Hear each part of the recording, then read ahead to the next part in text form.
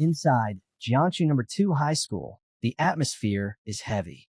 On the blackboard, bold letters remind everyone. Only one day left before the unified exam.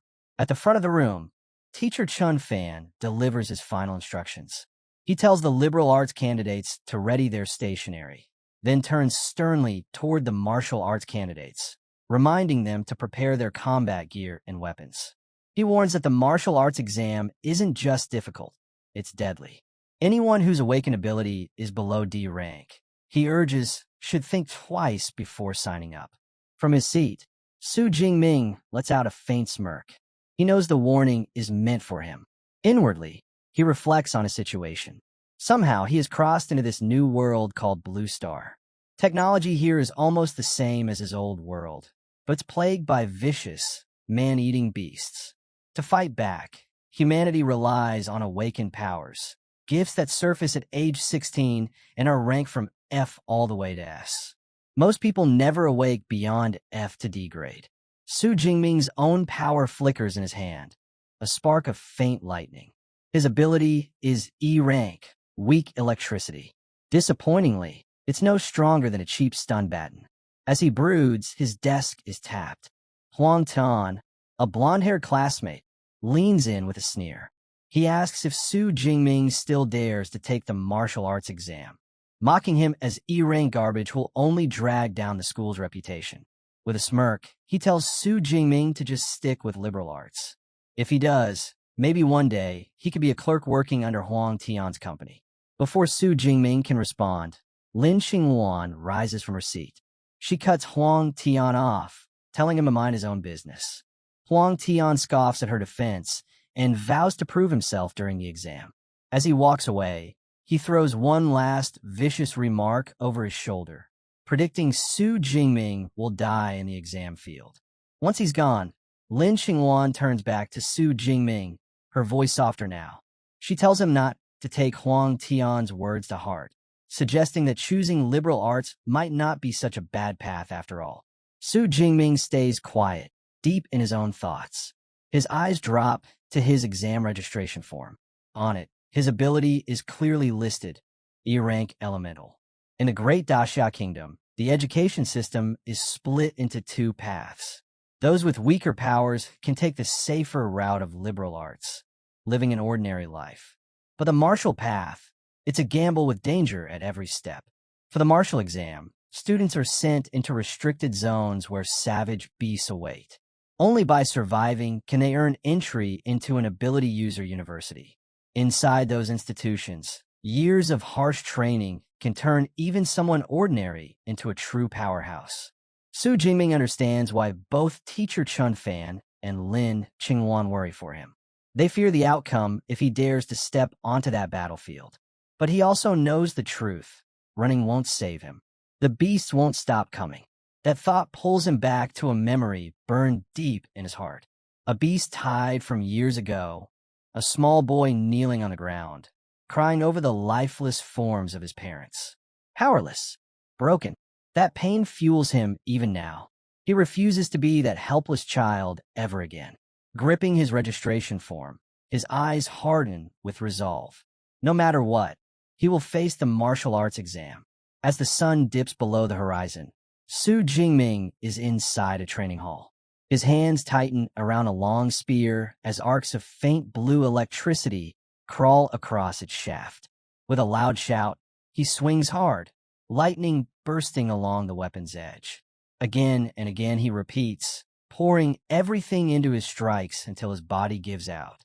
Exhaustion hits. He yawns wide, then slumps onto the floor, the spear clattering beside him. Staring at the ceiling, he mutters about his fatigue. For 2.5 years, he has trained with this spear, yet his mastery is still stuck at the beginner's stage. He remembers the technique he bought, Lightning Gale Break. The price was steep, 300,000. But at least with it, he believes himself a little stronger than the average E-rank awakened. Still, the grim truth lingers. Year after year, the death toll for students below D rank grows higher. That knowledge only hardens his resolve. If he wants to survive, if he wants to step into an awakened university, he must fight with everything he has. Pulling himself off the ground, He walks toward a machine. His fist clenches as he reaches for its panel. Suddenly, a blue holographic screen flickers into existence before him. System activating. His eyes widen. Shock floods him as the display shifts again. Newbie gift package available. Claim. Lying there in disbelief, realization hits. Could this be it? The legendary cheat system that all transmigrators dream of? His shock quickly gives way to excitement. A grin stretches across his face as he thinks about what rewards might await. The system doesn't make him wait. The contents flash before his eyes. An S-rank super ability and 200 ability points. For a moment, he is completely speechless. An S-rank ability, the rarest of the rare. In a nation as powerful as Dacia, possessing an S-rank ability means immediate recruitment by the top universities and cultivation into a true powerhouse. Su Jingming is left stunned by the revelation. His heart pounds with disbelief, but also with hope. All his life, he carried the label of E-rank trash. Yet now, this system had handed him a chance to rewrite his fate. His lips curl into a determined smile as faint sparks of his old weak electricity flicker across his palm. Claim. He accepts the gift without hesitation. In the next instant, 3 system windows unfold before him. Newbie package claimed. 200 ability points credited. S-rank ability. Purple Cloud, Thunder, God Lightning. Now distributing. The surge begins at his core. Energy floods directly into his heart. The sensation is unbearable, like being ripped apart from the inside. Violent purple lightning bursts through his body, shredding his shirt as if paper. A progress bar flickers in his vision, crawling upward as the storm within him grows wilder. The room cannot withstand the eruption. Windows shatter outward, walls crack, and debris scatters. Outside on the street, passers-by freeze at the sight of the explosion of light. A woman points upward in shock while her child tugs at her sleeve, asking what's happening. A young man fumbles with his phone, frantically urging someone to call the fire department for the Shu family's son. Inside, Su Jingming thrashes as the process climbs past 50%. His cries are drowned out by the roar of thunder. On the streets below, people watch as the sky itself darkens. Clouds twist and churn, and from them emerges a colossal dragon woven entirely from lightning, its body stretching across the heavens. The sight draws the attention of powerful figures. In a high rise, one man wonders aloud if a terrifying beast has breached the city. Elsewhere, a military commander barks orders, mobilizing Jiang Cheng's 3rd Legion into high alert. The dragon above lets out a silent roar, then dives downward, its massive form collapsing into a torrent of energy that pours straight into Su Jingming's body. He screams one final time. Then the progress bar blazes to full. Ability transformation complete. The violent storm ends in an instant. The oppressive pressure vanishes, leaving the training hall in ruins. Su Jingming remains standing amid the wreckage, chest heaving, sweat dripping. Slowly, he lifts his hand. Blue and purple lightning coils tightly around his fist, sparking with destructive intent. A confident grin forms. This was no longer the feeble current of a stunned baton. This was raw power, enough to obliterate with a single strike. But as his gaze shifts around the room, his excitement dims. The windows are gone, the walls fractured, the floor scorched. The commotion had been far greater than he intended. Relief flickers in him at the thought that he managed to suppress part of it. Then his eyes return to the floating system screen. The reminder of the second reward remains. 200 ability points. What are these used for? He mutters, reaching out to touch the interface once more. The system's voice explains, ability points are earned by slaying fierce beasts. They can be spent to strengthen his body, his spirit, and his skills. A sly grin spreads across Su Jingming's face. A cheat system this straightforward was everything he could have hoped for. Open system panel. At once, a detailed status screen unfolds before him. Name, Su Jingming. Level, unranked awakened. Ability, S rank, Purple Heaven Divine Thunder. Ability points, 200. With the unified exam just one day away, his gaze sharpens. He knows these points must be used wisely if he's to maximize his strength. Blue sparks crackle across his fingertips as he commands. Allocate points. He thinks carefully. All abilities stem from the body and the spirit. Only by strengthening both can he unleash his full potential. He directs the system to divide the points between them. The upgrade begins instantly. His stats for physique and spirit skyrocket. A swirl of dark purple energy erupts around him, filling the room with violent pressure. His mind spins as he marvels at the change. The surge of vitality coursing through his veins, his thoughts clearer, sharper than ever before. Clenching his fist, he feels power gathering. He swings once. The air itself cracks apart as a vortex of blue and purple lightning blasts from his strike, far beyond anything he could have produced before. Looking down at his sparking hand, he understands. By elevating his raw attributes, his control over every technique, every spark of lightning, has reached a higher level. The panel updates again. Physique, 141. Spirit, 160. The system notes that each ability point translates into 0.2 units of vital or spirit energy. Su Jingming grins wide. With this strength, stepping into an awakened university no longer feels like a dream. It feels inevitable. But his thoughts drift. Across the province, more than 700,000 candidates will enter the same exam, many of them geniuses groomed from childhood. Where does he now stand among them? He doesn't intend to wait for an answer. With a flick of his foot, he kicks his spear from the rubble, catches it, and slings it onto his shoulder. His decision is clear. He will head to the martial arts hall and measure his new power. But before he can take a step, his apartment door slams open. 3 firefighters rush inside, hoses and gear at the ready. Su Jingming freezes in surprise. The lead firefighter pauses, scanning the devastated room, and frowns. "We got a call about a fire here." Standing amid the wreckage, lightning still faintly sparking around him, Su Jingming straightens and replies calmly. "It was just ability training. Everything's fine now." The lead firefighter accepts Su Jingming's explanation. Incidents involving awakened individuals aren't unusual, and he knows better than to press further. With a nod, he radios his team to withdraw. As they head out, he glances back one last time, a trace of admiration in his eyes. To think the younger generation could create such a disturbance simply by training, it was impressive. Soon, the fire truck pulls away, leaving the street quiet again. Now dressed in his school uniform with his spear slung over his back, Su Jingming walks down the road. His neighbor, Uncle Yang, waves him over with concern, asking if he's all right after the supposed fire. Su Jingming reassures him that everything is fine. Uncle Yang notices the spear and chuckles, praising him for his diligence, even training with the exam just a day away. The narration shifts, explaining the role of martial arts halls in this world.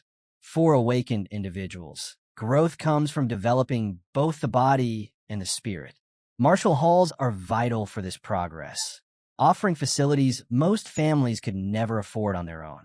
Among them, 2 chains dominate: Thunder Martial Arts Hall and Brutal Bear Martial Arts Hall. Brutal Bear is luxurious, but its prices ensure it's a playground only for the wealthy. Thunder, on the other hand, opens its doors to all high school students for free, making it the most popular choice across the nation. It's at Thunder Hall that Su Jingming soon arrives. Inside, the place is bustling with students training, chatting, and preparing for the coming exam. Among them, he spots a familiar figure, a girl with long black hair and striking red eyes. His cousin, Tang Chi. Approaching, Su Jingming asks casually why she's here. Tang Chi blinks in surprise at the sight of him before replying that she's just accompanying a friend. Su Jingming doesn't linger.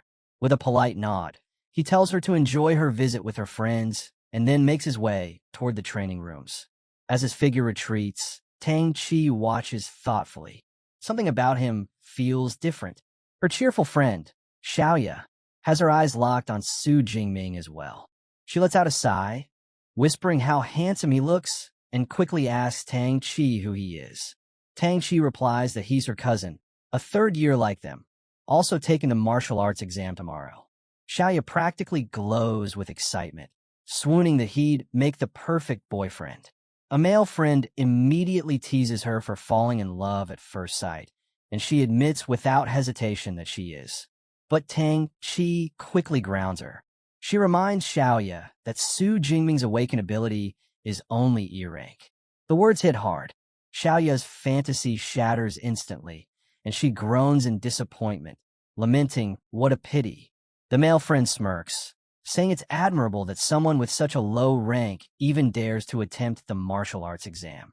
Tang Chi, however, doesn't share his humor.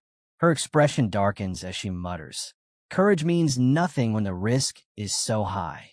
Deciding not to dwell on it further, she steers the group back to their purpose. They're here to tour the hall. Xiaoya nods, brushing aside her earlier heartbreak, and mentions that she spent her entire high school years training at the costly Brutal Bear Hall. With the exam tomorrow, she thinks it'll be nice to unwind here for a change. Meanwhile, Su Jingming steps into an empty training room. In front of him stands a large round testing target. He grips his spear tightly, immediately noticing how much lighter it feels in his hands. The weapon itself hasn't changed, his body has. His strength has grown to the point where this old spear almost feels like a toy. Still, with the exam looming tomorrow, there's no time to replace it. For now, it will have to do. He decides to start simple. No lightning, no abilities, just pure physical strength. Taking a deep breath, he steadies his stance, muscles coiled with power. Then, with a sudden thrust, he drives the spear straight into the target center. The impact shakes the room, cracks spider across the advanced alloy surface, and the digital display above it blazes. 321. The target slowly knits itself back together, memory metal restoring its form. Su Jingming stares in disbelief. His raw strength had more than doubled. For ordinary, unranked awakeners, 100 calories was considered peak output. He had tripled that baseline without even using his ability. Excitement surges through him. Now, it's time to see the true extent of his new power. His eyes gleam with a faint blue glow. Sparks of purple and azure lightning crawl across his body, dancing wildly along the length of his spear. With a powerful leap, he raises it overhead and brings it crashing down. The room erupts in thunder. Arcs of lightning explode outward as the target absorbs the strike. The display above flickers before settling on an astonishing number, 3,021. Su Jingming's heart pounds. Just one strike, and he's already reached the level of a mid-tier First-Order Awakener. The official standard for breaking into First Order was 1,000 calories. He wasn't even ranked yet, and he was already triple that. But he isn't satisfied. Lightning continues to crackle around him as he declares this isn't his limit, drawing on everything. His new physique, his enhanced spirit, his devastating S-rank ability, and the spear skills he's honed for years. He begins to channel all of it into one decisive move. The spear glows, swallowed by searing purple lightning. As he swings in a wide arc, the energy condenses at the spearhead into a blazing sphere of raw destruction. Break! The strike detonates against the target. A massive blast of purple light floods the room, a shockwave tearing through the hall. In the main stadium, students stumble as the ground quakes. One panicked voice shouts, asking if it's an earthquake. On the training floor, Tang Chi, Xiaoya, and their friends are nearly knocked off their feet, struggling to steady themselves as the tremors ripple through the building. The brown-haired boy in the group frowns, his expression turning serious as he senses the lingering pressure in the air. He mutters that the energy feels like something only a true awakener could release. The group begins to wonder aloud. Could a brand new awakened-level student have just appeared? But all the known ones in the city were supposed to be training at the other hall. Curiosity gets the better of Tang Chi. She insists they go see for themselves. The group follows the trail of residual energy down the corridor. As they round the corner, they nearly collide with Su Jingming, who is just leaving, his spearhead carefully wrapped in cloth. "Jingming," Tang Chi calls out, startled to see him. He doesn't break stride, answering calmly that he's heading home to prepare for tomorrow's exam. His face shows nothing of the storm he just unleashed. One of the boys waves him off, telling the group not to bother with him. Instead, he points toward the training room Su Jingming just walked out of. That, he says, is where the energy had come from. Driven by curiosity, they push the door open and peer inside, only to freeze in stunned silence. The once sturdy training room is completely destroyed. The advanced alloy target, made of high-grade memory metal, has been obliterated. Even the reinforced wall behind it is shattered into a gaping crater of rubble. The entire room looks like a battlefield. Xiaoyu gasps, her voice trembling with disbelief. She exclaims that even memory metal was torn apart. That level of destructive force should have been impossible in a high school training room. She wonders aloud if any student in Jiangsheng could possibly be that strong. But the brown-haired boy quickly shakes his head, placing a hand against the crater's jagged edge. He says the residual energy is far too violent to belong to a student. His theory is simple. A powerful second-order ability user must have accidentally wandered onto the student floor. Another friend nods in agreement, adding that not even a genius from the provincial capital could cause this much damage, let alone someone from their small city. But Xiaoyu refuses to let it go. Her eyes brighten with excitement as she blurts out her own theory that maybe, just maybe, Su Jingming is actually a hidden super genius. Her friends immediately burst into laughter. One teases her for reading too many novels, while another points out coldly that Su Jingming is a known earache. At best, his strikes would only hit 300, nowhere near this scale of destruction. The boy offers another explanation. Whoever caused the devastation must have left through another corridor. Then he turns to Tang Chi, who has been quiet the whole time, and asks what she thinks. Tang Chi doesn't argue. She only says one word, maybe. Stepping past them, she runs her hand across the ruined wall. Her eyes narrow as she studies the marks embedded deep in the rubble. The grooves are unmistakable. They look exactly like the aftermath of a spear strike. The image of her cousin holding his spear flashes through Tang Chi's mind. A heavy doubt begins to settle in her chest. She silently wonders if Su Jingming taking the martial arts exam is really courage, or just him overestimating himself. The next morning arrives, bright and clear, the day of the martial arts exam. Dozens of buses roll up to a massive fortified testing ground, unloading waves of students, each carrying their chosen weapons. Among them is Su Jingming, walking with a calm, steady confidence, his spear resting casually on his shoulder. Ahead of them, a towering fence separates the students from the exam grounds. Through it, they can see the ruins of a vast, beast-infested town. The air is thick with tension. Some students stare with awe, others with fear. One voice breaks the silence, a nervous student complaining that this year's exam is unfair. The beasts look far stronger than before. Murmurs spread, many agreeing that the difficulty seems to have risen sharply. Then, cutting across the chatter, comes a sharp, arrogant laugh. A tall youth with long hair and a massive sword slung across his back sneers at the group. He mocks their fear, declaring that anyone who can't handle a mere unicorn rhinoceros has no right to be here. His scorn leaves the crowd speechless. Nearby, Su Jingming's best friend, Lu Jie, frowns and leans closer. "Who's that loudmouth?" he asks. Su Jingming checks his ID, reading the name, Zhou Mingyang.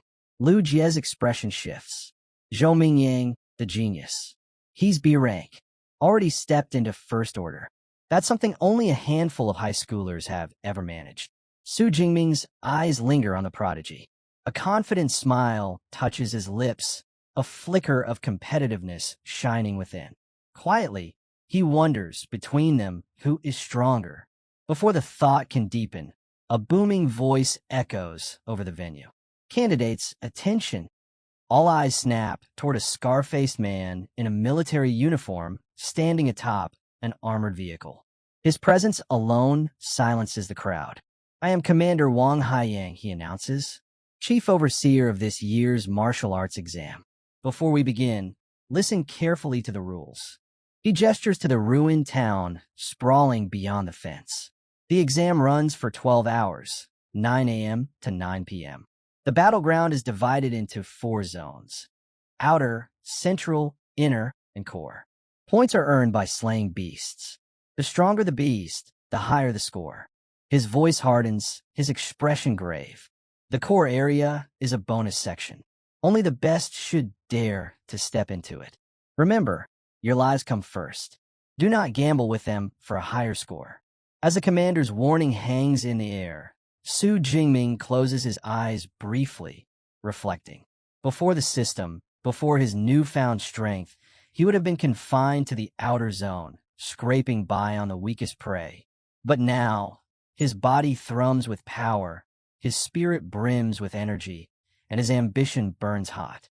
When the gates open, he intends not just to survive, but to push deep into the inner circle, and maybe, if fate allows, even challenge the core.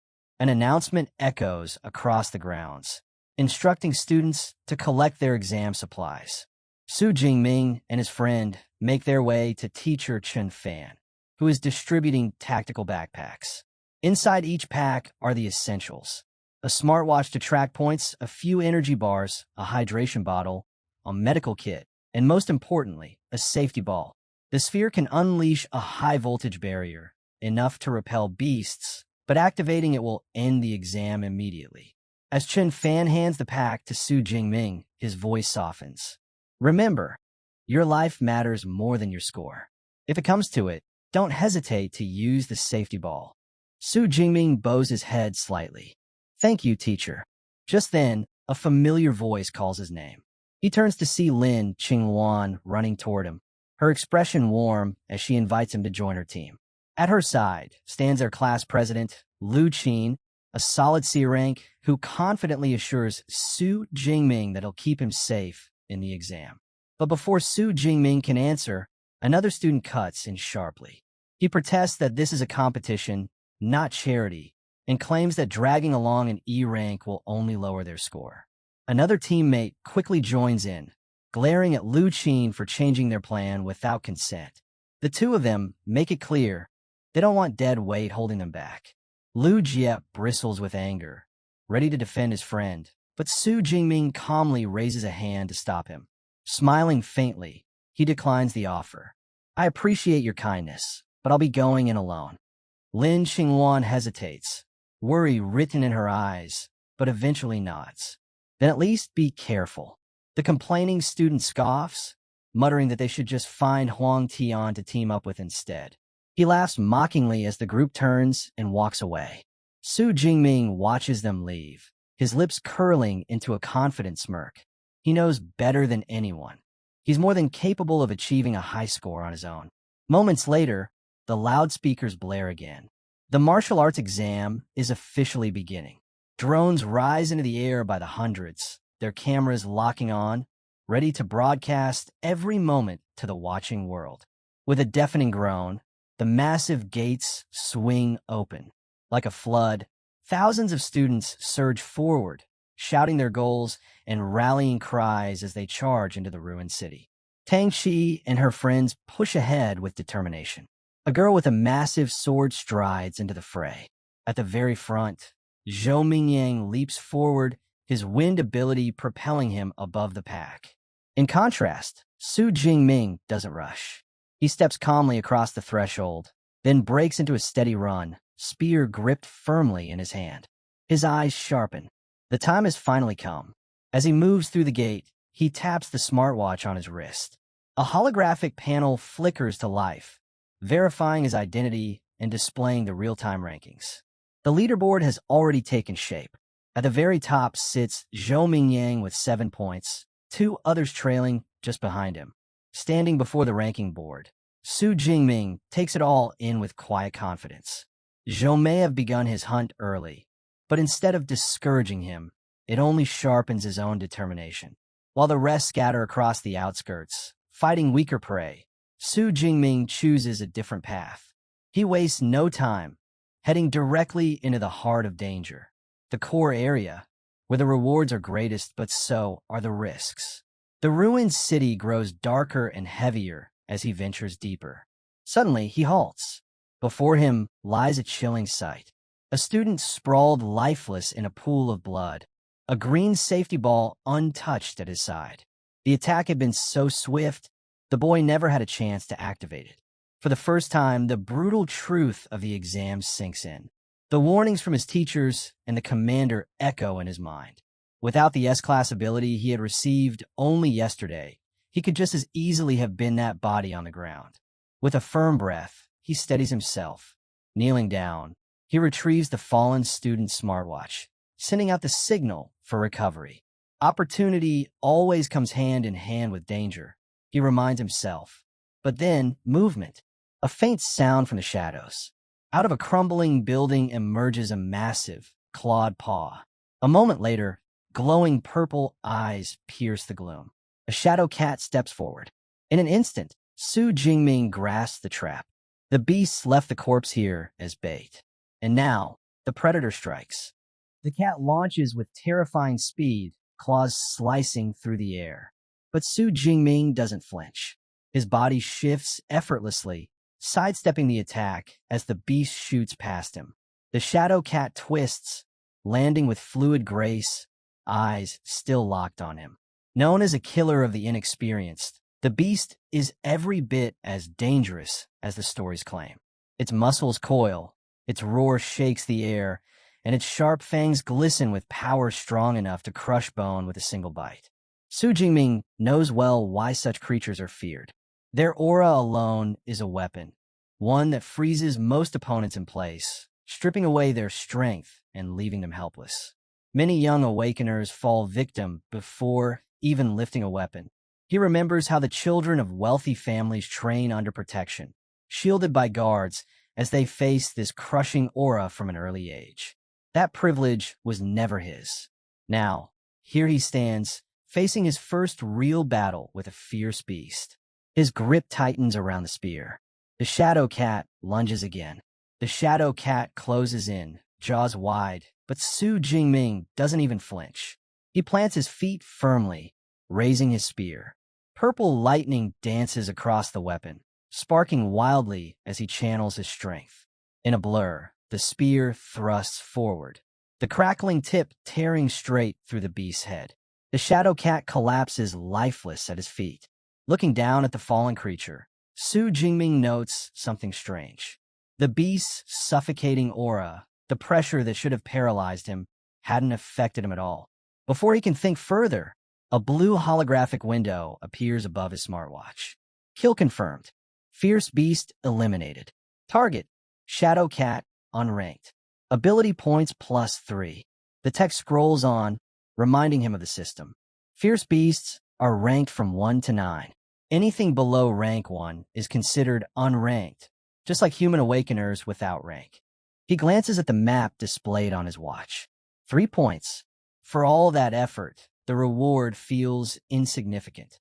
Unranked beasts are hardly worth his time. Now that he knows their aura has no effect on him, there's no reason to linger in the outer area.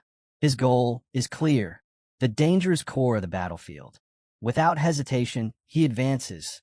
Along the way, unranked beasts rush him. Shadow cats, iron-furred boars, wolf-like predators.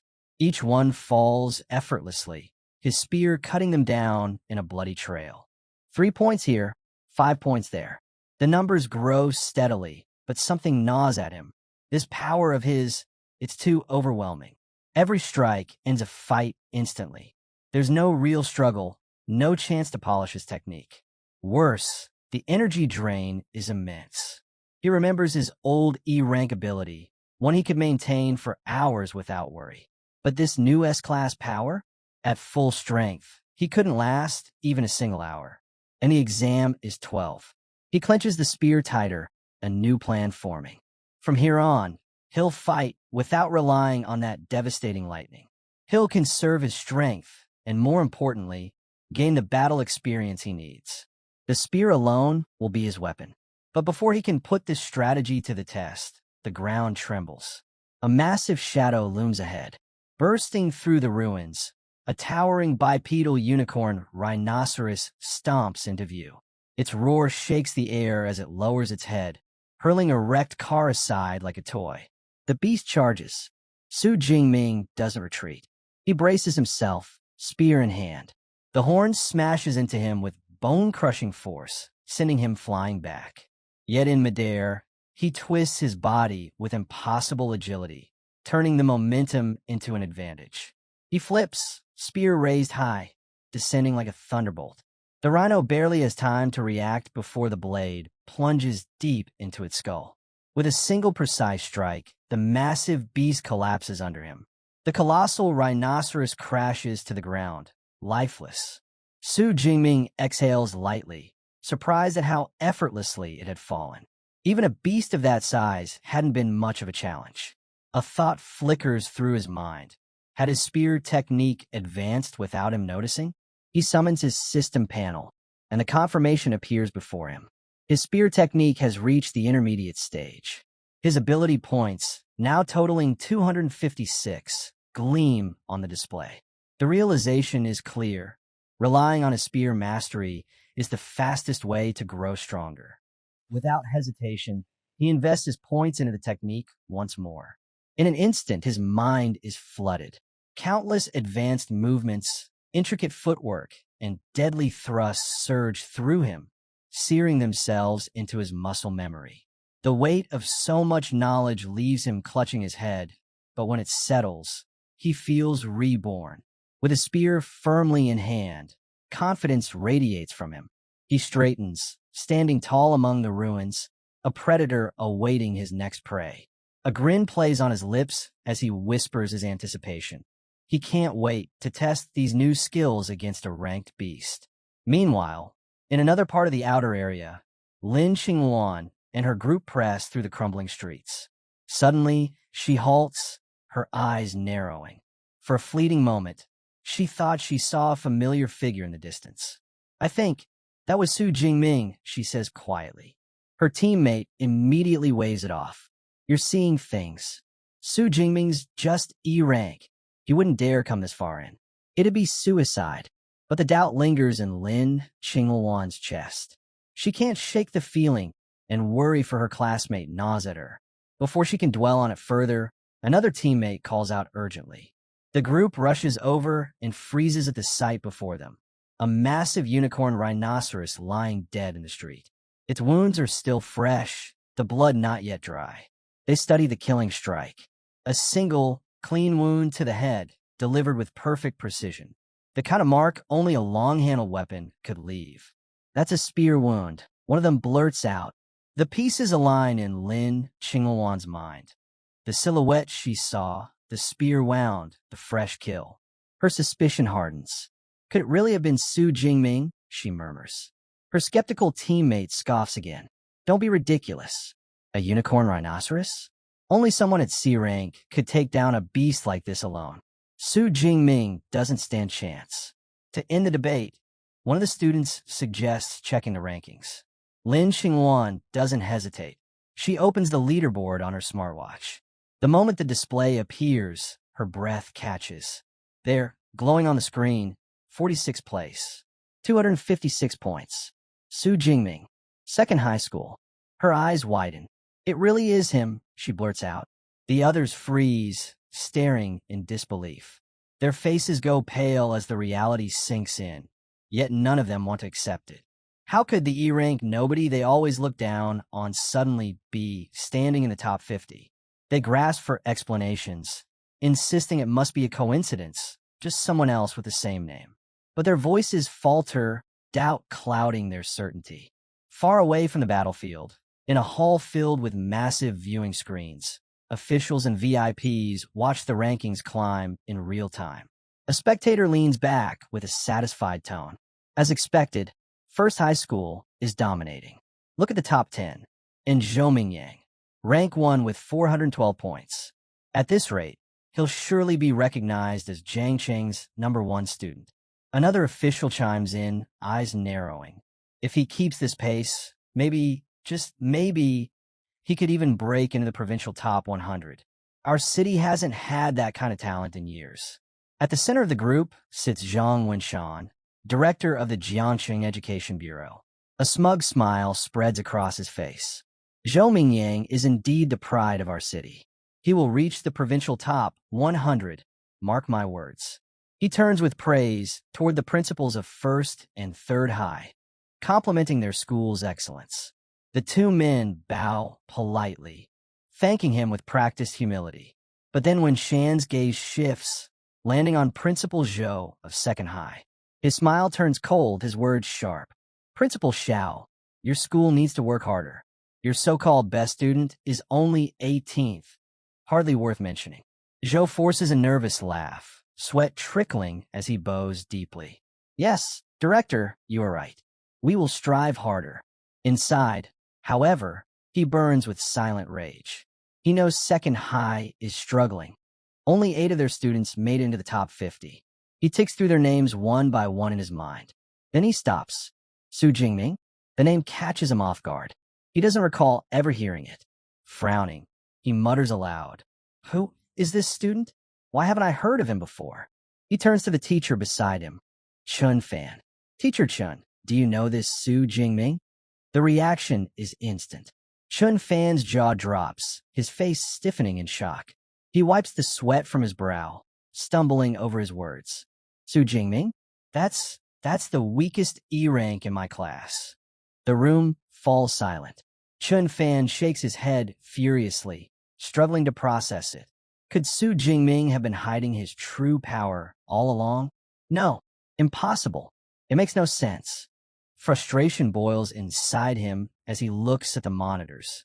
Only the top 10 students have cameras trained on them, and Su Jingming's name is far below that threshold, which means for now, nobody has any idea what he's doing or how an E rank is tearing his way up the ranks so fast. Back inside the exam venue, Su Jingming has already broken through the outer area and stepped into the central zone, where danger thickens with every step. The ruined streets are quiet, almost unnervingly so. A glass bottle crunches under his boot as he walks, pausing only to unwrap an energy bar and take a few steady bites. He notes the change immediately. Fewer beasts prowl here. That only means one thing: ranked creatures. Beasts with intelligence, instincts, and territory of their own. The kind of opponents who truly test strength. Suddenly, he freezes. His senses sharpen, locking onto something ahead. His gaze narrows. Finally, my target arrives. A thunderous crash erupts as a striped monster bursts through a heap of wrecked cars. Muscles rippling, blades of bone jutting from its forelimbs. It's a first-rank fierce beast, the arm-blade tiger. Su Jingming doesn't back away. Instead, he lifts his spear and chuckles softly. What luck! A first-rank beast already?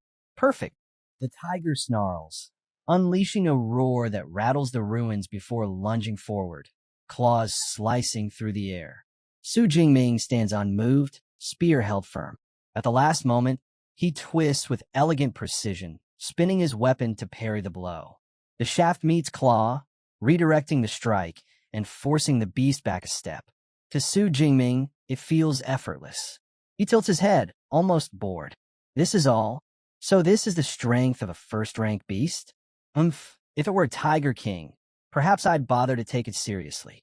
The mockery hits its mark. The arm-blade tiger's roar grows harsher, fury blazing in its eyes. Su Jingming narrows his stance, voice calm but decisive. Enough. I'll send you on your way.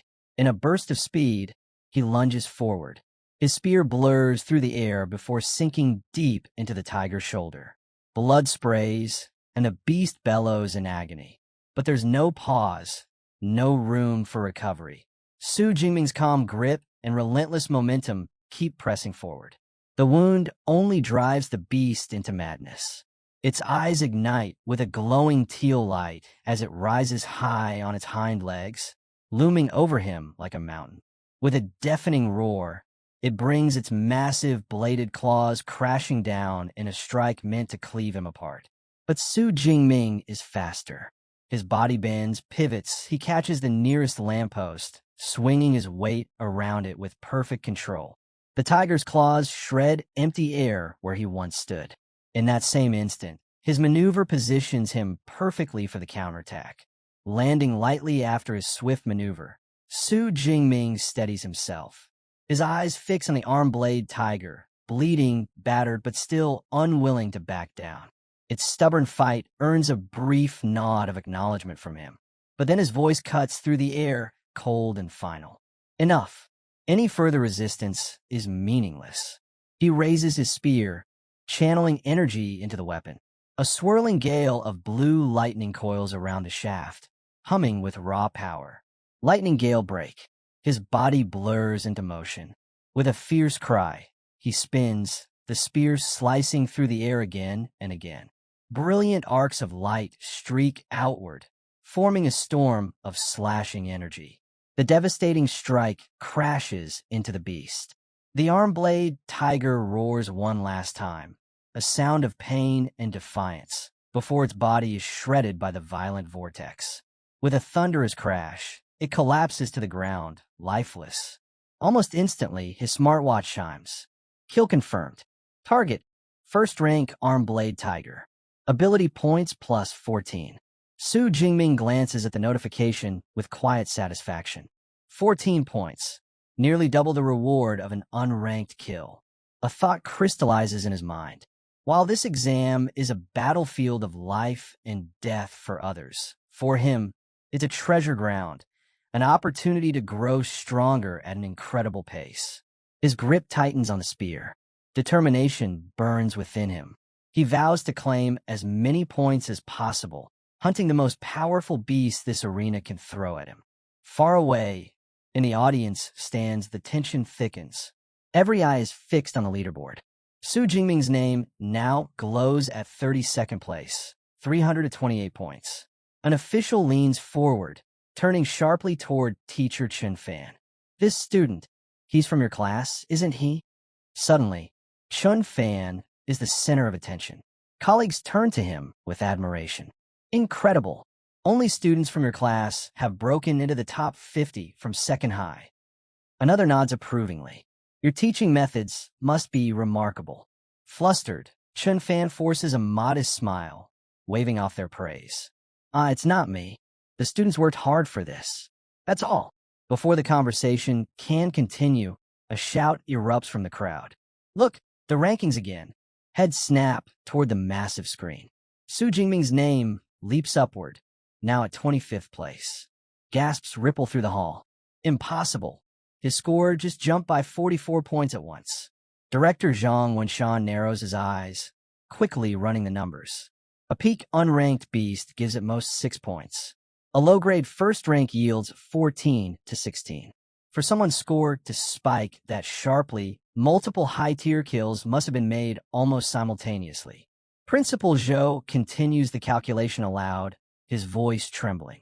The rankings refresh every 4 seconds, which means he stops, face pale. The implication is staggering. An E-rank student from his own school might be mowing down ranked beasts in the central zone with terrifying speed. Director Zhang Wenshan quickly finishes the math. In just 4 seconds, Su Jingming had to have slain either 5 peak unranked beasts or 3 low-grade first ranks. A rare smile tugs at his lips. Such performance, it's been years since we've seen anything like this. He turns toward Principal Zhou, his tone almost curious. Tell me, why have I never heard of this student before? He seems to be quite the prospect. Principal Zhou swallows hard, still reeling. I only just learned of him myself. We'll have to ask his homeroom teacher. He snaps his fingers, summoning Chen Fan forward. All eyes turn to the nervous teacher. Beads of sweat trickle down his forehead as he bows before the city's top officials. Su Jingming. He awakened only an E-grade ability. Weak electricity. The words hang in the air like a thunderclap.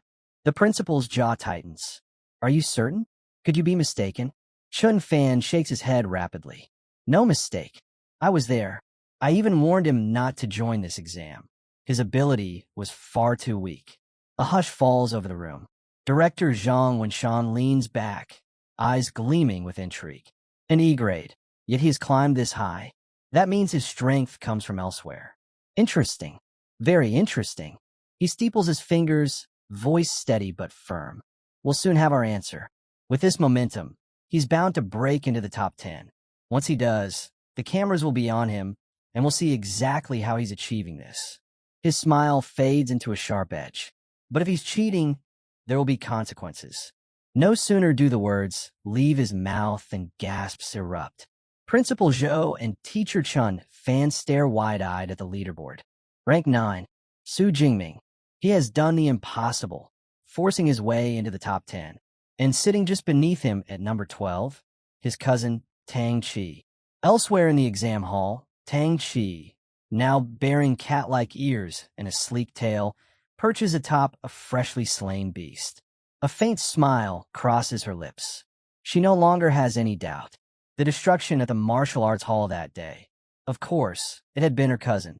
High above, another figure notices the shift. Zhou Mingyang, the reigning number 1, glances at the updated leaderboard. With 6 hours still left, a new, unfamiliar name has entered the arena of elites. His brow furrows. Su Jingming? Never heard of him.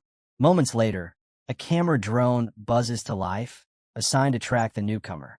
The live feed projects across the massive screens for all to see. And there he is, Su Jingming, standing calmly as his spear flashes once more. In a single, precise strike, another first-ranked beast falls at his feet. His smartwatch flashes the result, plus 14 points. Su Jingming glances at the notification and murmurs to himself. The efficiency of hunting beasts in the central zone, far higher than outside. Su Jingming notices the drone hovering overhead. A faint smile tugs at his lips. He must have entered the top 10. Standing over the corpse of his latest kill, he reflects briefly. This exam is more than survival. It's a trial of strength and potential. Those who shine brightest will earn recognition. With that in mind, he sees no reason to conceal his power any longer. Breaking into the top 10, he mutters, eyes sharp, "This is only the beginning." Before moving on, he calls up his system panel. His spear technique gleams at the advanced stage. His total points, 312. Yet, disappointment flickers across his face. Despite all this, his rank still reads awakened. No automatic promotion. He thinks it through quickly. To ascend to a true ability user, he'll need a proper cultivation method, something far beyond reach in this exam. Fine. If he can't advance rank, then he'll sharpen his foundation. He spent his points without hesitation. Physique plus 40, spirit plus 22. A rush of strength surges through his body. Muscles tighten, senses sharpen. He clenches his fist, eager for the battles ahead. Soon, the ruins open into the entrance of the core area, the deadliest zone of all. And there, the sight before him is savage. 9 armored tigers feast on the carcass of a fallen rhinoceros, their metallic hides glinting under the dim light. But it's the one in the center that holds his focus, larger, stronger, radiating a crushing aura. The armored Tiger King. Su Jingming's lips curl into a grin. What a harvest! He's about to step forward when his instincts flare. Someone else is near. Without turning his head, he calls out, "Enough hiding. Come out." Footsteps echo, and from the shadows emerges Zhou Mingyang, the number 1 ranked student. His eyes gleam with interest. Impressive. To sense me so quickly. I didn't expect the mysterious newcomer in the top 10 to be you, Su Jingming. Recognition clicks immediately. Su Jingming narrows his eyes. The top-ranked student. How did you know who I was? Zhou Mingyang chuckles, drawing closer. I've studied every strong candidate qualified to reach the core zone. But you, an unfamiliar name rising this fast? Who else could it be? He nods toward the feasting tiger pack, resting his hand on the hilt of his sword. I've been observing them. The armored Tiger King is a mid-grade, first-rank beast. With 9 others at its side, no single person can take them all head-on. Su Jingming grips his spear tightly, suspicion flickering in his tone. What? Do you plan to steal my prey? Zhou Mingyang shakes his head. Not at all. I don't need to. But this pack, no matter how strong you are, facing them alone is reckless. Work with me, and we'll bring them down together. Su Jingming meets Zhou Mingyang's suggestion with 2 cold words. No need. His voice carries a certainty that leaves no room for doubt. I'm more than enough on my own. Without waiting for a reply, he steps boldly into the open. The sound of his boots crunching against the broken pavement immediately draws every armored tiger's gaze. A chorus of growls rumbles from their throats. The Tiger King, looming atop the rhino carcass, throws back its head and roars, its dominance shaking the ruins. Su Jingming's eyes narrow, analyzing the scene. As expected of a pack led by a king, the beasts have formed a crude formation, stronger ones in the front, the weaker flanking behind. They're not mindless, they're disciplined. The tension snaps as one tiger breaks rank, barreling toward him with murderous speed. From his hidden vantage point, Zhou Mingyang stiffens. He watches with both disbelief and fascination. Is Su Jingming charging to his death, or is his confidence real? Su Jingming doesn't move. He waits, his spear lowered casually, an aura of calm radiating around him. The charging beast closes the distance, until, in a sudden blur, his weapon comes alive. The spear spins with such velocity that the shaft becomes a whirling circle, energy building in violent waves. Then, boom, he unleashes a devastating sweeping strike. A crescent arc of raw force tears through the air, wide enough to engulf multiple targets.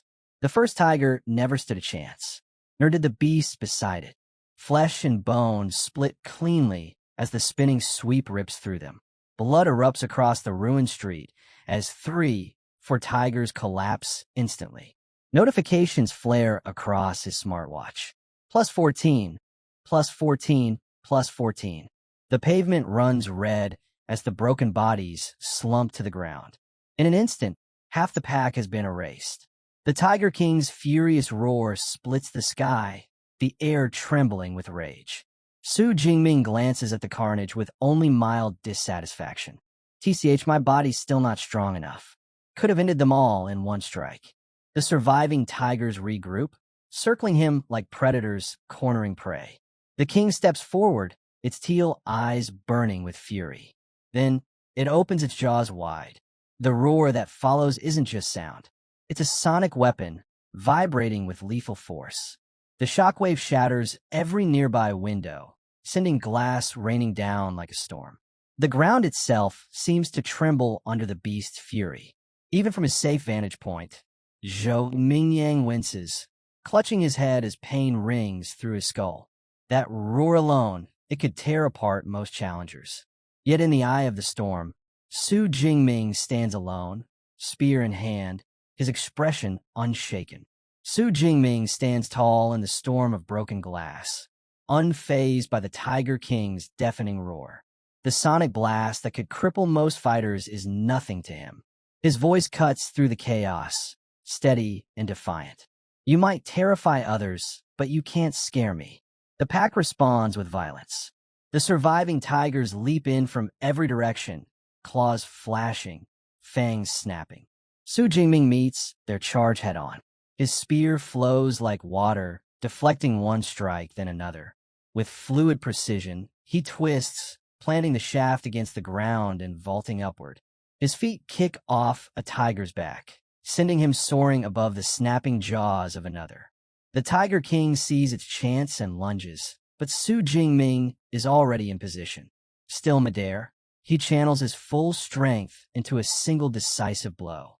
His spear arcs down like a guillotine, splitting the air with unstoppable force. Crack!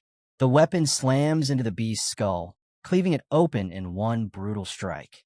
The king crumples where it stands, dead before it even hits the ground.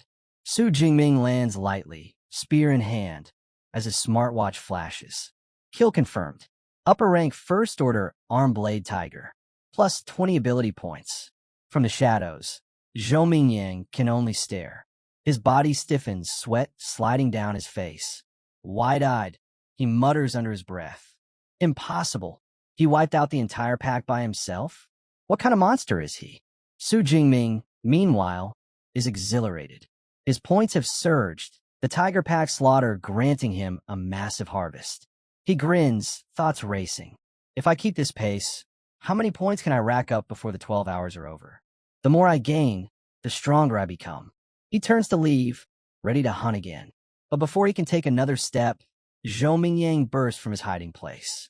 Wait, Zhou demands, his voice sharp. How did you do it? Crushing an entire pack like that, with just a spear? Your ability, is it some kind of reinforcement type? Su Jingming barely glances his way. With a powerful leap, he pushes off into the distance, calling back casually, lightning type. Zhou Mingyang freezes, rage boiling beneath his skin. He clenches his fist, teeth grinding. Lightning type? TCH, does he think I'm a fool? He's mocking me. The thought burns deeper as realization hits him. If Su Jingming is killing this many beasts, his score must be skyrocketing. Hastily, he checks his smartwatch. The sight nearly makes his heart stop. Rank 1. Su Jingming, 1122 points. Rank 2. Zhou Mingyang, 985 points. Su Jingming hasn't just caught up. He surpassed him. No, no, no. Zhou's roar of frustration echoes across the ruined city. A cry of disbelief and fury as his #1 position slips away. Back in the stands, the audience erupts into cheers. Officials are on their feet, voices buzzing with excitement. Director Zhang Wenshan himself rises, his face glowing with pride. Magnificent! That level of spearmanship, this confirms it. Su Jingming is a true genius. He clasps Principal Zhou's shoulder with both hands, his voice booming across the room. With Su Jingming representing us, Jiangxun will finally break into the provincial top 100. The declaration draws thunderous applause. Zhang Wenshan goes further, promising that Second High will receive special accommodations once the exam is over. Tears well in Zhou's eyes as he bows repeatedly, overwhelmed. At last, Second High has its day to shine. He thinks, his chest swelling with pride. And it's all because of Su Jingming. 3 hours later, deep within the core zone, the mood is very different. Zhou Mingyang trudges through the deserted streets, his brows furrowed in frustration. He mutters under his breath, "Where have all the beasts gone?" A voice answers from behind. "Why don't you ask the #1 ranked student?" He spins around. His cousin Tang Qi stands there, flanked by other top-ranked fighters, Waha and Mangda. Tang Qi gestures at the empty ruins. It's simple. Su Jingming already killed them all. We searched everywhere. Nothing left. Zhou Mingyang's jaw tightens. Impossible. One person couldn't clear out the entire core zone. But Tang Qi's gaze is cool, unwavering. Cousin, it's obvious you've only recently become a ranked ability user. Otherwise, you'd understand. She lifts her smartwatch and activates the leaderboard. Look for yourself. Zhou's eyes lock onto the glowing numbers. His face drains of color. Rank 1. Su Jingming, 3,435 points. Rank 2. Zhou Mingyang, barely a third of that total. He stammers, unable to find the words. The sheer gap is suffocating. Tang Qi explains calmly, almost coldly. Do the math. In the central zone, he earned about 700 points. That means here, in the core zone, he collected more than 2,500. Almost 200 fierce beasts slaughtered single-handedly. A bead of sweat slides down Zhou Mingyang's temple as realization dawns. Su Jingming hadn't been protecting his kills. He had planned from the start to monopolize the entire core zone. One steps forward, his tone serious. That's why we're here. The innermost core zone is all that's left. It's crawling with high-ranked beasts and even a second-order beast king. Charging it alone is suicide. Mengda nods firmly, then turns to Zhou Mingyang. That's why we've united. Join us, Zhou. Together, we might survive what waits inside. With no other choice, Zhou Mingyang clenches his fists and shouts, "Count me in." The uneasy alliance is sealed. The scene shifts. Under the pale glow of the moon, Su Jingming sits silently atop a mountain of beast corpses. His spear is planted firmly at his side, its blade glinting in the faint light. Around him, the air reeks of blood and steel. His rations are gone, his supplies completely drained, yet his hunt for strength is far from finished. The exam is drawing to its close, but he isn't satisfied. Not yet. If I want more power, I have to go deeper. The innermost core zone awaits, where second-order beasts roam. The thought brings a faint grin to his face. With deliberate calm, he summons his system panel. The number before him is staggering. 2413 ability points. Time for one last upgrade. The mischievous grin widens as he channels his points. Power floods through his body, coursing through every muscle, every nerve. He exhales sharply, the ground cracking beneath his feet from the pressure alone. Standing over the colossal corpse of a bear-like beast, he finally allows himself a breath of relief. Yes, with this boost, I can face the exam's finale head-on. Meanwhile, the remaining top students dash toward the final battlefield, their footsteps pounding against broken stone. The last sprint of the combat exam has begun, and deep within the innermost zone, something stirs. From the ruins, a nightmare emerges. A massive wolf-like creature, its fur ghostly white under the moonlight, its eyes glowing with a predatory crimson. Red crystalline spines jut from its back, pulsing with a deadly energy. The air around it vibrates with menace. The final trial has appeared, and as the beast's howl shakes the battlefield, Su Jingming arrives, calm, collected, spear in hand. His gaze fixes on the monstrous wolf, unflinching. Confidence radiates from him as he whispers to himself. So, this is the second-order beast they've prepared. Let's see what you're worth. Just as Su Jingming steps into the final stage, the top-ranked students also make it into the deepest part of the core zone. The moment their eyes lock onto the colossal, crystal-backed monster, they know exactly what it is: a bloodthirsty savage bear. With a single swipe of its massive paw, the beast reduces a wrecked car to scrap metal, showing off its terrifying strength. The sight leaves the group shaken. Zhou Mingyang blurts out that they're in serious danger. Manga explains that this rare creature's hide is tougher than E-grade alloy, strong enough to shrug off even missiles. Worse yet, a single blow from its paw could wipe them all out instantly. Hearing this, Tang Chi suggests they abandon the mission entirely, knowing the odds are stacked against them. But the nightmare doesn't end there. Guarding the compound isn't just the Bear King. An entire pack of elite first-level beasts surrounds it. One member grimly points out that if they charge in, the horde alone will slaughter them before the bear even moves. The tension breaks when one student suddenly throws in the towel, saying there's no reason to risk dying just to get a higher score. Zhou Mingyang snaps at him, mocking the idea of looking good if he's only going to run headfirst into a death trap.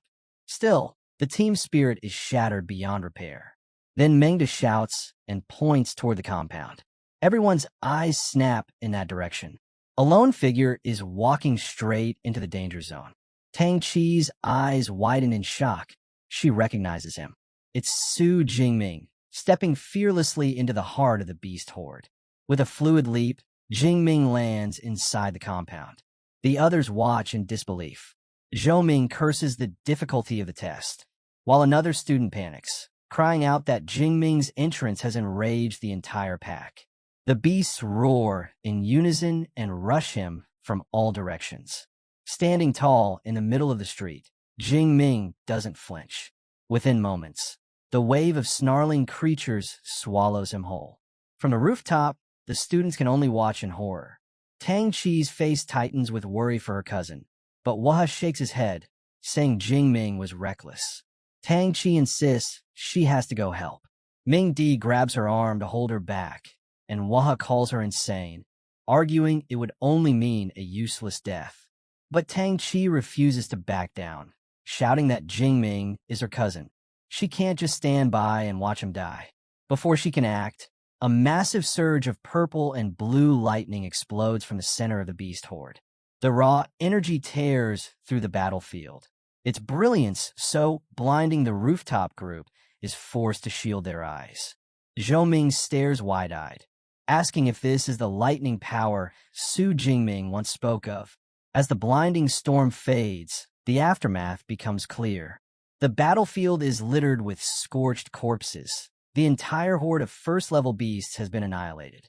At the center of the destruction stands Su Jingming, untouched, his body still wrapped in crackling purple lightning. He admits that raw strength alone wouldn't have been enough, so he unleashed his hidden trump card, his superpower. Feeling the surge of his S-grade ability, he allows a confident smile to spread across his face. With the lesser threats erased, his eyes turn to the real challenge. The bloodthirsty, savage bear towering above the corpses of its fallen pack. The monstrous beast unleashes a roar that shakes the air, but Jing Ming stays composed. He studies his foe carefully, noting its massive frame and lack of agility. Against his thunder ability, this could still be manageable. But then he notices the beast isn't standing alone. Several dangerous minions remain at its side. Knowing they'll only interfere, he makes his decision. His gaze sharpens, his eyes glowing with fierce determination as he declares he will clear the battlefield first. In a flash, he bursts into motion, lightning coursing through his body. His speed is blinding as he tears through the beasts. A high-ranked shadow cat leaps at him, but he cuts it down instantly. His smartwatch chimes, 13 points. Grinning, he marvels at how his thunder power amplifies his body, though he knows he can't maintain this heightened state for long. Still, it's more than enough to wipe out the stragglers. One by one, the lesser creatures fall beneath his spear. With a single sweeping strike, he cuts down a unicorn rhino, earning another 15 points as his watch flashes the confirmation. With the field finally cleared, the real battle begins. The savage bear bellows in rage, slamming its massive paws into the ground. The impact sends a shockwave ripping through the pavement, shaking the earth itself. Then it charges, every step rattling the ground beneath it. Su Jingming, cloaked in his lightning aura, doesn't retreat. He launches forward to meet the beast head-on. At the last moment, he springs upward in a powerful leap, narrowly dodging the beast's crushing advance. His spear whirls in a deadly arc, smashing one of the large red crystals embedded in its back. The fight blurs into a furious clash. Jingming twists and dodges with precision, his counterattacks striking true. One crystal after another shatters beneath his spear, blood spilling as the savage bear's defenses crumble. His smartwatch keeps flashing, updating his points as he relentlessly dismantles the king of beasts piece by piece. The savage bear bellows furiously as its underlings fall one after another. Cloaked in lightning, Su Jingming sneers at the beast, asking if it's angry. He promises it'll be next. As he rushes toward the final rhino, the Beast King's sharp eyes gleam with cunning. Just as Su Jingming prepares to strike, the massive bear suddenly lunges with startling speed. With a brutal swing, it smashes its own minion into pieces, intercepting the attack before it can land. Jingming's eyes narrow in shock. The creature actually predicted his move. Then the Bear King slams its paws together. The last minion is sacrificed in an instant, the impact unleashing a thunderous shockwave that rips apart the ground and shatters nearby vehicles. The rhino is shredded by the explosion, reduced to nothing. But the deadly blast doesn't reach its true target. Su Jingming, his body blazing with lightning, flips through the air with effortless grace. He lands smoothly, completely unscathed, the storm still crackling around him. Now, the battlefield lies empty. No beasts remain, only the two rulers facing each other. Jingming's grin sharpens, electricity surging wildly through his veins. With fierce resolve, he declares that with the minions gone, it's time to test whether the savage bear's armored hide can withstand the full might of his thunder. With a fierce strike, Su Jingming drives his lightning-charged spear straight into the head of the savage bear. The clash erupts in a violent surge of purple energy, engulfing the drone that had been trailing him and instantly cutting its feed. On the rooftop, students stumble back, shielding themselves from the wave of power. Inside the stands, officials stare in silence at the flickering static on the screen. Director Zhang Wenshan snaps out of his shock, glaring at Principal Zhou. He shouts, demanding if what they just saw could truly be called an E-class ability, accusing him of making a joke. Another official, equally stunned, mutters that Su Jingming has the strength to kill a high-tier rank 1 beast instantly, and even hold his own against a rank 2 boss, something even most A-class users would struggle with. Principal Zhou, sweat beading on his forehead, can only stammer that perhaps it's a rare mutation ability. Zhang Wenshan bursts into laughter, declaring that after today, Su Jingming's name will shake the entire Xia nation. Back on the battlefield, the results are revealed. The savage bear has a deep cut carved across its head, but it still stands. With a roar, it swings its massive paw, sending Su Jingming crashing through the air. He hits the ground hard, recovering quickly with practiced skill, but his mind reels. His strongest strike only managed a shallow wound. Analyzing rapidly, he realizes the truth. The beast's hide resists blades, and his lightning doesn't conduct through it. With his current power, finishing the monster in a single blow is impossible. The bear, seething with rage, begins pulling dark energy into its body. Su Jingming stares as the aura swells, muttering in disbelief, "What?" The beast's body grows darker, like a living boulder of destruction, tearing through the battlefield as the ground shakes beneath it. Leaping on a broken debris, Su Jingming steadies himself, purple lightning crackling around him once again. He hadn't expected the savage bear to unleash its berserk state so quickly, but it was clear now the beast's hatred for him ran deep. A note explains, berserk is a beast's counter skill, similar to a human's combat techniques. Once enraged, a beast cloaked in dark energy becomes faster, stronger, and more savage. The monster crouches low, its roar splitting the air before it charges forward with terrifying speed. Su Jingming watches, impressed yet wary, admitting the raw power of a berserk beast is truly overwhelming. Still, he knows one thing for certain. Such strength always comes with a price. Once the beast enters its berserk state, its mind is gone, driven only by raw instinct. Su Jingming quickly adapts, realizing brute force won't win. His only option is to stay out of its reach, relying on speed and precision. He darts across the battlefield, narrowly avoiding the monster's crushing strikes, waiting for the one opening he needs. When the beast lunges forward, he seizes the moment. Lightning surges into his spear, and with a swift thrust, he drives a bolt of energy into its side. The impact jolts the savage bear, its massive frame shuddering as the shock forces it to a halt for just a second. That second is all he needs. Su Jingming's eyes blaze with light as he raises his hand, pulling together an immense storm of purple and blue energy.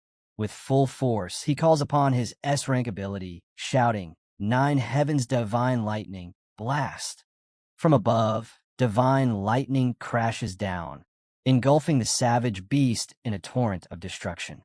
The ground trembles under the impact as thunder roars louder than the beast's cries. When the storm fades, smoke rises from the charred body, lying motionless on the shattered street. Su Jingming stands tall, purple lightning still dancing along his fingertips, a confident smile on his face. He declares that not even the toughest hide could withstand half a minute of his divine lightning. But the fight isn't finished. One of the beast's eyes snaps open, burning crimson. With a deafening roar, it lunges one last time, jaws wide to crush him. Its body convulses from the electricity tearing through it, freezing mid-strike just inches away. Calmly, Su Jingming whispers it's time. His eyes flare once more as he gathers every last shred of power into his spear. The weapon hums with destructive force as he unleashes his ultimate technique. Lightning Gale, Break. A blazing sphere of lightning erupts, driving straight into the monster's gaping maw. The explosion detonates inside, tearing the beast apart from within.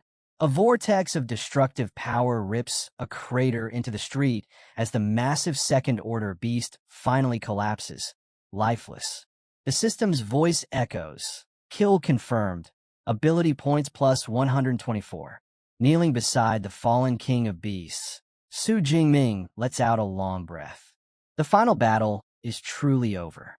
He reflects on the fight, noting how upgrading his lightning gale technique made victory possible and quietly acknowledges its devastating power.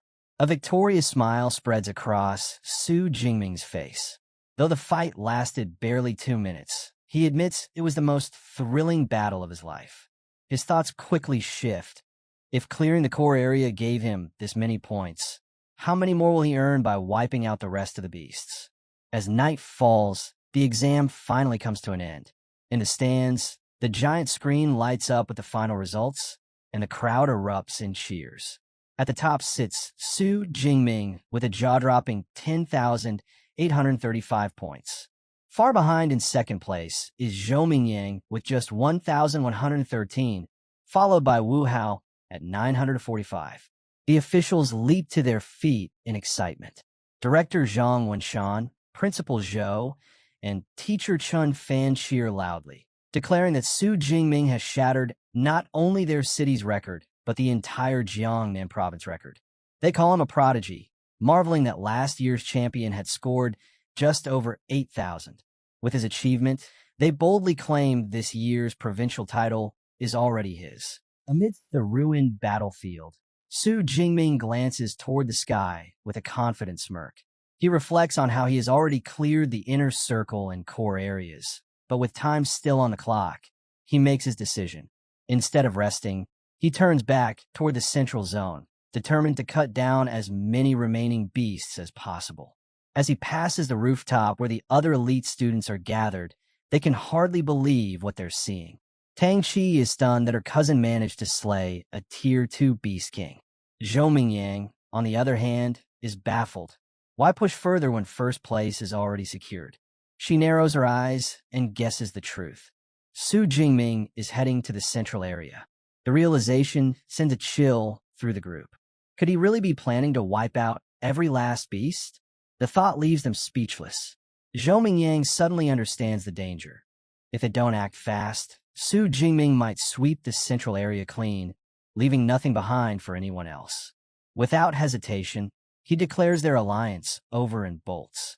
The others quickly scatter as well, racing to secure whatever points they can in the final hour. An hour later, a voice echoes across the entire venue. The 2037 Chongqing Martial Arts College entrance examination has officially ended. Further beast kills will no longer be counted. All candidates return immediately. All around the battleground, exhausted students pause and react as the long, grueling exam finally comes to a close. Tang Chi wipes the sweat from her forehead and lets out a long breath, relieved that it's finally over.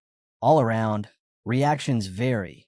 One student curses in despair for being a single beast short of passing, while another cheers in joy at barely scraping through.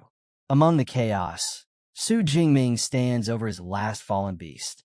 Instead of satisfaction, a trace of frustration lingers. He mutters to himself, wondering why the exam had to end so soon. He wasn't finished yet. As the candidates file out of the venue, guards wait at the gates, watching over the tired but relieved students. Outside, Tang Chi's friend Xiaoya is still buzzing with disbelief over Su Jingming's power. Clinging to Tang Chi, she asks yet again if Su Jingming is really her cousin. With an exhausted nod, Tang Chi confirms it. Xiaoya's face flushes red. Her crush has returned. Blushing, she suddenly begs for Su Jingming's contact information. Tang Chi reminds her that only yesterday she claimed she wasn't interested. Xiaoya insists that things are different now that he's the top scorer, pleading even harder. Their chatter is cut short by shouts from the crowd. Su Jingming is coming out. The exit explodes into chaos as students rush forward, eager to catch a glimpse of a new champion. When he finally steps through the gates, spear resting casually on his shoulder, his expression is calm. The crowd erupts in cheers, some congratulating him, others jokingly demanding he share 100 of his points. He smiles and waves, accepting the sudden wave of fame as he makes his way toward the buses. Among the crowd, Wu Hao and Zhou Mingyang watch quietly. Wu Hao mutters that it should have been Zhou Mingyang standing there. But Zhou shakes his head, smiling faintly. He admits he's content with his score. He never imagined the second high school could produce such a monster. Before Su Jingming can board the bus, Principal Zhou intercepts him. offering his congratulations before introducing him to director Zhang Wenshan. The director tells Su Jingming directly that he will personally see him home. One look at the rowdy crowd convinces Su Jingming it's the better choice. Riding the bus now would only mean endless questions. He steps into a sleek black car with the officials, and it speeds away from the venue. Inside, Director Zhang turns to him, asking which superpower university he plans to attend. Su Jingming admits he hasn't thought about it. His focus until now has been only on growing stronger. The director assures him that with his results, he can choose any school he wants. But he gives a word of advice. Half of a nation's most powerful super users graduate from just 3 elite universities. Calmly, he begins to explain the details of the top 3. Director Zhang Wenshan explains the choices. First is Qingjing Superpower University, directly tied to the government. Its graduates enter the national system immediately, serving the country as official superpower users. Next is Modu Superpower University, famed for its unrivaled resources and prestigious elite clubs. Finally, there is Jinshin Superpower University, known for its rich history, formidable faculty, and legacy of training some of the strongest awakeners. He adds that all 3 schools possess cultivation methods of the highest tier, secrets not made public.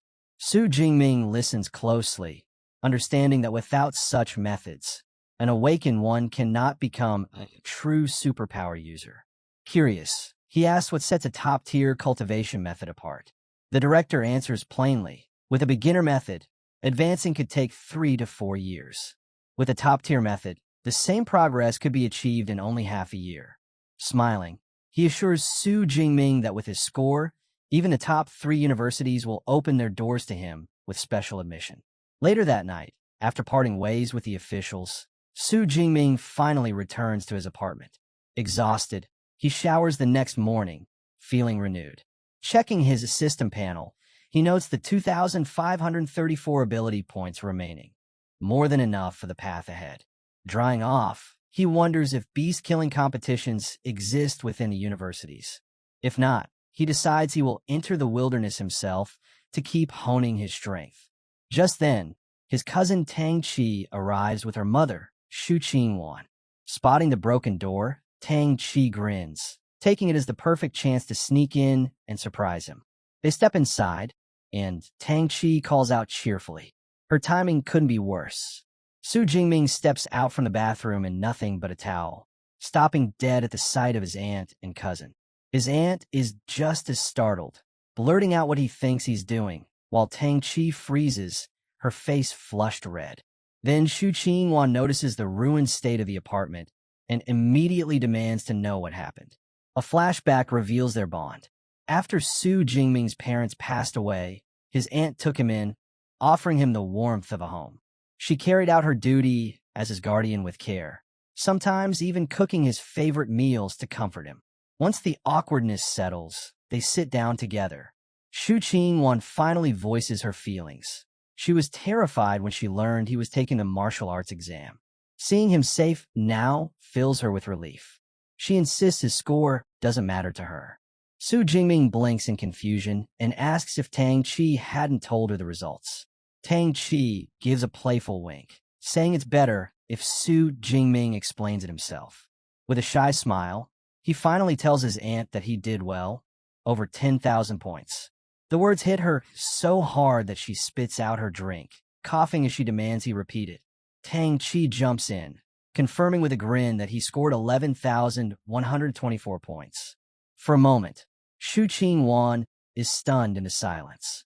Then the tears come. She throws her arms around him, holding him tight as she cries out that the Shu family finally has a true successor, and that his parents in heaven must surely be proud. Meanwhile, far away in a sleek, high-tech conference room, university recruiters pore over the exam data. A woman stands at the front, presenting Su Jingming's file. His age, his supposed E-class ability, and his current status as an unranked awakener. One recruiter slams a hand on the table, insisting they must secure this student if the score is genuine. Another shakes his head, unconvinced. With his rank, There's no way he should have achieved results this high. The room breaks into heated debate. Some argue his ability must actually be A-class, perhaps even S-class. Others scoff, claiming the only explanation is cheating. Before the argument can spiral, a commanding voice cuts through. A senior woman at the table silences them all with a sharp look. Calmly, she makes her decision. Su Jingming will be listed as an S-class special recruit, whether the score is real or not. She declares she will personally travel to Jiangsheng to confirm it herself. The morning after the exam, Su Jingming receives a phone alert. The result for the Jiang province martial arts exam are out. His eyes widen as he reads the message. He ranked first in the entire province with an unbelievable score of 11,124 points. Overjoyed, he sits down, letting the reality sink in. He is now the top scholar of Jiangnan province. Word of his achievement spreads like wildfire across the internet, quickly dominating trending searches. Discussions erupt everywhere. How can an unknown figure from Jiangnan suddenly take the top spot? Doubts rise over whether someone labeled as E-class could truly reach such a level. Some call it impossible, while others demand proof, insisting the exam video be released. To address the uproar, an official awards ceremony is arranged. Principal Zhao steps up to face the press. One reporter bluntly asks him to clarify whether Su Jingming's results are genuine. Calm and assured, Zhao responds that the exam video has already been uploaded to the school's website, leaving no room for questions about fairness. As the footage plays, the crowd is stunned. Su Jingming is seen shattering a Tier 1 rhinoceros skull with a single strike, displaying strength even greater than a Tier 1 superhuman. The audience gasps, unable to believe such power could come from someone with only an E-class lightning ability. Principal Zhao proudly confirms the results are authentic. He praises Su Jingming as the first student from Jiangnan to ever claim the title of top scholar. In recognition, Director Xiao Yao steps forward with an enormous check, 1 million yuan, awarded on behalf of the city's education bureau, along with advanced superpower training methods. On top of that, the city government will match the reward and grant him a luxury villa. Reporters rush to capture the moment, their cameras flashing nonstop. Not far away, a sharp-looking woman watches from beside her car, flanked by 2 bodyguards. She scoffs, pointing out that even though the video proves his performance, it doesn't rule out the use of enhancers.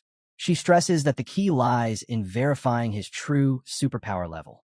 Back at the ceremony, Director Xiao Yao notices the star of the day hasn't arrived yet. Curious, he asks teacher Chen Fan where Su Jingming might be. With a smile, the teacher explains that he just spoke to him. Su Jingming is still at the martial arts gym, training as usual. The director bursts into laughter, amazed that the new top scholar is already pushing himself further, even right after the exam. While Su Jingming makes his way over, the scene shifts to a private meeting room. Inside, Principal Zhao is nervously pouring tea for 3 imposing figures he respectfully addresses as teachers. When one of them casually pushes the cup aside, Xiao Yao breaks into a cold sweat. The overwhelming pressure radiating from these high-level superhumans makes his heart pound with unease. These 3 aren't ordinary guests. They're recruiters from the nation's top superpower universities. The atmosphere grows tense, their spiritual energy pressing against each other, as if a battle could erupt at any moment. Breaking the silence, a woman with short, gray-purple hair, Zhang Xiaoyue, director of admissions at Modus Superpower University, speaks with a sly tone. She asks her rivals which one of them plans to recruit the rising star. Another recruiter, Su Yun, dressed in a pale blue gown from Qingjing Superpower University, shoots back without hesitation, telling Zhang Xiaoyue to drop the act. With complete confidence, she declares that if Su Jingming's results are real, then he belongs to Qingjing University. Her words draw a scoff from Wu Yuan, a tall man with long black hair representing Jin City Superpower University. He firmly states that Su Jingming will be theirs, dismissing Su Yun's claim outright.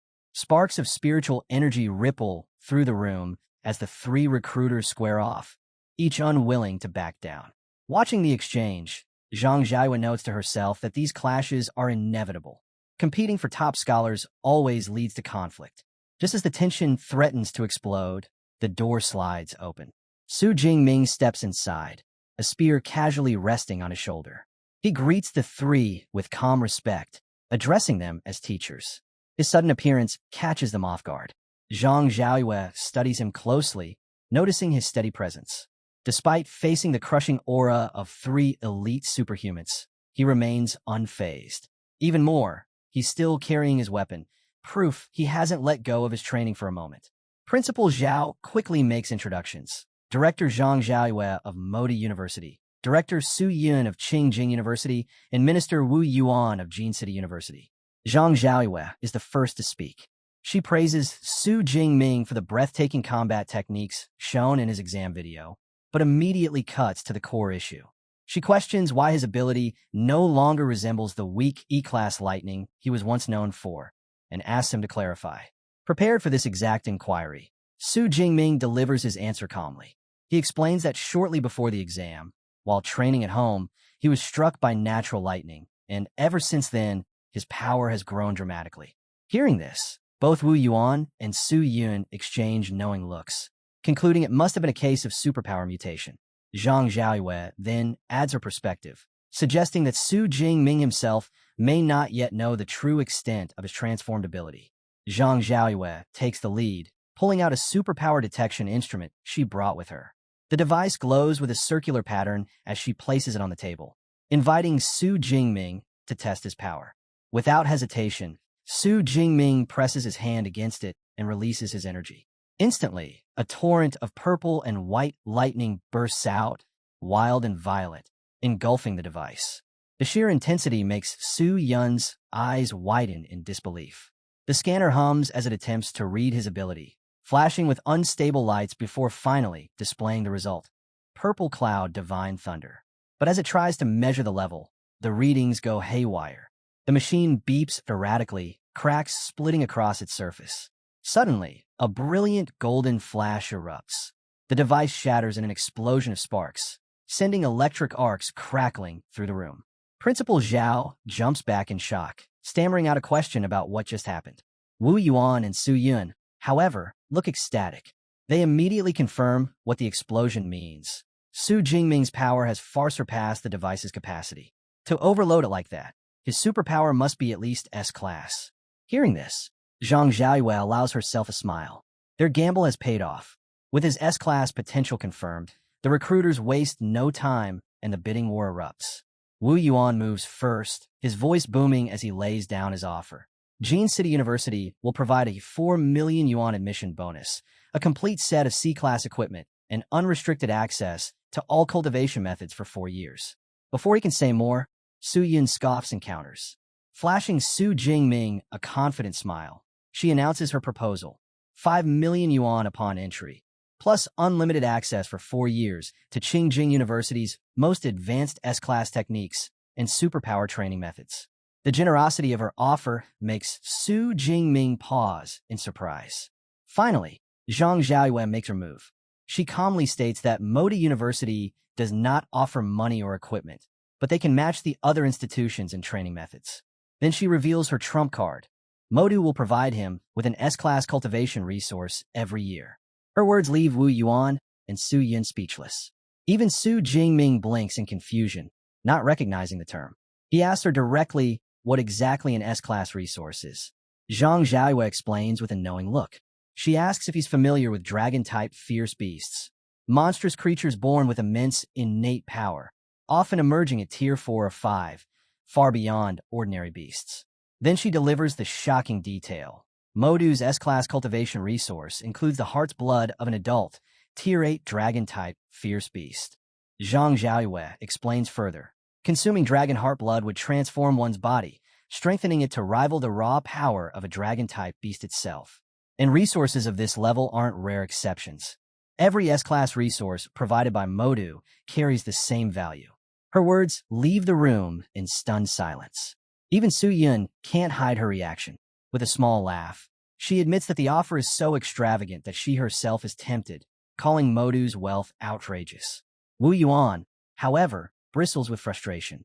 He reminds everyone that S-class resources are usually reserved only for the most outstanding senior students. To place them in the hands of a freshman is practically unheard of. The two quickly realize there's no way to match Modu's conditions. They step back, conceding defeat. At last, All three recruiters face Su Jingming, their gazes fixed on him.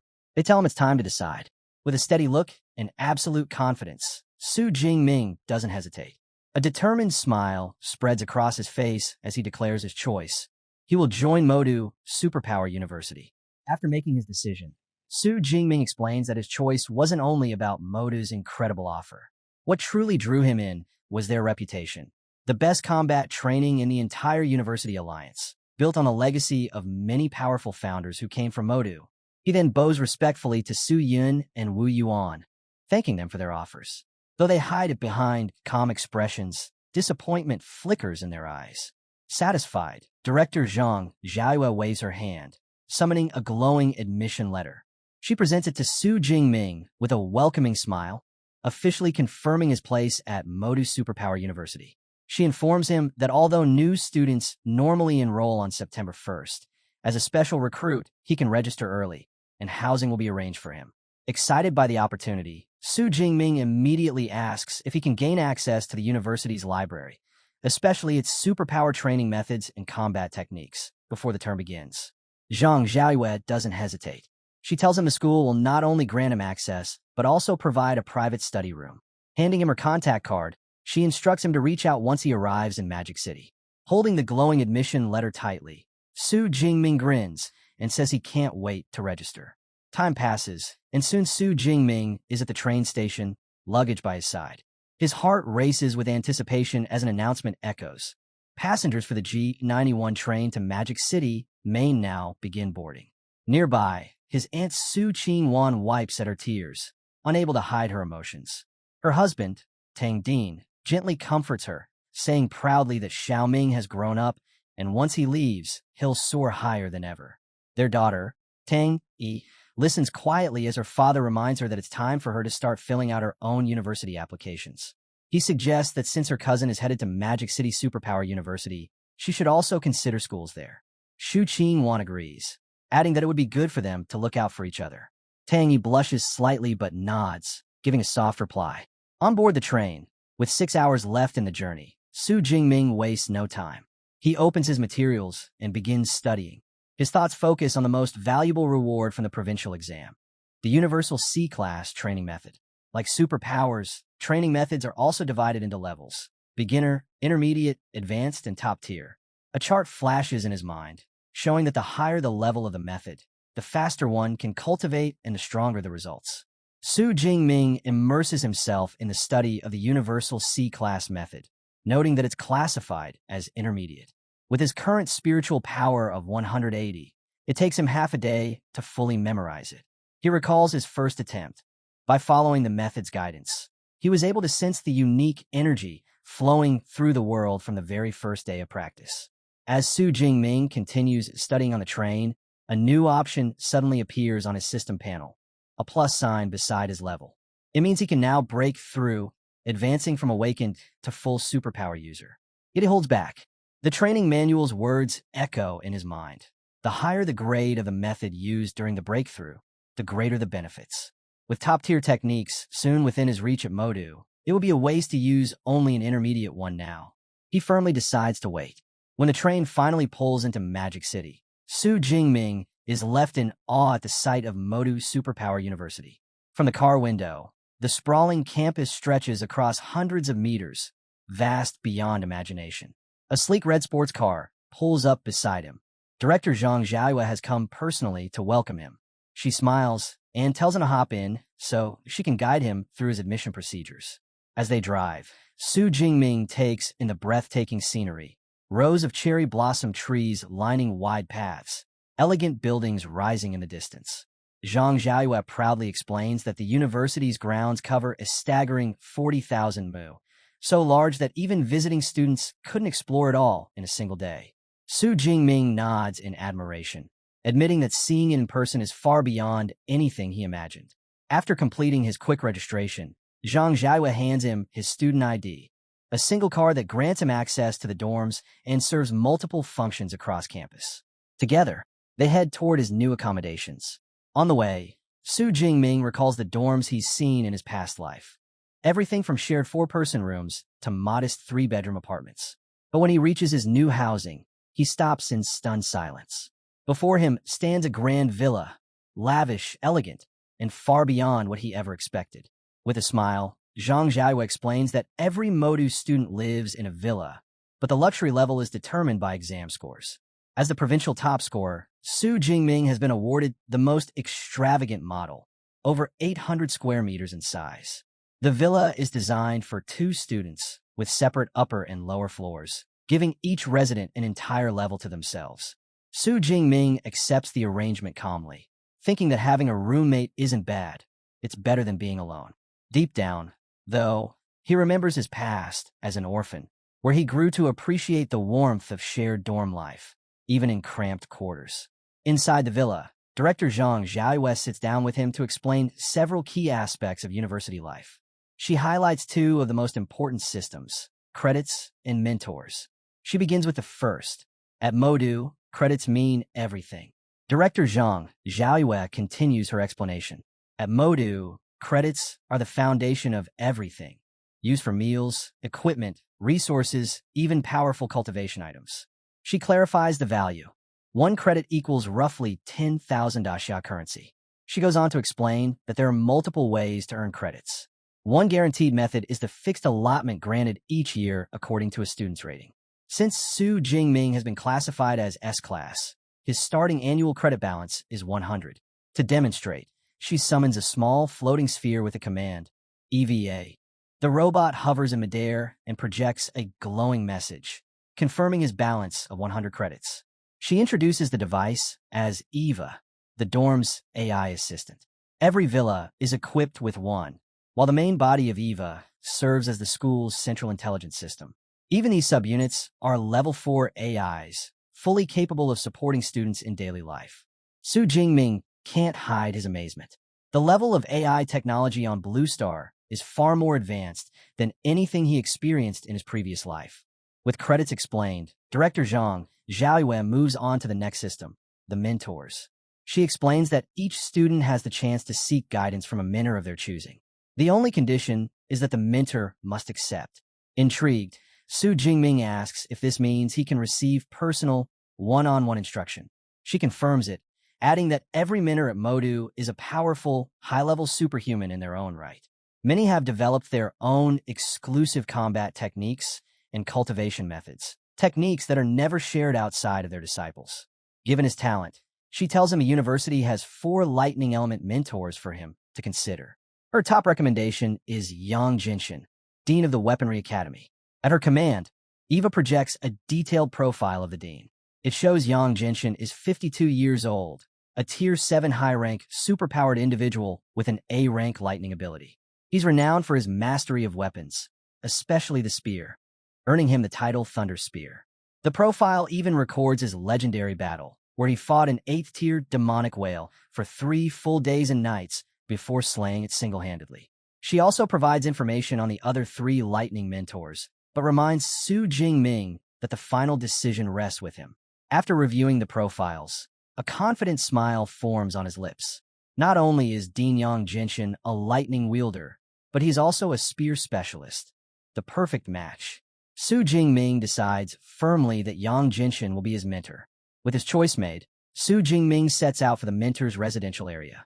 The compound is serene and elegant, a collection of traditional-style buildings hidden among lush forests.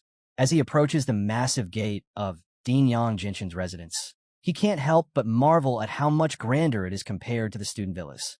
Just as he's about to step forward, a young man with brown hair, leaning against a stone lion, speaks up, asking if Su Jingming is also here to seek mentorship. The young man studies Su Jingming carefully, his brows lifting in surprise when he realizes Shu hasn't advanced yet and is still only at the awakened stage. He guesses aloud that Su Jingming must be one of this year's specially recruited students. Su Jingming confirms it with a nod. The other student remarks that in previous years, special recruits were usually already mid or even high-tier level 1. Introducing himself, the young man says his name is Tanming Yang, a junior from the Weaponry Academy. Su Jingming responds politely, introducing himself as a newly enrolled freshman. Tanming Yang seems impressed, pointing out that it's rare for someone so new to immediately seek a mentor.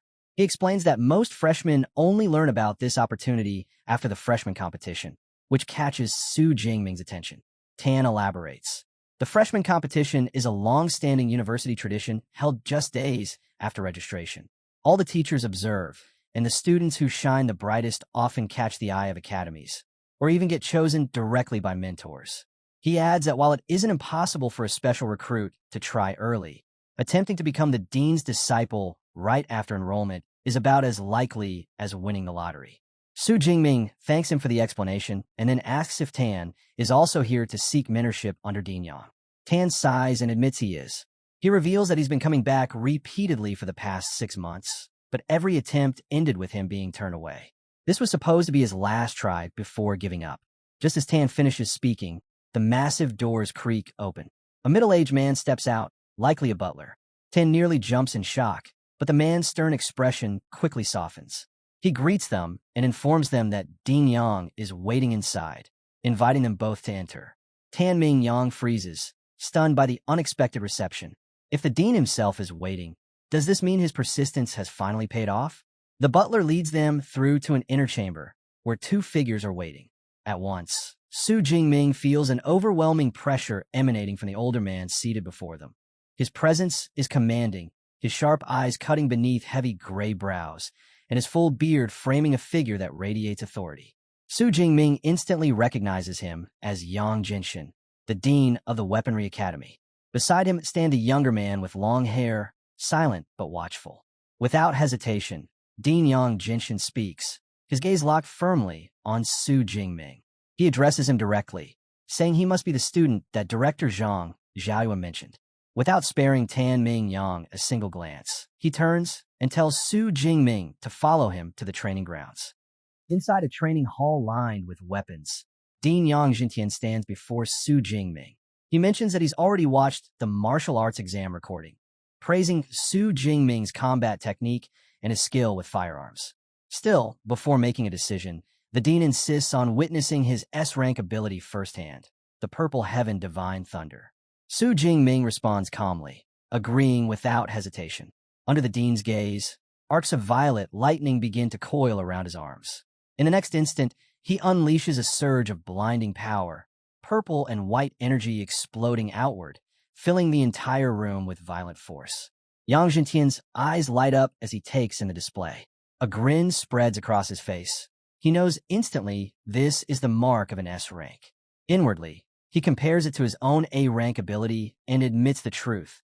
The difference between the 2 ranks is a gulf no one can cross. This student's potential is undeniable. If Su Jingming continues refining his abilities, his future could even surpass his own. Satisfied, the dean declares that with such potential, accepting him as a disciple is no issue. But his tone turns stern. He warns that his life has earned him both powerful allies and dangerous enemies. He cannot promise his enemies won't target his disciples. He asks Su Jingming if he is still willing to accept him as a master despite the risk. Without a trace of fear, Su Jingming falls to his knees, a broad grin on his face. He declares his answer proudly. He is willing. He explains that he deeply respects those who grow strong through bloody battles, and the sheer number of foes his teacher has overcome only proves his unmatched strength. Yang Jintian bursts out laughing, clearly pleased. He formally accepts Su Jingming as his disciple, his 32nd student, and more importantly, his very first S-rank disciple. Telling him to rise, the dean presents his new student with 2 gifts, a top-tier ability cultivation method called Extreme Ability Training Method, and a body-tempering combat technique of his own creation, the Thunder Indestructible Body. Su Jingming is stunned by the magnitude of these treasures. He realizes a technique that can strengthen his very body is far rarer and more valuable than any ordinary method. The dean explains that while the training method is already one of only 3 top-tier methods within the academy, the true masterpiece is the Thunder Indestructible Body, the culmination of his entire life's work. Dean Yang Jintian continues, explaining that the Thunder Indestructible Body has already been certified by 2 major martial art halls and officially rated as S-rank. The revelation leaves Su Jingming stunned. He never expected to hear of an S-rank combat technique. Just like abilities, combat techniques are graded from F all the way to SSS. The higher the rank, the harder they are to master, but their power is unmatched. Su Jingming can't help but reflect. Most level 7 masters are already considered extraordinary if they manage to create even a single A-rank technique. Yet his master has forged an S-rank one. The sheer level of talent behind it is terrifying. Yang Jintian goes on to explain the details. The Thunder Indestructible Body is designed exclusively for lightning element users. It consists of 13 levels, and with each step forward, the user's body will undergo a transformation. But there's a catch. Before starting cultivation, one must advance from an awakened ability user to a true ability user. The Dean then sets Su Jingming's first task. He must use the extreme ability training method to break through that threshold. Once he advances, he is to return, and Yang Jintian will personally help him lay the foundation for the Thunder Indestructible Body. Overcome with gratitude, Su Jingming bows deeply. He realizes just how much of a difference it makes to have a mentor's direct guidance. Then, the Dean shares something more personal. He admits that he himself has only cultivated the technique to the 10th level. His eyes shine with expectation as he looks at Su Jingming. If he himself cannot reach the realm of martial saint, then Su Jingming will carry his hopes forward. He believes that if the technique can ever be mastered to its 13th and final stage, the cultivator's body may reach a state of true eternity, indestructible and everlasting. Later, as Su Jingming leaves his master's residence, he waves to the butler before stepping outside. There, he finds Tan Mingyang slumped on the steps, head buried in despair. Su Jingming walks over and asks what happened. Tan reveals the bitter truth. His attempt to become a disciple has failed. He was tested against one of the Dean's senior students, with the condition that he only had to defeat the disciple using 1/10 of their power. Yet, even with such a handicap, Tan was soundly defeated. Now beaten and hopeless, he sits on the steps, looking up at Su Jingming, assuming that he too must have failed. Tan Mingyang forces a wry smile, remarking that becoming Dean Yang's disciple clearly isn't easy. He even offers to share the lessons from his own failures, thinking it might help Su Jingming in the future. But Su Jingming simply shakes his head and answers calmly, "There's no need. He has already passed." The words strike Tan Ming like a heavy blow. His bruised face twists in disbelief as he stammers out his shock. Never before has he heard of a Dean-level mentor taking in a disciple before the annual freshman competition. Yet here, Su Jingming stands, accepted. As Su Jingming walks away with steady composure, Tan Ming can only stare blankly after him. Utterly bewildered, try to make sense of what just happened. With a new purpose in mind, Su Jingming returns to his dormitory training room. Sitting cross-legged, he begins to cultivate using the extreme ability training method gifted by his master. Almost immediately, he can feel the difference. This top-tier technique is worlds apart from the intermediate one he used before. The energy flooding into his body is far denser and more abundant. A confident smirk plays at his lips. He has already grasped the principles of cultivation, so there's no need to follow the steps slowly. Instead, he chooses to rely on his cheat-like system. Pulling up the system panel, he commands it to spend his ability points to push his level higher. The result is instantaneous. A violent surge of energy crashes through him, making him groan under the pressure. His hands clutch at his clothes as raw power rips through his veins. Lightning bursts out uncontrollably, filling the room with light and force so intense the walls tremble. Then just as suddenly it fades. Breathing heavily, Su Jingming slowly rises to his feet. A notification confirms his breakthrough. He has advanced to a first-tier, lower-rank ability user. Blue lightning dances steadily in his palm, far more stable and powerful than before. He channels it once more, and a torrent of energy pours out, stronger and sharper than anything he's unleashed before. Clenching his fist, he marvels at the transformation. His strength has multiplied at least 4 to 5 times over. With this newfound power, he's confident that if he faced the second-tier bloodthirsty Tyrant Bear again, his thunder ability alone would be more than enough to bring it down.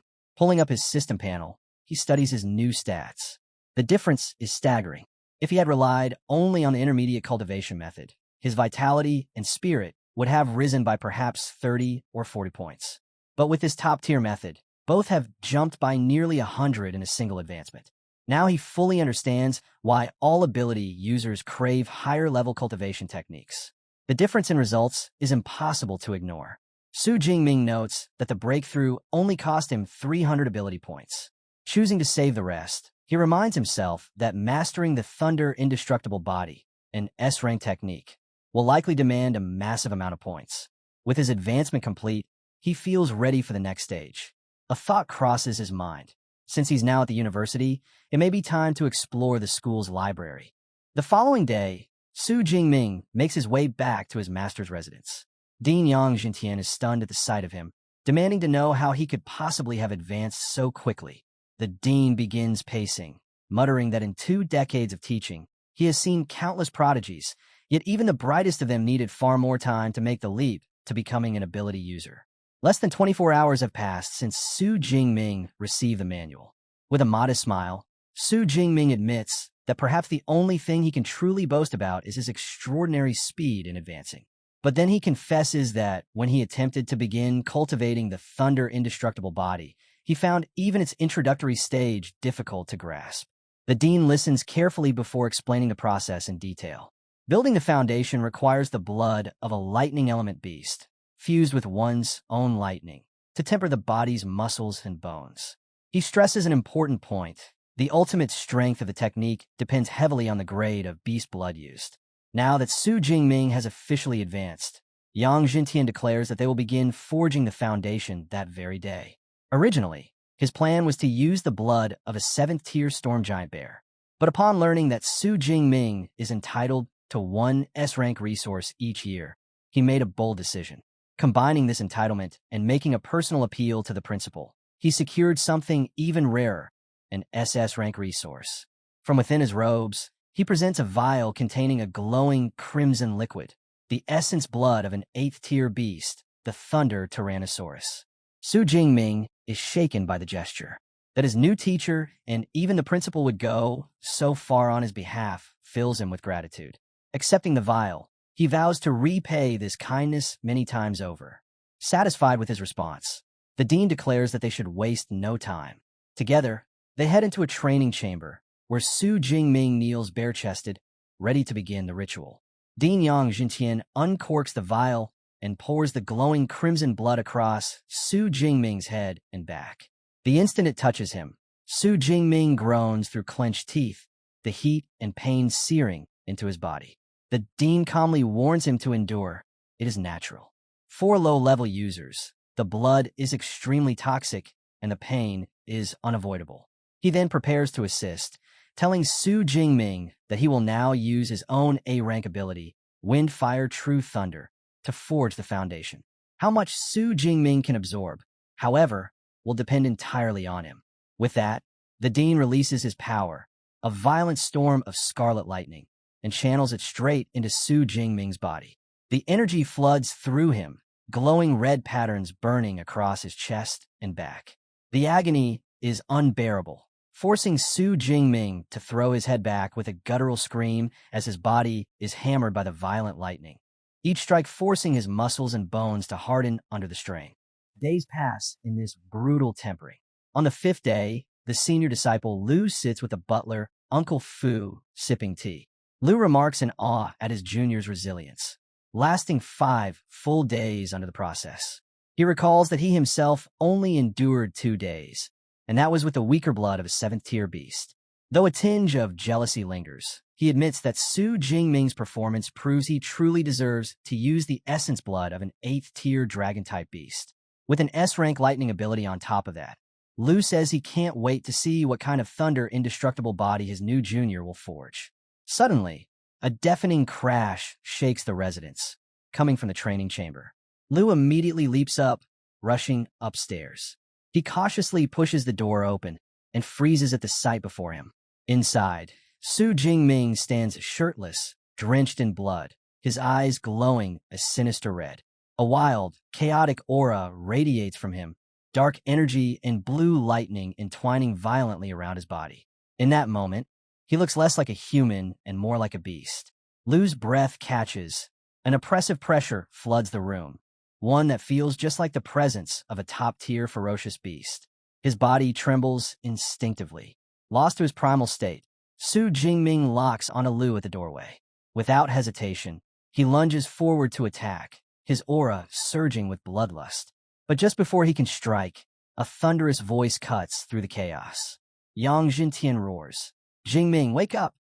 The command slams into his mind, shattering the haze of violence. Su Jingming halts, his hand trembling inches from his senior disciple. Soaked in sweat, gasping for breath, he blinks in confusion. "Teacher, what happened? Why did I feel such a powerful urge to destroy everything?" The dean steps forward, his expression grave. He explains that it was the essence blood of the Thunder Tyrannosaurus. That beast is notorious for its violent ferocity, and because Su Jingming's compatibility and absorption rate were so high, its influence temporarily invaded his mind, an unavoidable, yet dangerous side effect. Dean Yang Jintian places a steady hand on Su Jingming's shoulder, reassuring him. As long as he keeps his emotions in check, the side effects will fade with time. The stronger he grows, the less influence the Thunder Tyrannosaurus blood will have.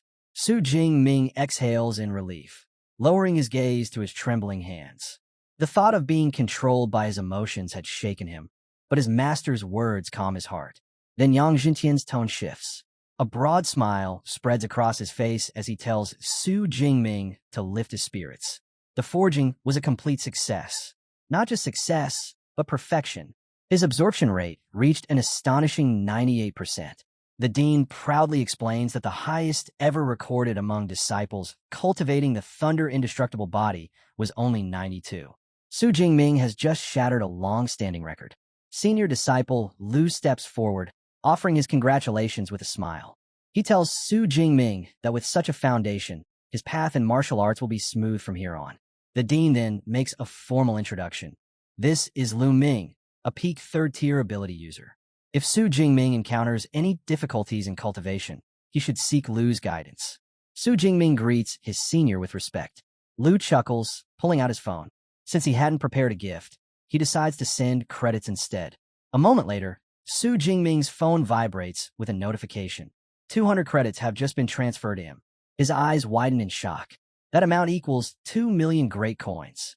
He quickly insists it's far too much, but the dean waves it off. For Lu, 200 credits is nothing, and it is a senior's responsibility to look after his juniors.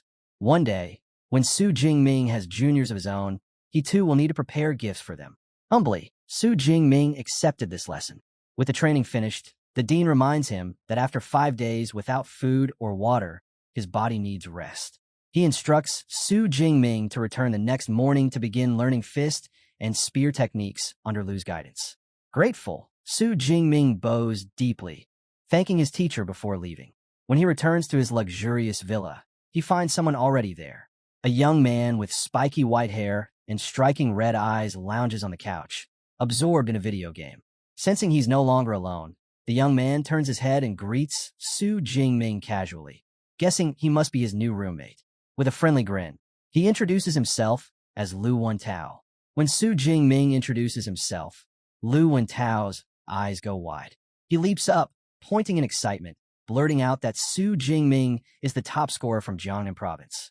Su Jingming blinks in surprise and asks how he knew. With a grin, Lu Wentao declares his nickname is Mr. Know-It-All. He claims to know nearly everything about the new freshman. Though he didn't go out of his way to look up Su Jingming, the stir he caused was so massive that even he couldn't avoid hearing about it. Wrapping a friendly arm around his shoulder, Lu Wentao laughs in disbelief. Never did he imagine the legendary Dark Horse top scorer would end up as his roommate. Then the floodgates open. He starts peppering Su Jingming with questions. Is he really from Jiangnan? Was he truly still just awakened during the exam? And is his ability really only E rank when it clearly doesn't look like it? Though the endless chatter might overwhelm some, Su Jingming finds himself enjoying it. He reflects quietly. He's always hated loneliness. Memories flash through his mind. Growing up in an orphanage, always feeling like an outsider. School had been better. He'd made friends. His happiest days had been in college, laughing and gaming with his roommates. He even went on to earn his master's and PhD, never expecting that a night of drinking after graduation would end with him waking in another world. Even here, he remained an orphan. But with a talkative, cheerful roommate like Lu Wentao, he feels perhaps he won't be so alone anymore. Meanwhile, Lu Wentao boasts proudly about himself. He's a top student from Sichuan province, with an A rank ability, currently a first-tier, middle rank ability user. He declares boldly that his dream is to major in military tactics and someday command a region's forces to wipe out the ferocious beasts plaguing Blue Star. Su Jingming lets him finish before casually mentioning that he's planning to head to the martial arts hall. Intrigued, Lu Wentao immediately decides to tag along, admitting he hasn't yet checked out the university's hall. The two make their way to the Thunder Martial Arts Hall, one of the branch halls of the magical university. The site inside is lively and chaotic, with countless students training, sparring, and showing off their abilities. An AI named Eva appears to greet them, explaining that they are in the public training chamber, which can accommodate up to 300 people. The hall itself is reinforced with C-rank alloy and memory metal, durable enough to withstand tremendous damage. She also points out the option of private training rooms, but Su Jingming decides the public space would do just fine. Lu Wentao, swept up by the competitive energy, starts shouting excitedly. He points out one student in particular, an A-rank enhanced werewolf ability user, his eyes shining with admiration. Su Jingming can't help but glance at his noisy roommate and remark dryly that Lu Wentao isn't exactly keeping quiet himself. Curious, Su Jingming turns his attention to the large numbered pillars in the middle of the hall and asks Eve about them. The AI explains that they are punch power challenge boards. Each tier of ability users has its own leaderboard, 5 in total. Anyone who manages to place in the top 3,000 of their respective board earns a 50 credit reward. The moment he hears the word reward, Lu Wentao's eyes light up, and he quickly accepts the challenge. Thinking it sounds easy, he smirks confidently. But Eva clarifies that there are just over 4,000 students currently enrolled, and only the top 75% of them even qualify. Unbothered, Lu Wentao swipes his student ID to begin. Eva announces his attempt aloud, drawing the attention of nearby upperclassmen. They immediately begin to sneer, mocking the fact that he's just a first-tier, middle-ranked freshman daring to try the challenge. Feeling the pressure of all eyes on him, Lu Wentao steels himself. He clenches his fist, lets out a shout, and drives a heavy punch straight into the pillar. The numbers flash onto the screen, 476 kilograms. Breathing hard, Lu Wentao grins in relief. Not bad at all. With that, he's sure breaking into the top 3,000 will be no problem. But his confidence shatters in the next instant. Eva coldly declares his ranking, beyond 100,000. The room falls silent before bursting into laughter. Eyes wide, Lu Wentao yells in disbelief.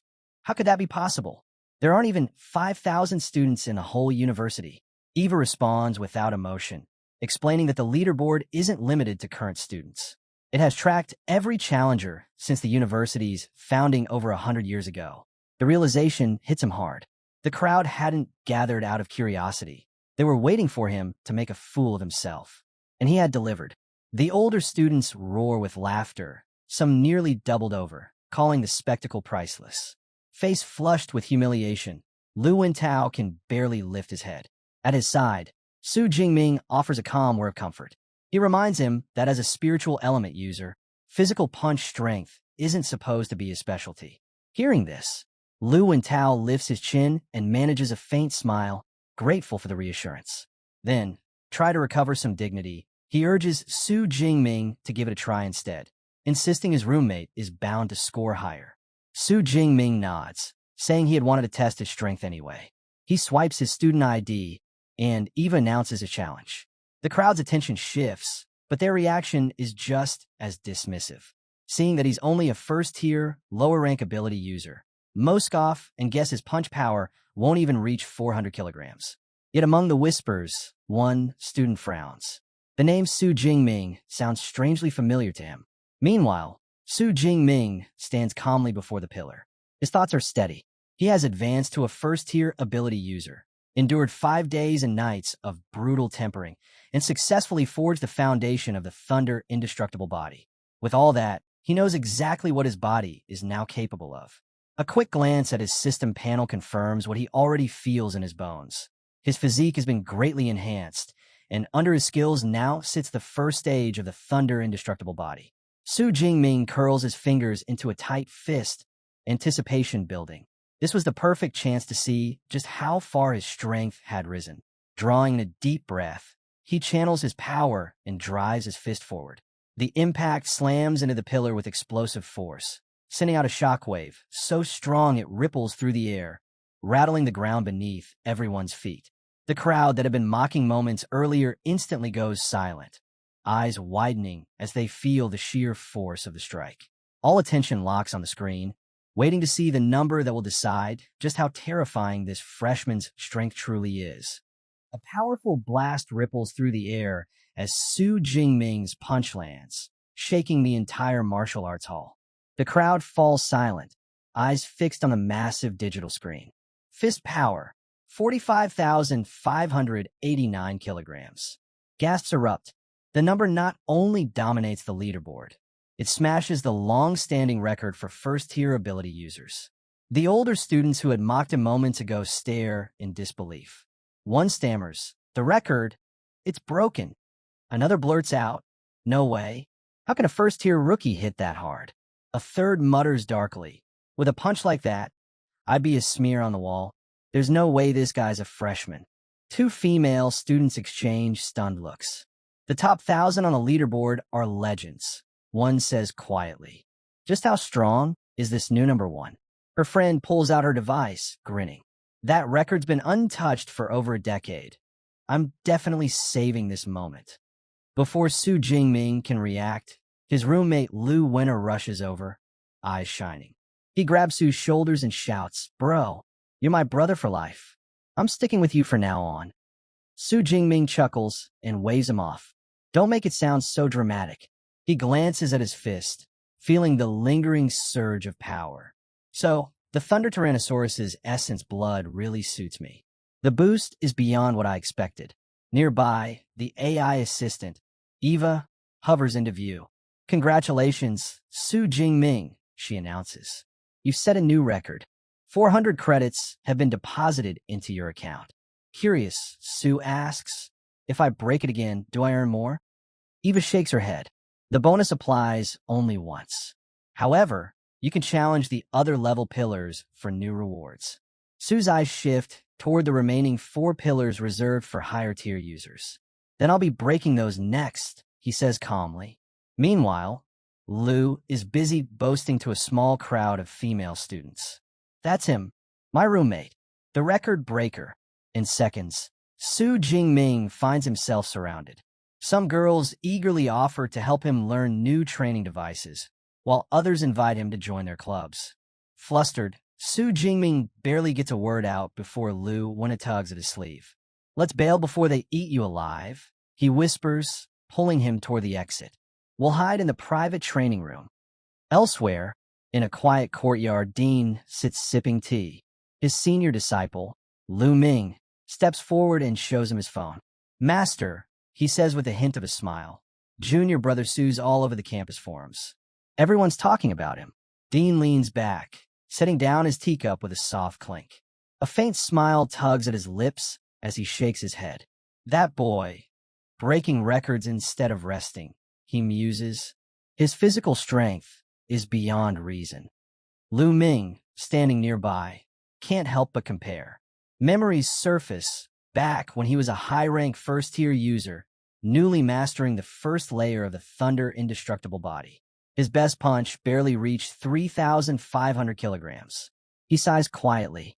"My junior brother, he's not just a little stronger. He's on an entirely different level." Across the city, in a luxurious apartment, a young man with dark hair and a brown jacket glares at his phone. The moment he sees Su Jingming's name, rage flares within him. He slams his palm against the marble counter, sending a crack through it. The glass beside him explodes as orange flames and blue lightning burst from his hand. "Su Jingming, you again," he snarls, voice trembling with fury. His eyes burn with resentment. "Because of you, I lost my spot as the top scorer of Jiangnan province. They laughed at me, mocked me." His fist tightens, fire and lightning swirling around it. "This time," he growls, "I'll take back everything that was stolen from me." Back at Magic University, Su Jingming sits quietly in the training room, a small knife glinting between his fingers. He's been refining his Thunder indestructible body for 5 relentless days. No food, no rest. Yet his energy remains abundant. He raises the blade and presses it lightly across his palm. A metallic clang rings out. The edge fails to cut through, leaving only a faint white mark. Su Jingming studies it calmly. My body's defense, it's on par with E-grade alloy. Ordinary weapons can't even scratch me. He nods slightly, worthy of an S-grade body refinement art. The door bursts open. Lu rushes in, phone in hand, shouting, Jingming, you're trending everywhere. The whole campus forum's on fire. Everyone's talking about your record. He scrolls rapidly, wide-eyed. Look, there are tons of posts, people lining up to challenge you. Instead of irritation, a faint smirk crosses Su Jingming's face. So this is Magic University, he murmurs. The martial spirit here runs deep. Seeing the flood of challenges, Lu went to fumes. These clowns don't know their place. Let me roast them online for you. Su Jingming calmly lowers his roommate's arm. Don't bother. Let them talk. It's not worth your time. He stands, slipping the knife away. I've got something more important to do. I'm heading to the Battle Technique Library. Lu Wenna blinks. Then what about? Head back to the dorm, Su says, already walking out. I'll handle the rest. Su Jingming steps before the towering structure of the Battle Technique Library, its sleek metal walls humming with faint energy. As he raises his hand toward the entrance scanner, a glowing orange formation flares to life, tracing intricate patterns across the air. The security circle ripples and confirms his identity. He lets out a quiet breath, impressed. So the rumors were true. This place really is guarded by the vice principal himself, a 9th-tier superpower user. With protection like that, even the strongest martial saints wouldn't dare steal from here. Swiping his student ID, Su Jingming walks through the gate as the glowing circle scans him one last time before granting entry. The moment he steps inside, he's greeted by a grand hall bathed in soft blue light. 3 librarians stand behind a curved counter. The one in the center smiles warmly. Welcome, S-grade student Su Jingming. How may we assist you today? Startled, Su raises a brow. You already know my name? The librarian nods politely. Students with S-grade clearance are automatically registered in our system. You have access to every battle technique in the library. Behind her professional smile, she's thinking quickly. S-grade authority means his potential is enormous, at least Grandmaster level. I should definitely build a connection with him. I'm looking for lightning element battle techniques, Su Jingming says. Which floor should I go to? B grade and below are on the 2nd and 3rd floors, she explains. The advanced ones are kept in the 4th floor reading room. You can enter by swiping your card. She gestures for him to follow, personally escorting him upstairs. The 4th floor chamber is elegant and quiet, lined with glowing shelves. In the center, a small floating AI device hovers above a crystal table. Welcome, the AI says, its voice soft but precise. Once you choose your desired techniques, the original manuals will be delivered here.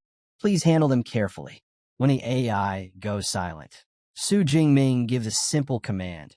Show all lightning element battle techniques, B grade and above. Instantly, the room fills with light. Dozens of blue holographic screens appear, each displaying a detailed description of a different technique. He scrolls through the list, scanning the names and ranks until 2 stand out. The first, 10,000 Prisons Heavenly Thunder Guidance, is an SSS-grade technique capable of forming a vast thunderstorm domain that traps enemies within its lightning field. But the note below it reads, requires 5th tier or above. The second, Wrath of the Thunder God, is an SS-grade technique that channels destructive divine thunder. Requires 4th tier or above. Su Jingming studies the screens, eyes gleaming with quiet admiration. The power behind these techniques, it's beyond imagination. Seeing the dazzling lineup of SS and SSS-grade techniques before him, Su Jingming can't help but be awed. The university's collection is incredible. They really have everything. For a moment, he wonders if he can access them freely, but his excitement fades as the reality of their strict tier requirements hits him. With his current rank, he can only practice A-grade battle techniques. Even so, the number of available options is staggering. He scrolls through endless holographic listings, each one tempting in its own way. Without his teacher's direction, choosing would have been almost impossible. Luckily, he's prepared. From his storage bracelet, Su Jingming retrieves a handwritten list from his master, Dean Jinshin, a personal recommendation tailored to his thunder element abilities. Using it as a guide, he swipes through the holographic panels and locks in his selections one by one. He finalizes his choices with 4 A-grade techniques. Thunder Spear, a high-impact offensive strike. Chain Thunder Gun, a technique for continuous ranged attacks. Thunder Flash, a rapid movement art. Thunder Prison, a method of trapping enemies with lightning-based control. He mentally maps them out. Thunder Spear for instant offense. Chain Thunder Gun for sustained pressure. Thunder Flash for mobility. And Thunder Prison for control. Combined with his S-rank Thunder Indestructible body, his combat setup feels perfectly balanced. Offense, defense, and mobility all covered.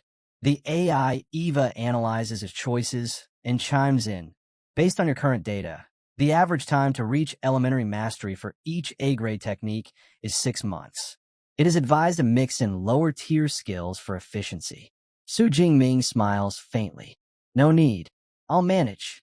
Not long after, the librarian returns, carrying 4 beautifully bound manuals. Each one radiates a faint golden hue and emits a subtle energy pulse. Su Jingming's gaze lingers on them. Even a C-grade manual costs millions. These A-grade originals are priceless. He carefully opens the first one. A burst of golden light spills from the pages, and a powerful aura fills the room. The weight of the ancient runes, the vivid artistic conception. He instantly understands that this is something no copy could ever replicate. Time slips away as he studies. Hours turn into what feels like moments. Sweat forms on his forehead. His breathing deepens. The deeper he dives, the more complex the diagrams and energy flow patterns become. Frustration creeps in, but he grits his teeth and keeps going, flipping page after page until the last one closes with a soft thud. Exhausted but satisfied, he leans back in his chair. D blue, he says calmly, add points. The response is instant. 200 superpower points consumed for Thunder Spear, learned elementary. 200 superpower points consumed for Chain Thunder Gun, learned elementary. 200 superpower points consumed for Thunder Flash, learned elementary. 200 superpower points consumed for Thunder Prison, learned elementary. A faint smile crosses his face as 4 golden notifications fade from view. Show system panel, he commands. Blue holographic light flares once again, his updated stats appearing before him in crisp, glowing text. On the shimmering blue screen before him, Su Jingming's updated status glows clearly. Thunder Spear, Elementary Chain Thunder Gun, A-grade. Elementary Thunder Flash, Elementary Thunder Prison, Elementary Thunder Indestructible Body. First layer remaining superpower points, 1,434. He studies the panel for a moment, satisfaction flickering in his eyes. The effort, the study, the focus, all of it had paid off. Closing the interface, Su Jingming rises from his seat. A low hum of thunder ripples through the air as faint arcs of blue light dance across his clenched fist. Power radiates from his body, steady yet untamed.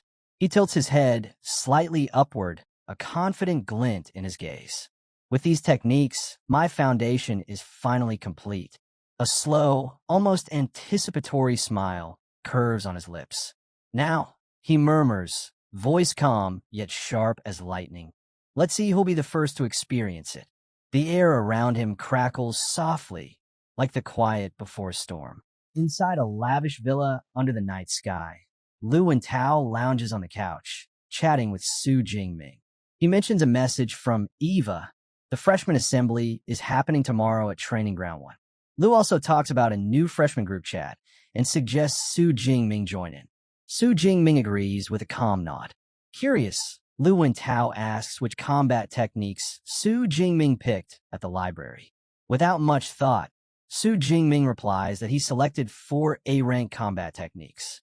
The response leaves Lu and Tao completely stunned. He blurts out that mastering even one A-rank technique would usually take a student until sophomore or junior year. Shaking his head in disbelief, He mutters that his roommate clearly isn't walking an ordinary path. As the thought sinks in, Lu Wentao's curiosity deepens. He realizes that to even browse A-rank techniques, one needs special clearance. Su Jingming corrects him, saying his permission level isn't A-rank, it's S-rank. Lu Wentao jumps up, shouting in shock. He can't believe there's even a permission level above A-rank. Then a sudden thought strikes him. Eyes wide, he stammers, asking if that means the rumors about Su Jingming being E-rank were fake, and if he actually has an S-rank ability. Su Jingming gives a slight smile and replies playfully, telling him he's finally learned something new. Lu Wentao stands frozen for a moment before bursting out in amazement. He admits he always knew Su Jingming was strong, but never imagined he'd be S-rank, far beyond the A-rank provincial top scorers. With a grin stretching across his face, he gives a thumbs up, feeling proud of himself for becoming a fan early. Later that night, Su Jingming heads to the second-floor training room. Holding a practice spear, he quickly finds it too light for his current strength. With his new combat techniques in hand, he knows it's time to upgrade his equipment. He recalls that his old F-rank obsidian spear is still back home, and far too weak for him now. Deciding to get something more suitable, he calls out to Eva, asking her to open the school mall and search for spear-type weapons. In response, holographic screens appear, displaying a lineup of spears ranging from F-rank to D-rank. Su Jingming scans through them, noting that he can adjust their length and weight. Higher ranks mean heavier builds and higher prices. After some thought, he selects an E-rank spear weighing 210 kilograms, along with an E-rank combat suit and boots. Once he confirms the order, Eva displays the total, 237 credits, leaving him with 382.6. As the transaction completes, Su Jingming can't help but sigh softly. His balance has nearly been cut in half in just one purchase. With his new equipment set to arrive the next day, Su Jingming tightens his grip on the practice spear. Though it's only a temporary weapon, it'll have to do for now. With a confident smirk, he declares that tonight, it'll serve its purpose, helping him master all 4 of his newly acquired A-rank combat techniques. The following morning, the freshman assembly at Modu Superpower University is in full swing. As Su Jingming walks in, conversations immediately ripple through the crowd. Students whisper and point, recognizing him as the one who shattered the school's punch power record. Others murmur that he's the top scorer from Jiangnan province, impressed by both his strength and his striking looks. Before he can even find a place to sit, a tall, broad-shouldered student steps into his path. The young man, Lei Zhou, points at Su Jingming and loudly challenges him in front of everyone. Gasps spread through the crowd. They recognize Lei Zhou instantly, the second-place scorer from Jiangnan province, boasting a score of over 9,300. Whispers fill the air.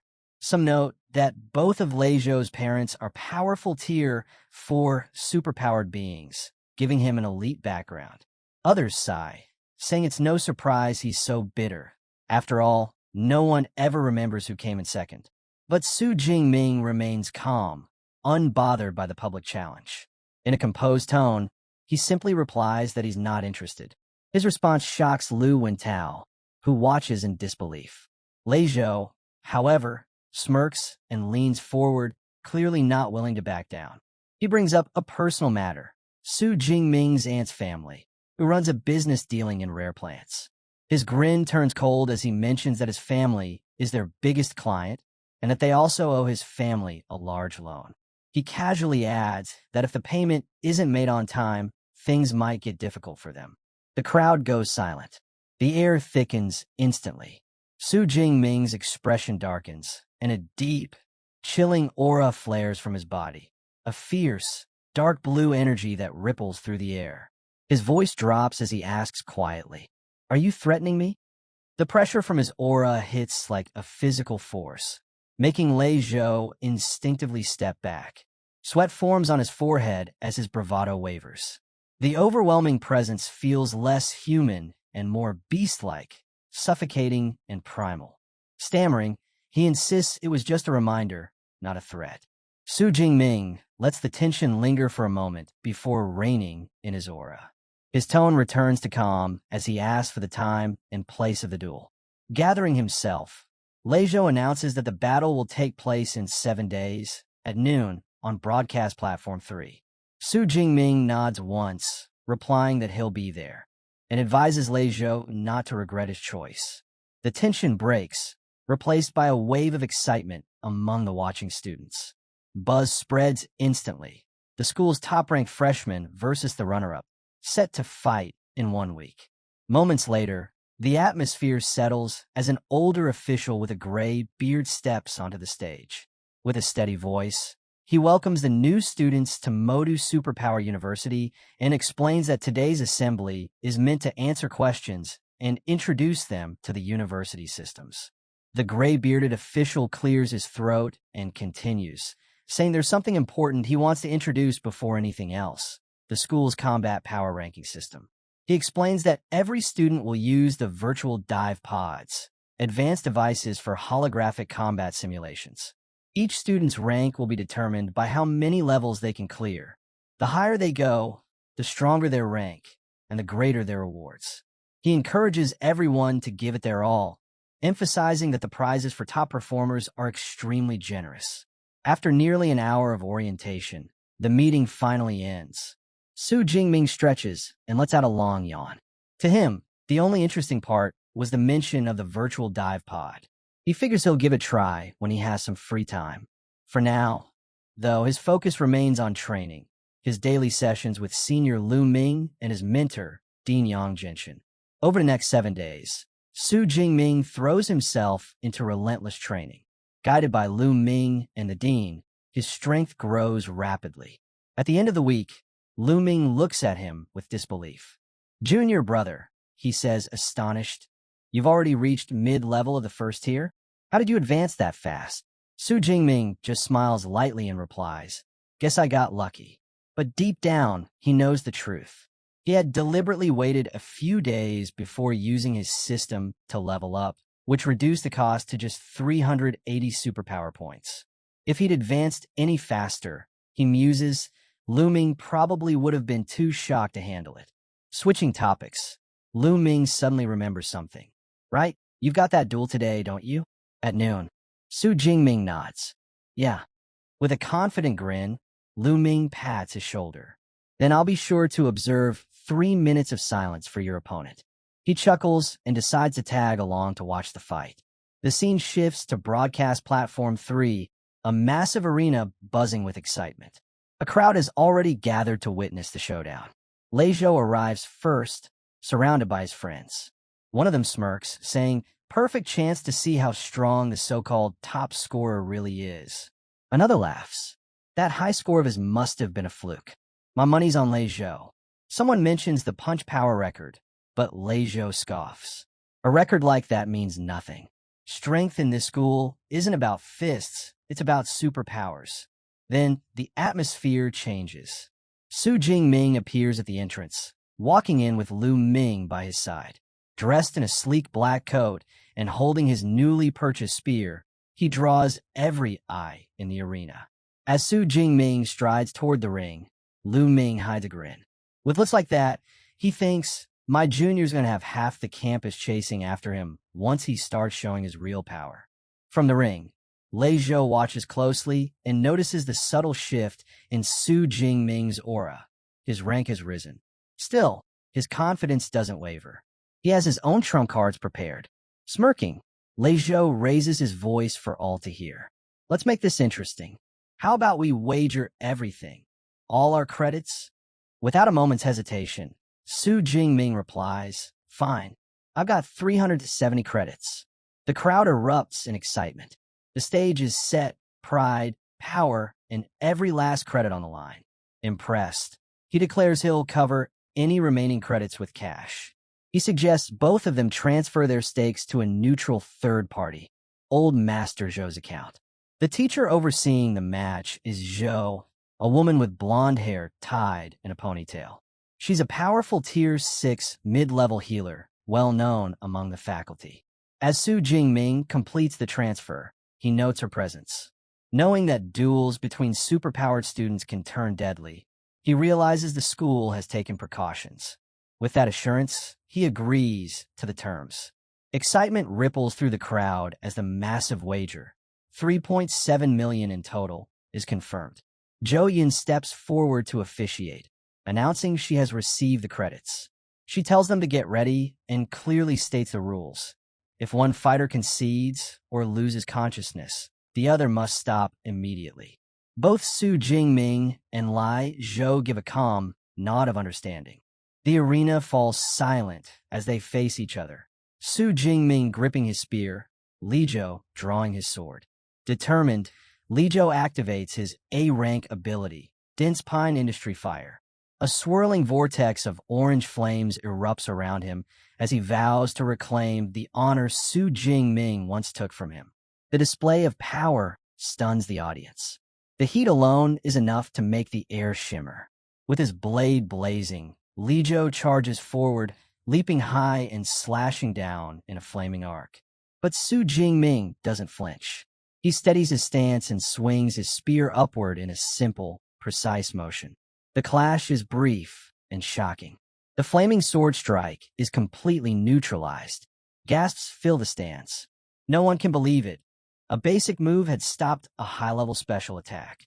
Whispers race through the crowd. Even he stands frozen, teeth clenched, unable to comprehend what just happened. Su Jingming lowers his spear, his gaze cold. Purple lightning flickers across his body as he says flatly, "Nothing is impossible.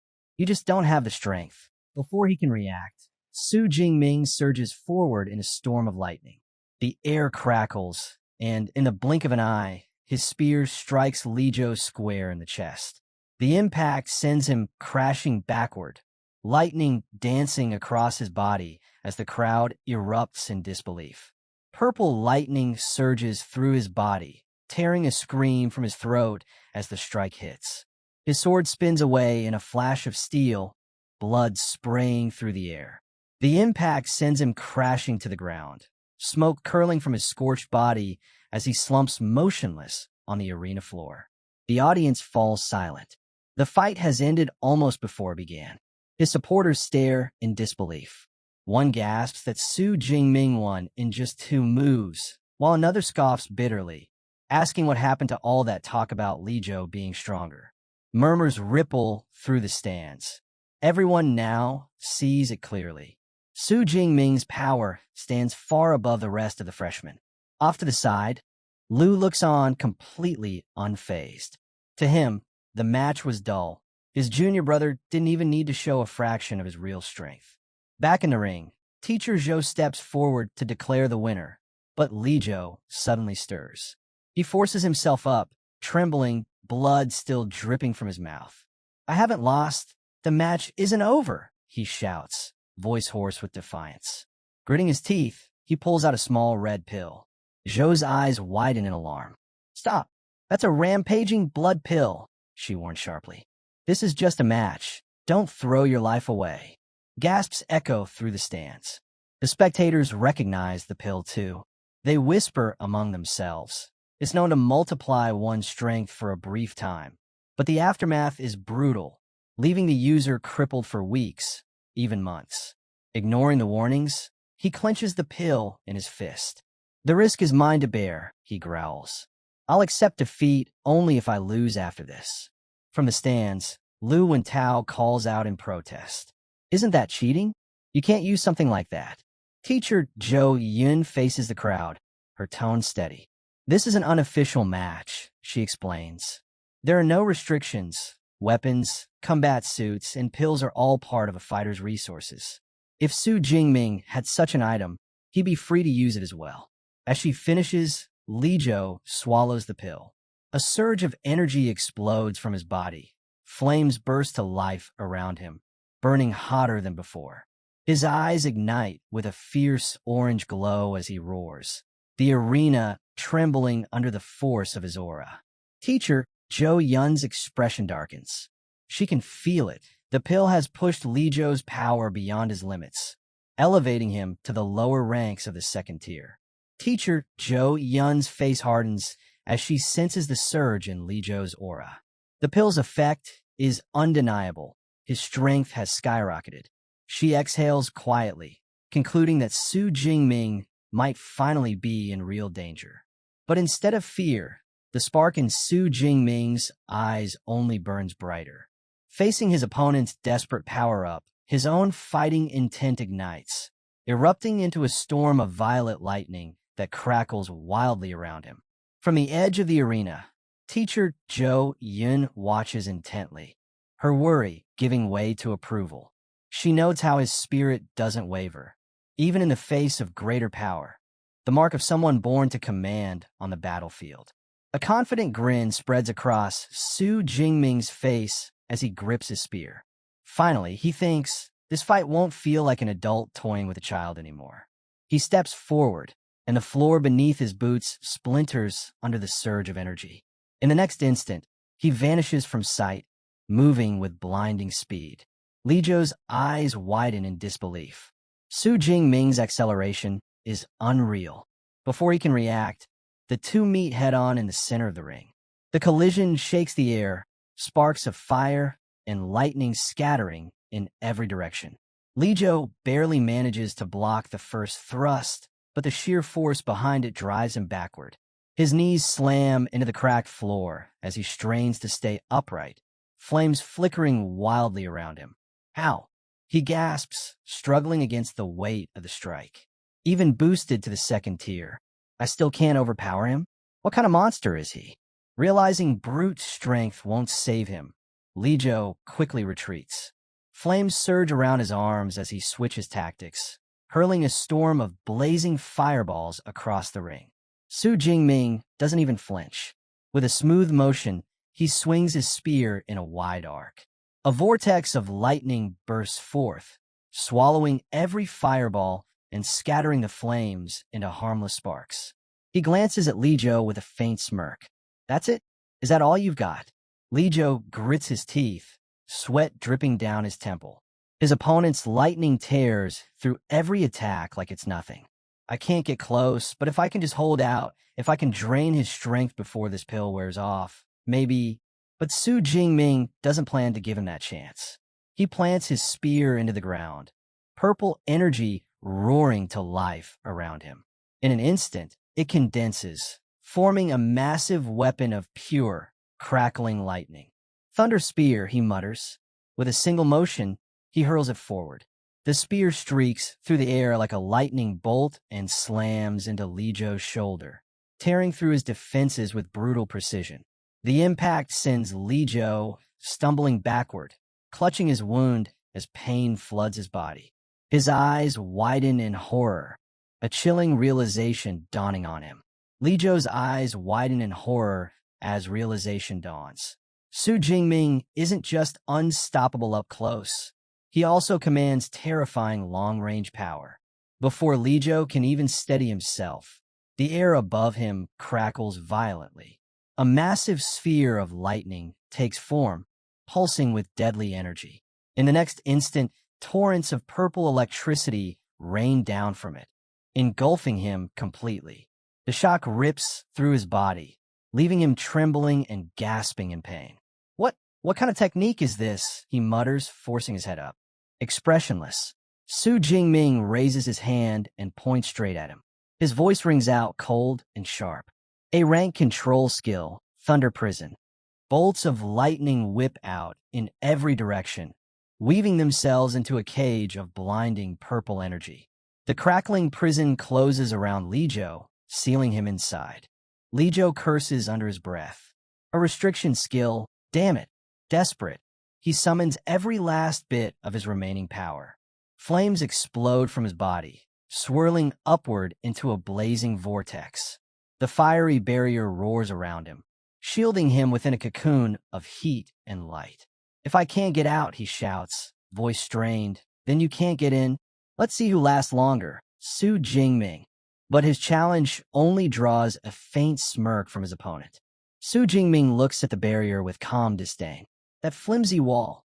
How many hits could he even take? Without hesitation, he bends his knees and launches himself into the air. In a blur, He soars high above the arena, the light from his lightning reflecting off his armor. Hovering above the fiery prison, he calls forth his full power. The sky seems to darken as dozens of enormous lightning spears materialize around him, each one humming with lethal energy. The air trembles. Then, with a wave of his arm, Su Jingming unleashes them all. A storm of glowing purple spears rains down like divine punishment, each one screaming toward the trapped Li Zhou. The sight is overwhelming, a devastating evolution of Su Jingming's chain thundergun. Li Zhou looks up, terror freezing his heart. He knows instantly. If that barrage hits, there will be nothing left of him. His pride crumbles. His voice breaks. I surrender. I surrender. In that instant, the lead lightning spear halts just inches from his eye. The rest of the spears vanish in a mist, the storm dying as quickly as it appeared. Su Jingming descends, landing softly within the ring. Without a word, he thrusts his physical spear forward one final time, driving it clean through Li Zhou's chest, a single decisive strike that ends all doubt. Li Zhou collapses to his knees, the fight completely drained from him. Su Jingming withdraws his weapon, standing tall over his fallen opponent, calm and unshaken. Teacher Zhou Yun's voice echoes through the arena. Winner, Su Jingming. The crowd erupts, but their cheers are mixed with awe and disbelief. Gasps and exclamations ripple through the stands. For battle techniques in seconds, one whispers. He completely dominated from start to finish, another adds. Everyone now understands. This wasn't just a victory. It was total annihilation. In the stands, two students can't stop talking about what they just saw. Those moves, they had to be at least B-grade techniques, right? One says, eyes still wide. His friend shakes his head in disbelief. B-grade? I'd be lucky to master a C-grade. And he just chained all that together like it was nothing.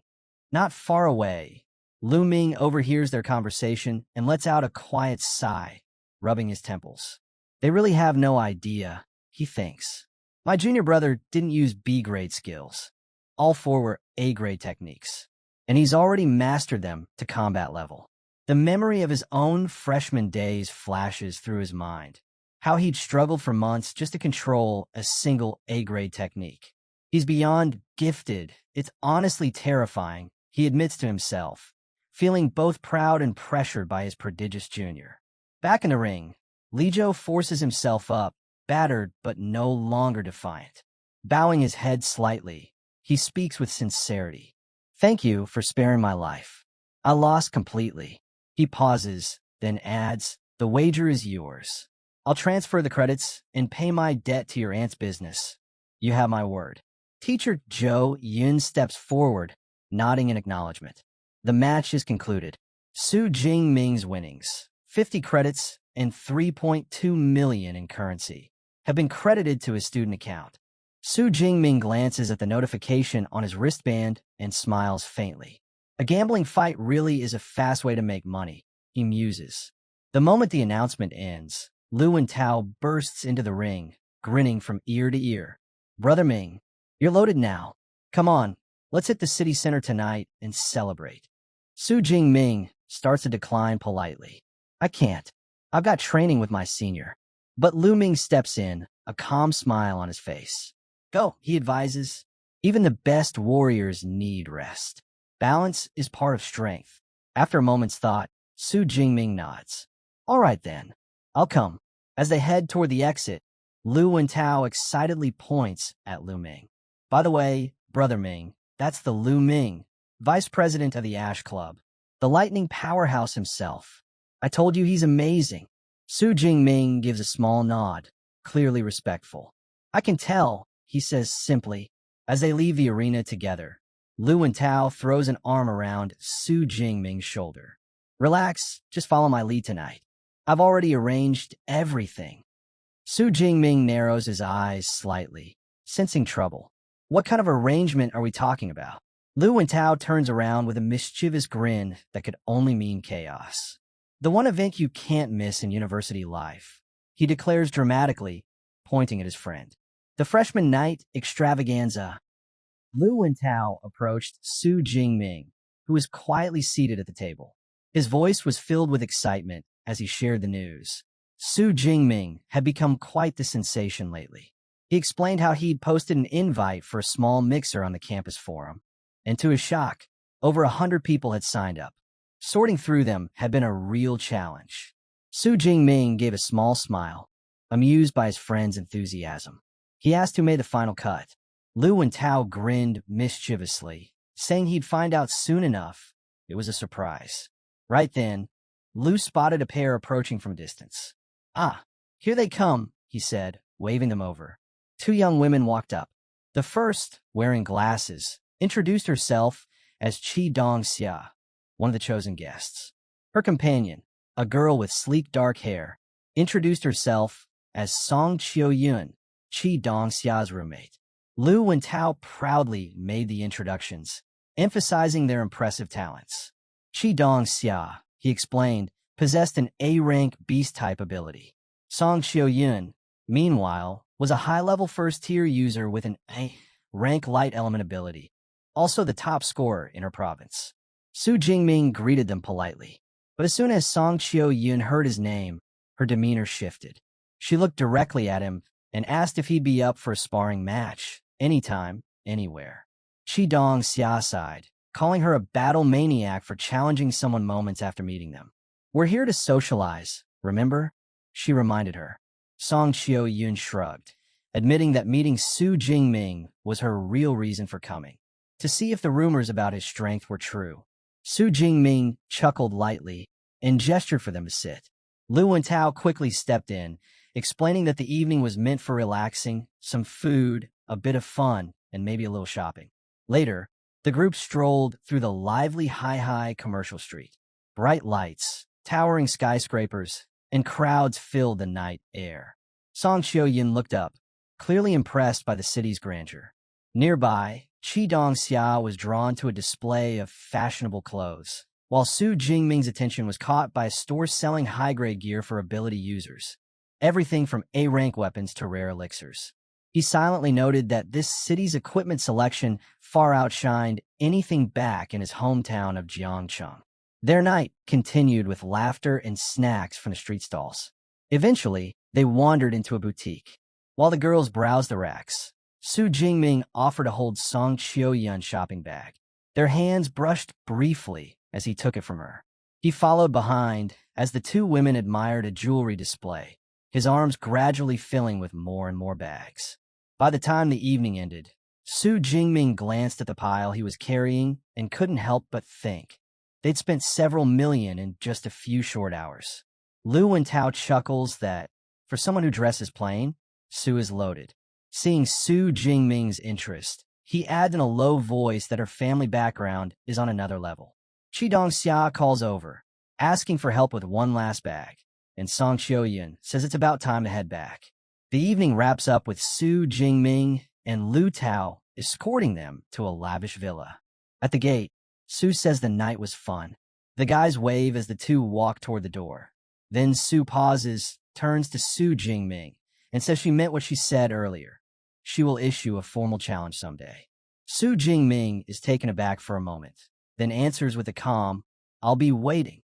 Su nods once and goes inside. Upstairs, Qi Dongxia can't resist teasing.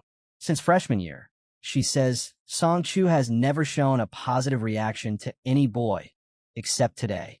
Great call bringing her along. Song Chu explains why she usually keeps her distance. Her rank light ability lets her catch the thoughts of people nearby, so she's constantly picking up the dirty-minded ones. Su Jingming stood out. What she sensed from him was simple appreciation, nothing else. He's different, she concludes. Qi Dongxia grins and jokes that Miss Song might be smitten. On the walk home, Lu Wentao stretches and says it feels good to unwind. Su Jingming agrees, quietly, but his mind runs back to Song Chu's status and the gap he still needs to close. He sets a goal. Keep pushing, get stronger. 15 days later, in his training room, Su Jingming finishes his meditation, gauges his state, and decides it's time. Deep Blue, he says, spend the points. Begin the upgrade. A sudden blast of violet lightning burst from Su Jingming's body, shaking the training chamber. System alerts flash before him. He's entering a dual advancement.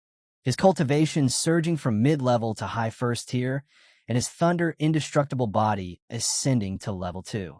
When the energy storm finally settles, he exhales slowly. The difference is clear. His strength, speed, and endurance have all skyrocketed. The second stage of his body technique, he recalls, focuses on refining bones and muscles, making them nearly unbreakable. Opening the training manual, he reads the next section. At level 3, he'll unlock Thunder Extreme State, a temporary form that grants overwhelming speed and power. Satisfied, he checks his system panel. His stats have grown impressively, but his ability points have dropped to just 62. Not enough to advance further. He knows what he must do next. Venture into the wilderness and hunt high-rank beasts to earn more points. Later, Su Jingming visits his master Dean. The old man's eyes widen the instant he senses the new aura around his disciple. "You advanced again?" he asks in disbelief. Su Jingming nods calmly. "Last night, I also reached the second level in body tempering." The dean hides his astonishment. His student speaks of breakthroughs as if they were everyday matters. With an S-rank ability and that relentless drive, he thinks there may truly be no limit to what this boy can achieve. Standing nearby, senior disciple Lu Ming lets out a low whistle. "You really are a monster, junior brother. It took me half a year to reach that stage." Dean Genshin smiles faintly. "Power is important, but so is battle experience. Let's test your progress. Lu Ming, you'll spar with him." Su Jingming's eyes light up. "I accept." Inside the training hall, the air crackles with tension. Lu Ming grips his spear and says, "I'll hold back. Limit my power to a low second tier. You, however, will go all out." They take their positions. 3, 2, 1, begin. Both figures explode into motion, spears clashing with a deafening crack. A surge of purple and green energy floods the room, shaking the walls. The impact forces Lu Ming back a step. He hadn't expected such force. His strength, it's nearly equal to mine, he thinks, astonished. Su Jingming, surrounded by arcs of lightning, feels the rush of battle pulse through his veins. For the first time since obtaining Deep Blue, he's met an opponent who can truly match his strength. Seeing an opening, Su Jingming gathers a crackling sphere of lightning in his palm and hurls it forward. Thunder Prison. The orb bursts through the air, exploding with blinding force and forcing Lu Ming onto the defensive. Before his senior can recover, Su Jingming lunges ahead, following up with a flurry of lightning spears, each one crackling with energy. The attack chain resembles his chain thunder gun technique, executed in perfect rhythm. Lu Ming narrows his eyes and smirks. "So you're using the same combo that took down Li Zhou? Impressive, but I'm no freshman." He thrusts his hand forward, summoning a raging storm of teal lightning. Jade Pivot True Thunder. The two attacks collide with a thunderous roar. Electric arcs lash through the air, the entire training hall trembling under the sheer power of their clash. For 20 relentless minutes, their battle rages. Lightning flashing, energy exploding, every strike pushing both fighters closer to their limits. At last, the storm subsides. Su Jingming, breathing heavily, steadies himself with his spear. "I'm out of divine thunder energy," he says quietly. "You win, senior brother." Lu Ming shakes his head. "Not quite. You didn't lose because of ability, only because your energy reserves ran dry. If we'd been equal in that, the result might have been different." Dean steps forward, eyes gleaming with pride. "That was an incredible display. I expected an easy win for Lu Ming, but the two of you were neck and neck to the end. Truly an extraordinary match." Lu Ming glances at his junior brother and asks, "Do you know what level your combat power reached just now?" Su Jingming looks at him, unsure. Lu Ming's expression turns serious. "You've already reached a strength unmatched in the second tier. No one stands above you there." The words hang in the air. Su Jingming grips his spear tighter, silent for a moment. Then his eyes sharpen with resolve. This wasn't the end. It was only the beginning. After the grueling battle, Dean finally raises his hand, signaling the end of training. That's enough for today, he says firmly. Everyone rest. Moments later, the butler, Uncle Fu, enters carrying a tray filled with glistening spirit fruits. These are perfect for recovery after an intense session, he explains with a gentle smile. The rich aroma of the fruits fills the air, easing the lingering tension. As the others begin to relax, Su Jingming steps forward. Master, he says respectfully, I have a request. Dean looks up from his seat. Speak. I plan to take a trip to the wilderness, Su Jingming states. I'll be leaving the university for a while. The dean's eyes narrow slightly. How long is a while? Over a month, Su Jingming replies. I intend to return right before the freshman competition. The response makes the dean's expression turn serious. A month in the wilderness, he repeats. That's not the same as the examination zones. Out there, there's no army to protect you.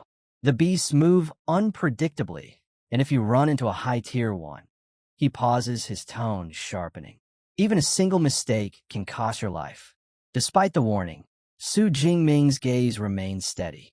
Dean studies him for a moment longer before exhaling. You've already made up your mind, haven't you? Su Jingming nods. Then I won't stop you, the dean says finally. He places a firm hand on his disciple's shoulder. But remember this, if you ever find yourself in danger, you run. Do not hesitate. Power means nothing if you're dead.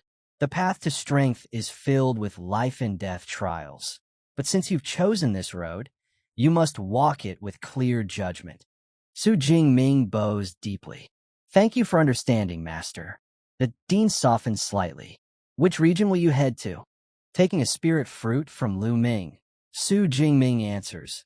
The wilderness near Yuanu City. That earns a small nod from the dean. Good. That area borders the magic capital. The beasts there only reach up to tier 4 or 5. It's dangerous, but manageable for someone of your level. He turns to Lu Ming. Later, share some of your experience from your time in the wild. It might help him survive longer out there. Lu Ming grins. Of course, Master. Dean Jinshin looks back to Su Jingming, his expression softening once more. Since I can't assist you much once you leave, let me at least send you off properly. The ring on his finger begins to glow with a brilliant teal light. Taking Su Jingming's hand, he channels the energy forward. Accept this, it's my gift to you. A weapon worthy of your next journey. Back in his dorm, Su Jingming sat on his bed, his newly gifted spear leaning against the wall and a travel pack resting beside him. He took a deep breath and called out, Eva, open the university mission system. Holographic panels flickered to life in front of him, lines of mission data scrolling down the screen. Lu Ming's words echoed in his mind. Before heading out, take a few missions. You'll earn extra credits, and it'll give you direction while you're in the wild. Su Jingming scrolled through the listings.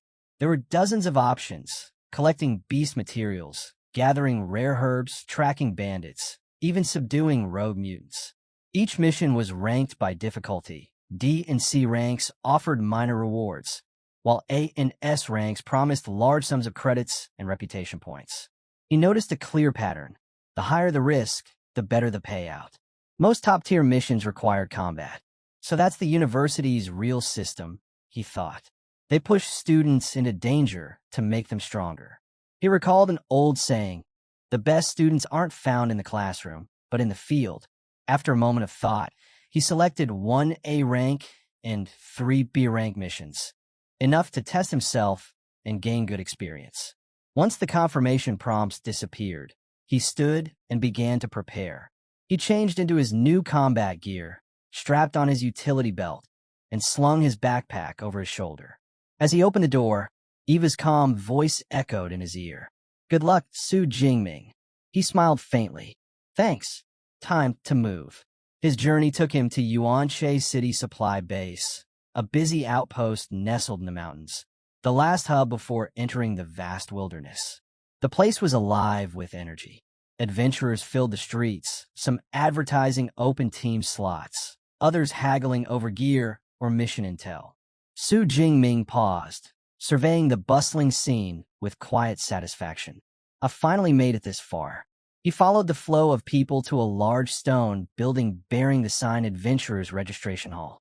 Inside, the air buzzed with conversation and the metallic scent of weapons. Rows of armed men and women waited their turn at the counters. At one of them stood a poised woman in a red dress, her demeanor professional yet warm. As he approached, she greeted him with a polished smile. "Welcome, sir. How may I help you today?" "I'm here to register as an adventurer," Su Jingming replied, presenting his identification card. The woman glanced at it, her eyes widening slightly when she saw the emblem of Modu Superpower University. "A Modu University student?" she said, clearly impressed. "It's rare for someone of your rank to enter the wilderness this early. Most wait until they reach mid-second tier." Su Jingming said nothing, only giving a calm nod. She processed the application, explaining that registration might take a little while. "Please, make yourself comfortable in the hall while we finalize the paperwork." "Understood," he replied. While waiting, Su Jingming walked slowly through the room. Around him were hardened adventurers, some laughing over old hunts, others checking their gear in silence. He watched them closely, taking in the atmosphere of those who live by their strength. For the first time, he felt it clearly. He was no longer just a student. He was stepping into the real world.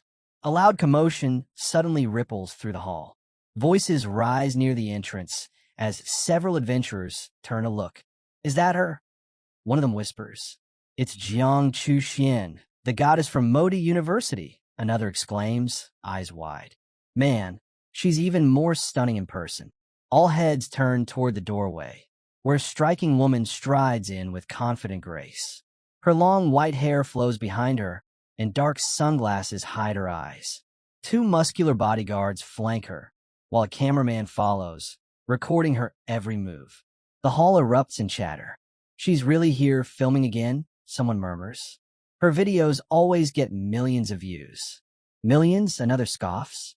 "She passed 15 million followers last month. She's basically a celebrity now." A third man sighs dramatically. "I'd give 10 years of my life just to be her boyfriend." Ignoring the excitement, Jiang Chuxian walks past with calm composure, her confidence radiating with every step. From a distance, Su Jingming watches quietly. He recognizes her uniform badge, another Modi University student. "So she's from the same place as me," he thinks, noting that her beauty rivals even Song Chiu-yun's. He makes a mental note, but keeps to himself. Before he can dwell on it, the receptionist calls his name. "Mr. Su, your registration is complete."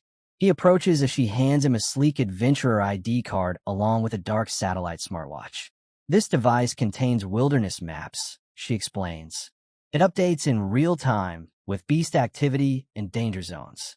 It'll keep you safe if you stay alert." "Thank you," Su Jingming replies, slipping the watch on his wrist. He turns to leave, but a rough voice stops him. "Hey, kid." A man with greasy hair and shifty eyes blocks his path, his grin a little too wide. "First time heading into the wild, huh? Dangerous place out there. You'll need proper elixirs." Su Jingming gives him a neutral glance. "Oh, what kind?" The man grins and pulls open his coat, revealing rows of small bottles and pills. "First-grade healing elixirs, only 20,000 each. Antidote elixirs for 15,000. And if you've got the cash, I can sell you second-grade ones. Strong stuff, but pricey." Su Jingming tilts his head. "Those prices aren't bad." The man laughs, clearly pleased. "Of course, I'm known for giving fair deals. Everything here's top quality. You won't find better in this base." But Su Jingming's eyes narrow slightly. Something's off, he thinks. He knows the market price. First-grade elixirs run for at least 30 to 40,000 credits. The only reason they'd be this cheap is if they're diluted or fake. His tone turns cold. "Tell me, how many of those do you have?" The man blinks, suspicious. "Enough for you, why?" Su Jingming steps closer, voice calm but cutting. "Because I'm curious. How many other newcomers have you scammed today?" The grin vanishes. The man's expression darkens. He takes a threatening step forward, face twisting. "You trying to mess with me, kid? Think you're funny." The tension in the air sharpens instantly. Su Jingming stays composed, meeting the merchant's glare without flinching and asking simply, "What do you want?" The merchant's lips curl into a sharp grin. He boasts that Su Jingming is the first fool daring enough to challenge him inside the supply base. Before the tension can explode, a young woman with short dark hair strides over, her voice cutting through the noise. She yells at the merchant, calling him by name, Zhao Chunlin, and accuses him of ripping off new adventurers again. Zhao Chunlin's expression darkens with irritation. He shoots Su Jingming a cold look and mutters that his luck won't last forever. As he turns to leave, he leans close, his tone low and venomous, warning Su Jingming not to step outside the base for the next few days, or he'll regret it deeply. When Zhao Chunlin storms off, murmurs spread among the nearby adventurers. They whisper that the newcomer has drawn the attention of the wrong person. One of them mentions that Zhao Chunlin is said to be a mid-level, second-tier user, far above Su Jingming's current rank. The woman from earlier approaches Su Jingming again. She tells him bluntly that Zhao Chunlin holds grudges and advises him to stay inside for now. Su Jingming nods in thanks, but wonders aloud why someone known for scamming isn't punished. She sighs and explains that Zhao Chunlin has strong backing, which keeps everyone's hands tied. Before leaving, she urges Su Jingming to stick to official merchants and not to wander outside. As she walks away, Su Jingming watches her go, quietly thinking she's a decent person in a place like this. Shaking off the encounter, he refocuses on his task. He plans his purchases, healing elixirs, antidotes, and essentials for the month ahead. After collecting everything from the official counter and packing them neatly into his backpack, he steps out of the adventurer's hall, ready to head into the wild. But just as he exits, a familiar figure blocks his way. Zhao Chunlin stands there with a few cronies behind him, his face twisted with fury. "So," Zhao Chunlin sneers, "you really think you can just ignore me? Did my warning mean nothing to you?" Su Jingming's eyes remain calm. "What exactly are you after?" he asks evenly. Zhao Chunlin's composure snaps. His face contorts into a sneer as he growls, "You dare disrespect me? Fine. I'll break both your legs and make sure you spend the rest of your life crawling." His tone drips with cruelty, claiming it's the only thing that will calm his rage. From a short distance away, the woman who had warned Su Jingming earlier catches sight of the commotion. She clenches her fists in frustration. "I told him not to go out," she mutters, then moves as if to step forward. But her companion grabs her arm, shaking his head. "Don't. Let him learn what it means to cross someone like Zhao Chunlin," he says quietly. Meanwhile, back at the standoff, Zhao Chunlin raises his arm. Dark energy gathers and coils around it like smoke. He smirks, declaring, "You're out of your depth, boy. My C-rank metallic skin makes me invincible. And with his D-rank combat suit, you couldn't leave a scratch on me even if you tried." He lowers his hand, eyes cold. "I'll give you one chance. Pay me 1,000,000 and kneel to apologize. Otherwise, I'll make sure you never walk again." Before the words even finish echoing, a faint crackle fills the air. Purple lightning flickers across Su Jingming's body, his gaze steady and sharp. "Shameless," he says flatly. The sudden pressure in the air makes Zhao Chunlin's smirk falter. His eyes widen in disbelief as Su Jingming vanishes in a burst of violet light. In the next instant, a thunderous sound splits the air. Su Jingming reappears behind him, and with one devastating strike, sends Zhao Chunlin crashing to the ground. A stunned silence follows. Only one thought hangs in the air. "Oh."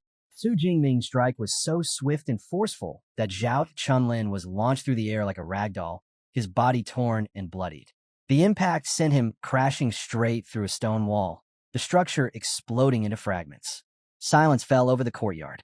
The kind adventurer woman and her teammates stood frozen, eyes wide, unable to comprehend the devastation that had just unfolded before them.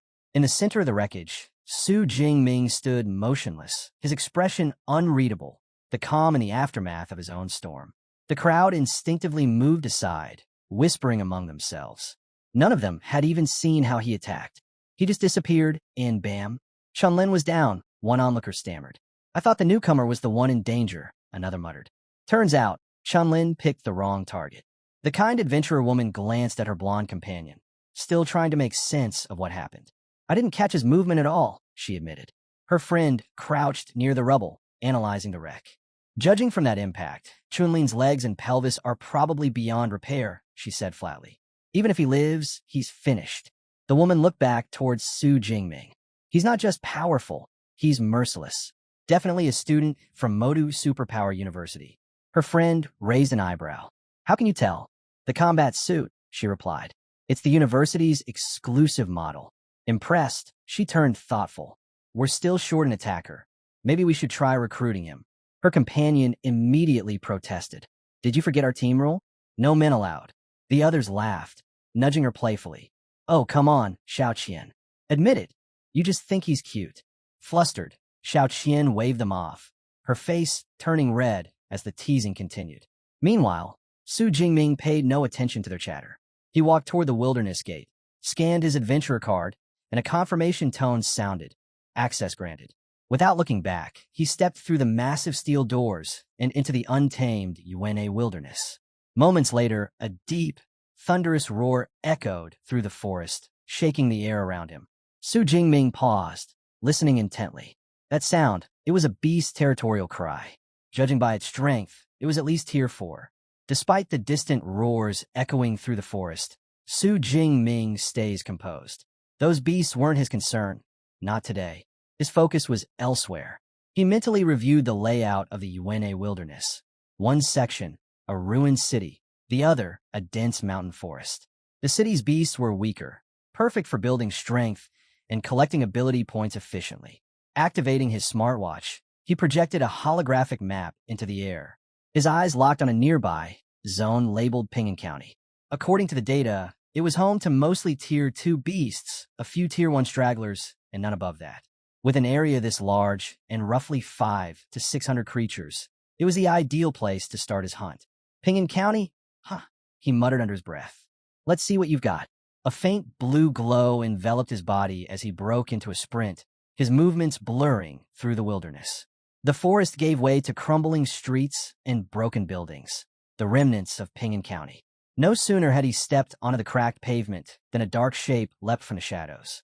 A wolf-like creature with glinting eyes and razor-sharp claws lunged straight at him. Su Jingming didn't even flinch. Tier 2 Shadow Cat, he identified calmly. Right on cue. He raised his hand to strike, but suddenly staggered, clutching his chest. A violent surge pulsed through him. Deep inside, the blood of the Thunder Tyrannosaurus stirred, flooding his mind with chaos and rage. The urge to destroy, to kill, clawed at his sanity. The harder he tried to suppress it, the stronger it grew. A twisted grin curved across his face. Fine, he hissed. Let's see how far this power goes. Purple lightning erupted from his body, crackling across the ruins. The shadow cat froze mid-leap, its instincts screaming in terror. The air itself trembled under the force of his unleashed bloodlust. 1 month later, a squad of 4 adventurers walked through the same deserted streets, their boots echoing in the eerie silence. Captain, one of them complained, glancing around nervously. Why is it so empty? We've been searching all day and haven't seen a single beast. The bald man with the red beard scowled. Don't ask me. A city this size should have hundreds of beasts crawling around. Even if they migrated, there's no way they'd all vanish like this. Before he could finish, a thunderous growl cut through the still air. A massive tiger-like creature with twin bone blades protruding from its forearms stepped into view, its eyes glinting with primal hunger. The team froze on the spot. The arm-blade tiger had found them first. Seeing the massive arm-blade tiger before them, the captain's eyes lit up with relief. Finally, a target, he barked. Everyone, take it down together. The team raised their weapons, ready to strike, but before they could take a single step, the sky split open. A colossal spear of pure purple lightning crashed down from above, slamming straight into the beast. The explosion was deafening. A surge of energy ripped through the street, hurling debris in every direction. When the smoke cleared, nothing remained of the tiger but a scorched crater. The adventurers stood frozen, their minds blank with shock. W, what was that? Some kind of new laser weapon, one whispered. The captain shook his head, his eyes narrowing. No, a laser moves faster than that. This was a lightning-type combat technique, and a powerful one. The realization hit him like ice water. Someone had claimed this territory. That blast was a warning, he said grimly. This whole area belongs to whoever used that attack. We're trespassing. He spun on his men. Move! Now! They stumbled into motion, hurrying to escape. Captain, that lightning spear, it was terrifying, one of them muttered. Another nodded, pale. Now I get it. That's why there are no beasts left. They've all been wiped out. Save your breath, the captain snapped. If that monster notices us, we'll end up the same way. High above the ruins, the monster they feared, Su Jingming, sat calmly on the edge of a half-collapsed high-rise. A soft chime sounded beside him as a system notification appeared. Tier 2 Arm Blade Tiger eliminated. Ability points plus 19. He exhaled slowly, satisfied. His control over the Thunder Spear technique had grown. Its range now exceeded a full kilometer. Pulling up his status interface, Su Jingming scanned through his month's progress. Over 8,000 ability points earned. From a high-tier level 1 user, he had risen to a high-tier level 2. His Thunder Indestructible body had broken through to the 3rd stage. Several A-rank techniques had advanced to the intermediate level, progress few could dream of achieving in such a short time. The city of Pingyang County lay silent beneath him, completely purged of life. His work here was done. It's time to head back, he murmured, deactivating the display. I'll rest at the supply base tonight, then move deeper tomorrow. The next morning, at the supply base, a group of adventurers stared in disbelief as Su Jingming approached the checkpoint. His massive backpack was overflowing, stuffed with materials, monster cores, and equipment to the point it looked ready to burst. One man blinked, baffled. Is it just me? Or does his pack look alive? Another snorted. Maybe he dragged back an entire beast corpse. A third laughed nervously. If that's true, I don't even want to know what kind of monster could fill a bag that big. They all watched as Su Jingming passed by silently, completely ignoring their chatter, his eyes already set on whatever awaited him next in the wilderness. Hidden from everyone's view, Su Jingming quietly thinks to himself that buying the reinforced version of his backpack was a wise move. Without it, there's no way it could have carried the more than 400 kilograms of beast materials he had gathered. He makes his way to the adventurer's hall and steps up to the receptionist's counter to sell his haul. The woman greets him politely, asking what kind of materials he'd like to sell, then gestures toward a large weighing scale. Su Jingming sets down his pack and opens it up, revealing a massive pile of pristine, high-grade beast parts. The receptionist freezes, wide-eyed, as he calmly tells her he's brought over 400 kilograms of Tier 2 beast materials and asks her to check their worth. Still in disbelief, she begins inspecting the materials: tiger tendons, razor-sharp claws, rhino horns, all perfectly preserved and of top quality.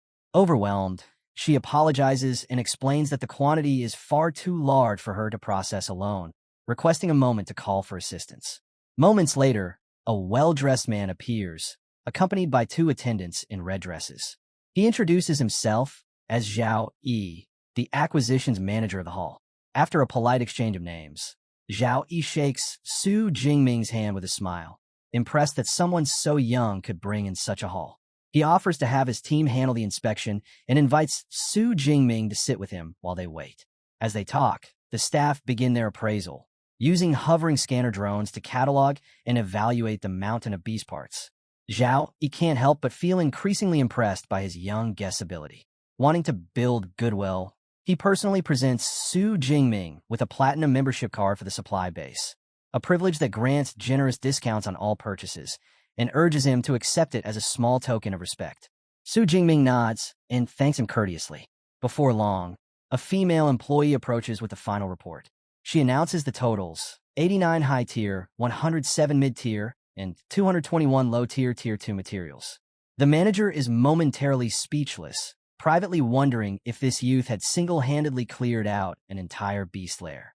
Composing himself, he turns back to Su Jingming with the valuation: just over 24.76 million. With a generous smile, he offers to round it up to 25 million. Su Jingming agrees without hesitation, accepting the deal with quiet satisfaction. A few moments later, Su Jingming's phone buzzes with a notification. He checks the screen and sees the deposit confirmation. His account balance now exceeds 29 million. A faint smile crosses his face. Overnight, he's gone from an ordinary adventurer to a wealthy man. As he gets ready to leave, manager Zhao Yi hands him a business card with a friendly smile, inviting him to join him for tea sometime. Su Jingming nods politely and accepts before heading out. Zhao Yi watches him walk away, quietly thinking that this young man's potential is limitless. Just as Su Jingming disappears from sight, Zhao Yi's phone rings. He picks up, and the voice on the other end is harsh and filled with fury. It's Zhao Chunlin. From a hospital bed, his body covered in bandages and seated in a wheelchair, the enraged merchant shouts that he's seen the person who attacked him return to the base. He demands Zhao Yi's help to get revenge. Maintaining his composure, Zhao Yi calmly asks if Zhao Chunlin is talking about the high-level first-tier adventurer. When Zhao Chunlin confirms, his tone grows even more vicious. He orders Zhao Yi to send out the Tiger Shark squad and make Su Jingming's life miserable. After a moment's silence, Zhao Yi agrees to lend him the elite unit, but with one clear condition. Once this is over, their cooperation ends for good. Gritting his teeth, Zhao Chunlin accepts the deal and swears that after he gets his revenge, he'll leave the city for good. When the call ends, Zhao Yi leans back in his chair, an uneasy feeling creeping in. He shakes it off, convincing himself that there's nothing to worry about. The Tiger Shark squad are seasoned Tier 2 elites. Handling one first-tier adventurer should be no problem. Meanwhile, out on the bustling streets of the supply base, Su Jingming suddenly sneezes loudly. Rubbing his nose, he mutters to himself, wondering if someone, somewhere, is bad-mouthing him. Manager Zhao Yi speaks excitedly into his phone, reporting to his superior about a remarkable newcomer, an ability user named Su Jingming. He explains that the haul of beast materials this young man brought in was worth more than what a dozen entire teams usually manage combined. On the other end of the line, the base's chief manager, Wang Chuang, pauses when he hears the name. Frowning, he quickly pulls up Su Jingming's file. As the details appear on his screen, his expression shifts from curiosity to shock. Moments later, he calls Zhao Yi back, his tone suddenly serious. He instructs him to alert him immediately the next time Su Jingming returns to the base. Zhao Yi agrees without hesitation, puzzled by his superior's reaction. After the call ends, he sits back and thinks that only someone with a powerful background could make Manager Wang react that way. He feels a quiet sense of relief that he had shown Su Jingming proper respect earlier.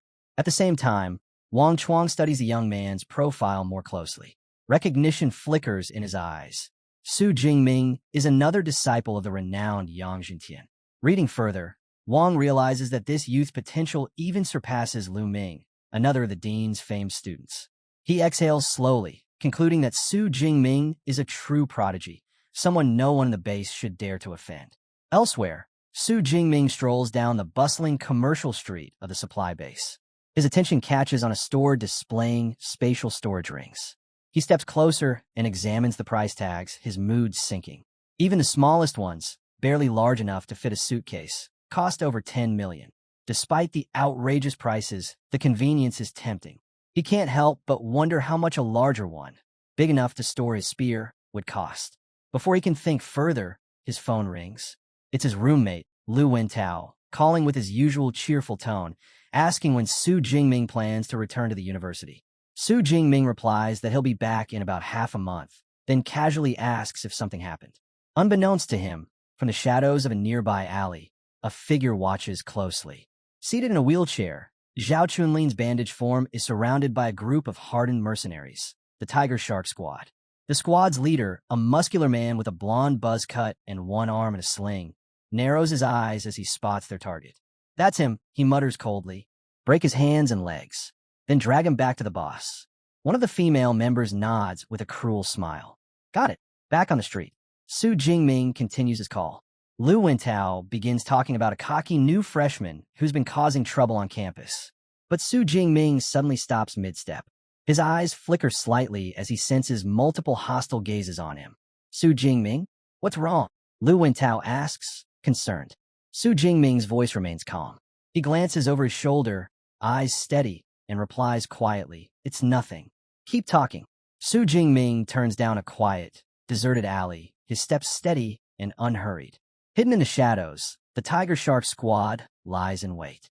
The squad leader raises a hand, signaling that their target has entered the kill zone. Target in position, he says coldly. He analyze his strength. A burly man beside him snorts. Captain, he's just an upper first rank. You're overthinking this. Ignoring the comment, the captain gestures for He to proceed. The woman closes her eyes, focusing as faint ripples of psychic energy spread through the air. But within seconds, her composure shatters. Her eyes snap open in disbelief. This can't be right, she stammers. The captain frowns. What's wrong? He trembles slightly. You need to see this for yourself. With a wave of her hand, she shares her psychic vision with the rest of the squad. In an instant, their surroundings fade into a world of glowing auras. Their own energies appear as dim, flickering lights. But Su Jingming's presence dominates the view like a massive vortex of deep violet power, swirling with terrifying force. The entire squad freezes. That level of energy, it isn't just higher than a first rank. It's stronger than an upper second rank, by far. The captain's face darkens as the truth sets in. Their intel was completely wrong. That bastard Zhao Chunlin sent us to die, he growls. His expression twists with rage. Abort the mission. We're leaving now. Without another word, the Tiger Shark squad scatters, vanishing from the alley in a blur. Back on the street, Su Jingming pauses mid-step as he senses the sudden disappearance of several energy signatures nearby. He glances around, puzzled by the abrupt retreat, then pieces it together quickly. The only person with a grudge against him here is Zhao Chunlin. He sighs lightly, shaking his head. So that's what this was, he mutters. Some people never learn. His tone is calm, almost indifferent. Next time, I'll make sure he does. Meanwhile, the Tiger Shark squad bursts back into the warehouse where Zhao Chunlin waits in his wheelchair. Before the merchant can speak, the squad leader storms forward and strikes him hard across the face. The blow sends him crashing out of his chair, blood spilling from his lip. What are you doing? Zhao Chunlin screams, clutching his cheek. The captain glares down at him, eyes burning with fury. You nearly got us all killed. Your intel was garbage. Zhao Chunlin blinks in confusion. Killed? What do you mean? The captain spits on the floor. That man you told us to cripple, he's not an upper first rank. He's a high-tier second rank, maybe even stronger. You set us up for a suicide run. The merchant's face drains of color. Impossible, he mutters. He was barely stronger than me a month ago. I don't care, the captain snaps. Your revenge isn't worth dying for. The Tiger Shark squad is done with this. Without another word, he turns and walks away, his team following in silence, leaving Zhao Chunlin sprawled on the cold floor, humiliated and trembling. Later, the squad leader arrives at the adventurer's hall and reports to manager Zhao Yi. Zhao Yi raises an eyebrow, surprised to see them back so quickly. The mission's been called off, the captain reports flatly. Zhao Chunlin's information was wrong. Completely wrong. Zhao Yi listens quietly, a faint chill running down his spine. He doesn't press for details, but he can already guess who they'd try to target. The target was supposed to be an upper second rank user, or so they thought. But as the report came in, the leader quickly corrected himself. The truth was worse. The scanner confirmed that the target's combat strength reached at least third rank, forcing them to retreat in panic. Manager Zhao Yi slammed his fist on the table, furious. How could Zhao Chunlin mess this up so badly, he snapped. But as the details sank in, an uneasy chill crept up his spine. Something didn't add up. He demanded the target's name. The squad leader hesitated, replying that Zhao Chunlin hadn't given a name, just a description. A tall, muscular man, around 1.90 meters, armed with a long spear. The moment those words left his mouth, Zhao Yi froze. His expression drained of color. The realization hit him like a thunderbolt. He knew exactly who they had targeted. The scene cut to another office, manager Wang Chuang's. With a furious roar, he slammed both hands on his desk, scattering documents and books across the floor. Zhao Yi bellowed. Who gave you the guts to ambush Su Jingming? Pale and trembling, Zhao Yi stammered. But he's just an upper second rank kid. Isn't this overkill? Wang Chuang glared at him as if looking at an idiot. A fool like you doesn't deserve your position, he growled. With a gesture, a hovering drone projected Su Jingming's personal records into the air. As the information scrolled before them, Zhao Yi's body went rigid. The file confirmed the terrifying truth. Su Jingming, age 18. Upper second rank. Top scholar of Jianghan province.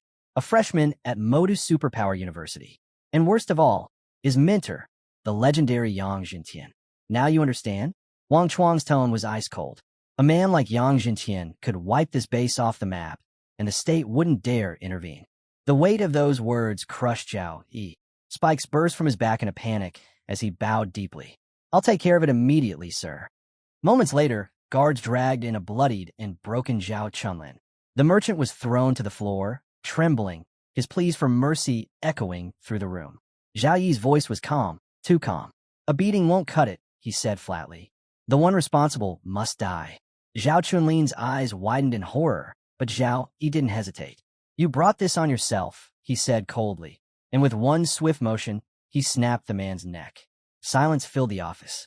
Wang Chuang stared down at the corpse, unimpressed. Do you really think that's enough to satisfy Su Jingming? He asked. His tone was low and dangerous. I've ignored your under-the-table dealings for years, Zhao Yi. But this, he leaned forward, eyes sharp as blades. This mistake is unforgivable. His voice dropped to a deadly whisper. Everyone involved, every last member of the Tiger Shark squad, must be punished. We'll make sure not a single rumor leaves this base. Zhao Yi stood frozen, horror etched across his face as the weight of his superior's words sank in. The scene shifted to the entrance of the Adventurers' Hall, where the atmosphere was tense and formal. The base's top officials stood in a neat line, their uniforms pressed and expressions serious. A large crowd had gathered, among them Shirao Qian and her team, whispering among themselves as they watched. At the front stood manager Wang Chuang, flanked by the heads of every department. The sight alone made the onlookers murmur. Such a lineup only appeared for the most important guests. Then, one of Shirao Qian's teammates nudged her and pointed. Hey, isn't that the guy from Modus Superpower University? All eyes turned toward the entrance. Su Jingming had just returned from running errands, staring in confusion at the assembled management. He clearly had no idea what was going on, or why the base's top brass were waiting for him. A man at the very front stepped forward with a warm smile. Welcome, Student Shu, he said respectfully. I'm Wang Lin, the chief manager of this base. The crowd gasped. Even Shirao Qian and her teammates were speechless. The base's highest authority personally greeting a student? There was clearly far more to Su Jingming than any of them had imagined. Manager Wang Luan's tone was steady and formal. We owe you an apology, he began. For the incident earlier, Zhao Chunlin has already been punished. Every accomplice has been arrested and will spend the rest of their lives in prison. He gave a short nod to his attendants. To show our sincerity, the base has also prepared reparations. Su Jingming's eyes narrowed slightly, but he said nothing. Wang Luan continued, his words precise and respectful. We handle matters swiftly and cleanly. Please, accept this as a token of our apology. An attendant stepped forward, holding a sleek black box. Inside was a gleaming card. The black gold membership card, Wang Luan explained. It grants you free lodging anywhere within base jurisdiction and at least a 20% discount on all purchases. Before Su Jingming could even respond, a second attendant appeared, carrying a smaller case. When it opened, a faint shimmer of spatial energy spilled out, a 1 cubic meter space ring. Even Su Jingming couldn't hide his surprise this time. The value of such a gift was staggering. He looked down at the ring, then back at the chief manager, realizing just how seriously the base was taking this apology. Su Jingming turned the space ring over in his hand, examining it closely. The craftsmanship was flawless, and the energy within it pulsed faintly. He gave a small nod. Something like this would go for at least 50 million on the market, he said calmly, recognizing its immense worth. Accepting the gift, he looked up at manager Wang Chuang. I appreciate your sincerity, manager. Wang Chuang smiled approvingly. As expected from a student of Master Yang Jintian, he said. That confidence suits you. Your senior, Lu Ming, also trained here before. You two share the same fearless spirit. Before Su Jingming could leave, Wang Chuang added with a polite but meaningful tone, if you ever encounter trouble within the city, don't hesitate to contact me. My influence here carries some weight. Su Jingming understood perfectly. All this respect, all this caution, it wasn't because of him, but because of the man behind him. His master's name alone could shake entire institutions. Later, in a lavish room that came with his new black gold membership, Su Jingming finally allowed himself to relax. After a month of non-stop training, the quiet luxury felt like a rare luxury. He took out the space ring again, deciding it was time to bind it. The process required him to leave a spiritual imprint within the artifact, channeling his spiritual power, far stronger than most at his level. He completed the binding effortlessly. With a thought, he tested its functions. Items flowed in and out smoothly, disappearing and reappearing at will.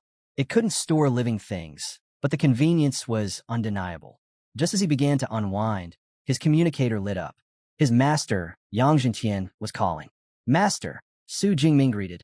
"I just returned from the wilderness. There's something important I need to tell you." The moment Yang Jintian heard that mercenaries had targeted his disciple, his voice erupted with fury. "They dared send assassins after you?" he roared. "A mere space ring as compensation? That base should count itself lucky you weren't harmed, or I'd have turned it to dust." Su Jingming waited patiently as his master's anger burned out. After a pause, Yang Jintian's tone shifted. "Tell me, why did the mercenaries retreat?" "They must have realized my strength wasn't what they expected," Su Jingming explained. "They probably mistook me for a top-tier second-rank user and decided not to push their luck." For a moment, silence filled the line. Then came a shocked outburst. "Already that strong? In just 1 month?" Yang Jintian's disbelief quickly melted into a booming laugh. "Excellent. You surpassed even my pace back in the day," he said proudly. "When are you coming back? We'll celebrate your progress properly." Su Jingming smiled faintly. "I'll return before the new semester starts. I still plan to explore a few of the more dangerous regions before then." "Be careful out there," his master warned. "I will," Su Jingming replied. The call ended, leaving the room quiet once again. Su Jingming set the communicator aside, his eyes glinting with determination. The road ahead was still long, but he was ready for it. After the call ends, Yang Jintian is still glowing with excitement. Uncle Fu, his loyal butler, can't help but comment, "It's been ages since I've seen you this happy."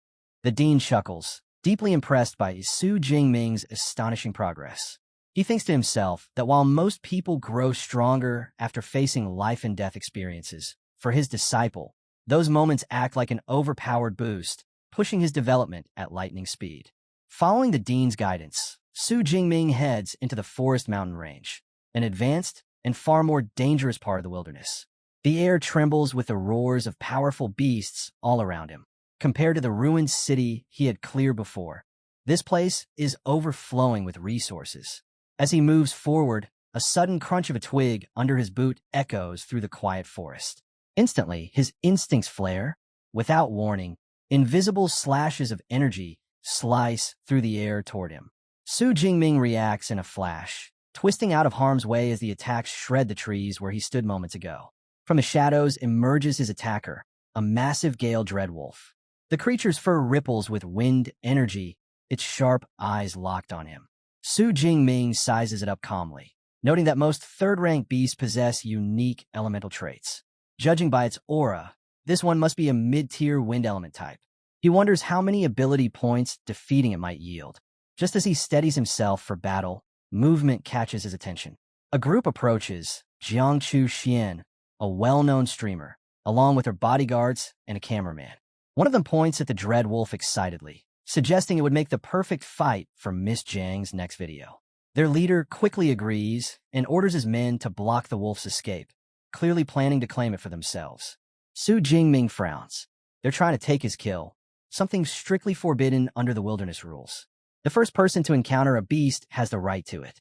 Before he can react, Jiang Chu Xian speaks up. She disapproves, saying she doesn't like stealing someone else's prey just for entertainment.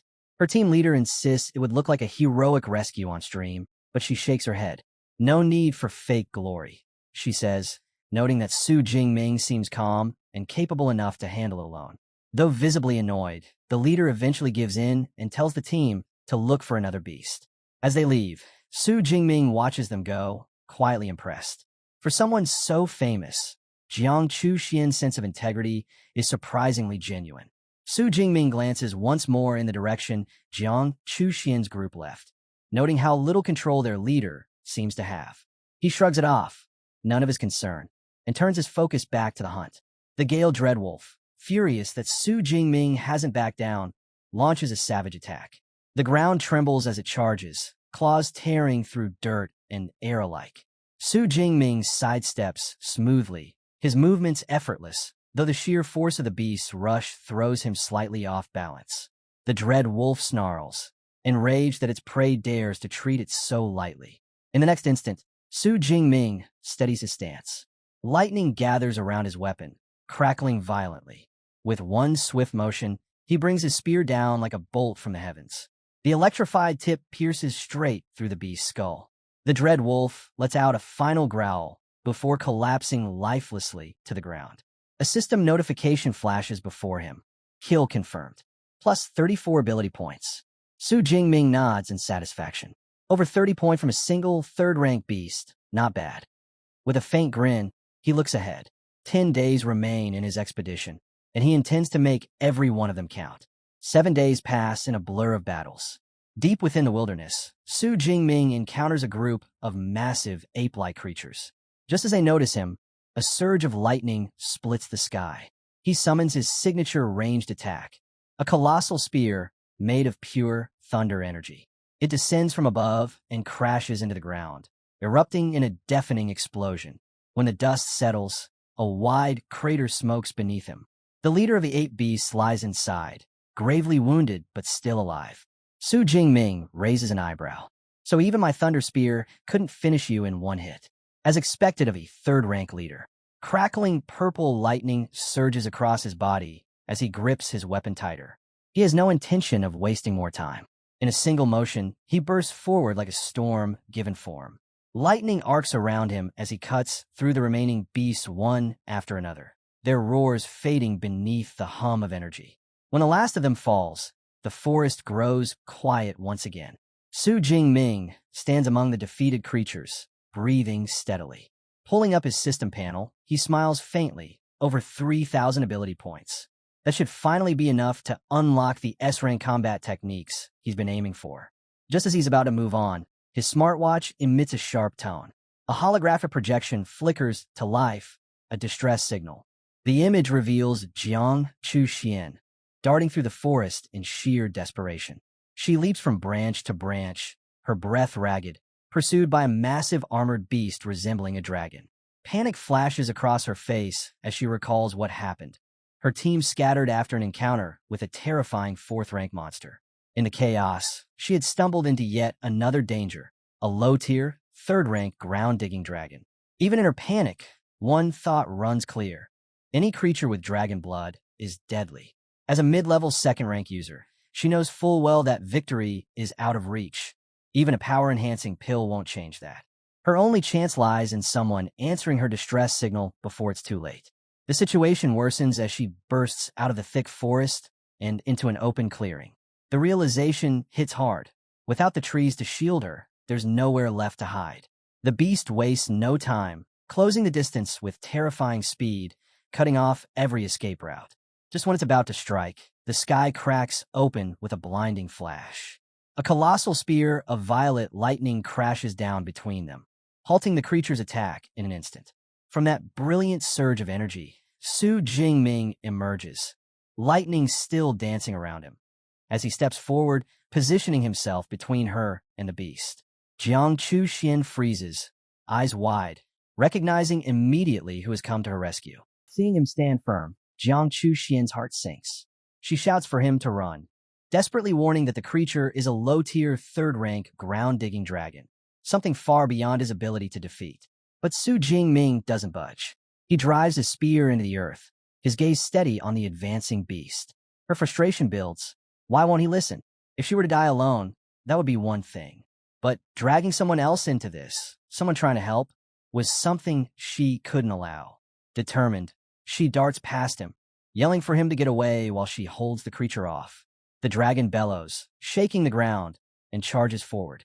Jiang Chuxian braces herself to fight. But before she can move, an overwhelming surge of power erupts behind her. A colossal spear of pure lightning materializes above Su Jingming's hand. In an instant, he hurls it past her, the air splitting with a deafening crack. The weapon tears through the sky and slams straight into the charging beast's head. A violent explosion of purple lightning and blood follows, and when the flash fades, the dragon lies motionless, its skull obliterated. Jiang Chuxian drops to her knees, speechless. The creature that had driven her to despair was gone, destroyed in a single strike. She can barely form words as she stares at Su Jingming, realizing with disbelief that the thunderous sonic boom she heard earlier must have come from him. How could someone classified as only an upper-tier second-rank user wield such devastating strength? A faint chime sounds, his system notification confirming the kill. 36 ability points gained. Su Jingming allows himself a small, knowing smile. As expected of something with dragon in its name, he muses silently, more generous than the usual prey. Once the dust settles, Su Jingming walks over to Jiang Chuxian, who's still trembling slightly. He asks if she's all right. She manages a weak smile, saying she's fine, just a little unsteady, and thanks him for saving her. He waves it off humbly, replying that anyone in his place would have done the same, then offers her a hand up. Once standing, she looks at him seriously and says she owes him her life. Anything he wants, she'll grant it. Su Jingming chuckles and says he's not looking for repayment, but if she could sign a photo for his roommate, that'd be more than enough. Caught off guard, she blinks, then laughs softly. She doesn't have one with her, but promises to bring it to him once they return to the supply base. Her gaze then shifts to the weapon in his hand. Recognition sparks immediately. That spear, is it the Dark Cloud Gale spear? She asks. You're from Modi University, aren't you? Su Jingming nods slightly. Yeah, he says. My master gave it to me. Jiang Chuxian points out that the weapon he's holding, the Dark Cloud Gale spear, is renowned across the academies. Its sheer weight makes it nearly impossible to use unless one possesses incredible strength. Introducing herself, she says she's a second-year student from the elementary academy. Hearing that, Su Jingming greets her respectfully as a senior. She blinks in mild surprise. The name Su Jingming doesn't ring any bells. For someone that powerful, it's strange she's never heard of him. He must be one of those quiet, low-profile upperclassmen who avoid attention. Su Jingming quickly catches on to her assumption. Since few students ever reach his level of power before their third year, it makes sense she'd think he's older. Deciding it's not worth correcting, he just smiles and lets it be. Still in awe, Jiang Chuxian can't help but bring it up again. How he managed to destroy a high-tier third-rank beast with a single blow. Just as Su Jingming prepares to take his leave, she calls out to him. Her cheeks flush slightly as she hesitates, then asks if she can travel with him for a while. She explains that she was separated from her guards and can't survive alone out here. Su Jingming considers it, then nods. All right, he says. I'll take you as far as the ruined city. You should be safe there. Her relief is instant, and she thanks him warmly.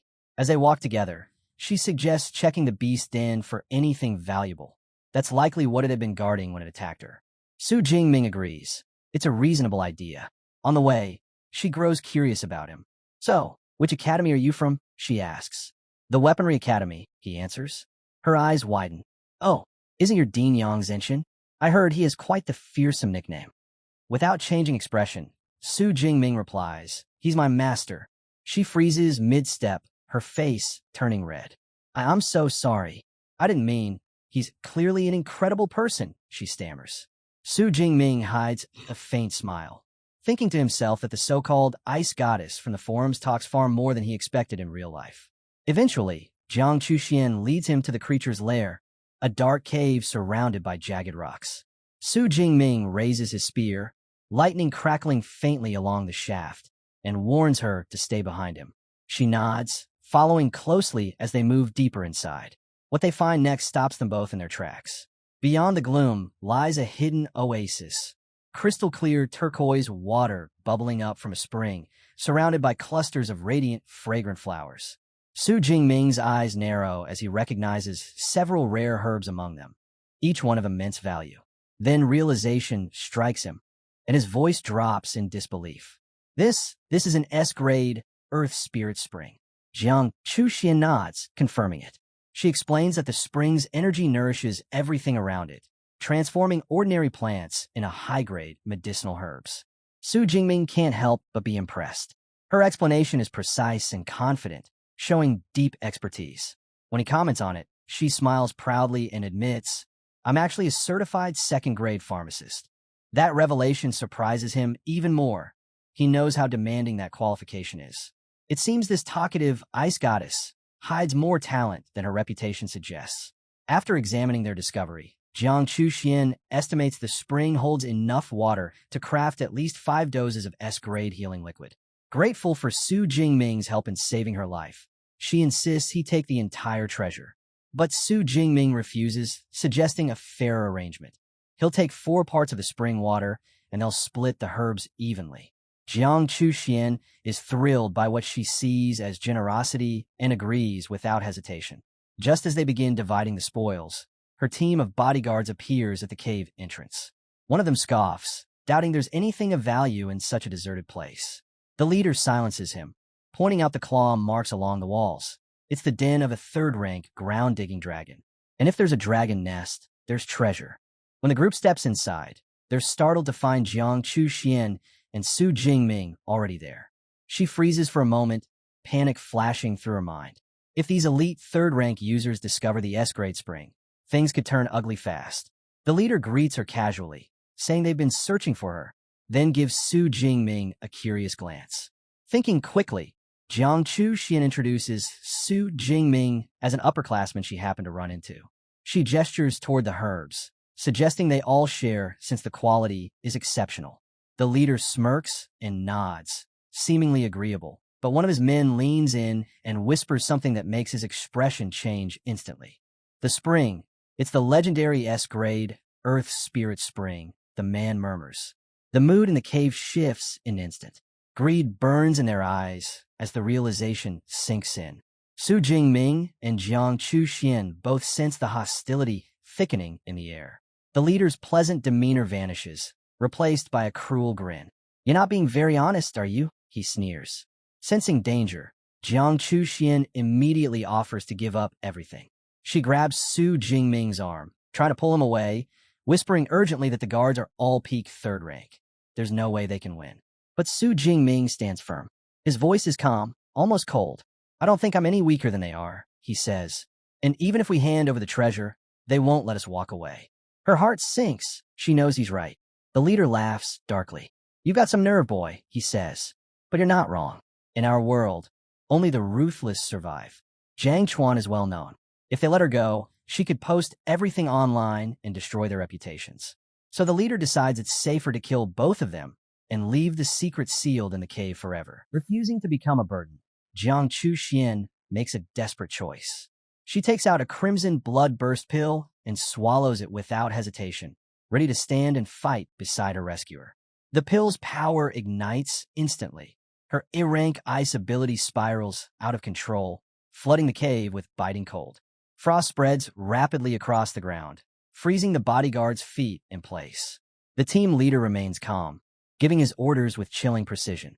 He commands one man, Zhou Chong, to take down Su Jingming, mockingly calling him her lover. The rest are told to guard the exit and let no one escape. Then, turning toward Jiang Chuxian, his body begins to shift and expand. His C-rank beast ability activates, morphing him into a towering, saber-toothed tiger. With a savage grin, he growls, "Your life ends here."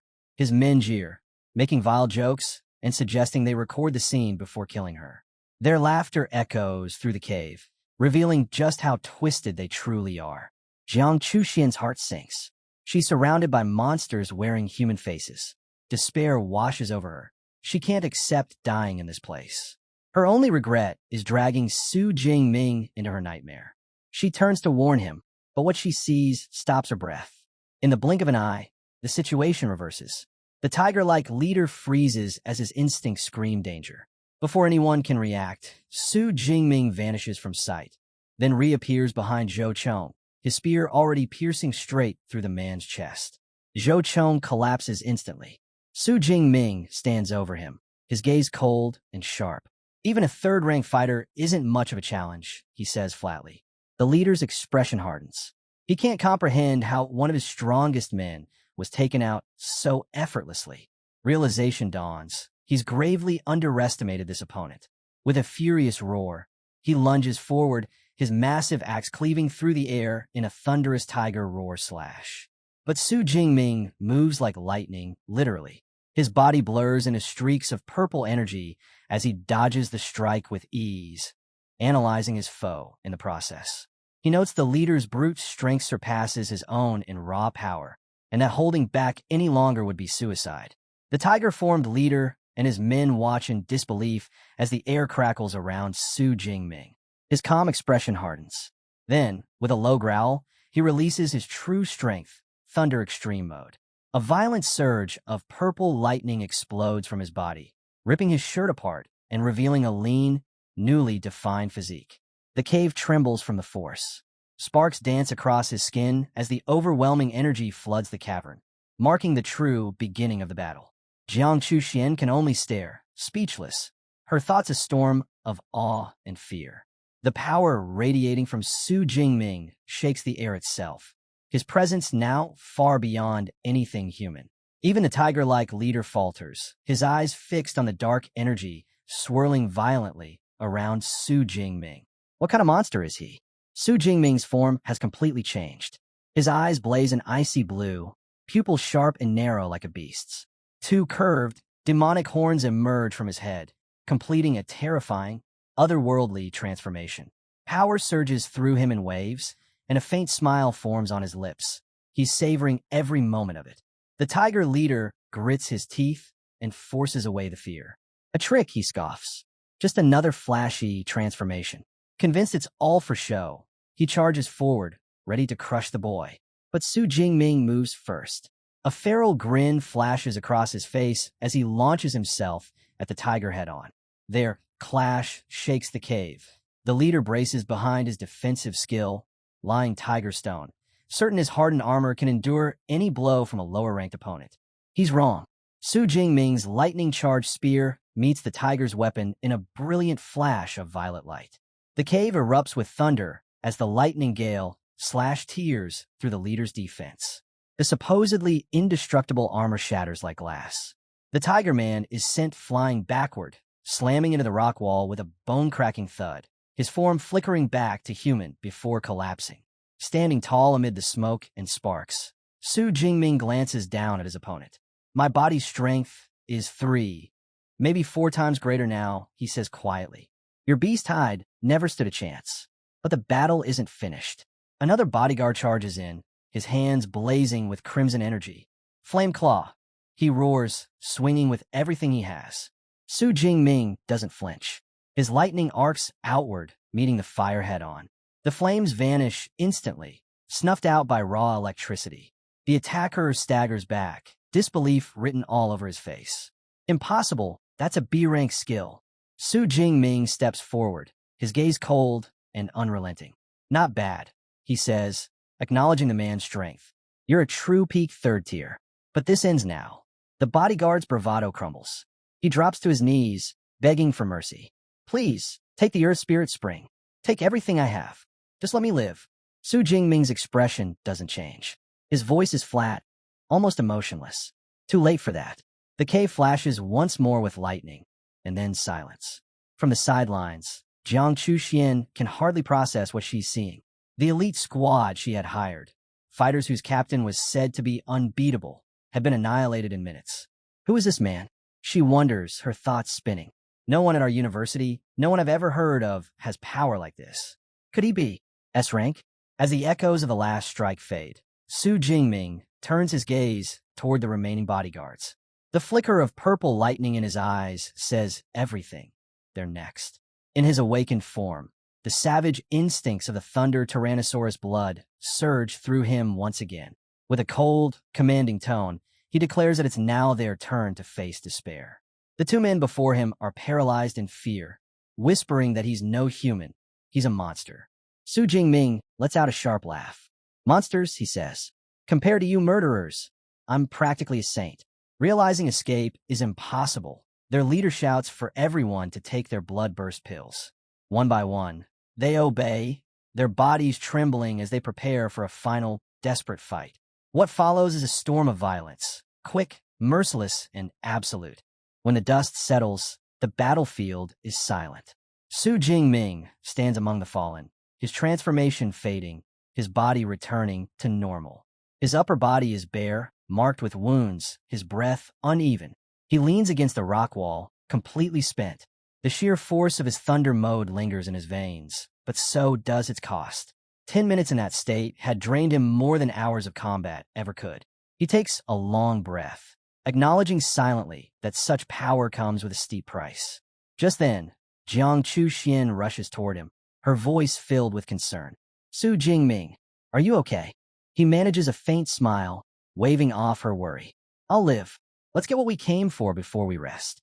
By the edge of a crystal-clear spring, Jiang Chuxian looks down and sighs in relief. Thankfully, the battle didn't ruin it. The water's still pure.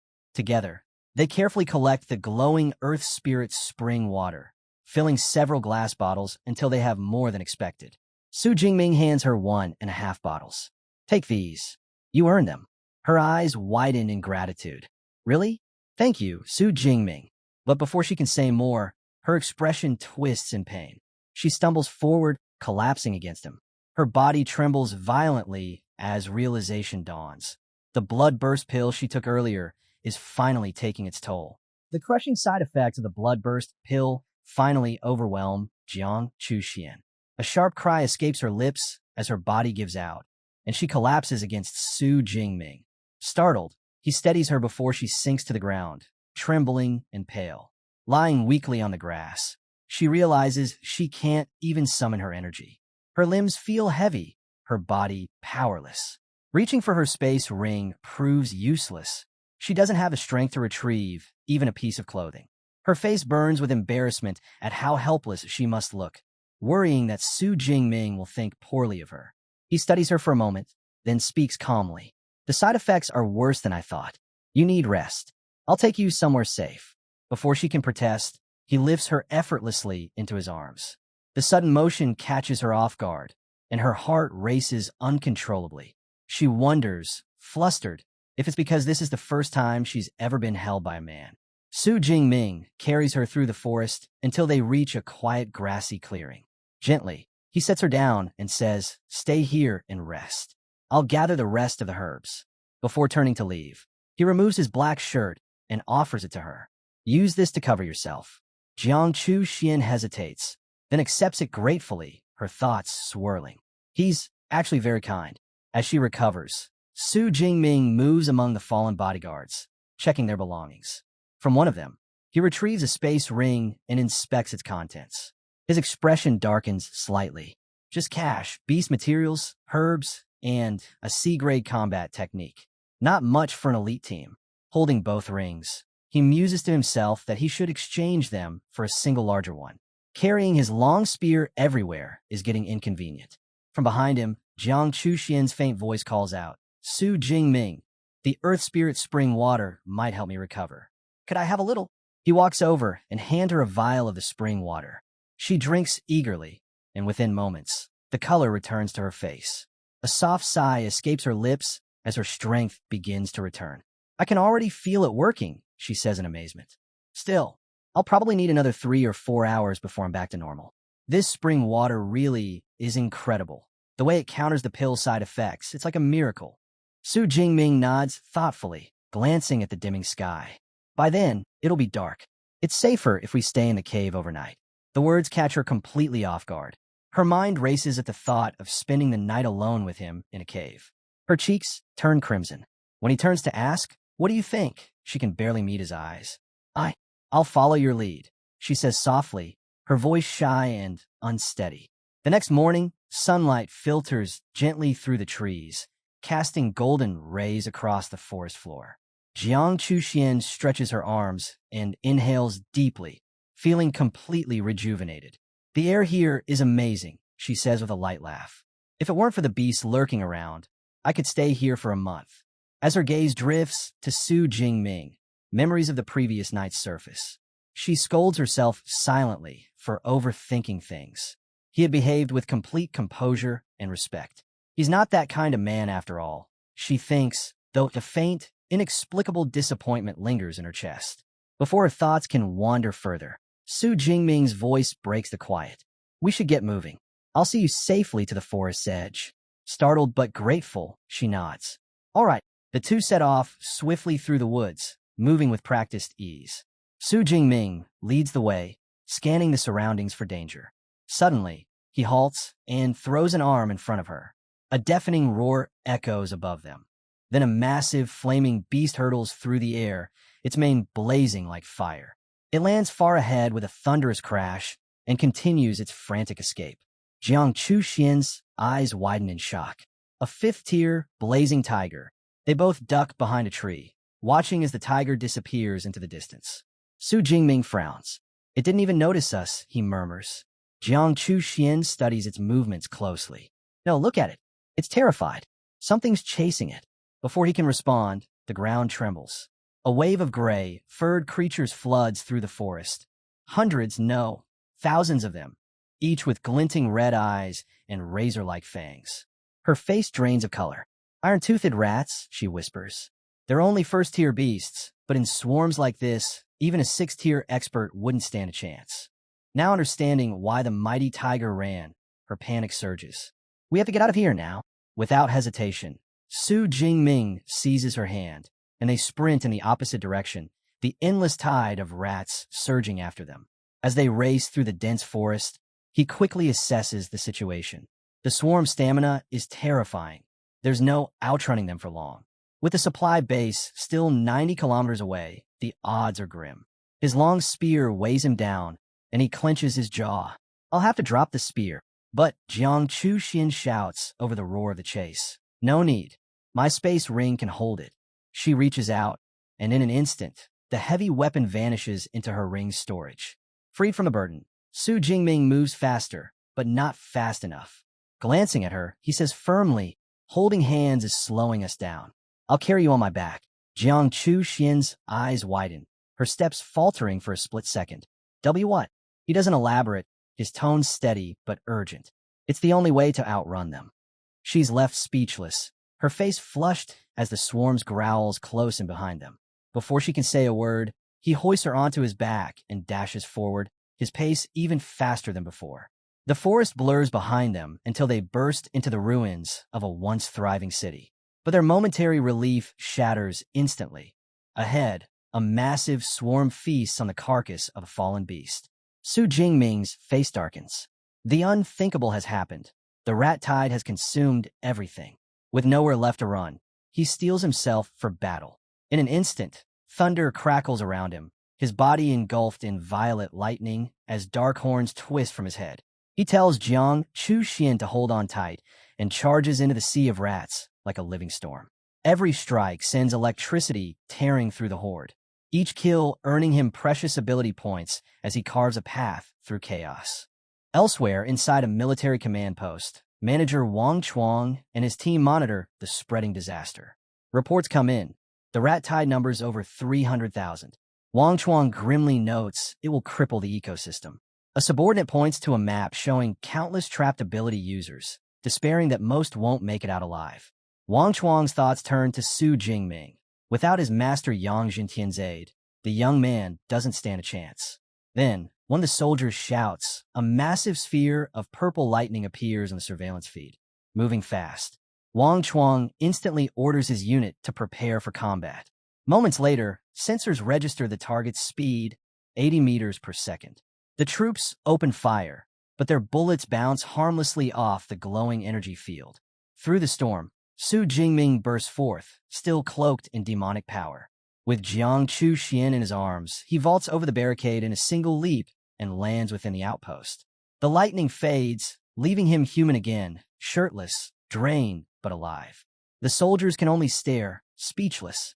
One mutters that he thought the energy signature belonged to a thunder beast, not a man. Another whispers about the sheer pressure of his aura. A third, squinting, swears the girl looks oddly familiar. Breathing heavily, Su Jingming reassures Jiang Chuxian. They've made it to the supply base, and they're safe. She clings to his arm, murmuring her thanks in relief. Just then, Manager Wang Chuang hurries over, recognizing him immediately. Su Jingming, he calls out, both shocked and impressed. He asks how he can assist after such an escape. Su Jingming, weary from the 40-minute sprint through the mountains, simply requests a room to rest. Inside, Wang Chuang is reeling. The young man's survival defies every expectation. Wang Chuang silently calculates the distance, over 90 kilometers from the mountains to the base. Even a fourth-tier ability user would struggle to survive that far against such a massive horde. The feat leaves him stunned. Still, He quickly offers to prepare a room for Su Jingming to rest. Before he can act, Jiang Chuan steps forward, insisting she'll take care of him personally. As she helps the exhausted Su Jingming toward the quarters, whispers ripple through the soldiers nearby. Some recognize her instantly, the famed goddess Jiang. Envy fills their voices as they mutter about how lucky the young man must be. A few joke bitterly, saying their goddess has been stolen before their very eyes. 2 days and nights pass. Su Jingming finally stirs awake, lying in a soft, clean bed. Sunlight filters in through the curtains, and by his side sits Jiang Chu Xian, smiling brightly. She greets him warmly, relieved to see him awake, and tells him he's been asleep for quite some time. She adds that she was just about to give him some Earth Spirit Spring to speed up his recovery. Still groggy, Su Jingming is startled by how long he's been out. He asks about the situation outside. Jiang Chuxian replies that the rat tide hasn't retreated yet. The area remains under full lockdown. She explains that once it finally passes, there will be few, if any, beasts left in the wilderness. Realizing there's nothing more for him to do here, Su Jingming decides it's time to return to the university, especially with the new semester approaching. Hearing this, Jiang Chuxian immediately says she's heading back as well and suggests they travel together. Su Jingming agrees without hesitation. As they finalize their plans, Jiang Chuxian suddenly remembers something. Reaching into her belongings, she retrieves an envelope and hands it to him with a teasing smile. Inside lies the autographed picture she promised. When Su Jingming unfolds it, his eyes widen. Instead of a typical photo, it's her posing boldly in revealing lingerie, far more daring than anything he'd imagined. Caught off guard by the provocative photo, Su Jingming's face instantly flushes red. Stammering, he quickly explains that he only asked for the picture on behalf of a friend, not for himself, and gently suggests that this one might be a bit too much. He asks if she might have a more normal photo instead. Jiang Chu Xian freezes for a moment, her eyes widening as realization hits. She had completely misunderstood his request. Internally, she curses herself for jumping to conclusions, feeling her cheeks burn. Trying to recover, she awkwardly offers to replace the photo and shyly asks for the other one back. But before she can reach for it, Su Jingming glances down at the picture again, hesitating. Then, almost under his breath, he asks if he could maybe keep it for himself. His words catch her completely off guard. For a second, she just stares at him. Then a delighted smile slowly spreads across her face. Of course, she says softly. Desperate to change the subject, Su Jingming clears his throat and says he should probably arrange a train ticket, since he's been asleep for 2 whole days. Jiang Chuxian waves off the idea with a grin, explaining that she brought her own car and can give him a ride back instead. Later, the two of them speed down the highway in a sleek yellow convertible. The car's engine hums smoothly as the wind rushes past. Su Jingming looks around, impressed, commenting that only a famous influencer like her could own such a limited edition model. He admits it's his first time riding in a self-driving car. Jiang Chu Xian laughs lightly, saying it's actually very easy to control. Before long, they roll back into the campus of Modus Superpower University. Both have changed into casual outfits, and Su Jingming now carries his spear slung casually over his shoulder. Their entrance draws plenty of attention. Students whisper among themselves, admiring Su Jingming's striking looks, though some can't help but sigh at the sight of the gorgeous woman beside him, assuming she must be his girlfriend. As they stroll across the familiar grounds, Su Jingming quietly reflects on how far he's come in the short month and a half since he left. Jiang Chuxian asks where his dorm is, and he replies that he's in District 3. She smiles, saying she lives in District 2, so they'll part ways there. Before leaving, she turns to him and says warmly, "If you ever need anything, don't hesitate to ask." Su Jingming nods, grateful. Just as he's about to say goodbye, Jiang Chuxian suddenly steps forward. Without warning, she leans in and presses a quick kiss to his cheek. Su Jingming freezes, completely taken aback. With a playful smile, she says it's a small thank you for saving her life, then waves and walks away. Standing there, Su Jingming touches his cheek, still stunned, as the realization sinks in. He was just kissed out of nowhere. Later that evening, in her lavish dorm room, Jiang Chuxian lounges on her bed, lost in thought. Someone as capable as Su Jingming couldn't possibly be an unknown name. There had to be more to him. Determined to find out, she flips open her laptop and starts digging for information. While scrolling, she mutters to herself about how the whole campus has been buzzing lately about the new freshman. Before long, she stumbles upon Su Jingming's student file and freezes. Her eyes widen as she reads every detail carefully. He's a freshman and already an upper-tier, second-rank user? Realizing she's been calling him senior all this time, she lets out an exasperated sigh. That guy's a total fraud, she huffs before smirking to herself. Fine then. Next time we meet, I'll make sure my junior brother gets what's coming.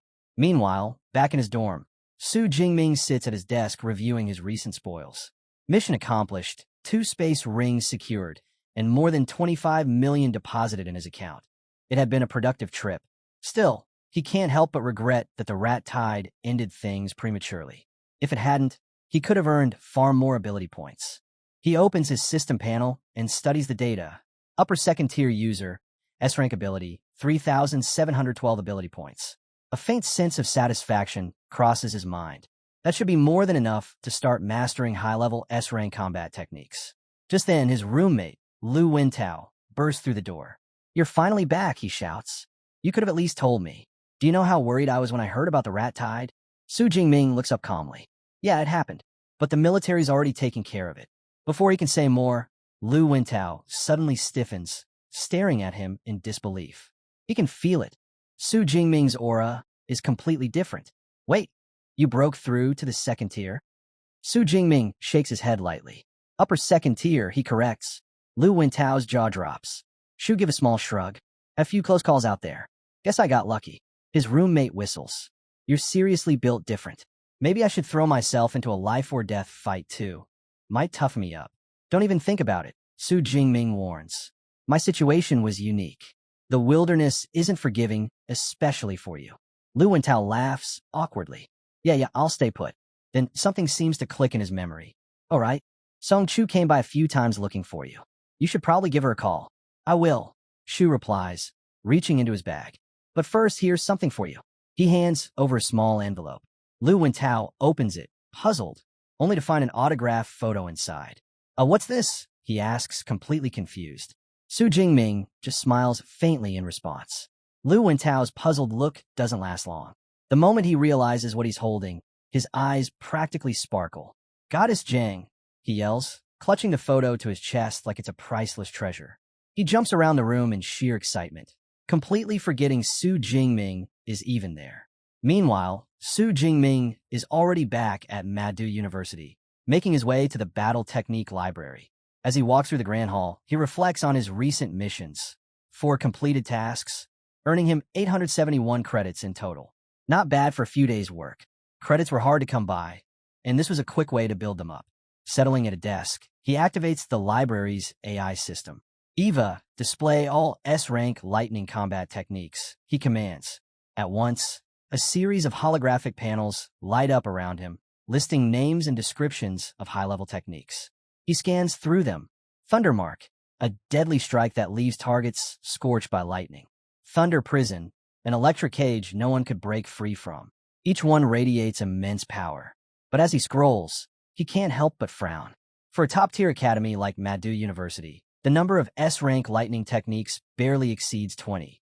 Still, these were the foundation for any future growth. He needed to choose wisely. After careful thought, 2 skills catch his eye. Heavenly Thunder Art, a wide-range ability that calls down natural lightning from the sky, and Thunder Armor, a defensive shield formed entirely of electricity. A perfect combination, offense and defense in balance. He leans back slightly, a confident smirk forming on his face. For most students, mastering even one of these would take months of effort and countless resources. But Su Jingming isn't most students. With his cheat-like system, he doesn't need to pick just one. He can have both.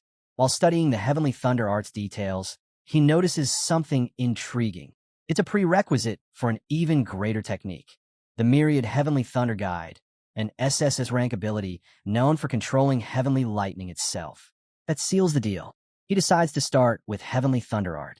He opens the manual and begins reading. The deeper he goes, the more he realizes how complex it is. The formulae and lightning diagrams are far more intricate than even his Thunder Indestructible Body technique. His focus sharpens, sweat beginning to form as he deciphers each passage. It feels harder than the advanced research papers he used to study in his past life's doctoral program. 6 grueling hours later, Su Jingming finally leans back, utterly spent. He's gained only a surface-level understanding, but it's enough. He lets out a quiet sigh and closes the manual. That's enough reading, he mutters. Time for Deep Blue to handle the rest. He clenches his fist and calls out firmly, Deep Blue. Invest ability points to master Heavenly Thunder Art. In an instant, the air around him crackles. Bolts of purple lightning erupt from his body, filling the library with blinding flashes. The system floods his mind with knowledge, every nerve igniting with raw energy. When it finally ends, the lightning fades, leaving him breathing heavily in the silence. The transfer is complete, but when he checks his system panel, his jaw tightens. One skill at the most basic level has cost him 1,600 ability points. All that effort, he mutters, shaking his head. And it's barely enough for 2 skills.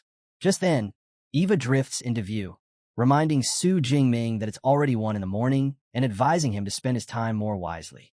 It also warns him not to use his abilities inside the library. Embarrassed, Su Jingming nods in agreement. Seeing how late it's gotten, he decides there's no point in starting the next demanding technique tonight and chooses to return another day. Meanwhile, over at Madu University, a young man jogs past a girl running under the moonlight. The girl is Song Chu. As she runs, her mind drifts to her recent training. For more than a month, she's been pushing herself with relentless late-night practice, something she never expected she'd have the resolve to maintain. Her goal is clear. When Su Jingming comes back, she intends to challenge him head-on and prove she's the real top freshman. Her thoughts are cut short when she spots something unusual in the sky. A giant bird gliding against the full moon. Its red eyes gleam as it circles above. She instantly recognizes it as a white-ringed black feather eagle, a dangerous predator known for its speed and stealth within city environments. Judging its aura, she estimates it to be around the 3rd tier, a level far beyond what most students could handle alone. Before she can plan her next move, a sharp crack echoes overhead. She halts, frowning. There are no clouds, yet thunder rumbles through the air. Then, out of nowhere, a massive sphere of violet lightning bursts across the night sky. It slams into the eagle, disintegrating it instantly in a burst of feathers and blood. Stunned, Song Chu stares at the fading light, trying to process what she'd just witnessed. The sheer force behind that attack was immense, far beyond anything a normal student could unleash. Considering the direction, she realizes the strike originated from within the campus. It must have been a senior student, or perhaps even a university mentor. But the truth lies elsewhere. Deep in a secluded grove, Su Jingming stands alone, surrounded by the last flickers of purple electricity dancing in the air. Lightning coils around him as he observes the aftermath of his power. A faint, confident smile crosses his face. That single strike had been just a test, yet it revealed enough. The strength of his new S-rank combat art, the Heavenly Thunder technique, was nothing short of overwhelming.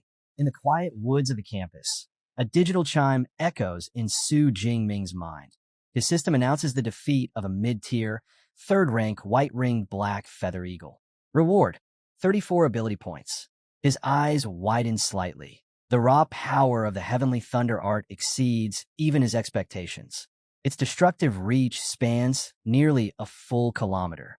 Satisfied, he turns to leave, unaware that hidden among the trees, a mysterious young man watches him closely, intrigued by the freshman who just displayed such overwhelming strength. The next morning, as dawn breaks over Madu University, Su Jingming gets ready to head out. His roommate, Lu Wentao, groggily looks up from his bed and asks where he's going so early. Su Jingming replies that he's returning to the Battle Technique Library. He wants to prepare thoroughly for the upcoming freshman competition. Wentao watches him go, shaking his head in disbelief. To him, it's almost inhuman to train so hard right after returning from the wilderness. Feeling motivated, he decides to start his own training session after breakfast. As Su Jingming walks across campus, a familiar voice calls out behind him. It's Song Chu. She runs up, visibly relieved to see him back safe from his mission. Wasting no time, she reminds him of his promise to spar.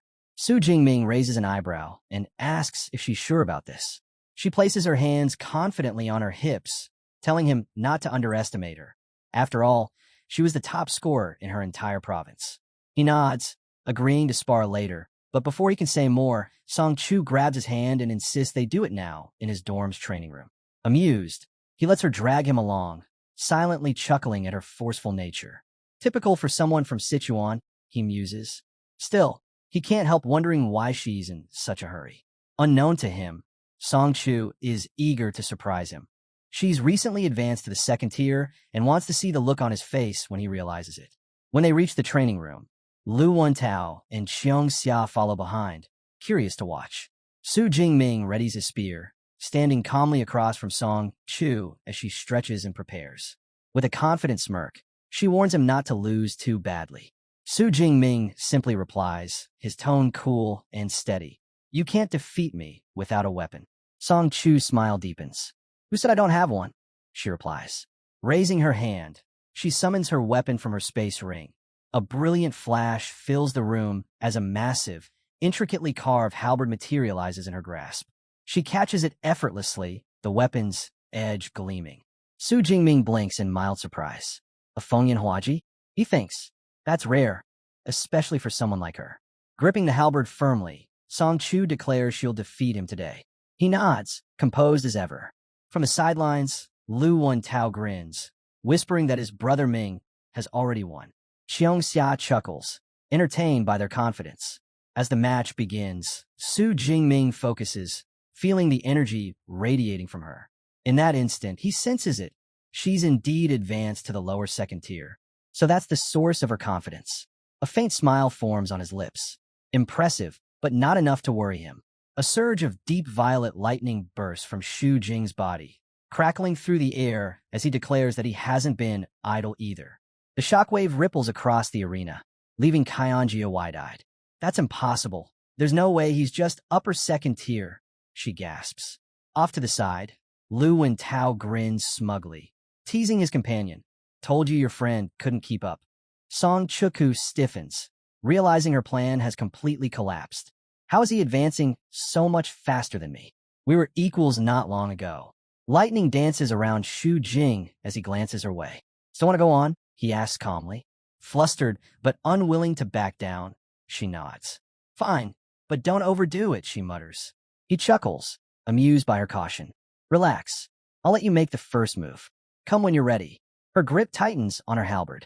You'll regret that, she shouts, activating her A-rank skill, Light of Dawn. A dazzling brilliance engulfs the field, radiating pure energy. Xu Jing squints at the glow, recognizing it as a natural type ability akin to his lightning. Interesting. Let's see how strong it is. Song Chuku charges forward, her halberd blazing with fiery light. He notes with interest, a weapon-enhancing skill?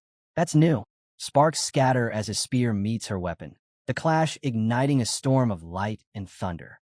With one smooth motion, he parries her strike, his overwhelming strength breaking through her offense.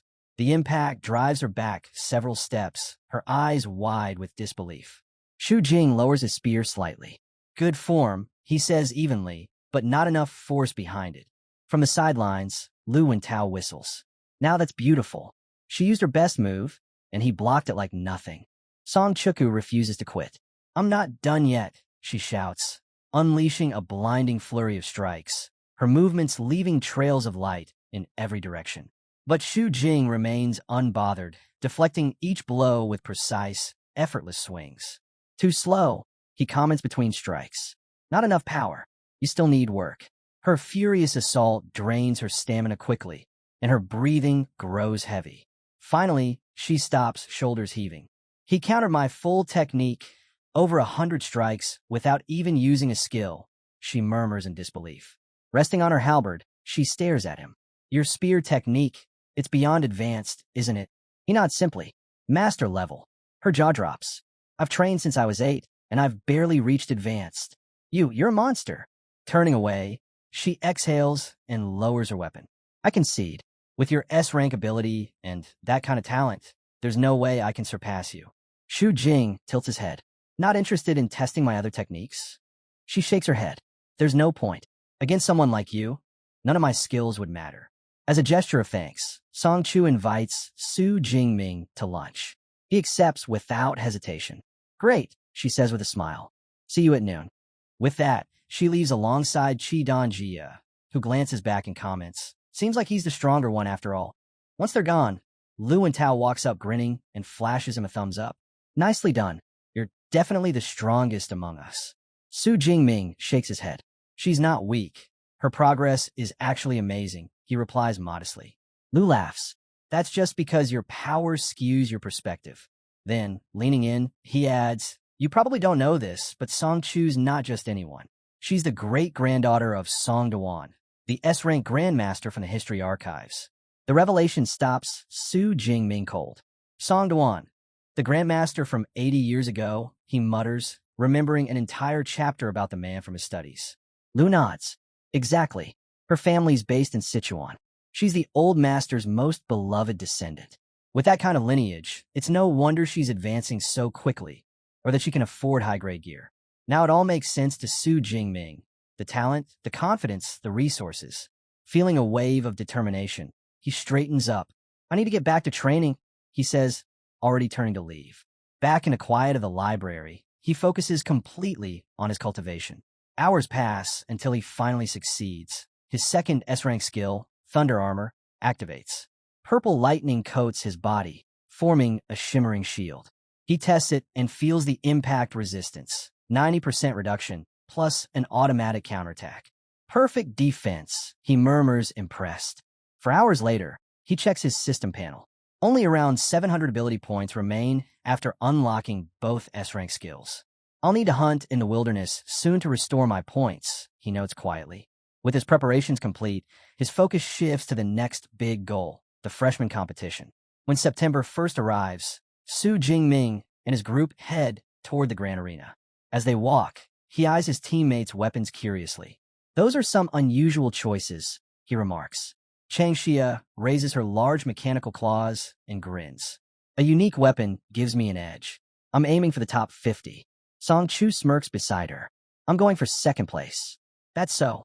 Su Jingming asks, intrigued. Giving up on challenging me, then? She nods, smiling faintly. You're too far ahead.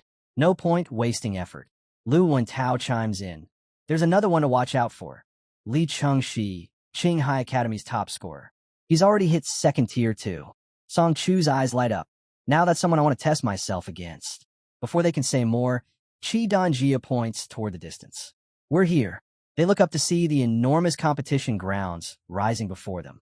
In the stands, Zhang Chuchuan sits with Tong Chi.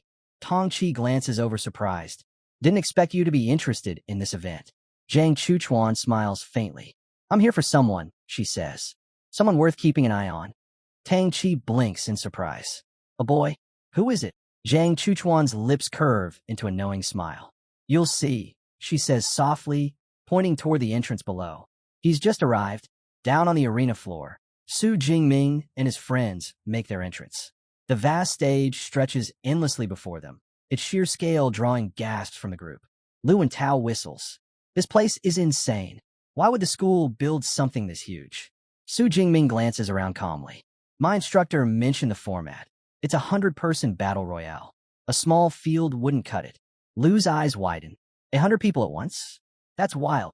But while the others take in the sight with awe, Su Jingming's reaction is different. The corners of his mouth lift into a sharp, eager grin. His gaze sweeps across the massive battlefield, lightning faintly crackling in his eyes. A large-scale battle. He murmurs, voice low with anticipation. Now, this is going to be interesting. As the freshmen gather across the arena floor, Lu Wen can't help but lift his head, his eyes widening as he takes in the packed spectator stands. He points upward in disbelief, whispering about the number of big shots who have shown up today. The presidents of the two strongest clubs on campus are both here, the Ashflame Society and the Starfall Society, names that carry real weight even among ability users. Lu Wen clicks his tongue and says that with figures like that present, there's only one explanation. They didn't come for the ceremony. They came for Su Jingming. The words catch Su Jingming off guard. He blinks and asks if superpower universities even have clubs to begin with. Lu Wen nods without hesitation and explains that these aren't like ordinary campus clubs. They're combat teams formed by elite ability users. Their members head into the wilderness to hunt beasts, receive high-level training resources every single month, and for the most outstanding ones, There's even a direct path into powerful guilds after graduation. Then Lu Wenna lowers his voice and adds something more troubling. Su Jingming Sr., Lu Ming, is the vice president of the Ash Flame Society. By all logic, he should be sitting in those stands today. Yet his seat is empty. Su Jingming's expression darkens. He looks down, lost in thought. Since returning, he hasn't been able to reach his senior, or even his master. All he knows is that they went to the southwest. The silence on the other end of the line has been gnawing at him ever since, and no matter how he tries to stay calm, a quiet worry settles in his chest. He can only hope they're safe.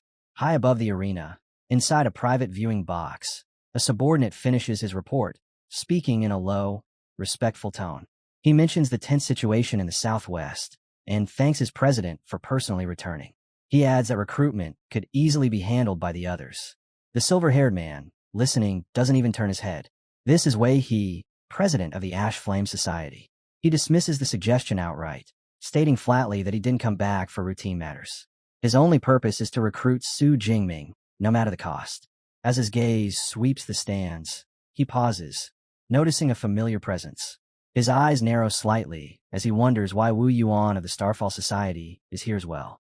Not far away, Wu Yuan stands with his arms crossed, looking down at the arena with a calm, confident smirk.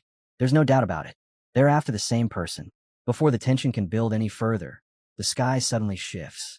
A massive, glowing magic circle forms overhead, bathing the arena in radiant light. A wave of murmurs ripples through the crowd as the signal for the competition's start echoes through the air. From the center of the circle, an enormous balcony descends, floating gracefully toward the arena floor. Spectators gasp, some whispering that only a top-tier space-time ability user could pull off something like this. A portal of golden light blooms open on the balcony, and a single figure steps through. An elegant woman with long brown hair emerges, her aura calm, yet overwhelming. And the moment she appears, the entire arena falls silent, every eye drawn to her commanding presence. Louis Wentao stiffens the moment he gets a clear look at the woman on the floating balcony. His voice drops as he tells the others who she is. The vice principal who guards the battle technique library. Su Jingming can't hide his shock. She looks far too young for someone with that kind of status. Louis Wentao snorts quietly and explains that powerful ability users age far more slowly than ordinary people. By his guess, she's at least 40, even if her appearance says otherwise. Standing high above them, the woman finally speaks. Her voice carries effortlessly across the arena. She introduces herself as Ling Shuang, one of the university's 3 vice principals and the one in charge of the battle technique library. Since the principal is currently away, she explains, she will be presiding over the opening ceremony. With a calm but authoritative tone, she welcomes the new generation to Modus Superpower University. She moves straight to the numbers. This year's freshman class consists of 1,024 students, including 6 provincial top scorers. As she lists the breakdown of abilities, the crowd listens closely. 56 students with A rank abilities, 832 with B rank, and 135 with C and D rank powers. Then, almost casually, she adds that among them is one extremely rare S rank awakened student. That single line sends a ripple through the arena. Su Jingming and his friends exchange startled looks, their attention instantly sharpened. Ling Shuang continues without pause, explaining that to help students grow stronger, the university distributes resources each year based on a 5-tier evaluation system ranging from D to S. She states clearly that the upcoming freshman competition will decide each student's rating and treatment for their entire first year. Whispers spread among the students as the pressure of Modi University's ruthless competitiveness sinks in. At that moment, her expression hardens. A faint but terrifying dark aura rolls out from her body as she scoffs at the murmurs about fairness. She coldly asks when she ever claimed that Modi University was a fair place. With eyes like steel, she declares that the university's purpose is to cultivate top-tier powerhouses, and that the birth of the strong has always required brutal competition. Her words crash down on the freshmen, leaving the arena in stunned silence. Su Jingming, however, doesn't flinch. Instead, a confident smirk curls at the corner of his lips. To him, this only confirms that choosing Modu was the right decision. Ling Shuang advises the students not to hide their strength. The stronger they prove themselves to be, the more resources they will receive. She then lays out the competition rules. The first stage will be a 100-person battle royale. Floating drones will record how many opponents each student defeats. There will be 10 rounds in total, with the top 5 from each round advancing further. With a wave of her hand, a massive screen lights up in the air, displaying the rewards. First place will receive a 10 cubic meter space ring, A-grade cultivation resources, and 1,000 credits. Second and third place will be rewarded with A-grade and B-grade combat suits, B-grade resources, and a large sum of credits. As the prizes glow above them, the tension among the freshmen thickens, and a hunger to fight ignites in their eyes. The sheer value of the rewards leaves the freshmen staring in disbelief. Before the excitement can fully explode, Ling Shuang calmly adds one final condition. The results of the competition will also decide each student's permission level within the university, ranging from C rank up to a rank. She makes it clear that the extremely rare S rank permission is handled separately and cannot be obtained through this competition alone. With that, her role is finished. She hands the proceedings over to another dean and vanishes in a flash of golden light, leaving behind a stunned and buzzing arena. Stepping forward next is the dean of the Elemental Academy, Sun Qing-snow. She faces the crowd and formally announces the official start of the freshman competition. As a final bit of motivation, she reminds everyone that outstanding performers may catch the attention of teachers and be selected as personal disciples. At those words, the murmurs grow louder. For many of the students, this is the opportunity they've been waiting for. Sun Qing-snow explains that the first stage will consist of 10 battle rounds. The AI Ava immediately begins randomly selecting participants for the opening match. As the names appear, Su Jingming's group, all dressed in matching combat suits, notices a familiar name on the list. Li Qingji, the top scorer from Qinghai Province, has been placed in the first round. From the arena floor, Li Qingji lifts his gaze toward the stands and flashes a provocative smirk in their direction. Qianjia points it out, while Songchu snorts in irritation, calling him unbearably arrogant. Off to the side, Louis Wentao's lips curl into a mischievous grin as he thinks to himself that Li Chengji has just made a very serious mistake. The 100 selected students soon gather on the arena floor. Sun Qing-snow reassures them that they don't need to fear death, explaining that Eva will automatically generate a protective shield if anyone's life is in danger. She also reminds them that a full medical team is on standby. With a sharp countdown from 3, the signal is given. The arena instantly erupts into chaos. Attacks fly in every direction as the battle royale begins in full force. In the stands, many spectators quickly focus on one particular student wielding a sword with terrifying efficiency. They note that his aura has already broken into the second tier. It doesn't take long to identify him. It's Li Qingji, the top scorer from Qinghai. On the battlefield, Li Qingji moves as if he's cutting through weeds. His blade flashes, and one opponent after another is sent flying. He sneers as he fights, openly mocking those he defeats and calling them weak. The first round ends far sooner than most expected. An AI drone announces the result in a neutral voice. Li Qingji has taken first place, defeating 36 opponents on his own. As he steps off the arena floor, Li Qingji looks straight towards Su Jingming. A clear challenge shines in his eyes as he wonders aloud whether Su Jingming can surpass his record. Watching the scene unfold, Louis Wentao breaks into a cold sweat. He shakes his head and mutters that the guy is beyond saving, saying he's never seen anyone so determined to run straight toward disaster. In the spectator stands, a member of the Starfall Society leans toward their president and points out Li Qingji's breakthrough, asking if they should shift their focus and make him their main target. Wu Yuan doesn't even hesitate. He calmly shuts the idea down, saying their number one target has always been Su Jingming. When his subordinate asks if he has some kind of inside information, Wu Yuan replies evenly that it isn't a secret at all, just something he's personally witnessed. Not long after, Eva's voice echoes through the arena, announcing the start of the second round and calling the selected students to the stage. The moment the list appears, Louis Wentao and Su Chu light up with excitement. Su Jingming's name is on it. They cheer loudly, telling him to show Li Qingji what real power looks like. Su Jingming simply nods and answers calmly, as if this is no big deal.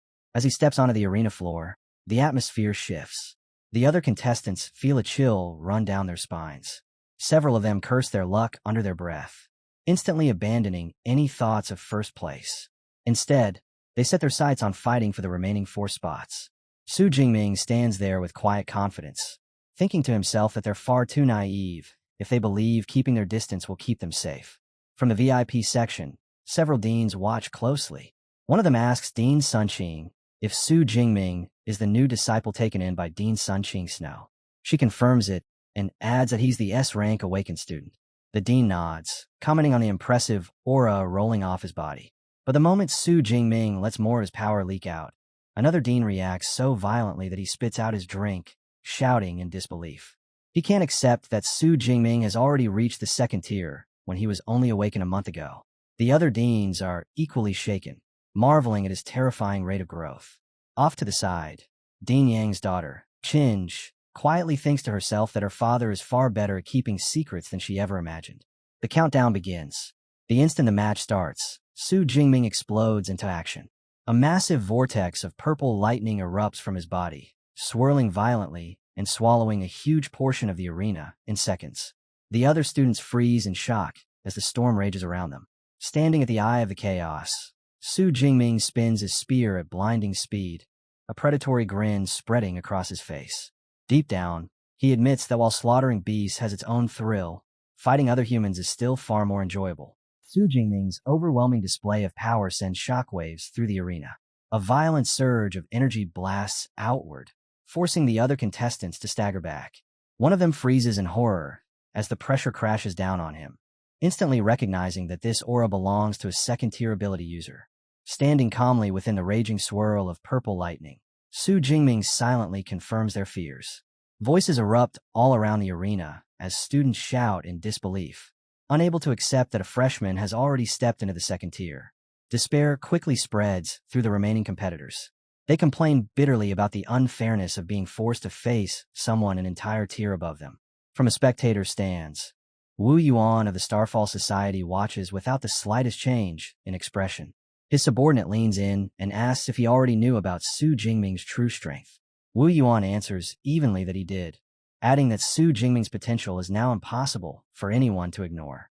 Elsewhere in the stands, Jiang Chuxian breaks into a smile, suddenly realizing she's been calling her junior a senior all this time. Amused, she silently vows to get even with him later. Not far away, Li Qingji grits his teeth in frustration. He had planned to ride Su Jingming's fame to elevate his own reputation, but now that plan is completely shattered. Being stuck in a different round feels like a cruel joke. He curses his luck and wonders what move he can possibly make next. Back on the arena floor, one student quickly seizes the moment. He shouts that Su Jingming is far too strong to fight alone and proposes that they join forces and eliminate him first. The idea spreads instantly, and the others agree without hesitation. Everyone understands this is their only chance. Within the lightning storm, Su Jingming senses an unnatural pull in the speaker's words. His eyes narrow as he realizes the man must be a spiritual type ability user. A young man with purple hair steps forward, revealing himself as Shi Liao. He releases his A-rank psychic ability, his voice carrying a commanding force that unites the scattered students. He tells them that if they follow his instructions, they have a rare opportunity to take down an S-rank awakened. Fired up by his words, the other students rally around him. In the VIP box, the deans exchange remarks. Wuan notes that Shi Liao has successfully unified the freshmen, while Sun recognizes him as a disciple of Dean Long Ku. The head of the Tactics Academy smiles with quiet pride, though even he knows the unity comes more from Su Jingming's terrifying strength than from Shi Liao's leadership. Still, Sun frowns slightly, believing Su Jingming may actually be in trouble. She remarks that it would be an enormous joke if an S-rank user were eliminated in the very first round. Below, Su Jingming watches as his opponents gather together. Shi Liao sneers and taunts him, claiming he's lost his chance to strike first and asking how he plans to deal with 102 enemies at once. Instead of feeling pressured, Su Jingming lets out a soft laugh. A confident smirk forms on his face as he asks calmly why Shi Liao is so certain that he's the one at a disadvantage. He calls forth his power, lightning screaming into existence as it condenses into a spear of pure violet energy in his grasp. Seeing this, Shi Liao snaps out a command, unleashing his newly formed army. Close combat fighters rush to the front, while ranged attackers and support units take their positions. With a rare chance to bring down an S-rank user, the students surge forward together, their battle cries echoing through the arena as they keep their distance and press the attack. Shi Liao raises his hand and erects a thick rock barrier, sneering as he tells Su Jingming to worry about surviving the wave of bodies before even thinking of reaching him. But Su Jingming doesn't even blink. To him, Numbers mean nothing.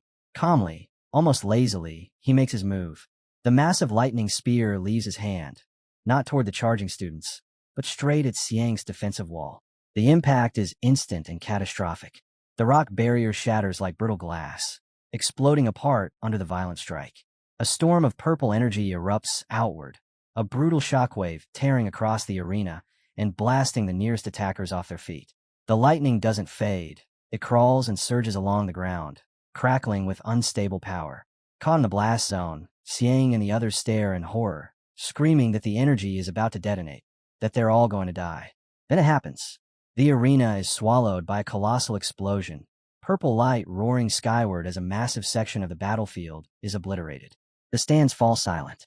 One stunned student mutters that he just saw a mushroom cloud. Others panic, wondering if Shi Liao and his entire group were wiped out in that single strike. Before the chaos can spiral further, the university's safety system activates. An AI drone descends, announcing that a life-threatening impact has triggered the defense grid. Several students are sealed inside shimmering protective bubbles. The verdict follows immediately. Every one of them has been eliminated by Su Jingming. Safe but disqualified. Inside his barrier, Xiang clenches his fist, shaking with frustration. He curses himself for failing to defeat even a single opponent, realizing he's out of the competition solely because he challenged Su Jingming. Nearby, one of the instigators, also eliminated, screams desperately for the remaining students to keep attacking. Driven by Xiang's command, a female student steps forward, her voice hard with resolve as she declares she'll take Su Jingming down even if it costs her everything. The survivors answer her call. Their eyes glow red as they launch a final, desperate assault from every direction. At the center of it all, Su Jingming stands completely still, watching dozens of weapons descend toward him. He isn't overwhelmed. He isn't pressured. Instead, a calm, almost sinister smile curls across his face as he prepares to greet their charge. From the sidelines, Shi Liao watches with confidence, thinking that even if everyone is eliminated, it will be a worthy sacrifice if it brings Su Jingming down. That confidence lasts exactly one heartbeat, before his expression collapses into pure shock at what unfolds next. Su Jingming answers their desperation with effortless contempt. He doesn't rush or strain. He simply spins his spear once. That single motion births a roaring vortex of purple lightning, a violent spiral that tears outward and swats every attacker away like leaves in a storm. Bodies are flung across the arena, attacks crushed before they can even reach him. When it's over, Su Jingming exhales softly, looking almost bored. Xiang stares in disbelief. His mind reels as he tries to understand how such a simple application of power erased all their elemental attacks at once. Is this what true S-rank strength looks like? The realization crushes him.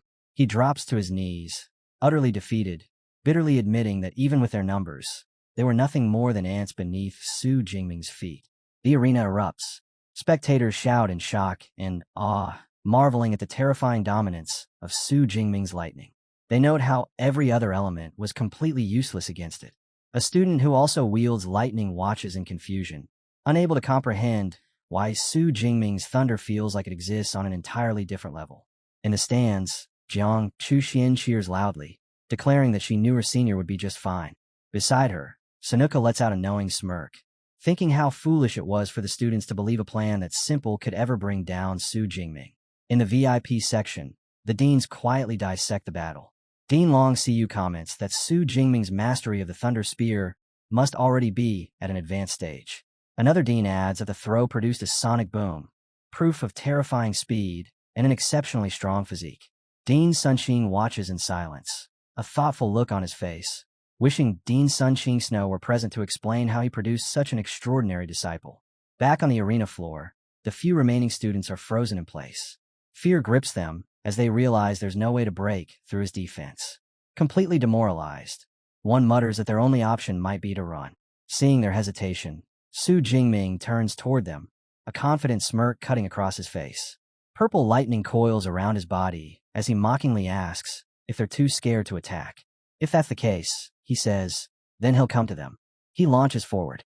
The ground explodes beneath his feet as he becomes a blur of pure energy, closing the distance in an instant. He moves like a phantom, tearing through the students and striking them down with blinding speed. Panic erupts. Someone screams about how fast he is. Another desperately shouts for them to form a defensive formation, while someone else yells that they have to stay together. They follow that advice. The remaining fighters cluster tightly, a shield bearer stepping to the front as they brace themselves for the inevitable impact.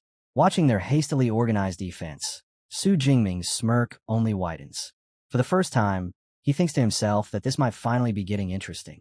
He slips through their ranks like a living storm, lightning and steel blurring together as he tears their formation apart.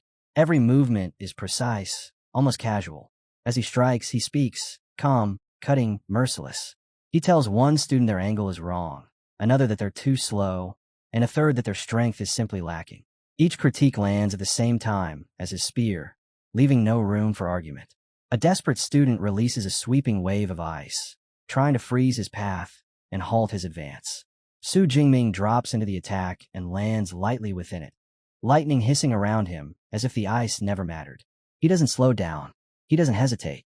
Seconds later, it's over. The arena floor is scattered with fallen bodies, every remaining contestant defeated. Su Jingming stands alone at the center, looming over the last student to fall, his gaze cold and utterly indifferent. He delivers a final, contempt-filled judgment that they were all too weak, then drives his spear into the ground. The sound echoes through the arena, a clear, undeniable end to a one-sided slaughter. The defeated students lie scattered across the arena floor, their spirits completely crushed. One of them groans that Su Jingming didn't just beat them effortlessly. He even had the audacity to call them weak. Another curses his own misfortune, lamenting that out of everyone, he had to be placed in the same group as that monster. High above, Eva hovers into view and announces the end of the round. With a relaxed, confident smile, Su Jingming rests his spear across his shoulder as the drone officially declares him the sole qualifier. After confirming that he defeated 102 opponents, the drone begins listing the remaining qualifiers, then abruptly stops. Dean Sun steps in, explaining that since only Su Jingming advanced, the remaining candidates will have to compete in an additional round to determine the other 4 spots. The stands immediately erupt into excited chatter. A female student says it was a complete crushing victory, admitting it's the first time she's ever seen a round where only one person advanced. Her friend agrees, predicting that the university's clubs will be fighting each other just to recruit Su Jingming. The deans are no less shaken. Dean Longke remarks that in over 40 years of this competition, the previous elimination record was 87, set by another S-rank user in a 7-minute match.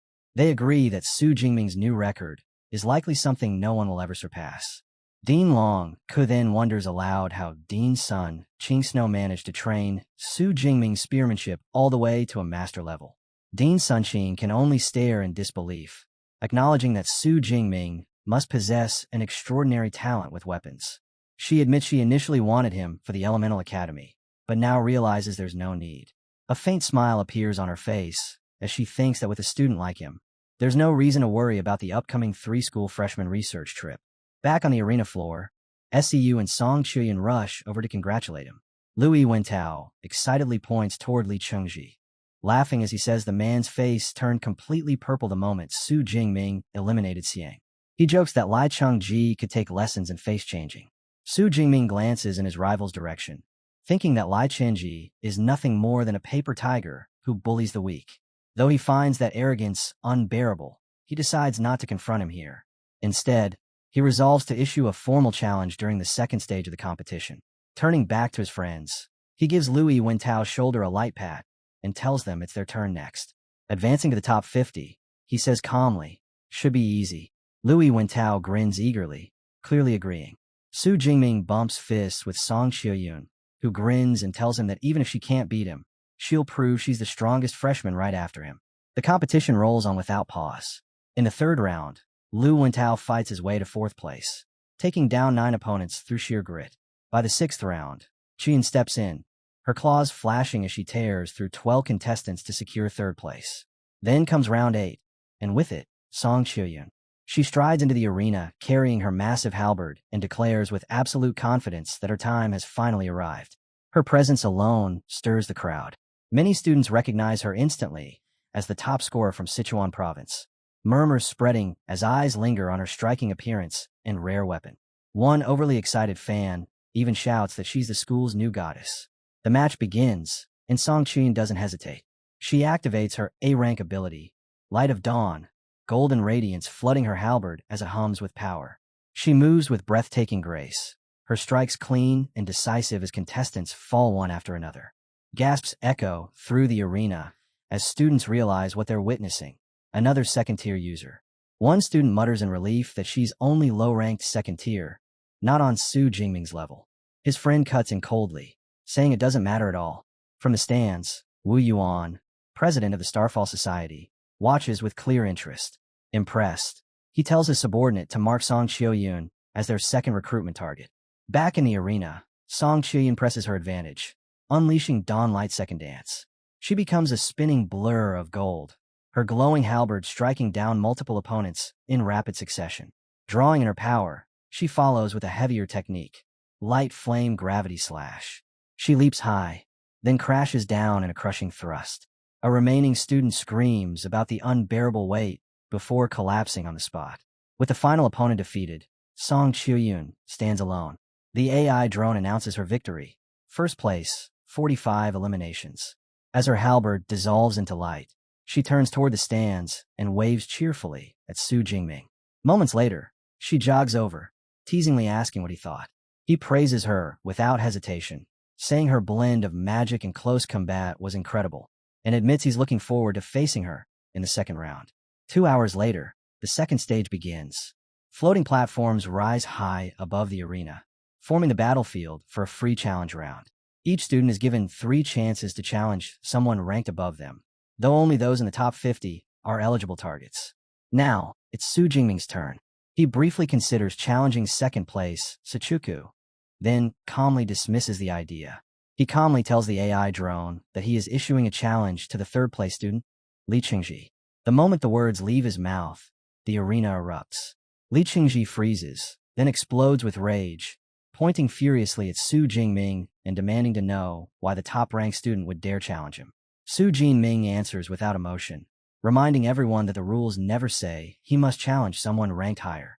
Then his gaze sharpens as he delivers a cold warning, asking if Li Qingji truly believed he could provoke him and walk away without consequences. Confusion ripples through the crowd until a student nearby explains what started it all. Earlier, Li Qingji had made an openly arrogant throat-cutting gesture towards Su Jingming. The atmosphere instantly changes. The AI Eva assigns them an arena, and still seething with fury, Li Qingji accepts without hesitation. He wants to see the true power of an S-rank user with his own eyes. On the floating platform, the two stand facing each other as the AI begins the countdown. The moment the battle starts, Li Qingji releases everything. His body swells, muscles bulging as red fur bursts across his skin. His face reshapes into that of a lion, and the system announces his A-rank ability, Berserk Blood Lion King. He throws his head back and roars, red aura surging violently around him as he charges forward, shouting that Su Jingming forced him into this. Su Jingming's eyes crackle with purple lightning as he looks back with icy disdain. He tells him flatly that no one forced anything, and that this disaster is the result of Li Qingji's own arrogance. In the next instant, lightning flashes. Su Jingming vanishes from sight, moving faster than the eye can follow, and reappears high above his opponent, spear raised to strike. The Lion Man whirls around in shock, sneering at the idea of a lightning-type user daring to face him head-on. He swings his massive sword and unleashes his wild lion slash. Their weapons collide in a blinding explosion of power. The impact overwhelms Li Qingji, sending him flying backward through the air. As he struggles to steady himself, disbelief fills his eyes. Even in his transformed state, his opponent's raw physical strength is overwhelmingly greater. Su Jingming doesn't give him a moment to recover. He drives forward and releases a relentless storm of purple cloud divine lightning. The crackling energy wraps around the transformed Li Qingji, who roars in unbearable agony. The audience watches in stunned horror. They realize that if even a second-tier enhancement-type user can endure the pain, then it must be beyond excruciating. One student trembles as he points out the most terrifying detail of all. Su Jingming is carefully controlling the lightning's output, torturing his opponent without delivering a finishing blow, deliberately preventing the AI from stepping in to end the match. The consensus becomes painfully clear to everyone watching. It is better to provoke anyone else than Su Jingming. After a few more unbearable moments, Li Qingji finally collapses. His beastly transformation fades, leaving him broken on the ground. The AI drone's voice echoes through the arena, officially declaring Su Jingming the victor. Su Jingming stands there in silence, looking down with cold indifference. Inwardly, he clicks his tongue in mild disappointment. It's a shame he couldn't torture him a little longer, but 10 seconds of pure agony should be more than enough. A lesson like that won't be forgotten anytime soon. He hopes Li Qingji learns what humility feels like. On the ground, Li Qingji pants heavily, his mind still reeling. He mutters to himself in disbelief, unable to accept that he survived when he was certain death was seconds away. His eyes follow Su Jingming as he turns and walks off the platform. Only when that terrifying figure disappears does Li Qingji finally dare to sigh in relief. That relief lasts only a heartbeat. A sharp presence steps forward. Song raises her halberd and points it toward him, her voice calm and confident as she informs Eva that she, too, wishes to challenge the third-place student, Li Qingji. The words hit him like another blow. A fresh wave of terror crashes over his battered body as he realizes, with despair sinking deep into his bones, that his nightmare isn't over yet. The fight ends almost before anyone can react. The already battered Li Qingji is sent flying by Sechik's overwhelming strike, his transformed body finally failing to endure any more punishment. Her halberd slams into the ground with a heavy thud, and with a confident smile, Sechik stands tall as the AI drone announces her victory. Not long after, an unconscious Li Qingji is carried off the arena on a stretcher by the medical team, his fate sealed for the day. Sechik walks up proudly to Su Jingming, grinning as she asks if he saw how badly she beat their rival. Su Jingming replies calmly, acknowledging her strength without exaggeration. The two exchange a firm fist bump, a simple gesture that clearly marks the growing bond between them. Their interaction doesn't escape notice. Nearby, a group of male students watch with visible despair. One mutters bitterly that the goddess of their freshman class has already been claimed. Another complains that Su Jingming works far too fast, pointing out that the school year hasn't even officially begun. His friend hurriedly shuts him up, whispering that he doesn't want to end up like Li Qingji. 4 hours later, Dean Sun steps forward and formally declares the freshman competition at an end. A massive holographic screen lights up behind her, displaying the final rankings. Su Jingming stands firmly in first place. Sechik takes second, and Lai Chung settles into third. Louis Wentao is also shown to have secured the 39th rank. With the competition concluded, the students are instructed to log into the academy website and select their respective academies. Afterward, Sechik asks Su Jingming which class he was assigned to. He shows her his phone, revealing that he has been placed in the Weaponry Academy. She laughs and tells him she's in the Elemental Academy. Watching them, Chi Dongjia nudges Louis Wentao and points out how close the two have already become. Louis Wentao chuckles and jokes that if she's calling him Jingming today, she'll be calling him darling by tomorrow. Dean Long makes one final announcement, officially closing the ceremony. She reminds the standout performers that they will receive messages from their exclusive mentors later that evening. In the VIP stands, the deans quietly discuss the results, agreeing that this year's freshmen are exceptionally strong. One dean specifically points to Su Jingming, predicting that within a year or two, he will dominate the entire student body. They conclude that the student clubs will soon be fighting desperately just to recruit him. As the crowd begins to disperse, Louis Wentao suggests that everyone should go out to eat together to celebrate, bringing the long and brutal day to a well-earned close. Chi Dongxiao immediately agrees and grins mischievously, teasing that since Su Jingming is a newcomer king and also a rich man with a space ring, he should obviously be the one treating everyone. Su Jingming laughs and accepts without hesitation. Louis Wentao cheers loudly, praising Brother Ming for his generosity as the group happily heads off campus together. Their celebration doesn't last long. Two young men suddenly step into their path. The one walking in front calls out to student Shu, causing Su Jingming to pause in confusion. He doesn't recognize the man at all. The stranger introduces himself with a confident smile as Wu Yuan, the president of the Starfall Society, and formally states that he's here to invite Su Jingming to join their club. Wu Yuan wastes no time and makes his offer clear. As the Academy's only S-rank student, Su Jingming deserves sincerity. If he joins the Starfall Society, he will immediately become vice president, receive 100 credits every semester, and gain access to B-rank resources. The surrounding students erupt in quiet disbelief. One can't hide his envy, muttering that regular members have to pay fees and work themselves to the bone. Another adds that the Starfall Society is a top-tier club, and becoming vice president is practically a guaranteed path into an elite guild after graduation. Before Su Jingming can respond, Another voice cuts through the air. Wei Yi, the president of the Ash Flame Society, steps forward and mockingly asks Wu Yuan if offering only a vice presidency isn't a bit stingy. With a confident smirk, he presents his own offer. If Su Jingming joins the Ash Flame Society, he can immediately become president in training. Wei Yi promises that the moment Su Jingming graduates, the full presidency will be his, along with even more benefits. The crowd is stunned all over again. Everyone knows the Ash Flame Society is pouring an absurd amount of resources into this recruitment. Wu Yuan calmly admits that he can't match such an offer, explaining that his society's affiliated guild has strict rules when it comes to appointing presidents. Caught between two powerful invitations, Su Jingming falls silent and considers his options carefully. He tells them honestly that he needs time to think and will give his answer in a few days. In his mind, memories from his past life surface. Back then, he had served as student council president, a position that consumed an enormous amount of his time. This time around, he decides it's better to be cautious. Both Wu Yuan and Wei Yi accept his decision without complaint. They hand him their contact cards and tell him to reach out once he's made up his mind. Before leaving, they also turn to Su Jingming's companions and extend the invitation to them as well, saying they would be more than welcome to join either society. As the two presidents finally walk away, Su Jingming exhales and tells his friends that it's time to leave. He already knows, however, that escaping won't be easy. Just as he expected, they are instantly surrounded. Recruiters from every direction rush in, all talking at once, each club throwing out tempting promises. One brags about having countless beautiful female members. Another swears they offer the best future prospects, while a third boasts about overwhelming financial backing. It takes real effort, but they eventually manage to break free from the crowd. The group gathers together, worn out and visibly relieved. Su Jingming lets out a breath and announces that now, finally, they can go eat. Just as they turn to leave, his eyes catch sight of a pair of stylish boots approaching.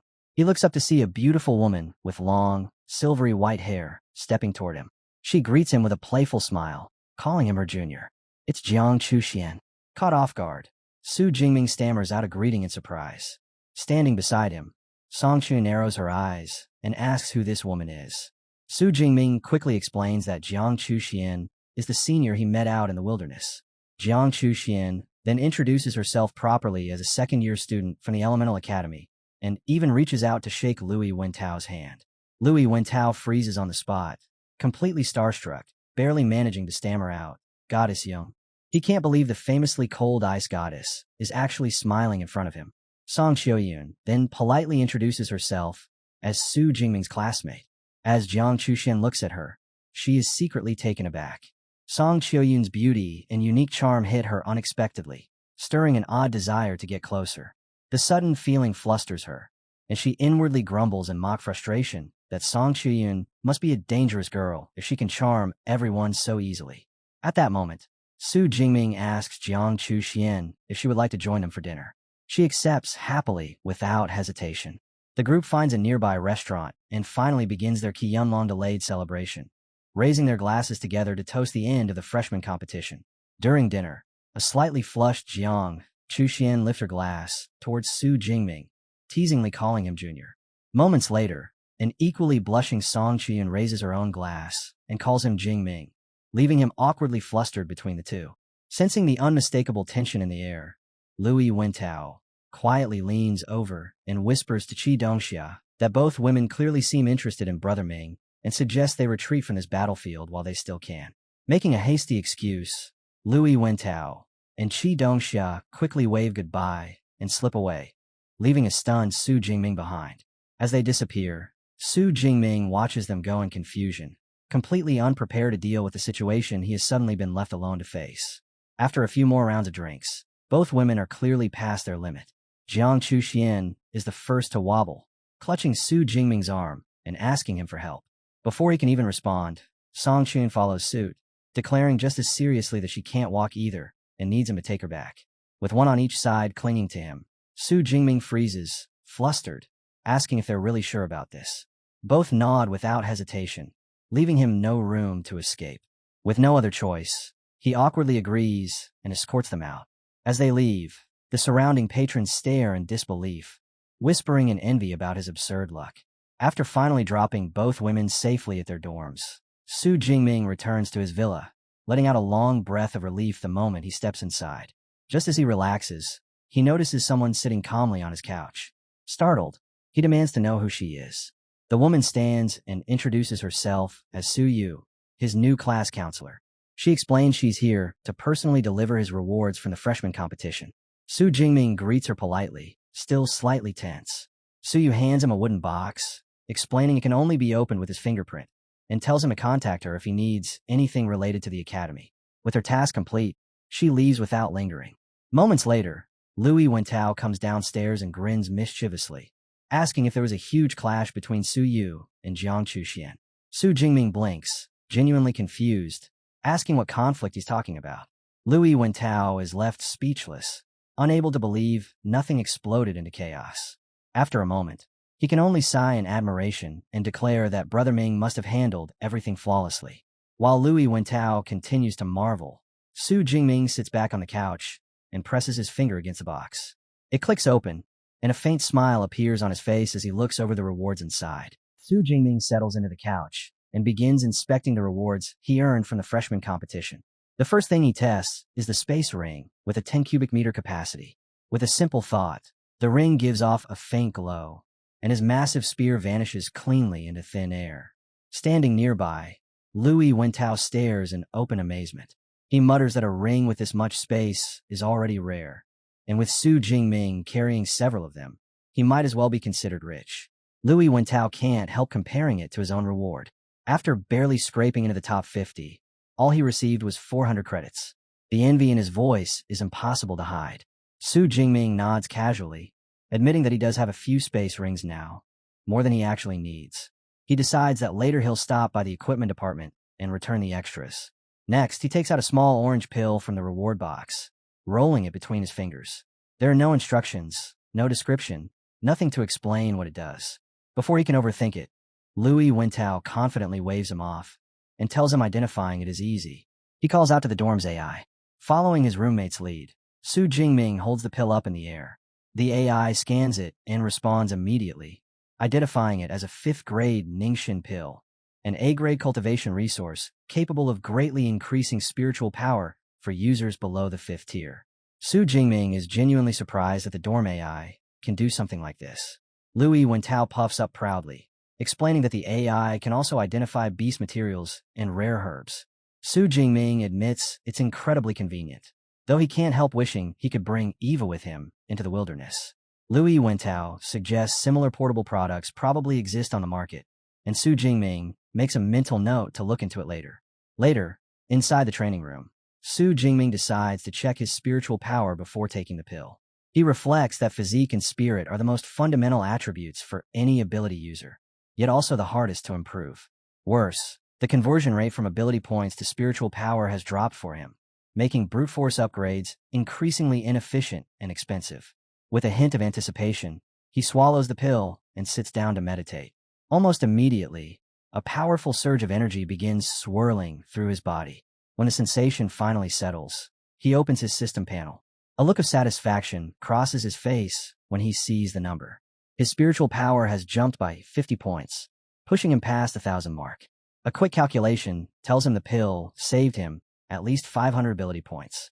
The effect is better than he expected. Feeling refreshed and energized, he pulls his spear out of the space ring and begins training, losing himself in practice for the next few hours. The following day, Su Jingming walks across campus in a relaxed mood. He has already sold off his extra space rings, boosting his assets to over 100 million. As he moves through the academy grounds, one thought lingers in his mind. Being an ability user really is absurdly profitable. Su Jingming heads to the university's pharmacy department and takes a number at the counter. One glance at the screen tells him everything he needs to know. The wait time is over an hour.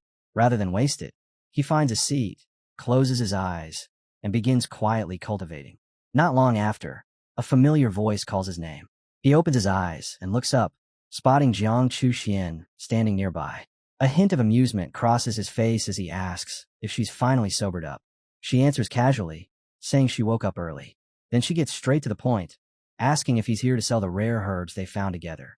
Su Jingming replies that selling is part of it, but he'd rather have a professional pharmacist refine them.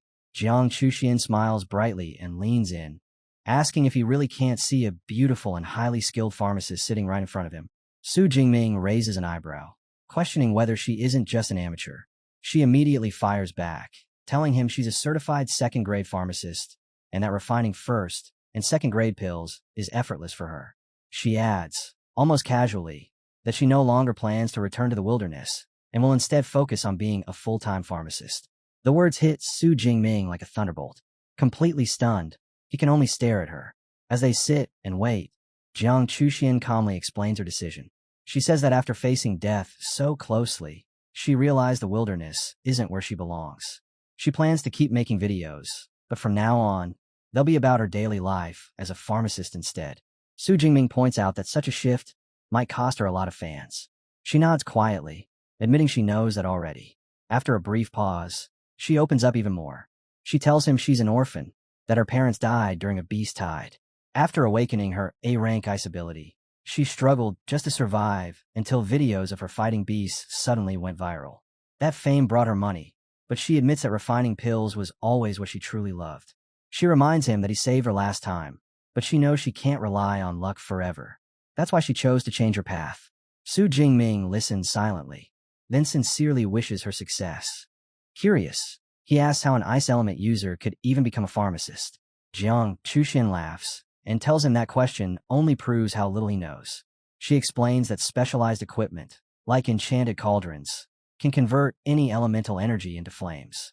Even his lightning ability, she says, could be used for alchemy. Fully convinced, Su Jingming takes out the box containing all the rare herbs and hands it to her, formally entrusting everything to her care. Jiang Chuxian looks slightly surprised and asks if he really trusts her that much.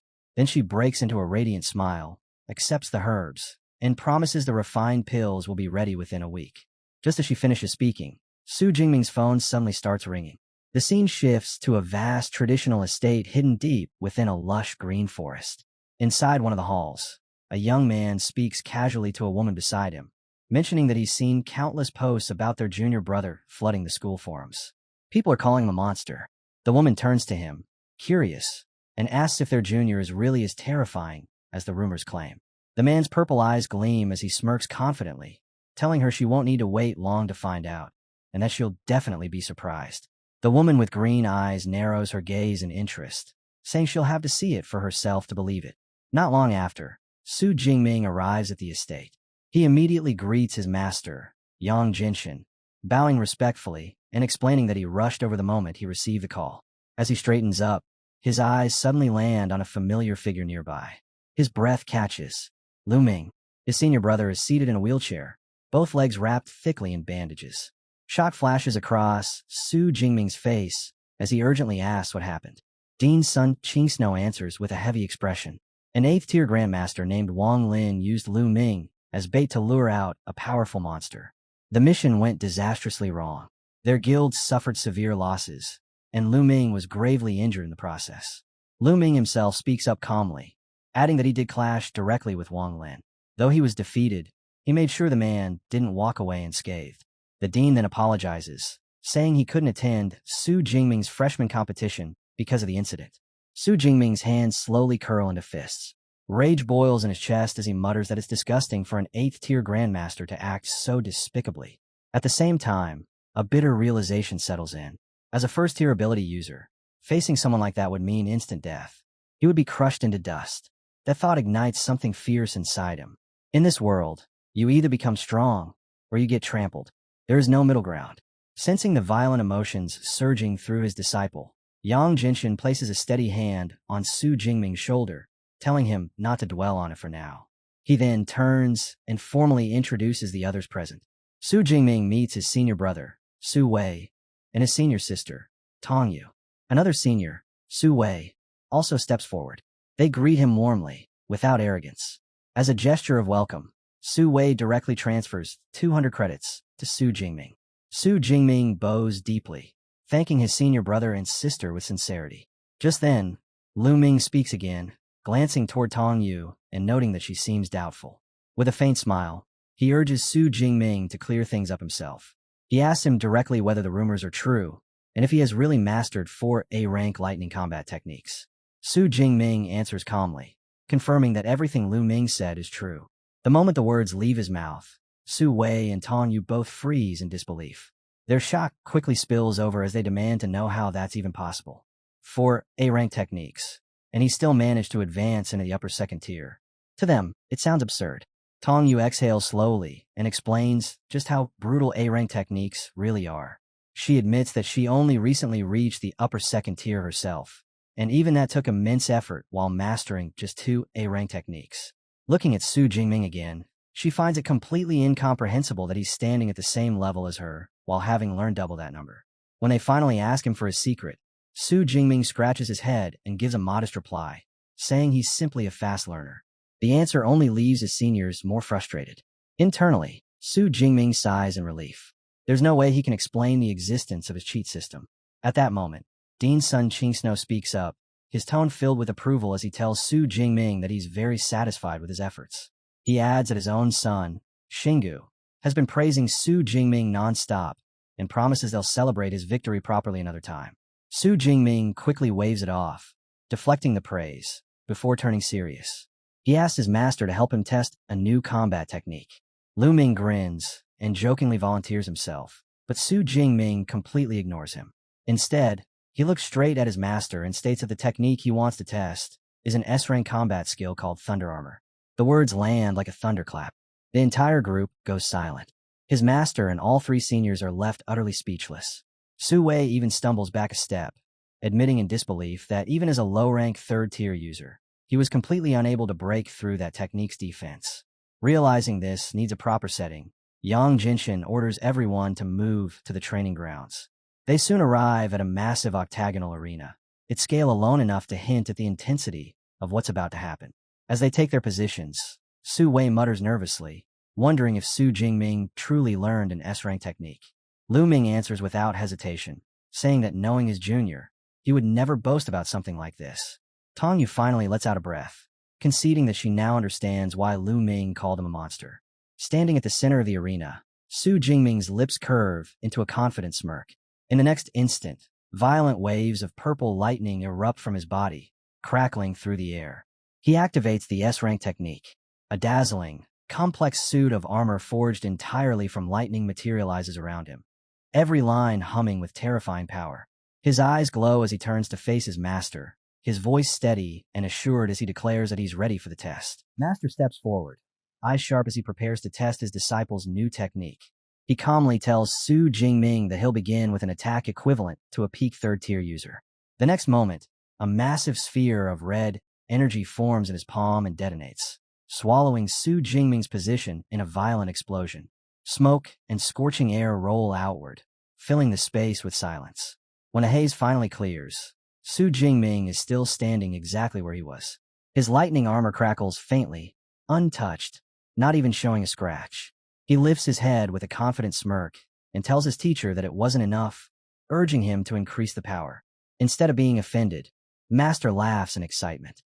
He agrees, warning Su Jingming to speak up if it becomes too much. The bombardment resumes. Power surges forward as Master calls out the increase. Twice 4 times, then 6 times the original strength. Each wave slams into the thunder armor like a hammer, lightning flaring violently with every impact. When the power reaches 10 times its initial level, Su Jingming finally grits his teeth, his body trembling as he struggles to hold his ground. The pressure becomes overwhelming, and only then does the attack cease. The lightning armor fades away, and Su Jingming drops to one knee, breathing heavily. His master bursts into laughter, clearly satisfied. He explains that the final attack carried the power of a lower-stage 4th-tier user, roughly 10 times stronger than a peak 3rd tier. To break that armor, he says, it would take at least a 4th-tier A-rank expert.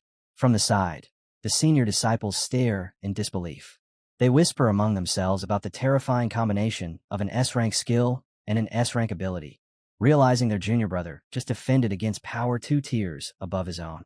Calling him a monster no longer feels sufficient. As Master suggests they celebrate, Su Jingming forces himself back to his feet and tells his teacher to wait.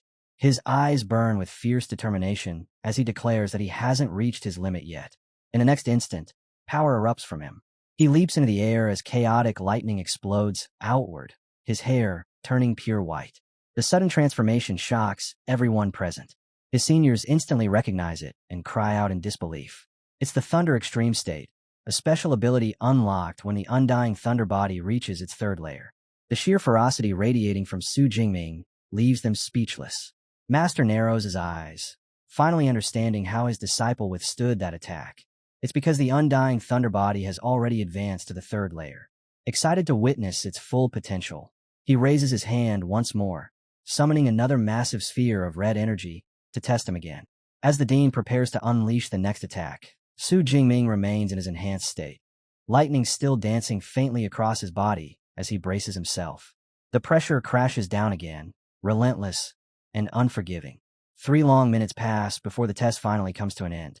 When the energy disperses, Su Jingming is kneeling on the ground, drenched in sweat, his transformation completely gone. Yang Jinshin steps forward and announces the result with clear astonishment in his voice. It took an attack with the power of a middle-stage 4th-tier user, nearly 20 times the original force, to finally break his defense. He looks at Su Jingming with undisguised pride, admitting that his disciple's achievements have far exceeded all expectations. Despite his exhaustion, Su Jingming bows his head and thanks his teacher, inwardly satisfied that he now has a clear grasp of his defensive limits. Yang Jinshin reaches out and helps him to his feet, shaking his head with a smile as he remarks that among all his students, Su Jingming is the most worry-free. He learns everything on his own without needing guidance. In high spirits, the dean declares that it's time to eat and insists they order the most expensive dishes. Laughter fills the air as the group heads off together. Later, while riding in the car, Su Jingming turns to his senior Lu Ming and asks for advice on which university club he should join, the Ash Flame Society or the Starfall Society. Without hesitation, Lu Ming tells him to choose Starfall. Shu Saiwei, who is driving, glances at him in surprise, prompting Lu Ming to explain that the Ash Flame Guild has run into serious trouble recently, making Starfall the safer option. Yang Jinshin then shares his own thoughts. He suggests that Su Jingming join a society for a year or two to gain experience, but eventually form his own. He explains that the people Su Jingming recruits will become his core force after graduation. Su Jingming is confused, wondering if creating his own faction is really necessary. His master calmly explains that the reason he himself never reached the Grandmaster rank is because he lacked a faction, forcing him to handle everything alone and waste precious time. He reminds Su Jingming that having people to manage affairs will allow him to focus fully on cultivation. Understanding dawns on Su Jingming. He thanks his master and decides to seriously consider the idea once he becomes stronger. The next day, classes at Modus Superpower University officially begin. Walking through the bustling hallways, Su Jingming feels a quiet sense of satisfaction, believing that everything is finally getting back on track. As lectures start, he attends his classes diligently. In one session, a professor explains the history of their world, describing how origin energy transformed animals into beasts and awakened superpowers within humans. Su Jingming learns about the ruins of ancient civilizations and how most of the Blue Planet's advanced technology originated from those discoveries. He continues moving from class to class, studying everything from anatomy and weaponry to courses within the Elemental College, steadily stepping into his new life as a university student. During an Elemental College class, Su Jingming casually raises his arm and shapes his lightning into a finely detailed serpentine dragon that coils around him, as if alive. The crackling form is stable, precise, and terrifyingly beautiful. The professor freezes mid-lecture, staring at him in disbelief before openly praising his control. She can't help but sigh in regret, lamenting that such a gifted student didn't join her college instead. When the weekend arrives, Su Jingming heads to the Yanking Wilderness to train. Out there, he moves like a storm incarnate, effortlessly carving through a horde of beasts with his newly acquired Azure Black Dragon Spear, a weapon that set him back a full 1,000 credits. Blood stains the ground around him as bodies fall one after another. Standing amid the carnage, he reflects calmly on how far he's come. New knowledge, new techniques, and better equipment have pushed his combat strength to an entirely different level. He opens his system panel and notices he now has more than 13,000 ability points. Instead of excitement, disappointment flickers across his face when he sees no plus sign beside his S-rank ability. He's certain it should be upgradable. Still, he decides to invest the points into strengthening himself, firmly believing that one day, his Purple Sky Divine Thunder will evolve into an SS rank power. Back on campus, he meets with Song Qiuyan. She watches his lightning control in stunned silence before admitting that his mastery already surpasses what took her an entire month to achieve. Su Jingming responds with a smug grin, claiming he had a sudden epiphany, while quietly giving full credit to his cheat system. Song Xiaoyun then tells him about an upcoming joint event involving several top universities. When she asks if he'll participate, Su Jingming answers without hesitation. The moment he hears it will take place in the wilderness, his interest is sealed. To him, the joint university event is more than just a competition. It's the perfect opportunity to harvest ability points and measure himself against the strongest talents from other elite schools. A week later, Su Jingming and his friends gather for a pre-trip meeting. The atmosphere is relaxed and confident. Louis Wentao laughs and says that with Brother Ming on their team, they could just sit back and relax. Song Qiuyun adds that their university has already claimed victory 4 years in a row, so securing a 5th win should be easy. Just then, space ripples violently, and a shimmering portal opens before them. Vice Principal Ling Shuang steps out, her presence instantly silencing the room. She announces that she will personally explain the details of the research trip and commands the AI, Eva, to project a holographic map. A vast mountainous region appears in the air. Ling Shuang reveals that their destination is Devil's Den number 7. The name alone sends a chill through the students, as Devil's Dens are infamous for their extreme danger. Su Jingming narrows his eyes, already sensing that this trip will be anything but simple. Ling Shuang continues, stating that she will lead the team herself and that all resources will be distributed based on individual performance. Rankings will be determined by the number of beasts slain and their tiers. As the rules sink in, anticipation and unease spread through the group, marking the beginning of what promises to be a perilous journey. Only the top 50 participants will receive rewards, with first place alone taking a massive 24%. Ling Shuang stresses that claiming the top spot isn't just about pride, but about securing resources that could change a cultivator's future. Her gaze then shifts to Su Jingming, and in front of everyone, she entrusts him with leading their university to victory. Without hesitation, Su Jingming steps forward and accepts the responsibility with calm confidence. But Ling Shuang isn't finished. A faint, knowing smile appears on her lips as she drops a crucial piece of information. She tells them that Chengjing Superpower University has brought in a foreign exchange student, and that this student also possesses an S-rank ability. The room instantly erupts in shock. Before the murmurs can settle, Ling Shuang clarifies that the newcomer is an exchange student from the Jidu nation. At her command, Eva projects a holographic image into the air. The face of a man appears, identified as Kiran Rao. The data beside him lists an S-rank enhancement type ability. But what truly sends a chill through the students is the final line. He is already at the lower stage of the 3rd tier. The moment Su Jingming realizes this rival stands a full tier above him, the confident smirk on his face vanishes. In its place is a cold, focused seriousness. For the first time since the event was announced, he clearly understands that this competition will not be an easy harvest, but a real battle against a terrifying opponent. The students are left stunned by the revelation that a low-stage, 3rd-tier S-ranker exists among the freshmen, many of them openly questioning whether such a monster of a prodigy could even be real. Vice Principal Ling Shuang calmly confirms that the information is accurate, but then adds an important detail. Kiran Rao is already 20 years old. That explanation only sparks louder complaints. Several students protest that having 2 extra years of training is clearly unfair. Just as the murmurs grow heated, another student speaks up, pointing out that in Kiran's home country, universities only begin enrollment at 20. By that standard, he is technically still a freshman. The argument dies down, but the unease remains. Nearby, SCU clenches her fists, worry flashing across her face as she admits to herself that she stands no chance against a 3rd-tier S-ranker. Her eyes drift towards Su Jingming, expecting to see the same tension. Instead, she freezes. He looks completely relaxed, and he truly is. Su Jingming isn't worried in the slightest. As an S-ranker himself, he's long grown used to facing enemies stronger than him. A confident smile tugs at his lips as he thinks about his arsenal. 3 S-rank techniques for A-rank combat skills, and his master-level spear techniques. There's simply no reason to fear. More importantly, this competition isn't about duels. It's about the number of beasts killed, and when it comes to that, he's confident no freshman can outpace him. Ling Shuang notices his composure and feels quietly satisfied. In her eyes, Su Jingming is the most outstanding S-rank student the university has seen in years. Giving him the SS-rank Tyrannosaurus blood was clearly not a mistake. She's convinced that Chunjing University brought in a foreign exchange talent solely to secure first place and claim priority over resources, but she also believes they're destined to be disappointed. With that thought, she wraps up the briefing, gives the students 7 days to prepare, and steps into a glowing magic circle, disappearing from sight. 7 days later, Jiang Chuxian finds Su Jingming and hands him a large storage array filled with pills.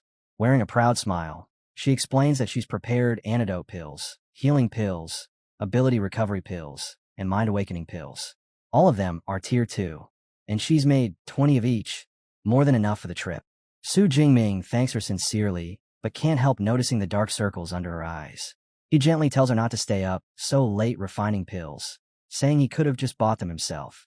Her face instantly turns red. She insists that pills she personally refines are far superior to anything sold in stores. Then, hesitating for a moment, she nervously adds that she prepared a second set as well, meant for him, to give to Song Chuyun.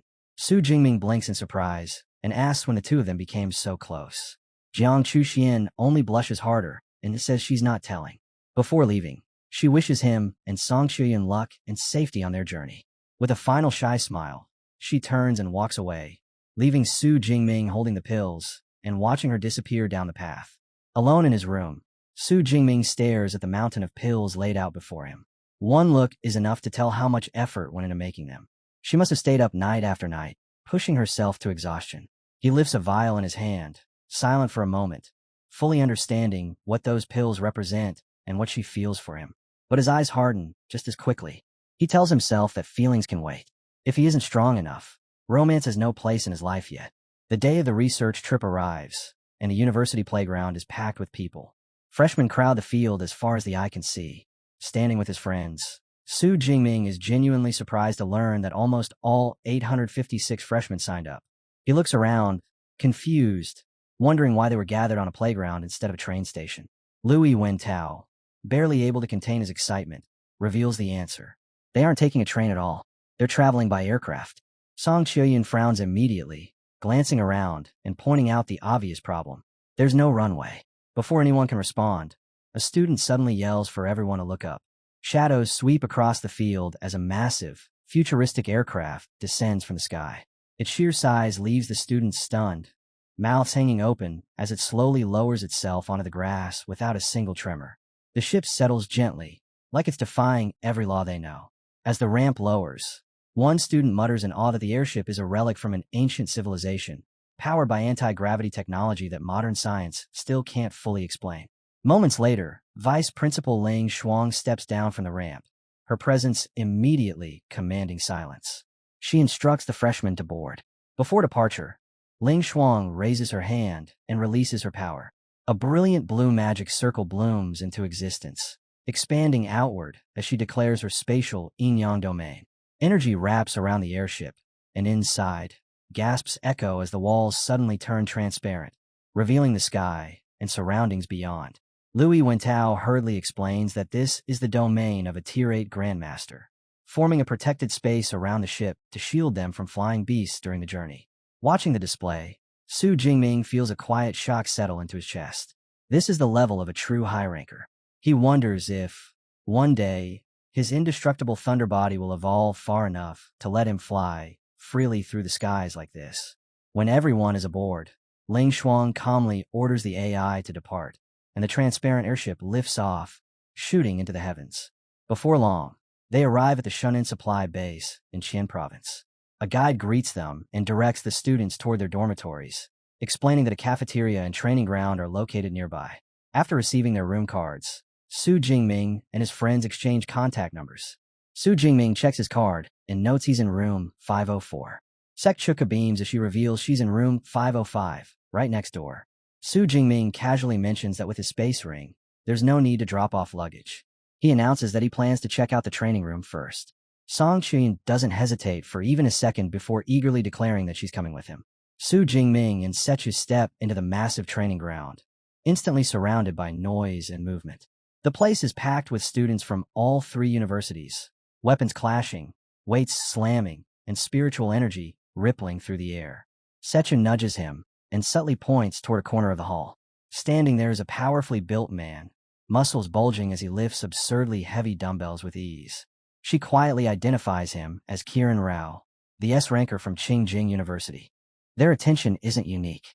Plenty of students are already watching him, whispering in amazement as they count the plates on his dumbbells. Each one weighs 200 pounds, yet Kiran moves them like toys. In the middle of his workout, Kiran suddenly glances their way. His eyes narrow slightly, as if recognizing Su Jingming. Without hesitation, he drops the massive weights. They crash into the floor with a thunderous boom, cracking the ground beneath them. Kiran strides over with long, confident steps and greets Su Jingming enthusiastically, as if meeting an old friend. Nearby Qingjing students immediately start murmuring, confirming Su Jingming's identity as Magic University's top freshman. When they realize he's already a high-ranked second tier at just 18, shock spreads through the group. At the same time, some of them visibly relax, convinced that with Kiran on their side, they finally have a chance in the upcoming competition. Caught off guard by how polite Kiran initially seems, Su Jingming reaches out his hand for a handshake. Kiran ignores it completely. Instead, his gaze slides past Su Jingming and locks onto SCU. He steps closer than necessary, leaning in with a grin as he calls her a beautiful lady. Sweat pours off his body, and a sharp, unpleasant odor follows him. SCU recoils instantly, her face twisting in disgust as she covers her nose. Before Kiran can move any closer, Su Jingming's hand snaps out and clamps around his wrist. The grip is firm, unyielding. Su Jingming meets his eyes with a cold stare and calmly tells him that touching a lady while drenched in sweat is extremely rude. In that instant, Kiran's friendly expression vanishes. Rage flashes across his face as he glares back. The atmosphere in the training ground tightens. A violent red aura erupts from Kiran, while crackling blue lightning flares around Su Jingming. The pressure alone makes nearby students step back, hearts pounding as they fear a clash between two S-rankers is about to explode right there.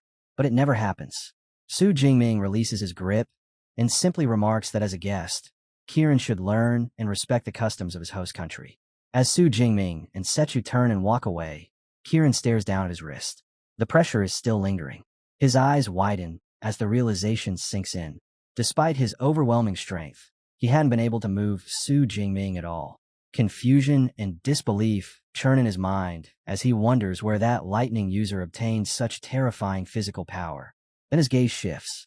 He watches Song Chuyin leave with a predatory gleam in his eyes, recognizing her instantly as a genius from the powerful Song family.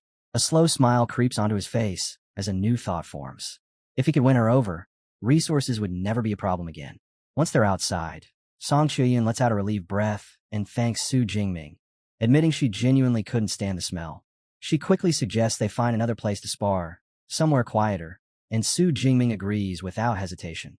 An hour passes in intense training, and later, Su Jingming, Sechu, and two other girls step out of a nearby restaurant, still chatting casually as they walk down the street. Not far away, a sinister-looking man with glasses watches them from the shadows.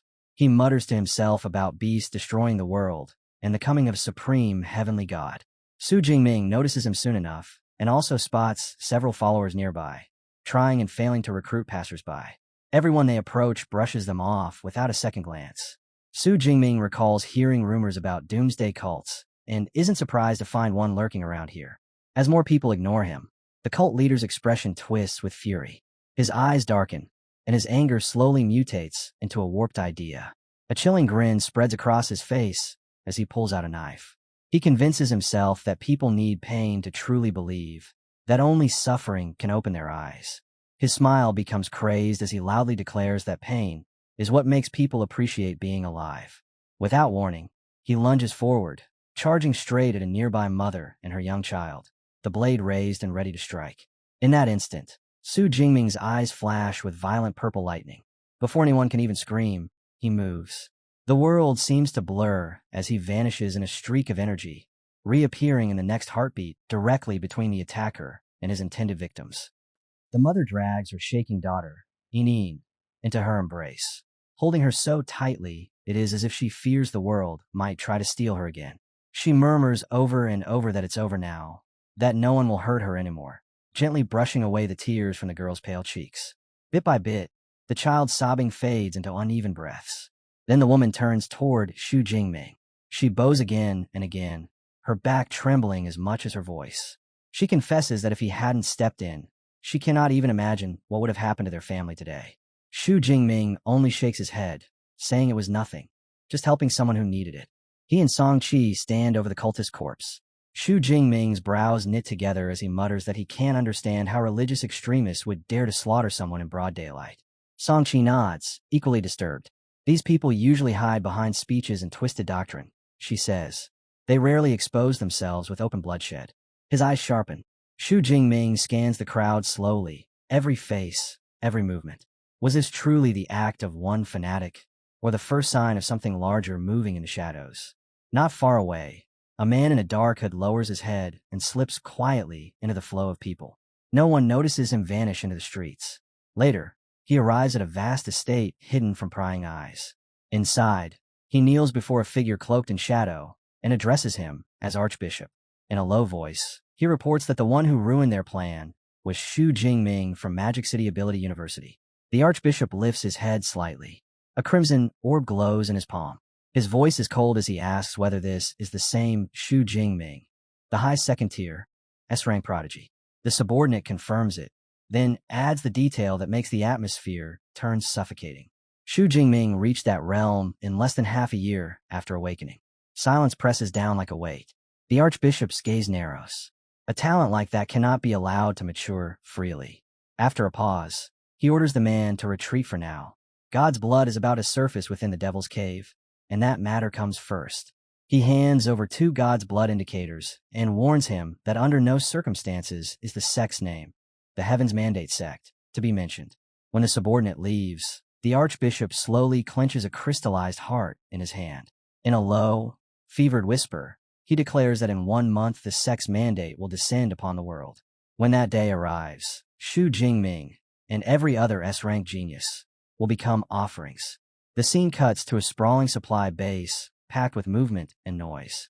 Students from the 3 great universities fill the grounds, gathered for a joint expedition that will last an entire month.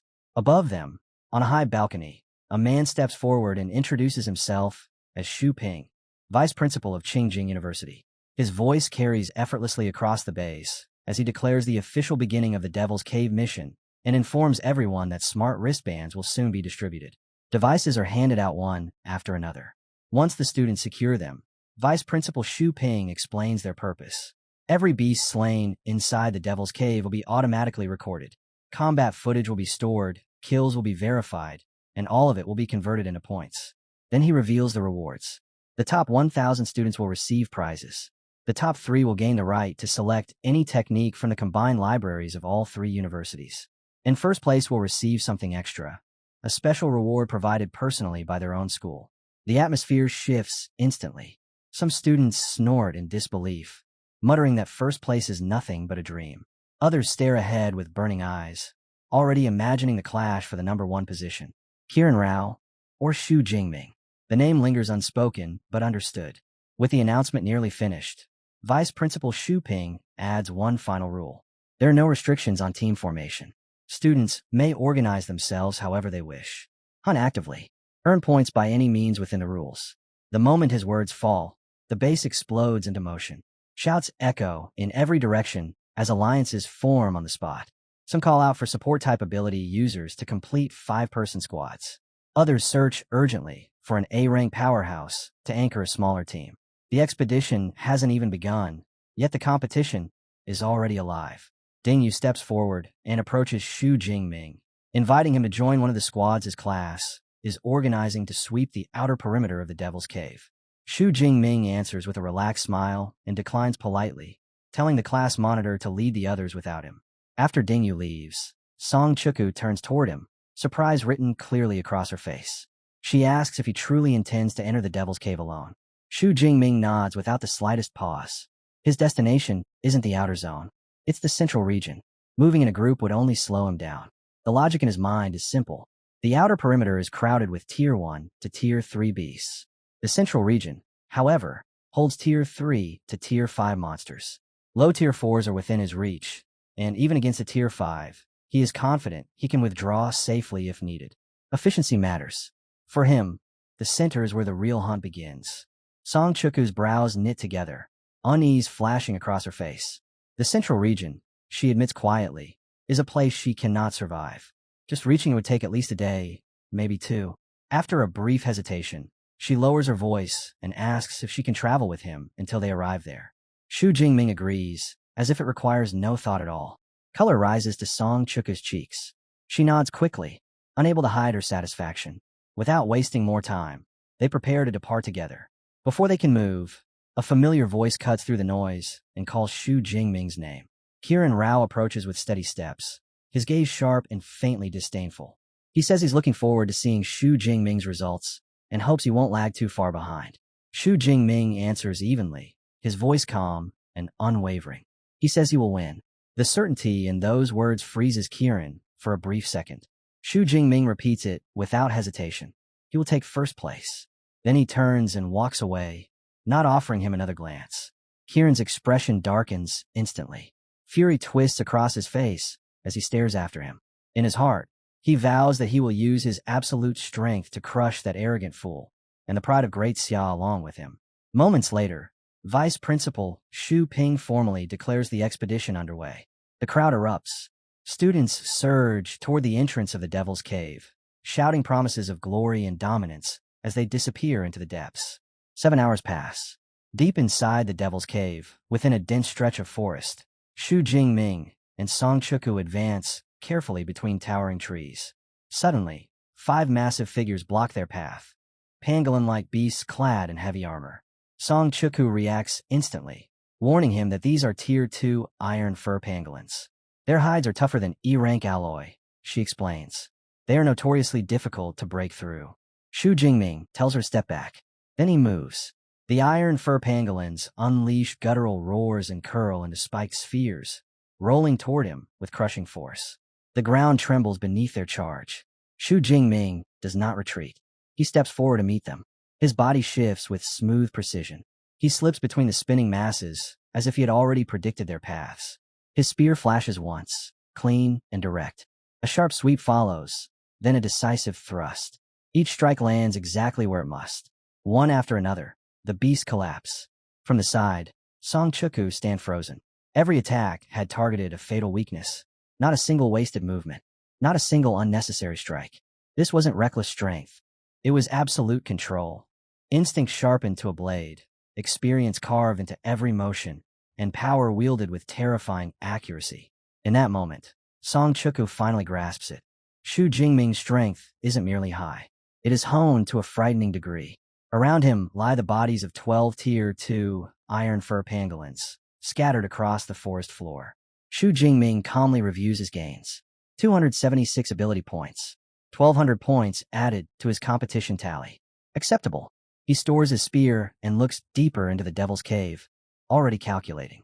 If progress continues at this pace, 30,000 ability points over the month is realistic.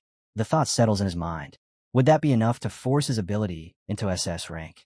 Song Chuku steps forward and offers to help process the carcasses. As they work, her eyes remain on him. After a while, she remarks that he feels different from other lightning-type users. Xu Jingming pauses and asks her to clarify.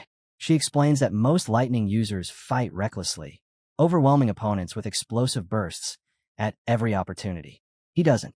Every move he makes feels measured, controlled, almost restrained. He nods. Endurance matters more than spectacle.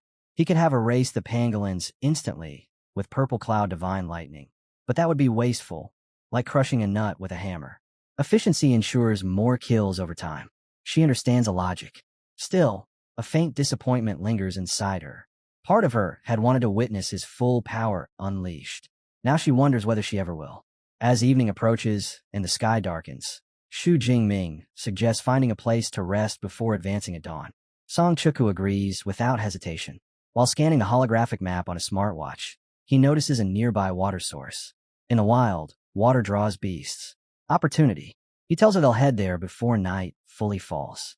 They move swiftly and soon reach a clearing where a calm pool reflects the fading light. The scene appears serene. Too serene. A water source this size should not be empty. The stillness presses unnaturally against his senses. Then something shifts. From the trees, a massive tiger emerges, its forelimbs reinforced with blade-like bone structures. It steps cautiously toward the pool and lowers its head to drink. The next instant, The water detonates. The pool detonates. A colossal armored crocodile bursts from the depths, its green eyes burning with savage light. Before the tiger can even react, the monster's tail whips through the air. A wall of water erupts across the clearing, smashing into the tiger with crushing force and hurling it away like debris. The tiger never rises. The giant crocodile sinks back into the pool, its gaze cold and absolute as it surveys the fallen rival. Territory claimed. Authority unquestioned. Hidden within the bushes, Xu Jingming narrows his eyes. A source water giant crocodile. A true overlord of its domain. That explains the unnatural silence around the water. Song Chuku's face drains a color. She grips his arm tightly, whispering that it's a Tier 4 ferocious beast. Something like this shouldn't appear so close to the outer perimeter. Fear flickers in her eyes as she urges him to retreat immediately, worried the creature may have already sensed them. Xu Jingming doesn't move. His fist tightens. A faint smile curves at the corner of his mouth. Calmly, he tells her there is no need to panic. A Tier 4 beast is powerful, but not untouchable. Purple lightning begins to coil around his body, crackling softly as he steps forward.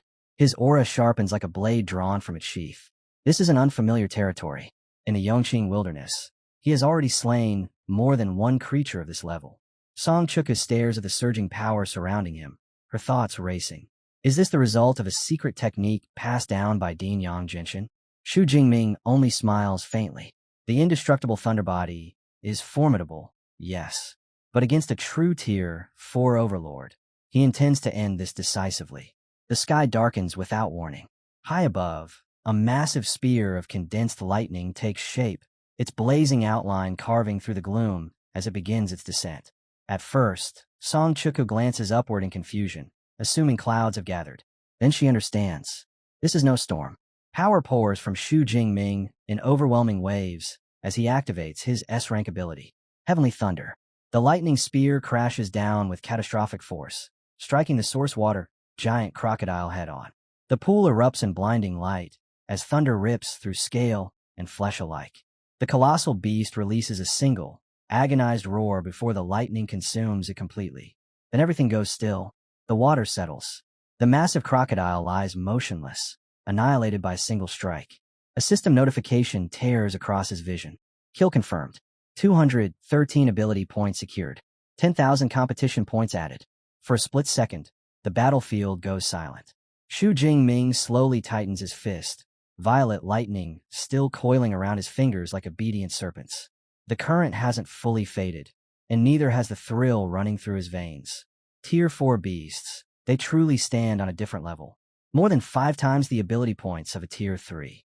The gap isn't just strength, it's value. His eyes narrow slightly. The deep blue system, it never rewards comfort.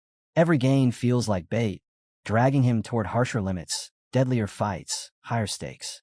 When the crackling aura finally disperses, he turns toward Song Chuku and calmly tells her they should inspect the corpse before anything else wanders close. No answer. She's still standing there, unmoving. Song Chuku has witnessed prodigies.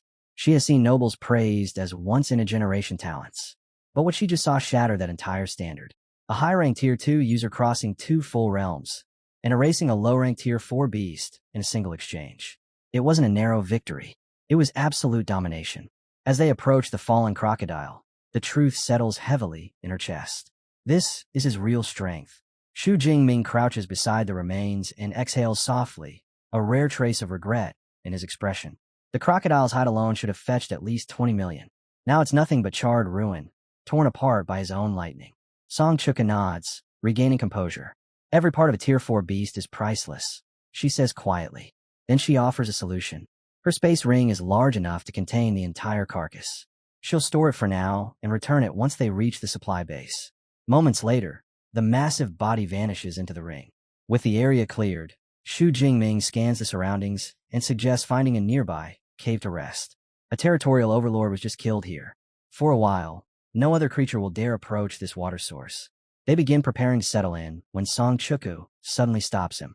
Her face turns faintly red. Avoiding his gaze, she asks him to wait a moment. Since they're already beside a pool, she would like to wash off the grime from the battle. Xu Jingming nods without hesitation, but caution overrides everything. He tells her to hold on until he finishes checking the pool for hidden threats. Purple lightning gathers in his palm. In the next instant, a violent surge crashes into the water. The response is immediate and wrong. Xu Jingming's expression hardens as the clear surface begins to darken. Slowly, the water shifts, deepening, thickening, until it turns a chilling shade of blood red. A scent rises with it. Sweet, overwhelming, dangerously enticing.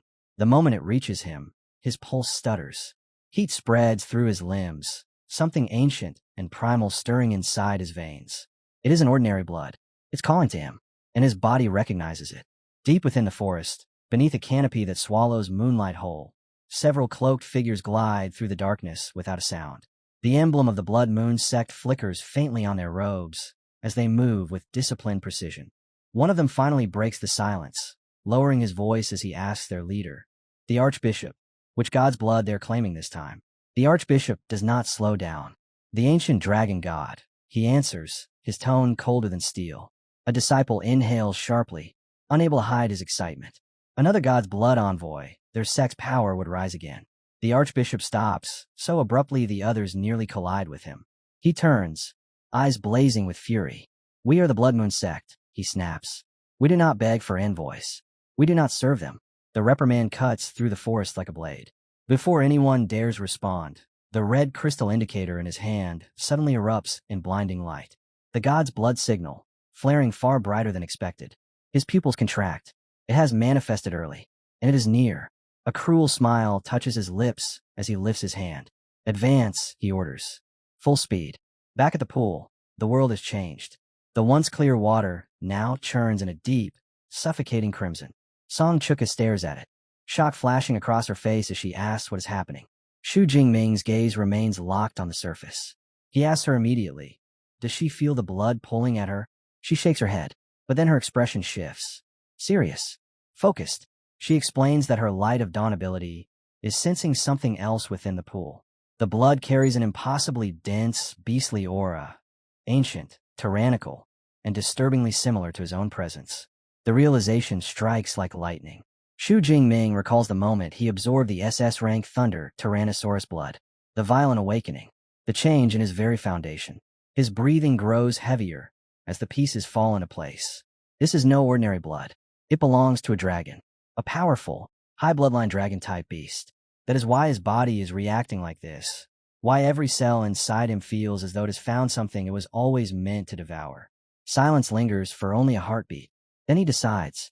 He tells Song Chuku he is entering the pool to absorb the energy. If his condition turns unstable, she must drag him out immediately. No hesitation. And before doubt can take root, he steps forward and descends into the blood-red water. The instant his body submerges, the pool erupts. Crimson energy spirals violently toward him, converging from every direction. Yet instead of agony, an overwhelming sense of relief floods his senses. It feels like a starving traveler tasting water after wandering through endless desert sands. The power surges into him. It coils around his limbs, his chest, his spine, then seals him completely. From within the pool, a massive glowing cocoon of scarlet light rises slowly into the air, lifting Xu Jingming above the surface like a reborn sovereign suspended in blood. On the shore, Song Chuku's heart hammers in her chest as she calls his name. She understands immediately. This is a once-in-a-lifetime transformation, and in this state, he cannot defend himself. Her fingers tighten around her halberd until her knuckles pale. She plants her feet firmly, shoulders straightening, gaze sharpening toward the forest line. This time, she will stand guard. Night passes beneath the red glow. When dawn finally arrives, the clearing tells its own story.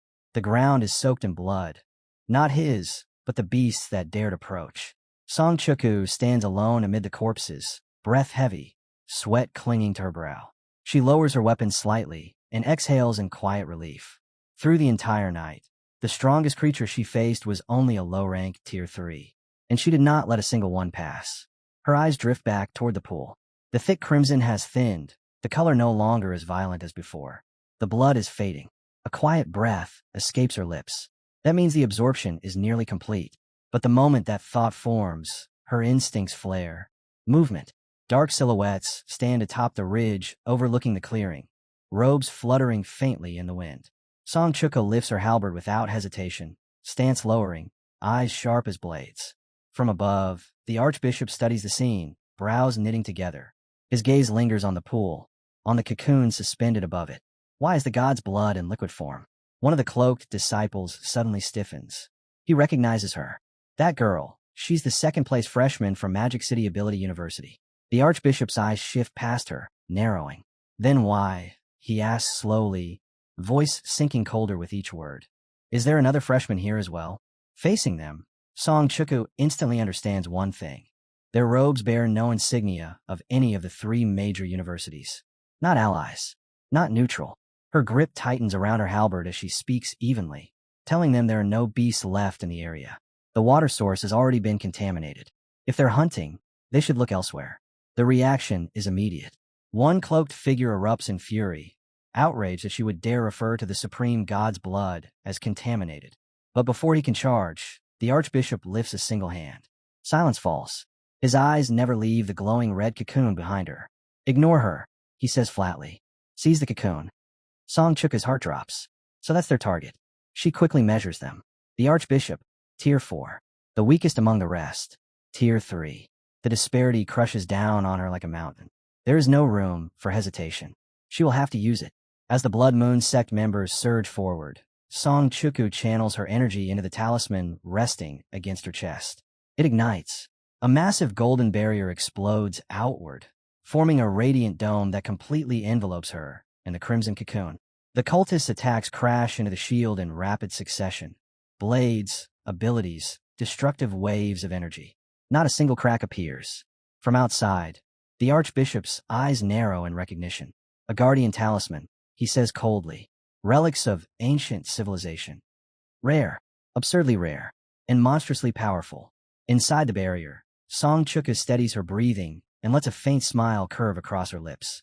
She asks them calmly why they're wasting their strength. The Archbishop only smirks. He already knows. Guardian talismans are not eternal. They have limits, he says evenly. Unlike you, we are not in a hurry. With precise authority, he orders his followers to spread out and surround the barrier. They obey instantly. Inside the golden dome, Song Chuku's composure begins to strain. She knows exactly how long the talisman will hold. 1 hour. After that, it will require 12 hours to recharge, and they only need to wait. Her only remaining hope rests on one outcome, that he wakes up in time. The minutes drag like hours. Every second presses heavier against her nerves as the golden barrier flickers, its glow dimming, stability faltering. Then it happens. With a sharp crystalline sound, the guardian talisman reaches its limit. The radiant dome fractures, then shatters into drifting fragments of fading light. The protection is gone.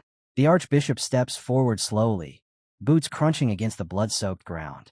A smug smile curves across his face as he looks down at her. Be sensible, he says calmly. Hand over the talisman. Otherwise, your death will not be pleasant. Song Chuku's jaw tightens. There is no retreat. Her hand moves into her storage ring and emerges holding a small crimson pill. Forbidden medicine. A reckless gamble that will force her power beyond its natural ceiling, at a cost. If she takes it, she may cripple her foundation. But if she doesn't, she raises it toward her lips. Why do I get the feeling? A calm voice slices through the clearing. That you're the ones about to die. The air freezes. Behind her, a sharp cracking sound echoes. The blood-red cocoon begins to fracture. Thin lines spread rapidly across its surface, glowing brighter with each passing heartbeat. The energy inside swells violently. Then the cocoon explodes. A surge of crimson force tears outward, scattering dust, shaking trees, forcing the surrounding cultists to brace themselves. Red tendrils of condensed energy lash through the air like living whips before collapsing inward. From the dispersing storm, a figure steps forward. Xu Jingming. The transformation is complete. A dense, tyrannical aura radiates from his body. Heavier, deeper, ancient. The air around him feels charged, oppressive, almost draconic in nature. He opens his eyes. They burn with cold intent.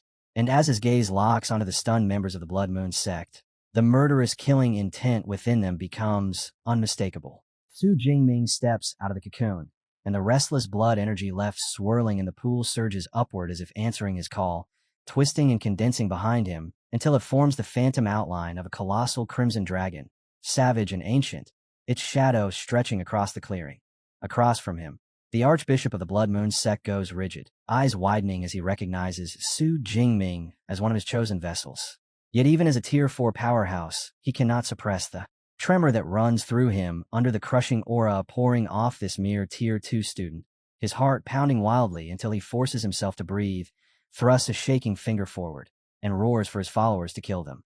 Purple lightning ignites within Su Jingming's eyes, and before the cultist can take more than a few steps, he releases his power without hesitation, summoning a violent storm from above as thunder crashes down in a relentless barrage that engulfs the Tier 3 believers, bolts tearing through them with merciless precision until their bodies convulse and collapse where they stand, defeated in an instant.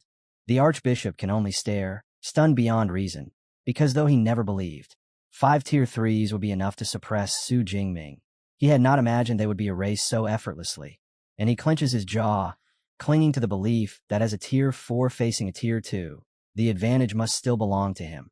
That fragile certainty shatters in the next heartbeat when Su Jingming explodes forward, cutting through the air with terrifying speed, spear thrusting ahead like a streak of judgment, and the Archbishop's composure breaks as he realizes the true scale of the threat.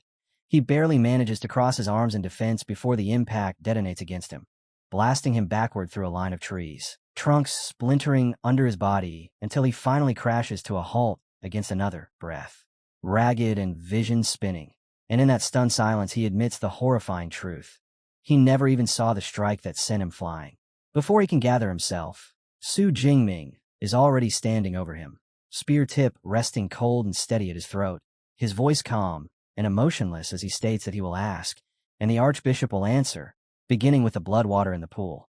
Crushed beneath that suffocating pressure and staring into those lightning-lit eyes, the Archbishop abandons all resistance and confesses that it is God's blood, the refined essence of a legendary rank 9 Beast Emperor. Su Jingming doesn't let the silence linger. He steps closer, the spear still hovering near the man's throat, and coldly demands to know why the blood of something that powerful would appear in a place like this. Under the weight of that pressure, the defeated leader grits his teeth and finally speaks, explaining that in the ancient era a cataclysmic war erupted between human martial saints and beast emperors, a battle so vast it tore the land apart, and when it ended, fragments of supreme blood essence were scattered across the world like cursed relics of that age. Su Jingming's gaze sharpens as he asks his last question, voice steady but edged with steel. Who exactly is he, and why is his group gathering this blood? The Archbishop refuses to answer the second part. Instead, he lifts his chin and curls his lips into a stubborn smile, declaring only that they belong to the Blood Moon sect, and nothing more will pass his mouth. The next instant, before Su Jingming can force another word from him, blood suddenly seeps from the man's eyes and spills from his lips as he ends his own life without hesitation. Su Jingming stands over the corpse, expression unreadable, recognizing the name as yet another shadowy cult moving beneath the surface of this world. With nothing left to extract from a dead man, he decides he will question Vice Principal Ling Shuang about them later. And just as he turns, he sees Song Qiuyan rushing toward him, panic and worry written clearly across her face as she asks whether he's hurt. He barely has time to answer before her legs give out from exhaustion, her body swaying forward. Su Jingming moves instantly, catching her before she falls and pulling her steady into his arms, telling her he's perfectly fine and thanking her for standing guard over him.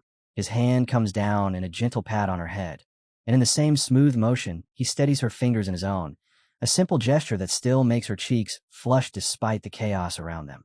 He calmly explains what happened, that the cultists came specifically for the blood and claimed to be members of the Blood Moon sect, and the moment she hears that name, her entire body stiffens. She blurts out that what he absorbed was the blood essence of a rank 9 Beast Emperor, an SSS-class cultivation treasure that normally requires intricate, refining methods before anyone dares touch it. Then stares at him, as if he's some kind of anomaly, demanding how he could possibly take it indirectly. Su Jingming glances at the faint system screen only he can see and admits that he doesn't fully understand it either. Not only did he suffer no backlash whatsoever, but the blood essence actually propelled his indestructible thunder body into the 4th stage. And since he can't yet determine what other changes may be hidden within him, he concludes the effects likely run far deeper than surface improvement, deciding that once they return, they will have to consult a teacher to uncover the truth. Seeing how pale and unsteady Song Qiuyan has become, Su Jingming tells her to stop forcing herself, pointing out that she can barely remain upright, and she doesn't argue. The two of them move to a quiet meadow washed in warm sunlight, and she lowers herself onto the grass, resting her head directly against the earth as exhaustion finally pulls her under. Night falls elsewhere. On the balcony of a vast estate, the main archbishop of the Blood Moon sect stands with his hands behind his back while a subordinate reports that Bishop Zhou's God's blood indicator has gone dark, the signal completely lost, implying an unexpected turn. The subordinate cautiously asks whether they should send reinforcements to secure the blood. The archbishop dismisses the idea at once, concluding that a powerful ability user must have intervened and deciding the matter isn't worth further exposure. Lifting his eyes to the thin crescent moon above, a cold smile curves across his face as he states that the only thing that matters now is their true operation, set to unfold in 1 month. When Song Qiuyan wakes again, the sun is already shifting in the sky, and Su Jingming is seated beside a small campfire, calmly turning skewers of roasted meat over the flames. He looks up and greets her, saying she woke at the perfect time. She takes a skewer eagerly, commenting on the rich aroma, and sounding genuinely surprised that he can cook this well, while he replies lightly that skill comes from repetition. The moment she bites into it, her expression changes completely, and she praises him without restraint, even declaring that he should open a barbecue restaurant and offering to invest herself. Su Jingming plays along, teasing that if the young miss of the influential Song family is backing him, perhaps they should expand across the entire Blue Star. Half an hour later, with the fire reduced to embers and both of them satisfied, Song Qiuyan asks if she can wash up in the nearby water. Su Jingming nods, telling her to go first, and that he'll clean up afterward. She walks toward the water's edge and activates her ability, drawing a large sphere of water up around her body to form a sealed, floating barrier. Within that translucent globe, she changes into fresh clothes, the rippling surface shielding her completely. When the water disperses and falls away, she steps out dressed in clean garments, hair and shoulders still damp, and informs him she's finished. For a fleeting second, Su Jingming's gaze lingers, and he appears slightly unsettled by how refreshed she looks. But he quickly reins himself in, states that it's his turn to wash, and turns away without further comment. Watching his back as he leaves, Song Qiuyan tilts her head faintly, unable to shake the feeling that the look in his eyes just now carried a meaning she couldn't quite grasp. Left alone in the clearing, Song Qiuyan suddenly freezes, a soft gasp escaping her lips as she looks down and realizes the thin fabric clinging to her body has turned almost transparent from the water. The simple dress she's worn countless times without a second thought now outlines every curve, and she hurriedly grips the damp material, face burning as embarrassment floods in. An hour later, both of them have changed into full combat gear, the earlier awkwardness buried beneath composure. They stand facing one another for a brief moment. She tells him to be careful. He answers in kind. They agree to meet again in 1 month. Their fists meet in a light, friendly bump, a quiet promise sealed without further words. Then they turn and sprint in opposite directions. As Song Qiuyan cuts through the forest at full speed, her gaze sharpens, resolve hardening in her chest. She tells herself she has to push harder than ever.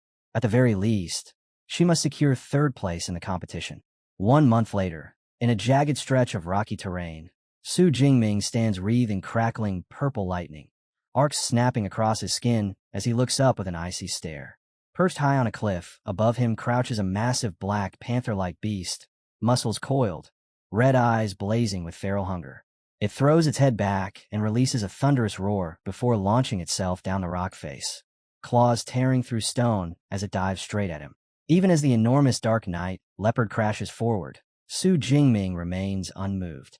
He compresses the raging lightning around him into a single concentrated point, then thrusts his spear ahead with absolute precision.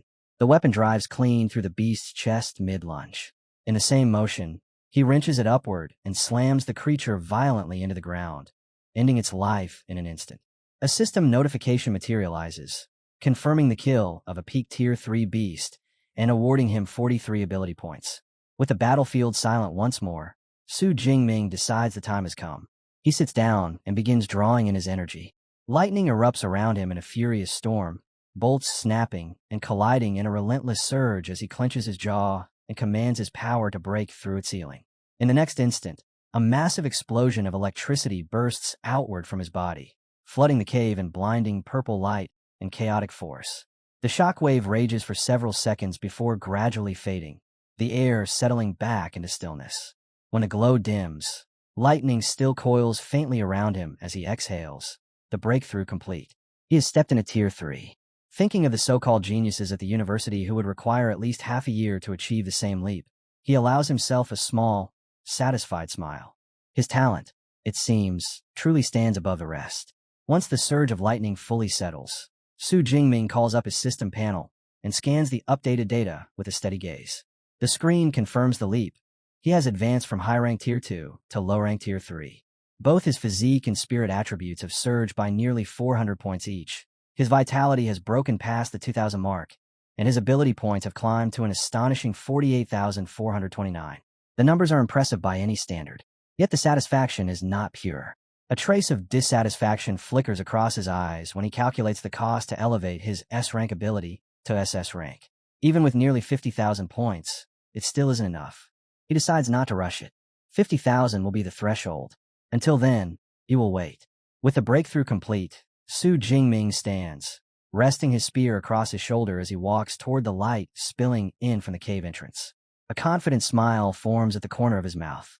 The competition is almost at its end. Results will be finalized the day after tomorrow. With the points he has accumulated, securing first place is no longer a question. It's the final day of score settlement for the joint university event, and the massive hall is packed wall to wall.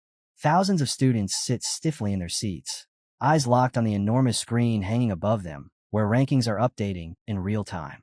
No one dares to relax. Every second matters. One boy suddenly jumps to his feet, shouting in excitement. He scored 1,121 points, just enough to squeeze into the top 1,000. For him, that number feels like victory, but the celebration barely lasts a breath. His friends grab him and tell him to calm down. There are still 2 hours left before submissions close. The real monsters haven't even returned yet. And as if the hall itself heard those words, the doors open. Song Chioyan walks in. The noise instantly drops. Heads turn. Whispers spread like wildfire.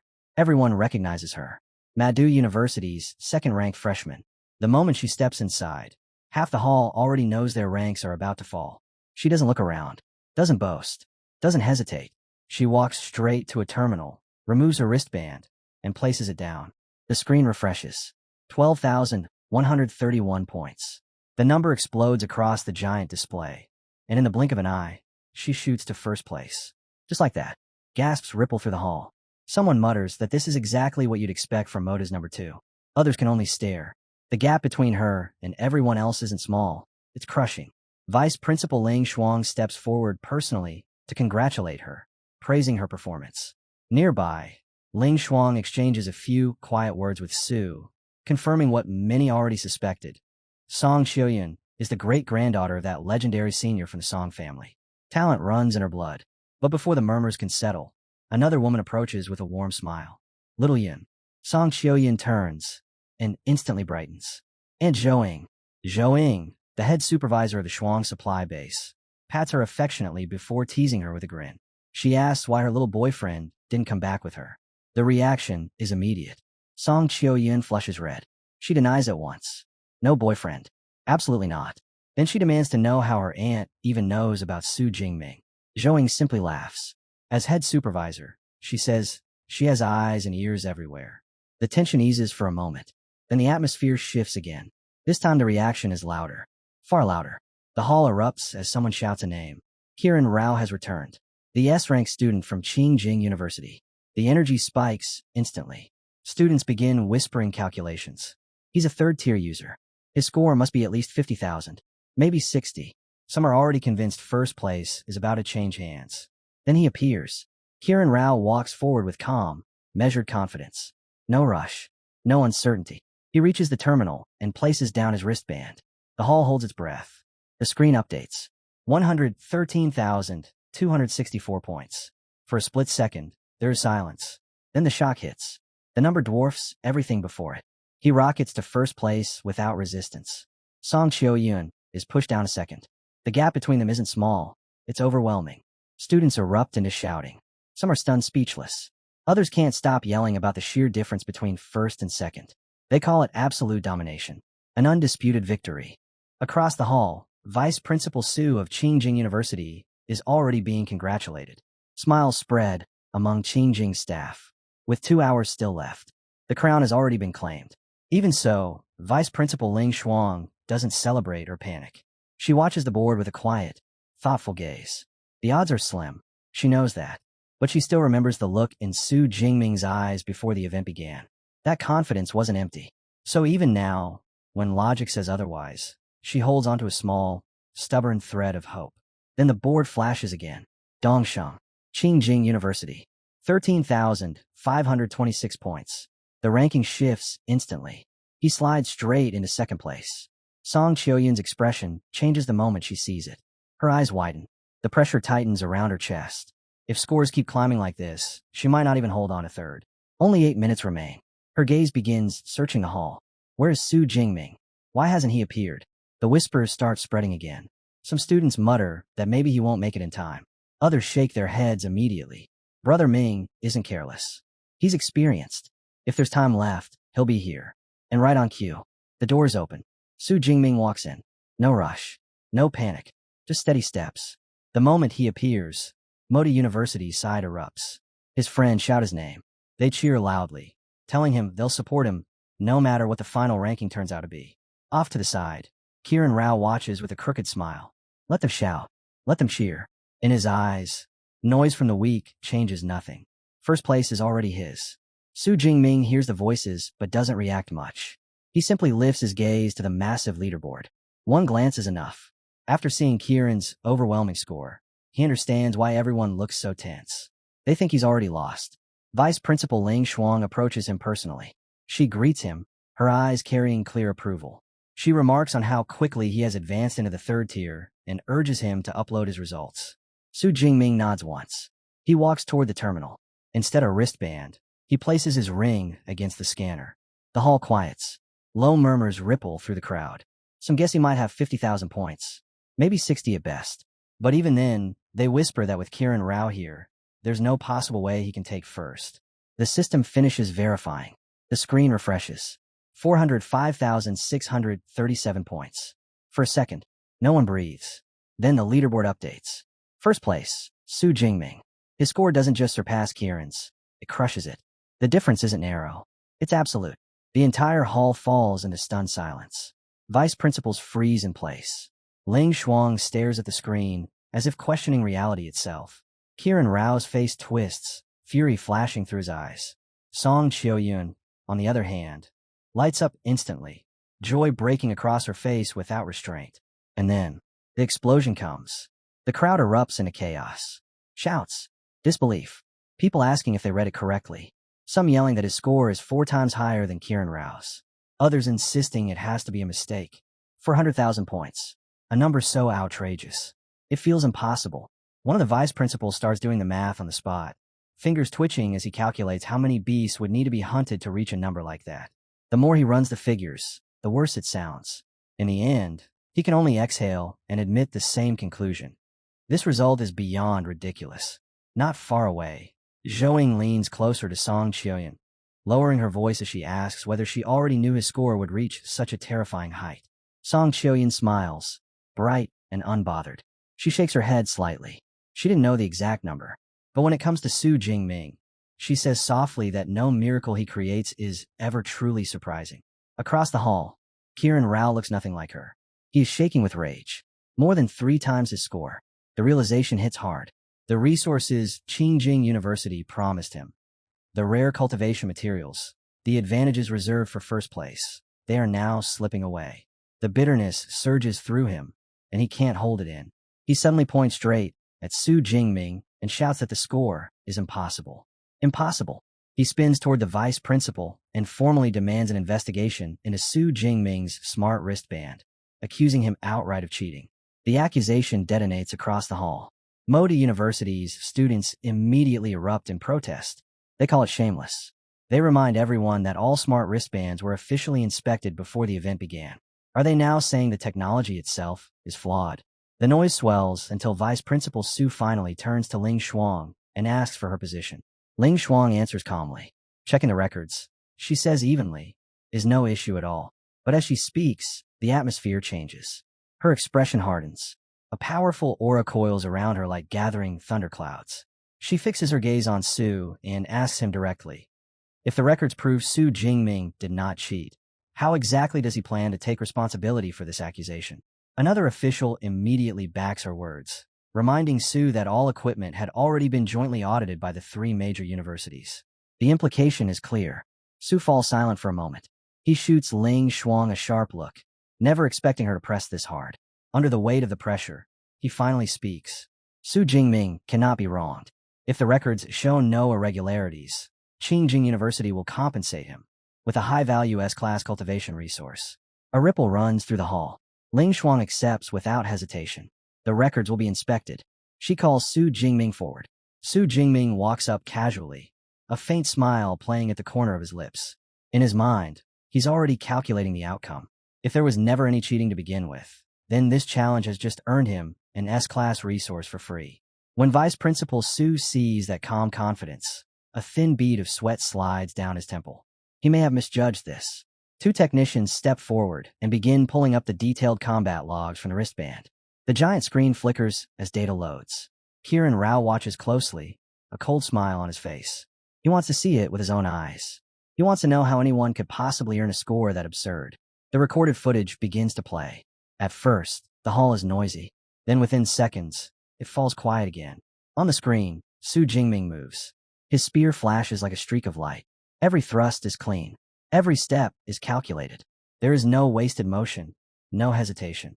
Beasts fall one after another, each strike landing with terrifying precision. Gasps break out across the hall. Some students blurt out in disbelief at the sharpness of his spear technique. Others are even more shaken by how flawlessly he controls his ability, as if power itself obeys his command. Even Ling Shuang narrows her eyes slightly. She watches a sequence again in silence before finally asking him directly whether his spear technique has already stepped into the master level. Su Jingming only smiles faintly. He answers that he merely broke through by luck. Luck. Ling Shuang says nothing more, but she does not believe that for a second. In her mind, this level of control is not something achieved by accident. This boy is hiding more than he shows. The footage continues. The scene shifts. A massive Tier 4 source water, giant crocodile appears on the screen, its body towering and oppressive. The moment the crowd recognizes the creature, alarmed voices explode everywhere. Why isn't he running? Does he seriously intend to fight that? The beast roars, the water around it surging violently. Su Jingming doesn't retreat. He steps forward. Then the sky darkens. Lightning gathers. What follows is not a simple strike. It is annihilation. A colossal bolt crashes down, swallowing the giant crocodile entirely. The screen flashes white for an instant, and when the light fades, the enormous Tier 4 beast is gone. Erased. The hall is struck with genuine fear. Students cry out in shock. What kind of battle technique can erase a powerful Tier 4 creature in a single attack? Some can barely process what they've seen. Kieran Rao stares at the screen, stunned. Was that an S-rank magic technique? But how? Su Jingming is a spear user. How could he possibly wield something like that? Ling Shuang's eyes sharpen as the lightning footage replays in her mind. She identifies it immediately. The heavenly lightning technique from the Elemental Academy. The realization makes her expression shift ever so slightly. In her own academy, very few students ever manage to grasp that technique properly. Fewer still can release it with that level of destructive precision. And yet here stands a freshman from the Weaponry Academy, wielding it as if it were second nature. The absurdity of it only deepens. After a moment, she decides they've seen enough. She turns toward Vice Principal Su, whose composure has long since begun to crack. A thin sheen of sweat glistens across his forehead. Calmly, she asks whether there's any need to continue reviewing the footage. He hesitates only briefly. Then he concedes. There is no need. He steps forward and faces Su Jingming directly. His tone is restrained, but the acknowledgement is clear. Su Jingming's ability is undeniable. The promised S-class resource will be delivered as agreed. Su Jingming thanks him with polite composure, then turns and walks away without another word. Behind him, Vice Principal Su can only stand there in silent frustration. Regret churns in his chest. If he had known this boy was such a monster, he would have moved heaven and earth to recruit him first.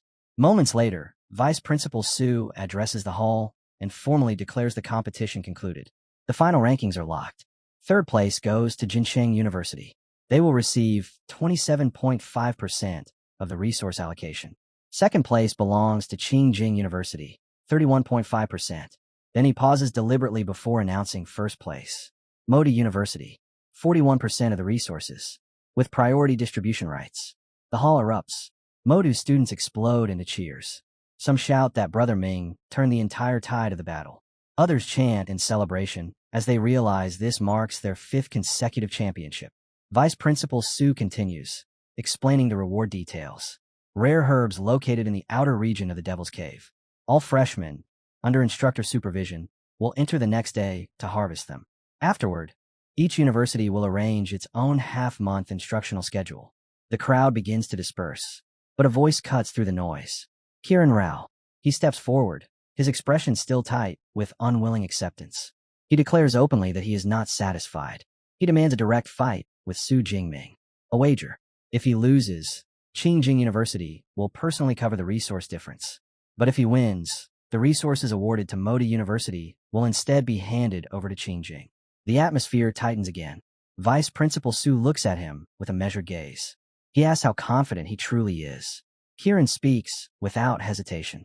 Su Jingming's S-rank technique, he argues, requires at least 1 or 2 seconds to activate. In a true one-on-one duel, that delay would give him the decisive advantage. The logic hangs in the air. Vice Principal Su's eyes narrow slightly. He, too, is unwilling to accept the outcome so easily. After a brief pause, he agrees. The competition had barely settled when Vice Principal Ling Shuang fixed her sharp gaze on Su Jingming and asked what he intended to do during the half-month teaching break. Most students would have chosen rest, training halls, maybe quiet consolidation. Su Jingming didn't hesitate. He said he was going back into the Devil's Cave to continue hunting beasts. That answer made her frown. She reminded him that he had already fought for nearly an entire month without pause. Wasn't he exhausted? He admitted the truth. Yes, he was tired. Every bone ached. Every muscle carried the weight of battle. But exhaustion didn't matter. Life and death combat was the only thing pushing his growth at this speed. If he slowed down, he would fall behind. Ling Shuang didn't deny the logic. Real battles sharpen talent faster than any classroom ever could. But she made it clear. Growth without balance leads to collapse. Effort must be matched with recovery. Otherwise, even the strongest blade will crack. Su Jingming listened carefully, then bowed his head in agreement, promising that once this next trip ended, he would properly rest. Then he brought up something else. He described the strange pool deep inside the Devil's Cave, the blood-red water, the violent reaction in his body when he absorbed it, and the cultists he had encountered who called themselves members of the Blood Moon sect. As he finished, Ling Shuang's expression changed. She confirmed what he had only suspected. What he encountered was the blood essence of a rank 9 Beast Emperor, an SSS-class cultivation treasure. Even hearing that title carried weight. But she clarified one crucial fact. What he absorbed must have been extremely diluted. The pure essence of such a creature would be impossible for him to survive, let alone refine. His ability to withstand it likely came from his unique body-forging technique.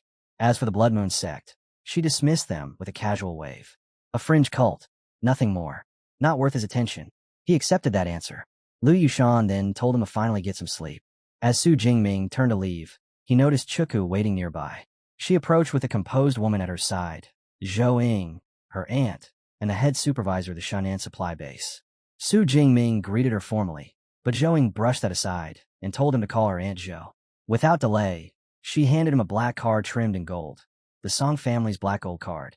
It granted a 20% discount on all goods under the Song family's massive network. He froze. The Song family controlled equipment, weapons, armor, resources, almost everything ability users depended on. A 20% reduction wasn't a small favor. It was enormous. Chuka nudged him to take it, reminding him that his gear upgraded at terrifying speed. He accepted the card, though a ridiculous thought crossed his mind. Was he being sponsored by a wealthy patron? He barely had time to process it. The moment he stepped further into the supply base, the crowd surged. Reporters, corporate representatives, microphones thrust toward him, offers for interviews, endorsement contracts from weapon and armor brands. The noise exploded around him. There was no denying it now. His name had already spread. That afternoon, Su Jingming sat across from Vice Principal Ling Shuang and Vice Principal Su. The air carried none of the casual warmth from earlier conversations. Ling Shuang didn't waste a single word. Kiran Rao wanted to challenge him. She laid out the stakes without embellishment. Kiran would wager 20% of his resources. Modu's side would put up a ruins pass. Then she looked directly at Su Jingming and asked whether he was willing to fight. He didn't answer immediately. Instead, he asked what exactly a ruins pass was. Xu Ping explained it plainly. A ruins pass was a required ticket to enter the remains of an ancient civilization. Qingjing University had brought Kieran to this competition for one purpose: to secure 40 of those passes. Now that Su Jingming had won them, there was no chance Modu would hand them over without a battle. The explanation triggered a memory. A history lecture. A professor describing a civilization that had once stood at the peak of the world, advanced beyond imagination, before vanishing almost overnight. City swallowed, structures buried beneath the earth. Thousands of years later, those ruins were rediscovered. From them, humanity unearthed training systems, cultivation frameworks, even SSS-rank combat techniques that reshaped the modern era. With that memory resurfacing, the weight of a ruin's past became clear. Access to such places wasn't symbolic. It was opportunity carved from the bones of history. Ling Shuang added one more crucial detail. These passes were for Civilization Ruin Number 9. It opened once per year and only allowed Tier 4 to Tier 6 users to enter. If Su Jingming defeated Kieran, she could allocate one pass to him personally. The decision was his. Xu Ping couldn't resist adding a sharp remark, pointing out that the small arena favored enhancement-type fighters like Kieran. It was a subtle attempt to plant doubt. Su Jingming didn't blink. A relaxed smile touched his face as he said he would accept the challenge. Vice Principal Su nodded in satisfaction and stated he would notify Kieran. The match would be held in the supply base's arena. After he left, Ling Shuang observed how decisively Su Jingming had agreed. There wasn't hesitation in him, only certainty. Su Jingming responded calmly. He estimated his chances of victory at 90%. Then he paused, the corner of his mouth lifting slightly. He corrected himself. That had been modesty. In truth, he held absolute confidence. 100%. Ling Shuang exhaled, half a sigh, half a laugh. She wondered what Xu Ping and Kieran would think if they truly understood the gap between them. Elsewhere, the news hit Kieran raw like a slap. Su Jingming had accepted. For a brief second, he just stared. Then the shock curdled into anger. If Su Jingming dared to step onto the stage with him, then whatever happened next would be his own fault. Kieran turned to Vice Principal Xu Ping and asked plainly whether it would be a problem if Su Jingming got hurt. Xu Ping's expression didn't change. Instructors from all 3 universities would be present. If there was real danger, someone would intervene. That was enough. Kieran's lips stretched into a sharp grin. Once the match started, Su Jingming wouldn't have the right to complain. The scene shifted to the arena. The stands were already packed. Voices overlapped into a restless hum. Excitement thick in the air. A clash between 2 S-rank users wasn't something students got to witness every day. Predictions flew back and forth. Some argued that since both were Tier 3, the outcome was unpredictable. Others analyzed it more carefully. Su Jingming's Heavenly Lightning technique dominated wide battlefields. But this was a confined arena. Close range. Tight space. That favored an enhancement-type fighter like Kieran. If Su Jingming wanted to win, he would need something beyond the technique everyone had already seen. From a high balcony, Kieran listened to the speculation and sneered. For a freshman to master even one S-rank technique was already absurd. A second? Impossible. Then Su Jingming appeared. The Modus students erupted. His name rolled across the arena in waves, shouted again and again, as if volume alone could reinforce his strength. Kieran looked down at him, impatience written across his face, and told him to hurry up. Su Jingming's reply carried no emotion. If someone was in a rush to die, he had no objection to fulfilling that request. They stepped into the ring together. An elderly man descended between them, his presence steady and overwhelming. He introduced himself as Dong Sheng, Vice Principal of Jingcheng University, a Tier 8 Grandmaster serving as referee. His voice carried easily across the arena as he laid out the rules. The match would end if either fighter lost consciousness or admitted defeat. Once that point was reached, any further attack was forbidden. They were free to go all out. Powerful figures were present to ensure no life would be lost. As he released his aura, a veil of water mist spread outward, forming a protective barrier around the arena and sealing off the crowd from stray shockwaves. He ordered both sides to prepare. Then the countdown began. With a thunderous shout, Dong Sheng declared the match started. The moment the final word left Dong Sheng's mouth, Kieran Rao moved. There was no probing step, no testing strike. Power erupted from him instantly. His S-rank ability activated. Muscles swelled beneath his skin as his frame expanded, veins rising like cords. Bones shifted. Horns pushed out from his head. Crimson patterns crawled across his body, glowing faintly as if something ancient had awakened inside him. The name rang out clearly. Brahma be sovereign. The air around him seemed to thicken under the pressure of his transformation. Raw, oppressive strength radiated from every movement. Across from him, Su Jingming didn't react. He simply watched. No panic, no urgency, just steady eyes observing the change. Now towering in his empowered form, Kieran rolled his shoulders and let out a low breath, savoring the weight of his own strength. He looked down at Su Jingming with open contempt, then spoke with exaggerated generosity. He would give him time to prepare his own S-rank technique. After all, when Su Jingming lost, he shouldn't have any excuses left to cling to. The arena fell into a tense rhythm as both sides began moving for real. In the stands, eyes tracked every shift of muscle and flicker of energy. Whispers spread quickly. Kieran's S-rank enhancement ability was tailor-made for a 30-meter arena. Tight space, limited distance. That meant Su Jingming's long-range lightning advantage was restricted. Still, most assumed he had anticipated that when he agreed to this fight. Inside the ring, purple lightning crawled over Su Jingming's body like a living current. He watched Kieran carefully. For him, this wasn't just a duel. It was a measurement.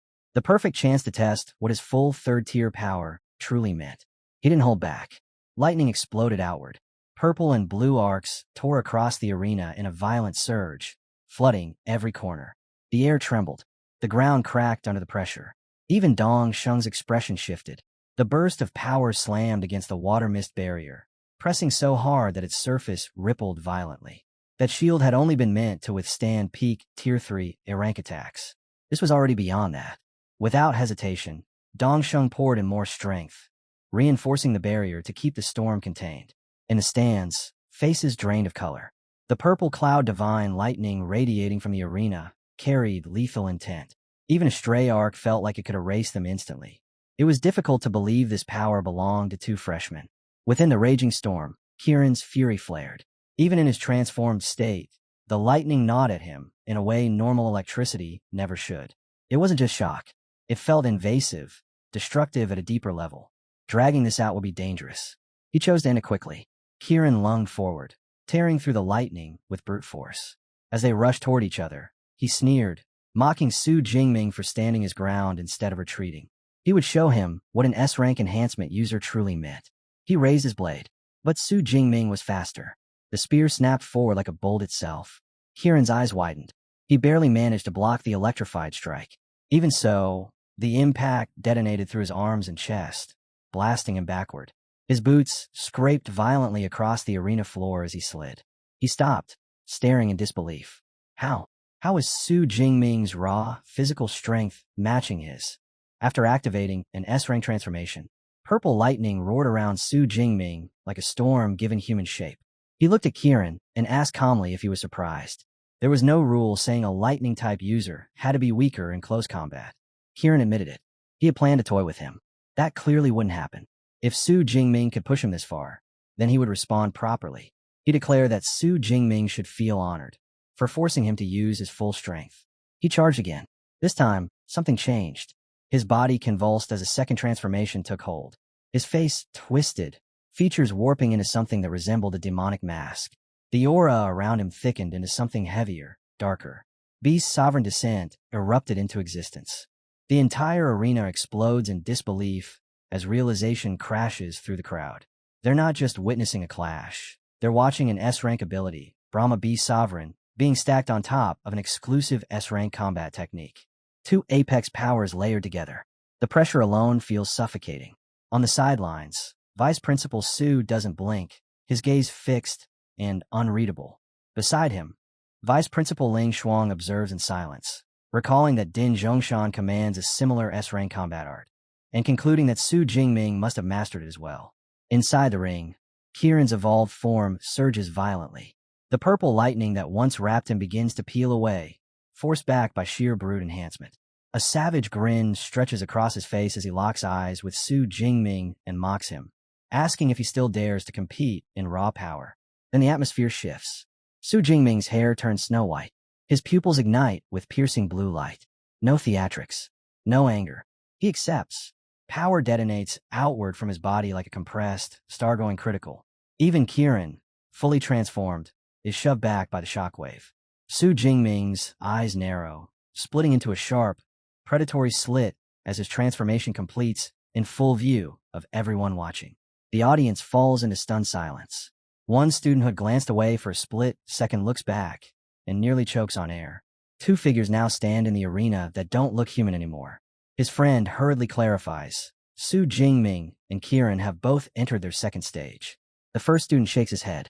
At this point, this isn't a duel. It's a boss battle. Kieran stares at Su Jingming's altered form, recognition dawning instantly. S-rank combat technique.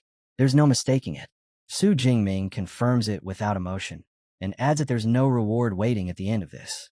He doesn't allow hesitation, not even a breath. Purple energy compresses tightly into his palm, dense and unstable. The thunder prism begins to take shape. The instant Kieran recognizes the structure, his instincts scream. Control type S-rank technique. This isn't a contest anymore. It's lethal. With no retreat left, Kieran gambles everything. Red vitality armor erupts around his body, hardening over muscle and bone as he charges straight into the forming lightning cage. He tears forward through the storm, forcing a narrow breach with sheer will. The electricity shreds across his armor, burns into his skin, but he breaks through, and then his body gives out. He drops to one knee, breathing ragged, staring upward in disbelief at the power he just endured. Su Jingming doesn't grant even a single breath of recovery. A colossal spear of condensed lightning forms and tears forward, slicing past Kieran by a razor's margin. It misses, but when it detonates, the space behind him is erased in a violent collapse of energy. The arena floor fractures. The air distorts. Kieran's entire body locks up as cold realization hits him. If that strike had landed cleanly, he wouldn't be standing. He might not be alive. There's no time to react. Su Jingming is already in motion. Lightning gale break. He closes the gap instantly, a spiraling storm of force crashing down. Kieran barely manages to raise his weapon in defense, but the rotating impact is overwhelming. The collision detonates through his guard and hurls him backward, his boots carving trenches across the arena floor as he's flung away. Su Jingming advances without pause. Chain lightning spears erupt one after another, a relentless barrage of piercing strikes that slam into Kieran's body in rapid succession. Each hit lands with surgical precision.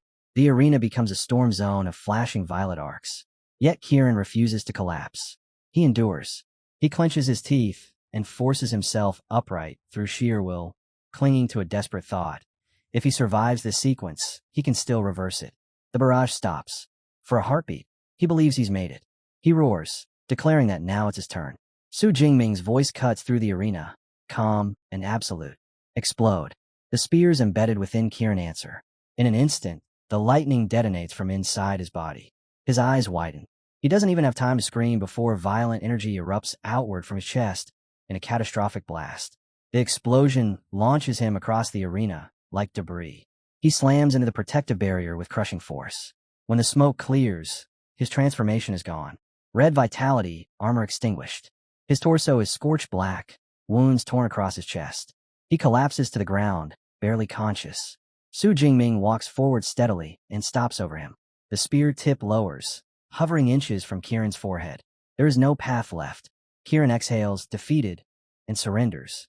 Jiangwen raises his hand and declares Su Jingming the victor. The arena erupts. The crowd explodes into cheers. His friends shout in disbelief. What they expected to stretch past 10 minutes ended in barely 2. A pure contest of strength. Overwhelming dominance. Flawless chaining of techniques without hesitation. Above, on the balcony, Vice Principal Ling Shuang silently replays the match. Thunder prism to seize the field. Pressure layered to force weakness. Lightning gale break to open the gap. Chain lightning spears to finish. No wasted motion. No excess force. Clean. Precise. Excellent execution. Ling Shuang turns her gaze toward Vice Principal Xu Ping and asks if he has anything left to argue. Xu Ping's expression is heavy, drained of resistance. He admits it plainly. Total defeat. The wager stands. 20% of the resource allocation will be transferred to Modi University. The S-class resource he promised Su Jingming will be delivered tomorrow afternoon without delay. There's nothing else to say. As Ling Shuang steps away with Su Jingming, Xu Ping remains where he is, watching their backs as the reality settles in. 1 match. 2 losses. Resources and reputation, both gone in a single afternoon. Ling Shuang's stern expression softens slightly once they're clear of the arena noise. She acknowledges Su Jingming's performance, stating that his execution was flawless and that he earned every outcome. Then she extends her hand. A glowing blue card rests between her fingers. Civilization Ruin Number 13 Access Pass. The surface hums faintly with encoded authorization, its edges radiating a restrained azure light.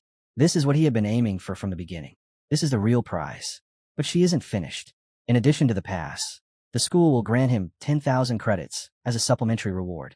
Su Jingming doesn't mask his reaction this time. The weight of the victory finally lands. He thanks her directly, voice steady but unmistakably energized. Then his eyes drop to the blue card resting in his palm. The long-awaited ruins pass.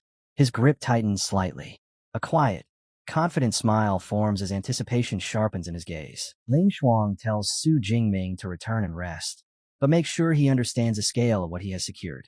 The S-Class resource from Qingjing University. The right to select a combat technique from the combined libraries of all three universities. And tomorrow, he can revisit the Devil's Cave to collect the rare herbs awarded to his side. Each reward stacks on the last. Su Jingming agrees without hesitation. This research exchange has exceeded every projection. A Civilization Ruin Number 13 pass. 10,000 credits. An S-Class resource. Massive quantities of herbs and beast materials. Every objective not only met, but surpassed. Before they can move on, a tall young man with long black hair approaches. His tone is composed as he praises the match, stating that witnessing a genius of Su Jingming's caliber is a rare opportunity. Su Jingming responds with simple courtesy. Once the man leaves, Su Jingming asks who he was. Song Qiuyun Chu explains, Dong Shengxian of Qingjing University. Rank 3rd, just below Su Jingming and Kiran. Su Jingming pauses when he hears Dong Shengxian's cultivation has reached high rank 2nd tier. He mutters that the man is a monster. Song Qiuyun arches a brow and lightly mocks him. If that's a monster, then what does that make him? He's already tier 3. Su Jingming grins, eyes flashing with mischief. He claims he's different. He has a cheat. Says he can level up with a single click. Then asks if she believes that. Song Qiuyun snaps back dramatically, voice exaggerated with disbelief. Not even slightly. The scene shifts. A towering Gothic structure stands beneath a dim sky, its black spires cutting upward like blades. Inside its vast cathedral hall, robed figures kneel in rigid formation. At the center, a man levitates above the ground, an archbishop. Above him rotates a swirling pink orb, pulsing with distorted light. Their chanting echoes through stone. The archbishop raises his hands and declares that since receiving heaven's mandate, their heavenly god is eternal. He turns to his subordinate and asks about the plantation arrangements. Everything is prepared. The archbishop gives the order without hesitation. The teachers from the 3 universities are to be handled. As many as possible are to be killed. The hall answers in unified fervor. Then his gaze shifts again. A hooded figure stands apart, masked, silent. The archbishop addresses him as the Holy Son and assigns him a specific task. Su Jingming, Kiran Rao, the 2 S-rankers. Eliminate them. It will aid his growth. Beneath the mask, a chilling smile forms. The Holy Son accepts calmly, stating that the distance between himself and the S-rankers is already very small. The following morning, the archbishop delivers his final directive regarding the S-rankers. If they are willing to kneel and join the Heaven's Mandate sect, they may live. If not, the Holy Son is to execute them without hesitation. With that resolved, the archbishop faces his followers, zeal burning through his voice. Tomorrow will be their stage. The Heaven's Mandate sect will no longer operate in shadows. Their existence will be carved into the nation in the most brutal, high-profile way imaginable. He raises his arms and begins to chant. The hall trembles as his followers roar it back in unison. Since receiving Heaven's Mandate, the heavenly god is eternal. The scene shifts. Students from the 3 major universities arrive at the Devil's Cave plantation. The structure rises like a palace of glass and steel, an enormous greenhouse marked clearly as restricted territory. The moment they step inside, they freeze. Rows of radiant C-class sunflowers stretch endlessly, golden petals glowing under filtered light. The air is thick with spiritual energy. Excitement ripples through the freshmen as they imagine the value of harvesting such herbs. A base supervisor steps forward to greet them, welcoming the mentors and students formally. Beside him stands lead mentor Hu Ping, who explains that the vice principals did not accompany them because the task carries minimal risk. Even if something unexpected occurs, Vice Principal Ling Shuang's space ability would allow her to arrive within minutes. Reassurance delivered. The supervisor guides them deeper into the plantation before outlining the assignments. Each university receives its own harvesting zone. Qingjing University will collect sunflowers. Another section is designated for scarlet flame grass. Magic City University is assigned cleansing heart grass. It sounds routine. Then he adds a condition. The top 3 freshmen must be separated from the main group. Hu Ping immediately questions it. Other plantations do not operate under such rules. The supervisor remains calm, explaining that a new batch of S-class exotic herbs has matured. These require higher-level talent to harvest safely. It is, he claims, a special opportunity reserved for the strongest. He names them directly. Su Jingming, Qiran Rao, Dong Sheng. They are to follow him and his staff. Su Jingming senses something off in the arrangement. The timing, the isolation, but the presence of university mentors tempers his suspicion. He proceeds. As they walk deeper into the greenhouse corridors, Dong Sheng closes the distance between himself and the other two. He casually compliments their battle from the previous day, speaking with measured admiration. Then he changes the subject. Religion. He mentions rumors of certain sects possessing forbidden techniques, methods capable of elevating a user from Tier 2 to Tier 4 in a single leap. His tone remains thoughtful, almost speculative. With power like that, he muses, perhaps he could stand on equal ground with them. The air subtly tightens around the conversation. Su Jingming's eyes sharpen the moment Qiran brings up faith, and he cuts him off coldly, warning him to stay away from those kinds of religions before they swallow him whole. But Qiran doesn't retreat. Instead, he calmly brings his palms together in prayer, his voice steady as he defends his beliefs. He says the Jadu sect of his homeland and the Holy Father sect are not hollow cults but forces of guidance and blessing. He even declares that the source of his undefeated record is none other than Lord Brahma's protection. Su Jingming lets out a dry laugh, the sound edged with ridicule. If Lord Brahma is so mighty, he asks, why didn't he help you win against me? The question lands like a slap. Qiran's face darkens instantly, fury flashing in his eyes, yet no answer comes. His lips tremble with anger, but he can't refute it. Before the tension can ignite into open conflict, Dong Sheng steps forward with smooth timing. He nods lightly, siding with Qiran just enough to keep the balance, admitting that some religions indeed grant remarkable power. Then he shifts his gaze to Su Jingming, a faint, knowing smile curling at the corner of his mouth. In a low voice, he tells him that soon, very soon, he will personally experience the strength born from faith. And, when that moment comes, he might reconsider his stance. The words are calm, almost casual, but something beneath them feels heavy. Su Jingming feels an unexpected chill crawl up his spine. Dong Sheng's tone carries certainty, as if the future has already been decided. Elsewhere, Supervisor Zhong Shan guides mentor Hu Ping along with the 3 strongest students deeper into the greenhouse. They pass rows of rare plants and shimmering cultivation flora until they reach a remote, isolated corner. Zhong Shan stops and announces that they have arrived. Hu Ping scans the area, her brows knitting together. The space appears empty. She asks where the promised S-class flowers are. Zhong Shan simply raises a finger and tells her to look ahead. In that very instant, the warmth drains from his face. The friendly expression he wore peels away like a discarded mask, replaced by something twisted and malicious. The man known as Zhong Shan moves without warning. His body distorts into a dark, shadowy form, red eyes blazing. A massive demonic claw, glowing crimson, tears through the air and slams into Hu Ping's chest with explosive force. The impact hurls her backward. She crashes down but forces herself upright, shock written across her face. She gasps that her attacker is a Tier 7 Grandmaster. Rage and realization strike together. This was a trap. She demands to know who he truly is, then immediately activates her transformation. Shadows coil around her as her A-rank shadow spirit cat ability awakens, her aura sharpening into something feral and lethal. The shadowed assailant watches her with idle interest, even complimenting her vitality. Then he lifts a hand and removes the false face he had been wearing. Beneath it is a different figure entirely, the Archbishop of the Heavens Mandate sect, his smile calm, confident, and utterly unafraid. A vicious smile stretches across the Archbishop's face as he looks at Hu Ping. Since she's about to die, he says, there's no harm in letting her understand exactly who stands before her. The next second, his tone hardens, and he orders his subordinate to slaughter everyone present without hesitation. Hu Ping's eyes blaze with fury. She fires back that they're trying to cut off the future of Great Xia's next generation, to strangle its hope before it can bloom. As she speaks, she crushes a crystal in her palm, attempting to send out a distress signal. The archbishop throws his head back and laughs. It's already too late, he tells her. Then he raises the crimson orb in his hand. Power floods outward, distorting the air as a massive space blockade expands and locks into place, sealing the entire area. The greenhouse becomes a cage. Outside, the disturbance is detected instantly. The three vice principals sense the violent fluctuation and react at once. Ling Shuang's expression turns ice-cold with rage at the thought that someone dared strike their people. Without a word, the three grandmasters launch into the sky, tearing through the air toward the source of the attack. At the Shan supply base, head supervisor Zhouing also feels the shift.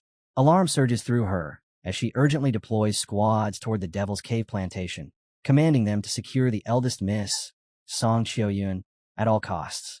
She tells herself that with Tier 8 grandmasters already moving, the situation should be contained, but the strain in her voice betrays her doubt. Inside the sealed greenhouse, Hu Ping senses the space around them trembling, subtle distortions rippling along the barrier. The archbishop notices and sneers. He mocks them openly, claiming their space-type grandmaster is powerless against his formation. Then his patience runs thin. He fixes his gaze on Hu Ping and declares that she will die first. A gigantic crimson hand condenses above her, radiating crushing force as it descends. Kieran curses under his breath, frustration boiling over. Su Jingming understands the reality instantly. A Tier 7 grandmaster stands before them. Against that level of power, resistance is nearly meaningless. He braces himself for the inevitable. But just before the massive hand can complete its fall, the blockade shudders violently. The crimson construct flickers. The archbishop's eyes narrow. He immediately understands. Ling Shuang, the space-time grandmaster, is strong enough to shake his trap from the outside. Calculating the risk, he abandons the idea of direct confrontation. With a swift motion, he retreats, leaping back and informing the Holy Sun that the rest is now his responsibility. In the next breath, the archbishop vanishes from the battlefield. The air shifts. Dong Sheng steps forward, and the gentle smile he once wore is gone. No more pretense. No more moderation. He calmly announces that the time has come for the Heaven's Mandate sect to step into the light. He looks at Su Jingming and Kieran and tells them they're about to witness his true form. Then his body begins to change. His aura swells, dark and suffocating. Flesh twists. Bones crack. A horrifying transformation unfolds before their eyes. Something no longer entirely human taking shape within the sealed space. Without warning, a violent surge of dark energy erupts from Dongsheng's body. The air trembles as that sinister force spreads outward, swallowing the greenhouse in oppressive pressure. His aura begins to climb at a speed that defies reason. Tier 2 high rank surges to Tier 2 peak, then shatters into Tier 3 without pause. The ascent doesn't stop. Power stacks upon power until it stabilizes at the peak of Tier 4. Su Jingming and Kieran Rao can only stare. Su Jingming's thoughts freeze for a split second. Two entire major ranks, elevated in moments. No ordinary technique could accomplish that. Then the pressure settles over him fully, heavy and familiar, and his pupils contract. He knows this aura. He has felt it before. God's blood. Kieran Rao's fists clench, fury burning in his eyes. But Su Jingming forces himself to remain focused. He studies every fluctuation in Dongsheng's transformation, analyzing the flow of energy, the density of the aura, the texture of the pressure pressing against his senses. There is no mistake. It is God's blood, an SSS-class resource. A single dose is enough to propel someone from Tier 2 straight to the peak of Tier 4. The figure standing before them is no longer the smiling student they knew. Horns curve from his head. His eyes glow with an inhuman light. His body radiates demonic power that distorts the space around him. Dongsheng's gaze settles on the two of them with absolute certainty. His voice is calm, almost indifferent, as he presents their options. Join the Heaven's Mandate sect. Hunt down the remaining students. Or be crippled where they stand, and then killed. Outside the main greenhouse, panic finally turns into clarity. The students understand what is happening inside. One of them shouts that they must rush in and support the two S-rankers. They cannot lose their hope. They cannot lose Su Jingming. They surge forward. But before they can reach the entrance, several hooded cultists drop into their path, blocking the way with mocking laughter. No one is coming to save the S-rankers, they sneer. The students should be worried about their own lives. Chaos erupts instantly. Amid the clash, Song Qiuyun drives forward like a streak of fire. Her flaming spear sweeps in wide arcs, tearing through the cultists as she forces a path open step by step. She does not hesitate. She does not look back. There is only one objective in her mind: reach Su Jingming and protect him. High above, the three grandmasters attempt to intervene, only to realize they have been completely cut off from the battlefield. One of them demands to know why Vice Principal Ling Shuang has not teleported them inside. Ling Shuang answers without turning her head. She already tried. The space within the plantation is fully sealed. Her gaze locks onto the source. The Archbishop is holding a glowing crimson orb. Suspended within it is a fragment of bone. Ling Shuang's expression hardens as she identifies it. The bone belongs to a rank 9 beast emperor with spatial talent. That relic is anchoring the entire blockade and locking the plantation down from within. The other two grandmasters react immediately. One mutters that the situation has escalated far beyond expectations. The other states bluntly that if anything happens to the two S-rankers, the consequences will be catastrophic. Below them, the Archbishop laughs openly, delighted by their helplessness. He taunts them, saying they will do nothing but watch as the Heaven's Mandate sect slaughters every freshman present. Today, he proclaims, marks the sect's great awakening. The words strike like thunder. The three grandmasters understand at once. This is the same organization believed to have been annihilated 60 years ago. They are facing ghosts that were never truly gone. There is no room for hesitation. Ling Shuang takes command and states that they must combine their strength. 3 minutes. That is all they need to shatter the spatial blockade. She raises her hand and gives a single command. Rise. A colossal surge of blue energy erupts from beneath the ground. The earth trembles as the entire plantation base is torn free and lifted into the sky, suspended by overwhelming spatial force. Maintaining the levitation, Ling Shuang analyzes the blockade in real time. The underground space is fully sealed, she announces, but she has located the weakest point of the barrier, southeast quadrant. The moment she calls it out, the other two grandmasters respond. Su transforms first, his body swelling and reshaping into a savage, ape-like beast radiating brute strength. Beside him, Dongsheng's form dissolves into swirling blue energy, his presence turning vast and fluid. Without a word, the two launch forward in perfect unison. Their combined power surges toward the floating greenhouse, aimed precisely at the identified weak point of the spatial blockade. Inside the greenhouse, a deafening roar tears through the air as the entire structure shudders under a devastating impact. Glass fractures. The spatial barrier ripples violently.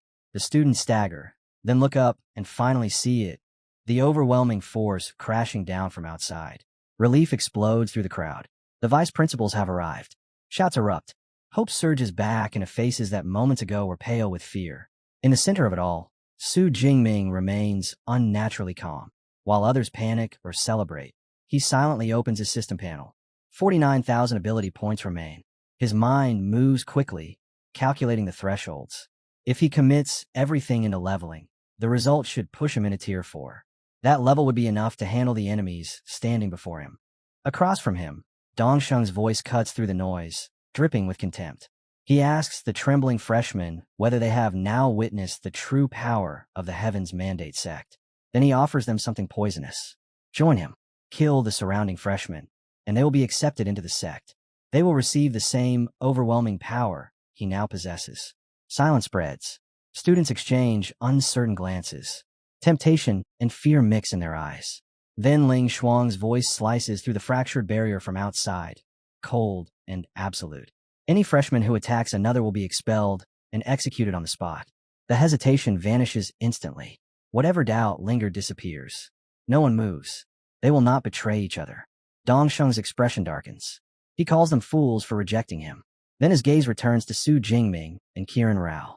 One final chance. 3 seconds to submit or die. The countdown begins. Before the final number falls, Qiren Rao lets his sword slip from his hand. It clatters to the ground. He lowers himself into a bow and begs for his life, agreeing to join the Heaven's Mandate sect. Dongsheng accepts him without hesitation. Then he turns to Su Jingming and demands his answer. Su Jingming does not speak. Purple lightning begins to crawl across his skin, snapping and coiling around his body. The energy builds steadily, silent and resolute. The refusal is unmistakable. Dongsheng nods once. Choice made. Su Jingming has chosen death. He then gives his first command to his new subordinate. If Qiren Rao wishes to prove his loyalty, he must kill Su Jingming. The moment that command echoes out, Kirin Rao locks up, a thin sheen of sweat forming along his brow as the truth hits him. He cannot handle Su Jingming alone. And the second that crack in his resolve becomes visible, the hooded figures beside Dong Shang stop pretending. They declare they'll move together, fanning out in a coordinated sweep until Su Jingming is boxed in from every side. Outnumbered, yet not unsettled, Su Jingming stands firm. Purple lightning coils around his body like a living shroud as his gaze sharpens, calculating. 1 low rank tier 3. For low rank tier 1. That's all.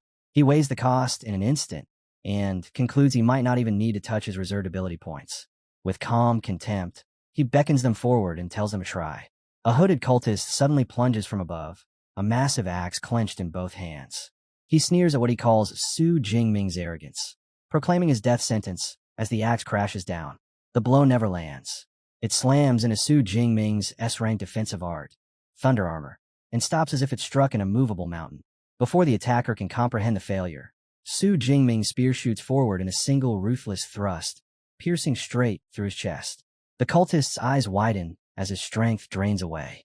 A tier 4 user defeated this easily? He can't understand it. Su Jingming answers with icy disdain, ridiculing him for daring to charge in alone. Watching one of his men fall in seconds, the transformed Dong Shang abandons his restraint and steps forward, declaring he'll attack in unison. The encirclement tightens. Killing intent thickens. For the first time since the fight began, Su Jingming clearly feels it. The sharp, undeniable brush of death closing in. A trace of regret flickers through him. He had planned to save those ability points for a future upgrade to his S-rank power. Now that luxury seems gone. But as that thought settles, a system prompt flashes before him. Tier 4 low-rank God's Blood Envoy eliminated. Reward: 1,000 ability points. His total surges past 50,000. The realization strikes like lightning itself. He has enough. Without hesitation, Su Jingming issues the command to upgrade. The system responds instantly. His S-rank Purple Cloud Divine Lightning begins to evolve as violent golden thunder explodes outward, tearing through the air around him. A progress bar materializes before his eyes, climbing fast, 10%, 20%, rising in a blink. As the evolution surges forward, Su Jingming's body slowly lifts from the ground, rising into the air as if gravity itself has lost its hold on him. Power floods out in violent waves, so dense it forces his opponents back in shock. Golden lightning lashes around him, snapping and hissing, each arc brighter than the last as his aura swells at a terrifying pace. Dongsheng's face darkens. He dismisses it as nothing but theatrics. With a cold snort, dark red energy begins spilling from his body, thick and corrosive, rolling outward as he prepares his strike. Refusing to let Su Jingming finish whatever transformation he's attempting, Dongsheng thrusts his power forward in a massive surge, aiming straight at Su Jingming while he is still suspended mid-evolution. The attack tears across the battlefield, just as the evolution bar races upward. 90%, 95, 99. Then, in the span of a heartbeat, it completes. The system confirms it. His S-rank ability has evolved into SS rank Dutian, Divine Lightning. Su Jingming's eyes snap open, burning gold. Lightning coils across his form like a crown of judgment. Without pause, he unleashes it. The sky splits apart as an immense torrent of golden thunder crashes down, swallowing Dong Shang whole. The cult leader's scream rips through the air, but it is drowned beneath the overwhelming force. His attack disintegrates instantly, erased as if it never existed. Moments later, the system announces the death of a Tier 4 Peak God's Blood Envoy and credits Su Jingming with 2,000 ability points. The battlefield falls silent.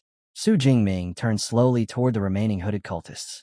His gaze is cold, absolute. One by one, he points at them and declares their end. Another storm answers his will. Golden thunder descends again, merciless and final, obliterating every last one in an instant. When the light fades, Su Jingming appears before a trembling Kirin Rao. The man collapses to his knees at once, pressing his head to the ground, pleading for mercy. He insists he was coerced, swears he never made a move against Su Jingming, his voice shaking with desperation. In the distance, the archbishop stares in stunned disbelief. His holy son is gone. The shock twists into raw fury. He screams Su Jingming's name, vowing that he will be buried alongside Dongsheng. Then, consumed by rage, he releases his full power. The sky darkens as a colossal demonic red hand forms above, descending with crushing intent straight towards Su Jingming. The colossal red hand crashes down from the heavens, and the pressure alone is enough to crush the air flat. Su Jingming's body locks in place. His muscles refuse to answer him. Even his lightning flickers under that overwhelming force. Teeth clenched, he feels it clearly, the suffocating gap between himself and a Tier 7 Grandmaster. This is not a difference in skill. It is a difference in existence. He cannot even move. The hand descends closer. Then it stops, frozen in midair. Su Jingming's eyes lift sharply. It wasn't his power. It wasn't resistance. A far more terrifying space-time force has intercepted the attack at the final instant. Golden light tears open the battlefield, and Vice Principal Ling Shuang steps through, her expression cold enough to cut stone. The Archbishop, still consumed by rage, demands to know how she breached the spatial blockade he personally maintained. She answers with open contempt, relying on an external item to elevate his strength, losing focus at a critical moment. He disgraces the title of Grandmaster. Before he can retaliate, she moves. A blade of blazing spatial energy forms in her hand and slices forward. Clean, precise. His arm separates from his body in a single motion, and the demonic red hand shatters instantly. He doesn't even have time to process the loss. A blue magic circle ignites beneath him, expanding upward into a constricting cage. Space folds inward. The Archbishop is bound completely by her space constriction technique, unable to move a fraction. Ling Shuang advances again. A vortex spirals open before her. She reaches inside without hesitation and pulls out the space-sealing orb from his grasp. The moment it leaves his control, the entire spatial suppression collapses. The battlefield breathes again. She descends slowly before Su Jingming. He steadies himself, the paralysis fading. He states he is fine. Two more presences arrive, Grandmasters Su and Jiangwen, landing with decisive force. Su immediately asks how to handle the remaining cult remnants. Ling Shuang holds a captured orb lightly in one hand. Her voice turns glacial. They dare to touch her students. Tier 6 ability users are to be captured alive. Everyone else is to be killed without exception. The order is absolute. Su and Zhang Chan explode forward. Their power tears through the battlefield. Cultists are crushed, cut down, erased under overwhelming strength. Resistance collapses within moments. No one remains standing. Silence returns. Kiran Rao, pale and shaking, begins to stammer excuses, but Ling Shuang silences him with a single cold sentence. Someone else will deal with him later. Her gaze shifts back to Su Jingming. Her eyes narrow slightly as she asks about the golden lightning he just used, especially the fact that it required no casting time. Amid the scattered bodies of fallen cultists, Su Jingming admits the truth. He does not fully understand what happened. In that moment between life and death, he forced his power beyond its ceiling. He pushed everything into it. It shattered its own limit and changed. Ling Shuang watches him carefully. Her interest sharpens. She asks whether what he released was truly his original ability, or something closer to a combat technique born under pressure. Then she tells him to summon his purple cloud divine lightning again. He reaches inward. But when power answers, it is not purple. Golden lightning crackles over his palm, alive and dominant. The original aura does not surface at all. Su Jingming stares at it, unsettled. Ling Shuang murmurs that perhaps the mutation was not temporary. Perhaps his ability has undergone a fundamental transformation. She decides not to dissect it here. A full evaluation can wait. Once the situation is fully stabilized, she will test him again at the supply base under control conditions. Su Jingming agrees without objection. Their exchange is interrupted by hurried footsteps. Song Qiuyin rushes in, calling his name with raw relief. She throws herself into his arms without hesitation, holding him tightly as she blurts out how terrified she was. Ling Shuang watches the scene unfold, and a faint smile touches her lips. Youth, she reflects, carries a clarity that power never replaces. Su Jingming steadies Song Qiuyin gently. He tells her the danger has passed. When he takes her hands and reassures her with quiet composure, the closeness makes her cheeks flush despite herself. Moments later, Ling Shuang lifts her hand. The floating greenhouse begins descending slowly, guided by her precise control, until it settles back on a solid ground. With immediate threats gone, she gathers the surviving students. Her next words fall heavily. 342 freshmen were killed. The 3 universities will accept full responsibility. Compensation will be delivered to every affected family. Her voice does not waver. That hardens. The Heavens Mandate sect is officially declared an enemy of humanity and of all 3 universities. An extermination order is issued. Every student and teacher will accept missions targeting the sect. There will be no leniency. Within the crowd, Su Jingming listens in silence. God's blood envoys mean ability points. Missions against the sect mean growth. He makes his decision quietly. He will take those missions. Ling Shuang concludes with a final announcement. The research trip is over. All freshmen are to assemble the next morning and prepare to return to their respective universities. Back at the supply base, Ling Shuang wastes no time. She hands Su Jingming a circular detector and instructs him to release his power into it. He places his palm against the device. Golden lightning erupts instantly, brilliant and dense, crawling across the instrument's surface. Ling Shuang watches without blinking. As the energy stabilizes, a thought she initially rejects surfaces anyway. Could his S-rank ability have mutated into something rarer? An SS rank? She suppresses the speculation. That level of mutation borders on absurd. The detector finishes scanning. The result displays clearly. Dutch and Divine Lightning.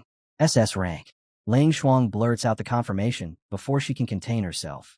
It truly is SS rank. Silence follows as the implication settles in. The gap between S rank and SS rank is not incremental. It is generational.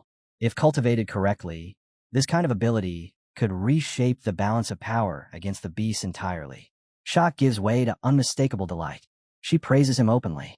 Su Jingming, still absorbing the revelation, questions how the device can even identify the name of his evolved ability. Ling Shuang explains calmly. For the detector to recognize it, the ability must have existed before, during the ancient civilization era. Modern instruments are reverse-engineered from relic technology recovered from ancient ruins.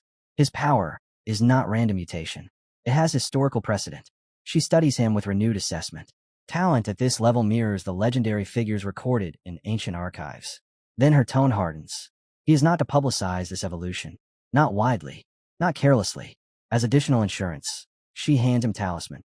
If he is ever truly cornered, he can crush it. As long as he is within 400 kilometers, she will reach him. He accepts it without hesitation. Next, she fulfills the university's promise. An S-class resource, a Tier 5 break rank pill. She advises him to save it for his advancement from Tier 5 to Tier 6. Su Jingming immediately requests an exchange instead. With his system, breakthrough pills are unnecessary. He would prefer another resource. Ling Shuang evaluates him for a moment, then grants approval. She authorizes him to visit the Modi University Resource Department and trade the pill under special permission. She doesn't let the moment cool down.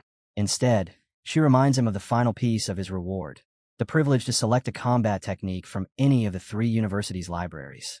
The instant she says it, Eva's voice responds, and the air in the room explodes with light as dozens of holographic screens unfold one after another. Every lightning-type technique above a certain rank from the other 2 universities floods into view, each projection radiating killing intent and raw destructive potential. Su Jingming's gaze sharpens. Among the sea of options, 2 SSS rank techniques stand out like forbidden gods, their descriptions alone enough to make his pulse tighten. For a brief second, temptation flickers in his eyes. But when he checks the requirements, reality hits, level thresholds far beyond his current reach. No matter how monstrous his talent is, he can't break the rules of cultivation overnight. He exhales once and forces himself back to reason. Power isn't about fantasy. It's about what you can wield right now. After scanning the remaining options and calculating quietly, he lifts his head and states his choice without hesitation.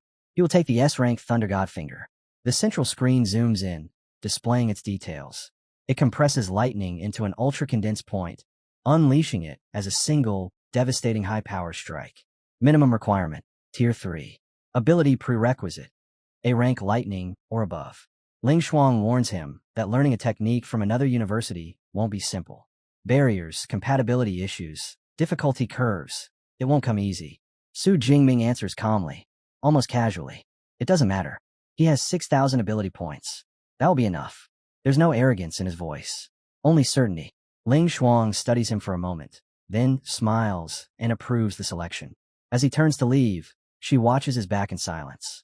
An SS rank lightning ability. Terrifying growth speed. That system-like advantage no one else understands. If this young man continues to rise unchecked, humanity won't just gain a strong fighter. It will gain a pillar. Back in his private training room, Su Jingming sits cross-legged and settles his breathing. The air grows still. He calls out inwardly for Deep Blue to open his attribute panel. The interface unfolds. Low rank Tier 3. SS rank ability, Dutchin Divine Lightning. Ability points, 6,359. Golden arcs of lightning begin to coil around his fingers, quiet but oppressive. He remembers clearly, 50,000 ability points just to force his lightning from S rank into SS rank. The cost alone was enough to cripple most awakeners for years. And the control, harder than before. This lightning isn't tame. It resists him. It wants to devour.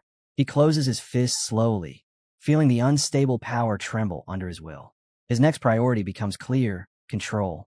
Without it, even divine power is a liability. His eyes open again, steady and focused. He can already see the future version of himself. Stronger, sharper, untouchable. All it takes is discipline. That evening, the supply base erupts into murmurs. Civilians gather, pointing upward in disbelief as a sleek aircraft glides silently through the sky. No propellers, no visible propulsion. It floats with unnatural stability. Someone recognizes it instantly. An advanced anti-gravity craft recovered from civilization ruins. The disc-shaped vehicle descends with eerie smoothness and settles onto the landing platform without a single jolt. A ramp extends outward. Footsteps echo. A lone man walks down, long white hair flowing behind him, dressed with effortless style. His posture relaxed, his aura restrained, yet impossible to ignore. He stops at the base entrance, lips curving faintly. I'm here for Su Jingming. The crowd freezes when they see him. No one recognizes the white-haired stranger, yet something about him feels wrong. Too calm, too detached. A ripple of unease spreads through the onlookers. He lifts a single finger and snaps. The sound is soft. In the next instant, every civilian's expression goes vacant. Their eyes lose focus. Whatever they just witnessed dissolves like mist under sunlight. The tension vanishes. Conversations restart mid-sentence. Someone laughs about a new movie release. Another complains about dinner plans. The landing platform becomes ordinary again. The white-haired man watches the scene reset itself and smiles faintly. At the temporary detention wing inside the base, the captured Archbishop of the Heavens Mandate sect thrashes inside his reinforced cell, veins bulging as he screams that the heavenly God will descend and save his faithful. The iron door rattles under the impact of his fists. Two guards stand rigid outside. Nearby, the chief of public security lowers his voice as he reports to Ling Shuang that all interrogation attempts have failed. The cultist's wills are abnormal. Psychological probing yields nothing useful. From inside the cell, the archbishop bursts in a mocking laughter, calling them ignorant insects who cannot comprehend divine will. Grandmaster Jiang Qin folds his arms and states plainly that this matter exceeds their level. They will have to wait for someone higher. Ling Shuang nods. The person they're expecting should arrive any moment. Footsteps echo down the corridor. A presence enters the hallway. The air grows heavy. Ling Shuang's body tightens instantly as she senses the weight behind that aura. It isn't flashy. It isn't explosive. It is absolute. The white-haired man steps into view, hands behind his back. Apologies, he says lightly. Kept you waiting. Ling Shuang bows with controlled respect. Lord Lu. She keeps her tone steady, though her heart is racing. Why did you come personally? He answers without hesitation. The Heavens Mandate sect has resurfaced. That alone is reason enough. Even as she listens, Ling Shuang cannot suppress the thought forming in her mind. Lu Yushan, Tier 9, Martial Saint, a figure whose strength borders on legend. Someone of his standing rarely moves without shaking entire regions. And yet he is here. Lu Yushan does not waste another second. He walks directly to the cell. When his gaze falls upon the archbishop, his right eye shifts.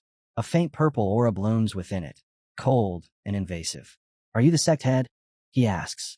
The pressure that follows is invisible, but devastating.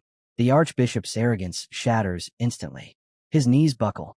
Sweat pours down his face as his mind is crushed under the overwhelming spiritual force. I'm only a grand archbishop, he gasps. The sect head is not here. Words spill out uncontrollably. Their objective was simple: massacre the freshmen, sow chaos, prove the sect's return. And they have spies planted in more places than just the universities. The corridor falls silent, except for his ragged breathing. 10 minutes later, Lu Yushan withdraws his power. He states calmly that the interrogation was only partially successful. The archbishop's memories have been tampered with. Another powerful user placed restrictions deep within his mind, blocking access to the sect's strongholds and concealing the true identity of their leader. Which means one thing: the Heaven's Mandate sect is preparing something far larger. He turns slightly, the oppressive aura settling back into perfect restraint. There is another matter, he says. His eyes shift toward Ling Shuang. I need to see Su Jingming. The recent evolution of that lightning ability demands his personal confirmation. Su Jingming is called into a sealed private room, and the moment the door closes behind him, he senses the atmosphere shift. Vice Principal Ling Shuang gestures for him to take a seat, her expression unusually formal. Then she calmly introduces the third presence in the room, Lu Wangshan of the Great Xia National Council. The name alone hits like thunder. Only then does Su Jingming realize something even more shocking. He hadn't sensed this man at all. Not a trace. Not a fluctuation. It's as if the seat across from him had been empty until this very second. Lu Yushan offers a simple greeting. That's all it takes. The instant their eyes meet, an invisible mountain crashes down on Su Jingming's shoulders. The pressure is absolute, suffocating. His mind blanks, but his body reacts on instinct. Golden lightning erupts around him, roaring to life as it pushes back against the crushing force bearing down on his soul. For a heartbeat, the room trembles in silence. Then the pressure vanishes. Su Jingming exhales sharply, chest rising and falling as exhaustion floods through him. His back is damp with sweat. Just a glance. That was all it took. A Tier 9 martial saint didn't even need to move, and he could barely endure eye contact. The gap between them isn't large. It's immeasurable. Lu Yushan nods faintly, a hint of approval in his gaze. It's rare, he says, for a Tier 3 user to withstand that look without collapsing outright. Su Jingming's will is unusually firm. Hearing that from someone at the summit of humanity's power makes Su Jingming lower his head in a deep, sincere bow.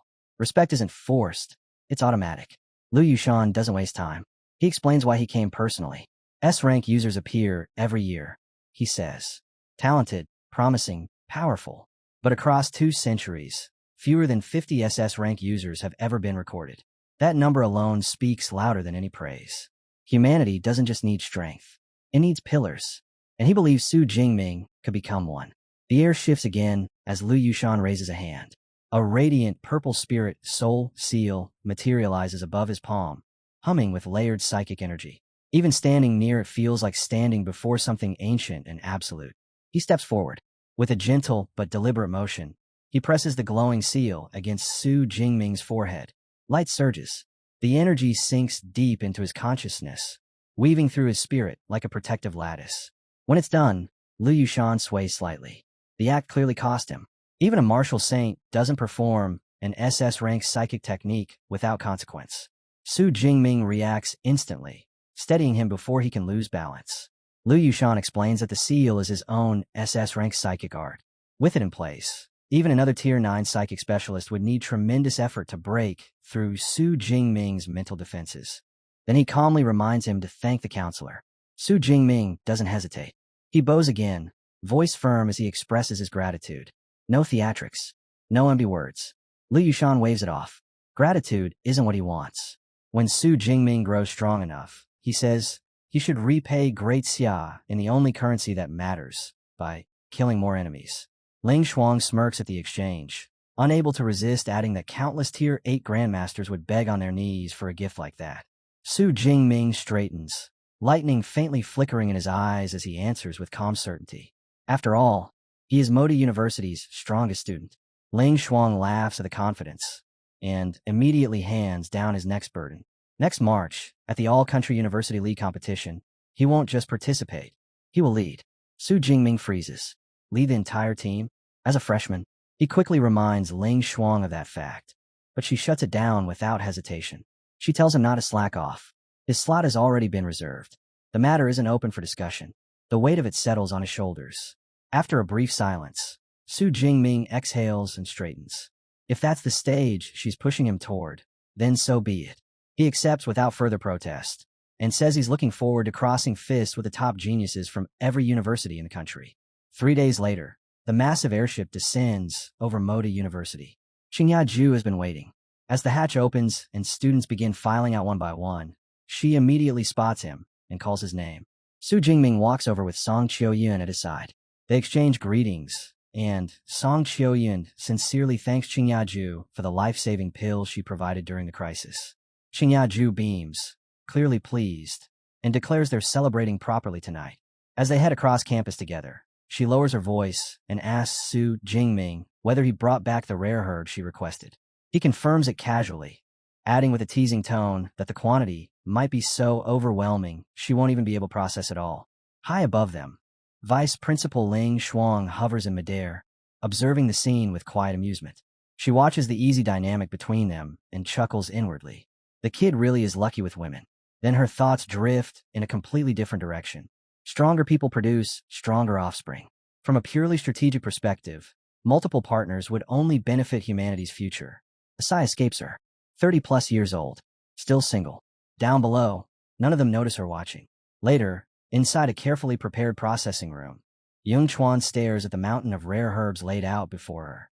Her eyes widen further with every second. The pile is outrageous. She finally looks up at Su Jingming and asks, half in disbelief, whether he cleared out the entire Devil's Cave. He answers calmly. Very few users can even push into the cave's middle section. If he had remained longer, he could have brought back even more. Yung Chuan rubs her temples and lets out a long breath. This isn't a harvest. It's a logistical nightmare. She's about to be buried in work. Su Jingming doesn't linger. He explains that he needs to visit the university's resource department. The S-class resource he earns still has to be exchanged. Soon after, he steps into the towering Grand Resource Department building. The interior hums with sterile precision. He addresses the AI system directly. Eva, list all S-class resources available in exchange for a 7th grade breakthrough pill. Instantly, holographic panels bloom around him in layered arcs, each displaying detailed descriptions of rare and powerful items. The selection is vast. Weapons, manuals, enhancement materials, mental artifacts. Even he didn't expect this many options. After scanning through them in silence, Su Jingming narrows his eyes slightly and asks a single focused question. Which choice will most improve his lightning control? The holographic screens flicker once. Then every other option disappears. Only one remains. Eva highlights a single recommendation, an S-Class Thunderhaze Secret Realm Pass. Entry to a specialized, lightning-aligned training ground. The name alone makes Su Jingming's eyes sharpen. Dong City. That's close to his hometown. Close enough that he should have heard rumors at the very least. Yet he hasn't. He asks about it immediately. Eva explains in her calm, mechanical tone that the Thunderhaze Secret Realm manifested 87 years ago. The moment it appeared, it was claimed and sealed by the Thunderhaze Martial Arts Hall. Since then, it has operated as a restricted zone, completely hidden from the general public. A privately controlled realm. Su Jingming's interest deepens. He asks the only question that matters. Are there beasts inside? Eva confirms there are. Not only that, most of them possess lightning-based abilities. Native creatures, shaped by the realm's elemental environment. For a brief second, silence hangs in the resource hall. Then a slow, confident smirk curves across Su Jingming's face. A lightning-dense environment. Lightning beasts. Continuous high-intensity combat and refinement. There couldn't be a more suitable resource for him. He doesn't hesitate. I'll take it. The moment he confirms, light gathers in front of him. Energy condenses, compresses, and solidifies. A sleek, rune-etched pass forms midair before dropping neatly into his palm. Warm, charged, alive with faint arcs of contained thunder. Su Jingming closes his fingers around it. Decision made. Back on campus, Su Jingming's phone vibrates. The caller greets him as Vice President Shu. He pauses. Vice President. Right. He had joined the Meteor Society only a few days ago at his senior's suggestion. He hadn't expected the title to become real this quickly. A society exchange meeting is scheduled for that afternoon. Representatives from different departments will gather and trade insights. Responsibilities are already arriving. He agrees anyway. A cross-department exchange isn't useless. Information is leverage. Soon after, he meets his master. The moment Zhongshan sees him, his eyes lock in place. He steps forward, studying him carefully, then asks directly whether he has already stepped into Tier 3. Su Jingming answers with a calm smile. He broke through during the research trip. Zhongshan stares for a second longer, before placing a firm hand on his shoulder. He laughs, half in disbelief, half in pride, joking that breaking a Tier 3 bottleneck sounds effortless when it comes from Shu's mouth, like eating and drinking water. But the amusement fades quickly. He gestures toward the training room. If his disciple has truly advanced, He wants to see what kind of body emerged after absorbing God's blood. Inside the sealed chamber, Su Jingming doesn't hold back. Golden lightning detonates outward in a violent surge, filling the room with crackling arcs and blinding flashes. The air trembles under the pressure. Zhongshan's brows knit instantly. The first question escapes him without restraint. Why is the purple cloud divine lightning shining gold instead of its usual blue-purple? But even as he speaks, he realizes the problem isn't just color. The aura is different, sharper, denser, sovereign. Su Jingming answers evenly that Vice Principal Ling Shuang should have informed him already. Then he delivers the truth without flourish. His ability has evolved. It is now SS rank, Dutch and divine lightning. The words strike harder than the lightning itself. Zhongshan blurts out in disbelief. An S rank, evolving into SS rank. Now he understands why Ling Shuang called yesterday, and hinted there was a surprise waiting. Shock slowly gives way to seriousness. An SS rank ability isn't a simple upgrade. It is exponentially harder to control. The power ceiling rises, but so does the difficulty. If Shu cannot refine it properly, it will devour stamina and stability just as quickly as it destroys enemies. He warns him plainly. Far more practice will be required. Su Jingming nods. He has already exchanged for a Thunderhaze secret rel pass. He intends to prepare and enter soon. Zhongshan approves immediately. A lightning-dense secret realm is the ideal environment for a lightning user to sharpen control under pressure. But before anything else, he raises a hand. Training can wait. First, he wants to examine Shu's physique directly. He tells him to activate his Thunder Pulse state. Su Jingming agrees without hesitation. The Thunder Pulse state activates. Golden lightning erupts outward and wraps around his entire body, swallowing him in radiant arcs. His hair lifts, glowing like molten metal, and his eyes burn with concentrated thunder. The transformation completes in a breath. Zhongshan watches closely, gaze sharp and analytical. Approval slowly settles across his face. The foundation of Su Jingming's indestructible body has strengthened dramatically. In terms of raw physique alone, it has already reached the level of a high-ranked Tier 2 user. More than that, there's something mixed into it now. A domineering presence. The faint but unmistakable aura of a Beast Emperor, level bloodline. Su Jingming processes the words quickly. That explains it. Even without relying on lightning, his body alone could clash head-on with someone like Kiran Rao, an S-rank user. Zhongshan nods, satisfied with the initial assessment. Observation has limits. Only real combat will expose the truth of his current state. Rest for now. The body reveals itself best under pressure. As he considers possible opponents among his disciples, he runs through them one by one. Too weak, too mismatched, too reliant on abilities. Then a realization surfaces. His junior disciple, now, stands above most of his senior students. 10 minutes later, Uncle Fu announces that the summoned person has arrived. A muscular senior student with a sharp mohawk steps into the room, shoulders tense. He looks wary. The dean, the showman, as he privately calls him, rarely summons people for casual reasons. Trouble seems likely. He freezes for half a second. Zhongshan reassures him calmly. This isn't punishment. He only wants a purely physical sparring session. No abilities. No tricks. Just body against body. The opponent will be Su Jingming. The senior student blinks in disbelief. A fight limited to physical strength. Wouldn't that just be bullying a junior? The dean cuts him off immediately. Use full strength. He will oversee everything personally. With that guarantee, hesitation disappears. The senior rolls his shoulders, cracks his knuckles, and turns to Su Jingming with a half-smirk. If he's ordered to go all out, he won't hold back. They take their positions. Before the clash begins, Zhongshan glances at Uncle Fu and asks who he thinks will win. Uncle Fu answers evenly. Overall, Su Jingming may be stronger, but in a contest of pure physique, the senior student should have the advantage. Zhongshan shakes his head slightly. The senior is indeed a powerful peak Tier 3 A-rank user. His body has been tempered through countless battles. But what Su Jingming has endured, God's blood, extreme tempering, life and death refinement, is something no ordinary cultivation path can replicate. This won't be as simple as it looks. Out on the training floor, Zhongshan lowers into a solid stance, then triggers his A-rank B-style ability, his frame twisting and expanding until a massive gray wolf stands in his place, muscles coiled beneath thick fur. In that towering form, he tells himself he needs restraint. His opponent is an S-rank favored by both the dean and vice principal. Injuring him would bring nothing but trouble. The signal to begin sounds, and Zhongshan wastes no time. He warns his junior to watch himself and drives a heavy punch forward, confident even in moderation. Su Jingming doesn't dodge. He steps in and answers head-on. Their fists collide with a blast that cracks through the room like thunder. The shock runs straight up Zhongshan's arm and hurls him a step back. He stares in disbelief. He is peak tier 3, backed by an A-rank ability. Even holding back, that strike should have overwhelmed his opponent. Su Jingming tilts his head, almost puzzled, and asks whether his senior forgot to use his full strength. The words land harder than the punch. Zhongshan understands instantly. He misjudged him.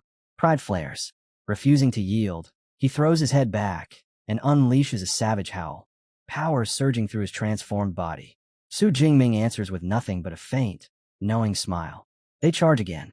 The training hall erupts with the sound of fists colliding in relentless succession. Blow after blow detonates through the air, neither side retreating, neither side faltering. From the sidelines, the dean studies every exchange. He observes the rhythm of their breathing, the speed of their pulses, and realizes Su Jingming's blood is circulating faster, likely driven by that mysterious beast emperor bloodline. The gap in rank exists, yet in raw physical force, they stand nearly equal. With the clash locked in deadlock, the dean finally speaks. He calls out to Su Jingming and grants him permission to activate the Thunder Pulse state. The effect is immediate. Zhongshan's composure cracks.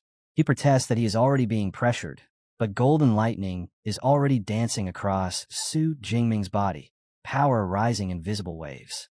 The air itself hums. Zhongshan swallows and faces him, tension flooding his voice as he asks Brother Jingming to show mercy.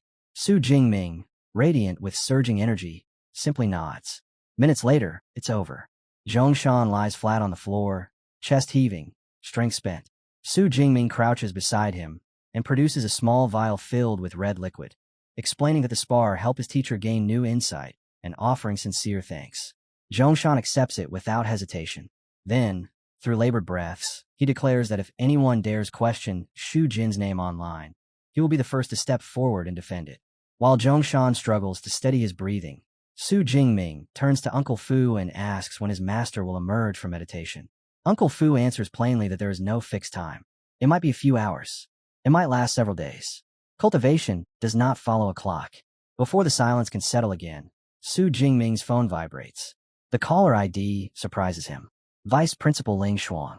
The moment he answers, her crisp voice informs him that Jing University has delivered the original S-rank combat technique, Thunder Godfinger, and orders him to report to the Battle Technique Library to receive it. Surrounded by towering shelves of books, she decides she will fetch him personally. A golden portal tears open beside Su Jingming without warning. Ling Xuan steps out in one fluid motion, says nothing, and grips his shoulder. The next instant, he is dragged through the portal, feet leaving the ground as Zhongshan and Uncle Fu stare, stunned by the abrupt disappearance. They reappear inside an elegantly decorated room. A man sits calmly on a sofa. Ling Xuan, still holding Su Jingming aloft, introduces him as Magic City University's S-rank student, then presents the seated figure as Teacher Chen Lin from Jing University. Once released, Su Jingming lands and bows respectfully.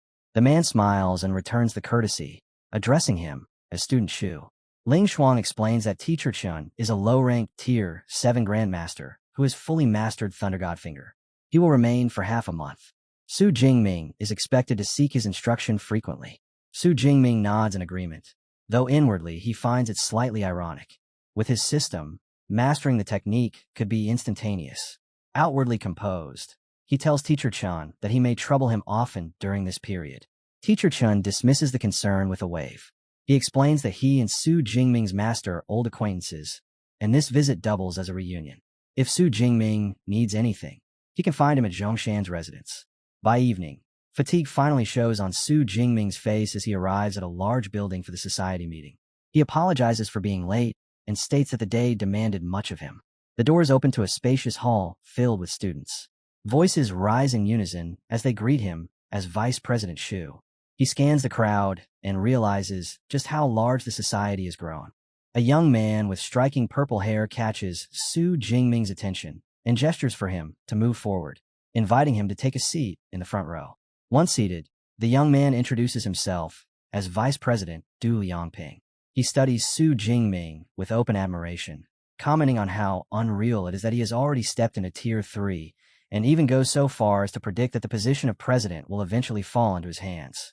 Su Jingming remains unmoved by the praise. Titles and speculation hold no weight in his expression.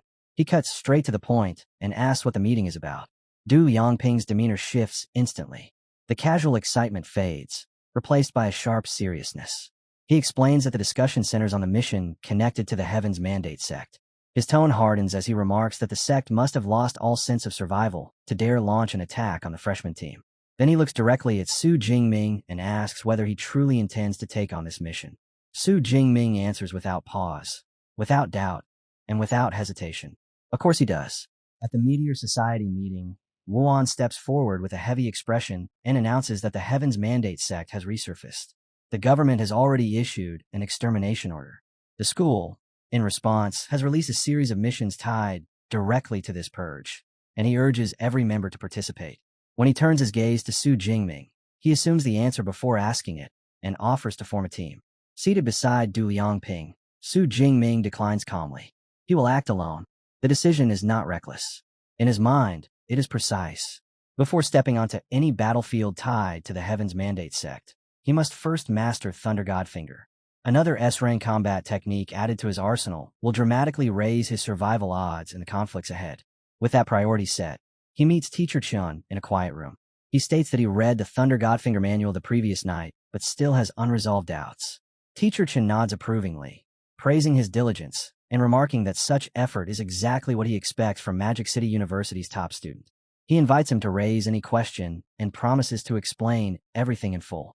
Su Jingming directs attention to the section about resonating with the world's thunder and merging it into one's own energy. Teacher Chen explains that the core resembles the heavenly lightning technique Su Jingming already practices, but Thunder Godfinger stands on a far higher level. Its energy must be compressed far more densely, and the resulting transformations are vastly more intricate. The discussion stretches on, detail after detail dissected. 3 hours pass before the lesson concludes. Teacher Chen places a firm hand on Su Jingming's shoulder and praises his comprehension, stating that only practical application remains. He adds that reaching the same level of understanding took him more than 10 days. Su Jingming thanks him sincerely. The moment the theoretical framework is complete, he closes his eyes and issues a silent command to his system. Deep blue at points. Instantly, confirmation appears. Thunder Godfinger has reached beginner level. Teacher Chun, unaware of the invisible leap that just occurred, suggests testing the technique immediately to identify flaws. The suggestion catches Su Jingming off guard. From his perspective, there should be no flaws left. Still maintaining outward respect, he says he should return and practice alone so he does not occupy more of the teacher's time. Teacher Chun dismisses the hesitation with a simple wave. It will not take long. The path of retreat closes. Su Jingming nods and prepares to demonstrate. He raises his hand and begins circulating power. Golden lightning erupts around him, snapping violently through the air. The current coils along his arm and shoulders, bright and controlled. Teacher Chen watches with quiet satisfaction. The opening stance is flawless. Many gifted students fail to stabilize that posture within the first 2 months, yet Su Jingming holds it effortlessly. Then the atmosphere shifts. As the technique advances, Teacher Chen's smile fades into surprise.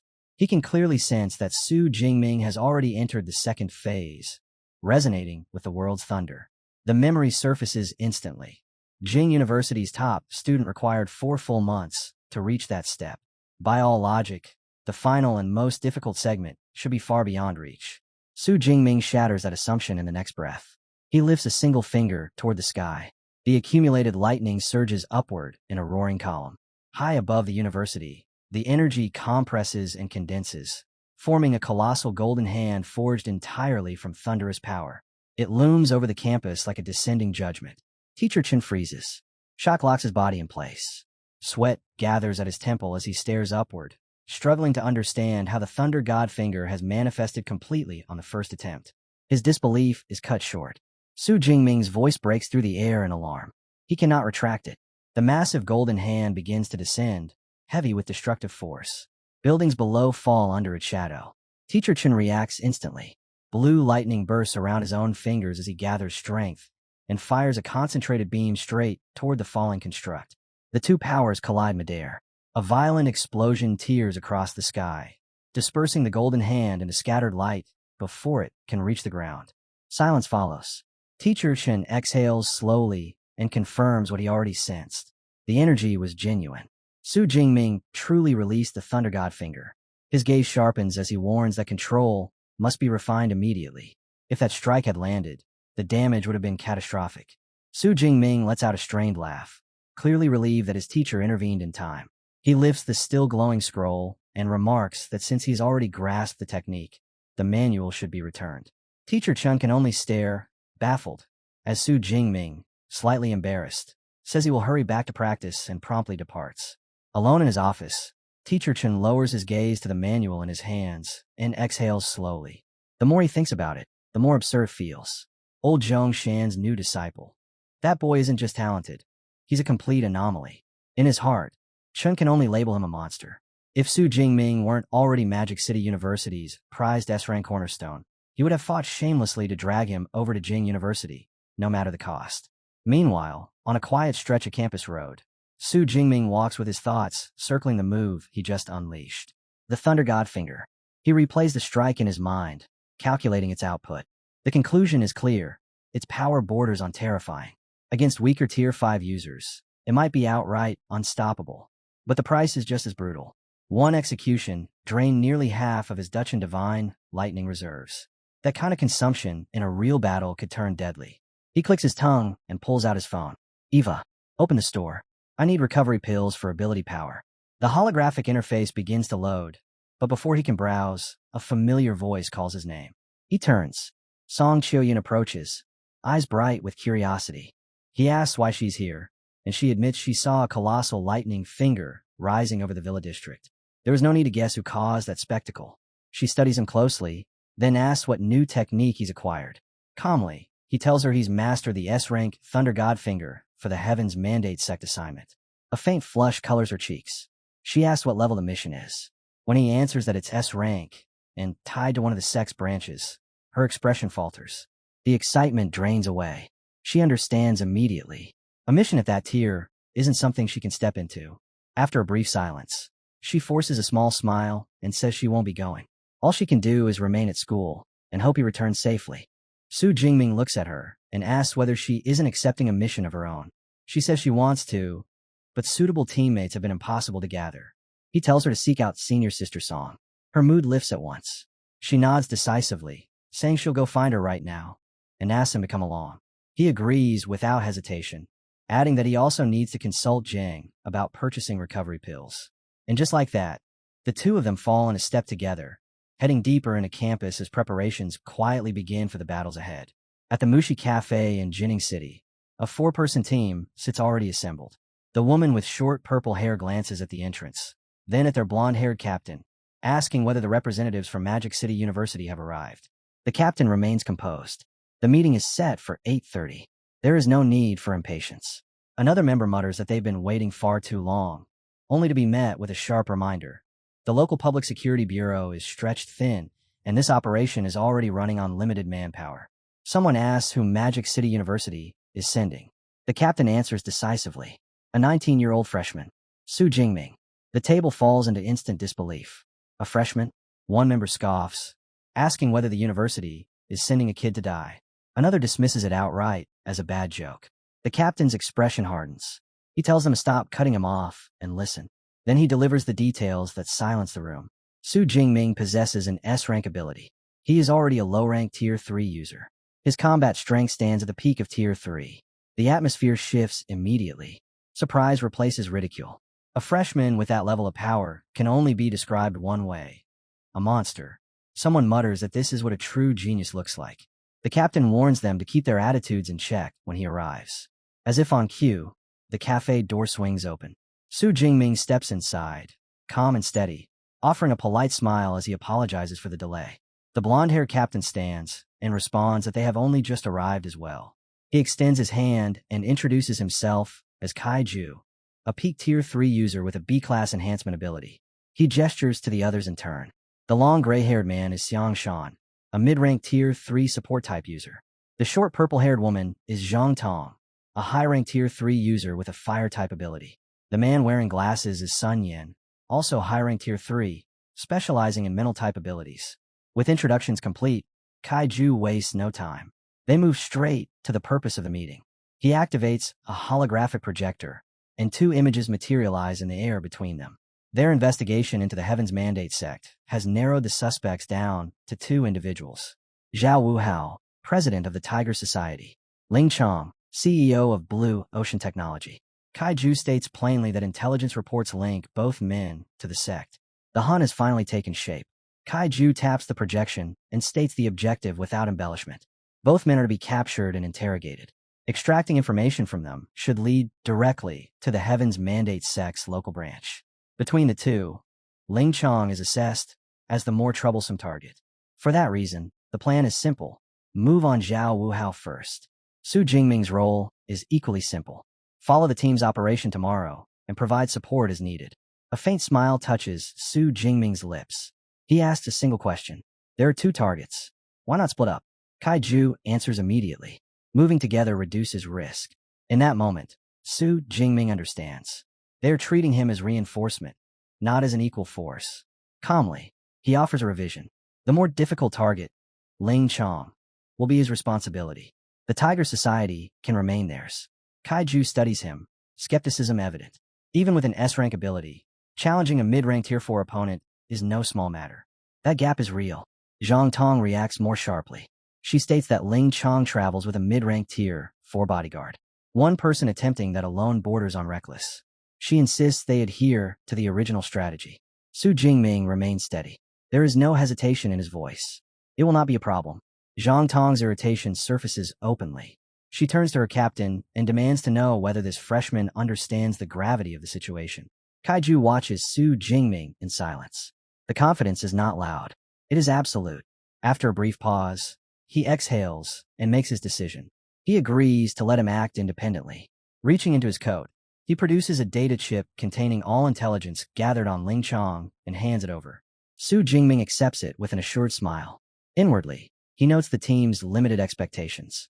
An S-rank student, underestimated. That misconception will correct itself soon enough. Inside a quiet room, Su Jingming stands before a holographic map projected from his portable EVA terminal. The Blue Ocean Technology Park glows in layered grids of light. Thousands of sensors blanket the perimeter. Patrol routes overlap with mechanical precision. Dozens of ability users rotate through constant surveillance. Ling Chong hasn't built a company headquarters. He has constructed a fortress, security denser than most military installations. His phone vibrates. Kaiju's voice comes through. The Bureau has approved a special action squad. 20 agents placed under Su Jingming's direct command. He listens, acknowledges the arrangement, and ends the call. Even with reinforcements secured, he knows the truth. When a moment arrives, numbers alone won't decide anything. The next day, seated in an outdoor cafe within the bustling, ultra-modern park, Su Jingming surveys the flow of employees and guests moving between glass towers. He turns to Captain Wang. Wang Gang, Peak Tier 2, leader of the Special Action Squad, reports in a steady tone. His team has combed every accessible sector. No blind spots. No structural vulnerabilities. No exploitable weakness in the defensive grid. Su Jingming absorbs the report. He had hoped to slip through quietly. That option is gone. If subtlety fails, force remains. Before he can move, a woman's voice calls his name with clear surprise. He turns. Lin Qingluan stands there, his former high school class monitor. For a second, the coincidence disorients him. He had nearly forgotten she was studying in Jean City. She asks what brought him all the way from Magic City. Tourism? Sightseeing? He answers vaguely. He wanted to visit Blue Ocean Technology Park, but wasn't granted entry. She immediately offers a solution. Her uncle has been invited to a technology exhibition inside. Bringing one additional guest would be effortless. Su Jingming accepts, genuinely appreciative. She laughs lightly, teasing him for still addressing her as monitor after all these years. As they pass through the entrance together, Su Jingming evaluates the opportunity. Direct access without confrontation. Clean. Efficient. He sends a silent instruction to keep the Special Action Squad on standby. Later, in an open-air courtyard framed by towering glass structures, Lin Hema, Qin Gluan's uncle, mentions that CEO Ling Chong will arrive shortly. He excuses himself to greet acquaintances, leaving the younger group free to explore. Su Jingming offers a polite smile and thanks him. Internally, the calculation sharpens. No infiltration required. The target is walking directly into his reach. As they wait beneath the glass canopy, Lin Qingluan studies him and finally asks the question she has been holding back. Has he become an ability user? When he confirms it, she exhales, envy obvious. 6 months. That's all it took him to stand as a true ability user, while she remains stranded at the awakened stage. Before he can respond, his phone vibrates. He steps aside and answers. Kaiju's voice comes through, tight with urgency. Have you located Ling Chong? The Tiger Society targets slipped through their net. Every single one. Ling Chong is now their only remaining threat. He cannot be allowed to escape. The warning sharpens Su Jingming's focus. Escape. As Kaiju continues speaking, a subtle inconsistency in the timing, the exhibition, the heavy security, everything aligns in an instant. His eyes widen slightly as realization locks into place. Kaiju notices the pause and demands to know what happened. Su Jingming steadies his tone. Nothing. Then he states calmly that he has identified Ling Chang's position. Back at headquarters, Zhang Tong presses Kaiju for updates. He informs her that Su Jingming has made contact, though specifics remain unclear. They are mobilizing immediately to reinforce him. Inside the technology park, Su Jingming lowers his phone and turns to Lin Qingluan. His expression has changed. Take your friends. Find somewhere secure. Stay out of sight. She stares at him, confused. What are they hiding from? His answer is direct. He did not come here as a visitor. Across the courtyard, Ling Chong, CEO of Blue Ocean Technology, stands amid business partners and invited guests, smiling as he exchanges pleasantries. Then a voice cuts through the air. Clear. Commanding. Ling Chong of the Heavens Mandate Sect. Surrender. Conversations freeze. Heads turn. Su Jingming steps forward, gaze locked on his target. He declares that an investigation conducted by the Jining City Public Security Bureau has linked Ling Chong to cult activity. All uninvolved civilians are to evacuate immediately. Anyone attempting to shield the suspect will be treated as an accomplice. Shock ripples outward. Ling Chong is a public figure, a corporate titan. The accusation sounds impossible, but the name of the Public Security Bureau carries weight, and no one can ignore the certainty in Su Jingming's voice. The moment the burly bodyguard Wu Hang steps forward, he plants himself in front of the CEO like a human wall, voice cold as he declares he's nothing more than hired muscle and knows nothing about any so-called cult. Then he lets out a sharp, mocking laugh, asking whether the Bureau has lost his mind to send a mere low-ranked Tier 3 brat to deal with someone of his boss's standing. Those words hit Lin Qingluan harder than any attack. She stiffens, eyes widening in disbelief. Tier 3. In less than a single semester? The realization crashes over her. Su Jingming's growth has already broken common sense. Su Jingming, however, doesn't waste a second on shock or pride. One glance is enough. The killing intent. The aura. The way Wu Hang shields the CEO without hesitation. Cult member. Confirmed. He decides this ends here. Calmly, almost casually, he instructs Eva to start recording the mission. Wu Hang's face twists with fury at the sheer disregard. Dark red energy seeps out of his body, spreading like blood and water, and an enormous sword materializes in his grip. With a savage roar of die, he lunges forward, unleashing a brutal blood tiger slash that tears through the air. Su Jingming shifts one step to the side. Clean. Effortless. The blade cuts nothing but empty space. Gasps explode from the onlookers. Some shout in alarm. Master Wu has made his move. A mid-ranked Tier 4 user. A monster in his own right. Wu Hong sneers from behind, claiming that dodging once means nothing. That luck runs out quickly. Su Jingming doesn't even glance at him. His voice remains level. There's no need to dodge again. He has already seen enough. In the next instant, golden lightning detonates around him. It crackles violently, wrapping his body in blinding brilliance. His hair flashes upward into radiant gold, sharp and untamed, while his eyes ignite with crushing power that makes the air itself feel heavy. Wu Hang's confidence shatters. His face drains of color. For a split second, he believes he's witnessing deification, a sacred transformation reserved for the sex god's blood envoys. But no, this isn't that. The form is different. The presence is different. Before he can process further, Su Jingming raises his hand. Thunder condenses into a savage sphere of gold, compressed to a lethal point. Stubborn. He throws. The spear of pure lightning rips forward and slams into Wu Hang's chest. There's no drawn-out struggle, no second exchange. The impact detonates through him, and the towering bodyguard crashes to the ground, defeated in a single strike. Silence falls. Lin Haima stands rooted in place, mind blank from the shock. Slowly, stiffly, he He turns to his niece and asks in a strained voice whether the young man who just erased Master Wu in one move is really her former classmate. Lin Qingluan gives a slow nod, still trying to steady her breathing as she admits she's just as shaken by how terrifyingly strong he's become. Across the scene, Ling Chong watches his most powerful bodyguard fall like dead weight, and for the first time real fear crawls into his chest. Since when did the Public Security Bureau recruit something like this? He doesn't argue. He doesn't posture. He turns and runs. But the transformed Su Jingming lets out a faint scoff. Too late. His hand lifts. Thunder Prison. In a single blink, golden lightning erupts from the ground. It twists upward in violent arcs, weaving together into a blazing cage that slams shut around the fleeing CEO. The air fills with the sharp scent of ozone as the barrier locks in place. Su Jingming drops down in front of him, eyes glowing with a cold, inhuman light. His voice carries no emotion as he informs Ling Chong that his bodyguard is already dead. Then he delivers a quiet warning. Don't try anything foolish. Otherwise, there's no guarantee he'll be delivered for questioning in one piece. Inside the crackling prison, Ling Chong stares in disbelief. This isn't how the Bureau operates. This isn't restraint. This feels like a predator. He demands to know what is happening, but the question barely leaves his mouth. Su Jingming raises his hand again and condenses a sphere of violently crackling lightning. He drives it forward. The energy slams into Ling Chong's body, and the man instantly convulses, foam spilling from his mouth as his eyes roll back. A second later, he collapses unconscious within the blazing cage. The golden cage still crackles around the courtyard when the remaining guests and staff finally break. Panic spreads fast. They shout that they're innocent, that they have nothing to do with any cult, that they just came here for business.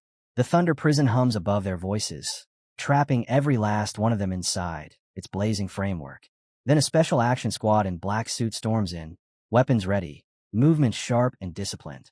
By the time they secure the perimeter, Su Jingming has already returned to his normal form. The golden hair fades. The lightning dies down.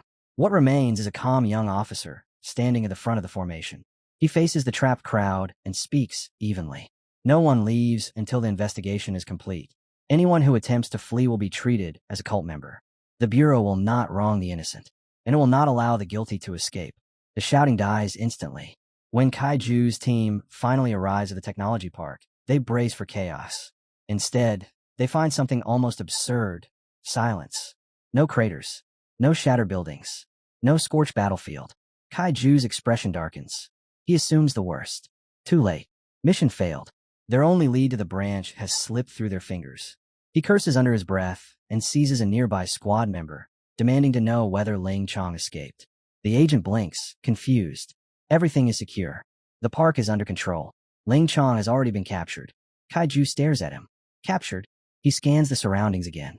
There isn't a single visible sign of large-scale combat. The agent explains they don't know the details either.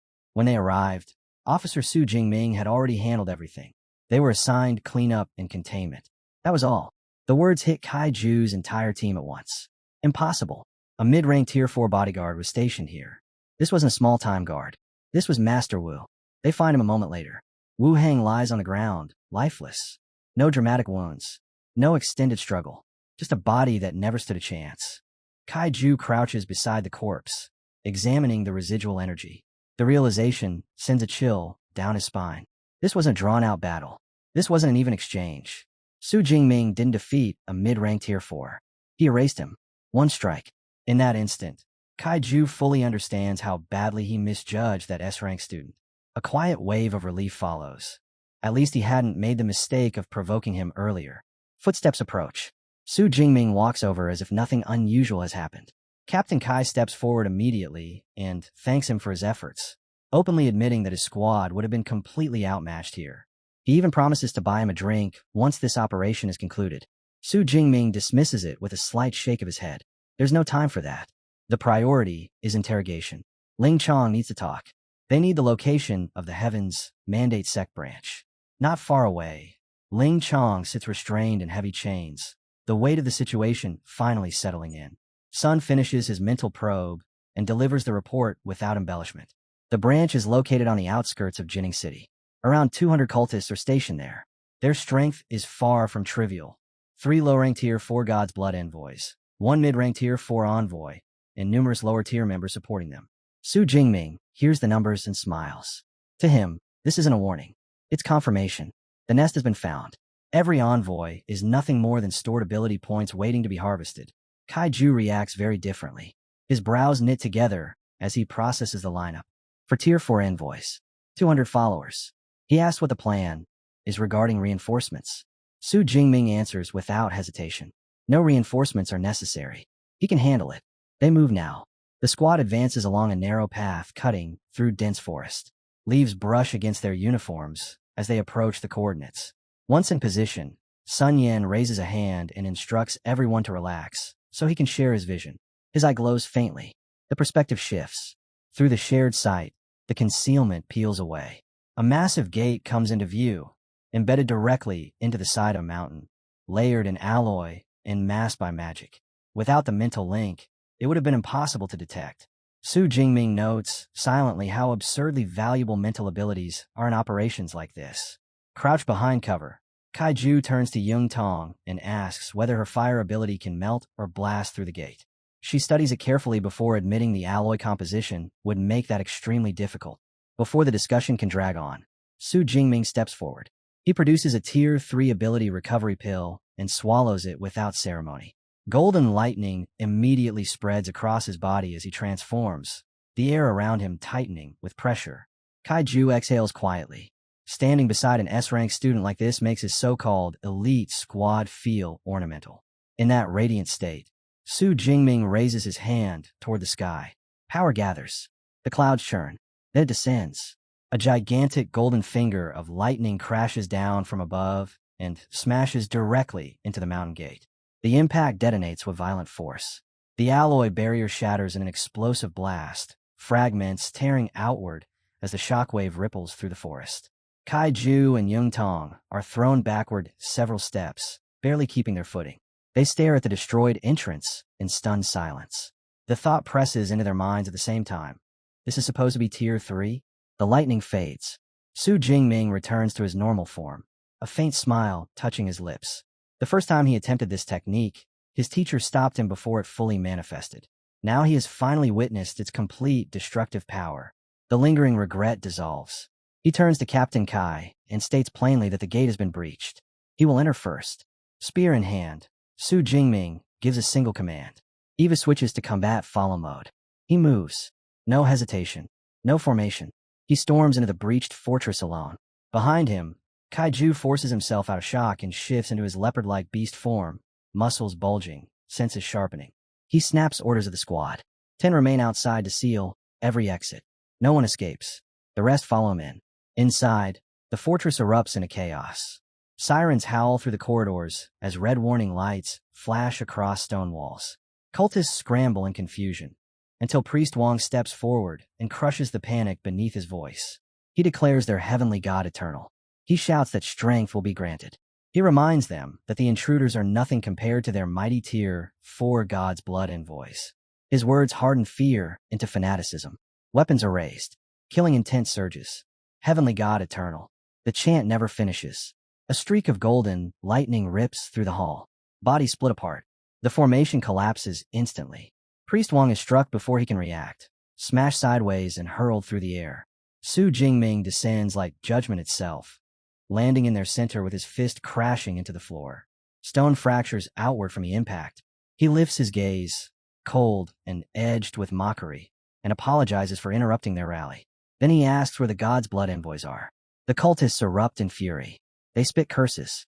They laugh at the arrogance of a mere low-ranked Tier 3 daring to storm their stronghold alone. One of them rallies the rest, shouting that numbers will crush him. Swarm him. Tear him apart. They charge. Su Jingming exhales once, almost bored. They have severely misjudged themselves. Perish. Golden lightning detonates from his hands, expanding into a violent storm. The surge engulfs the charging cultists completely. Screams are swallowed by thunder. Flesh blackens.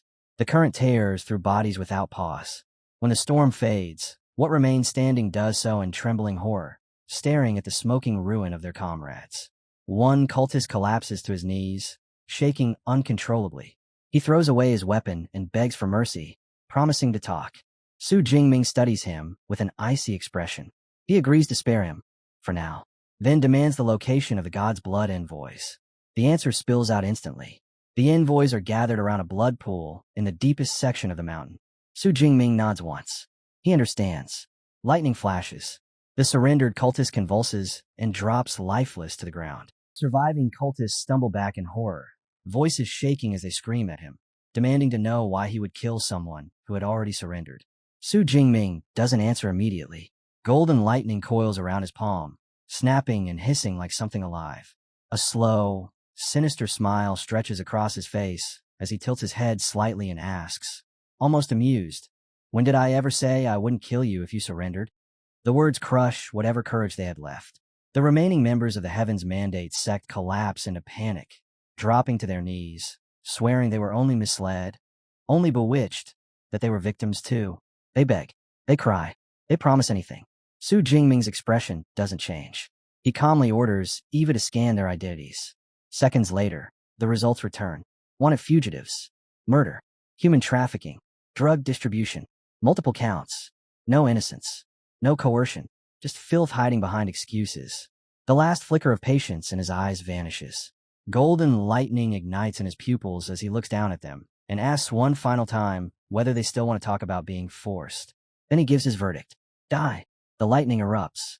A savage discharge explodes outward, devouring them in an instant. Screams don't even have time to finish before their bodies are torn apart and reduced to drifting ash. Silence returns. Footsteps echo down the corridor. Kaiju and Zhang Tong arrive just in time to witness the aftermath, both momentarily stunned by the sheer destructive force still lingering in the air. Su Jingming turns toward them calmly, as if nothing significant has happened. Kaiju quickly asks about the blood pool, the one tied to the bishop and the so-called God's blood envoys. Su Jingming confirms it exists. A breeding ground, a place designed to manufacture those envoys. They move deeper into the base. What they find makes the air feel colder. A hidden laboratory stretches out before them, lined with large containment tanks. Inside each one, humanoid figures float motionless in glowing blue liquid, suspended like unfinished experiments. For a moment, no one speaks. Then Su Jingming's jaw tightens. Human experimentation. The Heaven's Mandate sect isn't just delusional, it's rotting from the inside. Scum like this, he mutters coldly, don't deserve to live. Kaiju's eyes sharpen as she studies the facility. She recognizes the layout immediately. The blood pool, which means this operation connects directly to their other target, Zhao Wuhao. Before they can advance further, heavy footsteps thunder from the opposite end of the corridor. A bald, heavily muscled man steps forward, followed by a squad of cultists. His gaze locks on a kaiju first before shifting to Su Jingming. He raises a thick finger and declares with absolute confidence, "You'll all die here." Su Jingming studies them casually. He senses their auras. Peak tier 3 at best. A faint smirk curves his lips as he asks, almost lazily, where the god's blood and the so-called voice are hiding. The bald man's face twists in rage. He roars that they don't need their strongest members to deal with him and charges forward with killing intent. He never reaches his second step. A spear of condensed thunder flashes through the corridor. In the blink of an eye, it pierces straight through his chest. The massive body collapses to the ground with a heavy thud. One of the cultists stares in disbelief and screams that Bishop Xiao is dead. Panic spreads instantly. In desperation, that same cultist blurts out an offer, claiming Su Jingming could join them, rise to a high-ranking position within the sect, gain power beyond imagination. Su Jingming doesn't even hesitate. The answer is rejection. He doesn't give them even a heartbeat to recover. Instead, he lets out a cold laugh and tells them their so-called intelligence network is garbage, because they never even figured out that he's the one who killed their holy son. The sentence detonates in the corridor. Whatever shred of composure the remaining cultists had shatters instantly. Faces go pale. Eyes widen. Recognition slams into them all at once. The S-rank freshman from Magic City University. It's him. Panic erupts. They spin around and bolt in every direction, abandoning formation, abandoning dignity, abandoning everything. Su Jingming doesn't chase. He simply raises his hand. Lightning arcs outward in branching streaks, precise and merciless. Several of them are struck mid-flight, bodies seizing violently before dropping to the ground in smoking heaps. Leave a few alive. Kaiju's voice cuts through the crackling air, sharp and immediate. We'll need them for interrogation. Su Jingming lowers his hand without complaint. Kaiju watches him closely, Clean movements. No wasted effort. No hesitation. No emotional fluctuation. Not like a student. Like a trained executioner. Su Jingming accepts the adjustment instantly, sparing the last few trembling survivors. Then he states that they're moving forward, into the blood pool. Before advancing, he crouches beside Bishop Zhao's corpse, searches it methodically, and retrieves an access card. A heavy metal door looms ahead. One swipe. The lock disengages. They step inside. The stench hits first. Thick, metallic, suffocating. Kaiju and Zhang Tong instinctively stiffen as their eyes lock onto the massive circular pool dominating the chamber. Blood-red liquid churns slowly within it, swirling as though alive. The moment they enter, the surface trembles. It reacts. Su Jingming doesn't hesitate. He refuses to gamble. A spear of lightning forms in his hand and shoots straight into the center of the pool. The chamber explodes with motion. The liquid convulses violently, blasting upward in a towering surge of crimson spray. The ground trembles, but Su Jingming's expression doesn't change. One strike isn't enough. More thunder spears materialize around him. He drives them down in rapid succession, each one slamming into the pool with ruthless precision. Again, and again, and again. Relentless. From the side, Kaiju mutters under his breath about how absurdly cautious he is. Zhang Tong, meanwhile, stares in disbelief at the speed. No chant, no delay, just technique after technique unleashed seamlessly. Then the entire chamber shakes. A furious roar erupts from within the blood. The surface detonates. A massive lion-like beast-man bursts out, crimson liquid cascading off his body as he lands with a thunderous impact, bellowing for them to stop. 3 more figures follow, springing from the pool to flank him, one bulky and pig-faced among them. Su Jingming studies them in silence. 3 low-ranked Tier 4s, 1 mid-ranked Tier 4. He calculates the balance instantly. Without looking back, he tells Kaiju and Zhang Tong to stay where they are. Don't interfere. The lion-like leader locks on Su Jingming and charges, every step cracking against the floor as he snarls that these lowly humans dare to mock them. Su Jingming doesn't retreat. He answers evenly that they don't seem to consider themselves human either. That only fuels the beastman's arrogance. Chest swelling, he declares they are divine envoys chosen by the heavenly god, existences far beyond ordinary mankind. Su Jingming's lips curve. Then let's see what's so divine about you. He moves first. Spear forward. No hesitation. Steel and lightning collide head-on with the lion-like leader in a violent clash that shakes the chamber. The beastman grins through the impact, taunting that even if Su Jingming is S rank, there are still 4 of them. As if rehearsed, the other 3 envoys leap skyward and spread out, sealing every angle around him. Weapons rise. Killing intent locks in. They descend together. The combined strike crashes down. Su Jingming doesn't even blink. Thunder armor ignites around his body in an instant, a violent explosion of lightning erupting outward. The shockwave blasts into the envoy's mid-attack, ripping apart their formation and knocking their weapons aside as if they were toys. Electricity coils around him like a living storm. He glances at them almost lazily and asks whether that was supposed to be a massage. Before they can recover, his spear begins to spin. Faster and faster. Golden lightning spirals outward, wind screaming through the chamber as raw energy condenses into a terrifying vortex around him. The floor fractures beneath the pressure. Then, he releases it. One seamless motion. The spinning strike detonates outward in a blinding surge. The whirling torrent of thunder tearing through all 4 gods' blood envoys simultaneously. No resistance. No second exchange. Their bodies are shredded apart midair. Silence falls as fragments crash down around the chamber. System notifications flicker across Su Jingming's vision. 4 kills confirmed. 4,500 ability points acquired. He stands over what remains. Expression steady. Pulse unchanged. Not bad. He notes internally. Efficient harvest. He searches the bodies without ceremony.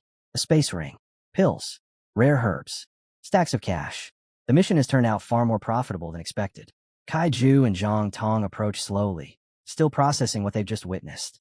Kaiju can't contain it and blurts out that Su Jingming is unbelievable. Zhang Tong, equally stunned, asks whether everyone from Magic City Ability University is really this strong. Su Jingming answers lightly that they are, then adds that he's just a little more special. Kaiju snorts at the understatement and calls it humility before announcing that since the mission is officially complete, they're holding a celebratory banquet tonight, and Su Jingming has no option but to attend. Su Jingming smiles faintly and agrees. The next day, the atmosphere shifts. At the university mission hall, students crowd around the glowing terminals, noise filling the space. One girl storms away from a screen, complaining that her D-class mission was absurdly difficult and nearly got her killed. Not far from her, a boy proudly declares that he just cleared his own D-class task and pocketed 74 credits. Then someone notices him. Su Jingming. Whispers ripple through the hall. What is he here for? Did he turn in a C-class mission? Maybe a B-class? One student lowers his voice and speculates. Could be an A-class? Another immediately scoffs, pointing out that an elite Tier 4 senior just submitted an A-class mission minutes ago. There's no way Su Jingming is already operating at that level. The noise swells. Su Jingming ignores all of it. He walks forward calmly, expression unchanged, and places his mission card onto the terminal. The machine activates instantly. Light floods the screen. A clear announcement echoes through the hall. First S-class mission against the Heaven's Mandate sect. Successfully completed. Glory ranking updated. Current position, number 1. The mission hall freezes. The same students who were speculating seconds ago stand motionless, faces empty as their brains struggle to process what they just heard. Then the disbelief erupts. He completed an S-class mission. He actually did it. The massive screen in the university hall flickers and refreshes. The updated glory ranking appears for everyone to see. First place, Su Jingming. Mission level, S-class. Completion time, just over 67 hours. Below his name sit Li Kong and Zhang Yue, both credited with A-class completions. The crowd falls into stunned silence. A freshman, highest difficulty mission, finished in barely 3 days. No one expected the top of the ranking to flip this violently. Then a sharply dressed young man steps forward, calm and composed, stopping directly in front of Su Jingming. He remarks that he didn't expect anyone to clear an S-class mission faster than he did, and adds that Su Jingming truly lives up to the rumors. He introduces himself as Yao Fong and says he prefers to befriend strong people. The surrounding students react immediately. Iceberg Yao Fong, top 5 in the university. The realization hits even harder. Su Jingming completed the mission faster than him. Su Jingming recalls the name instantly. Tier 4 senior from the Element Academy. A-rank ice ability. High-level combat reputation.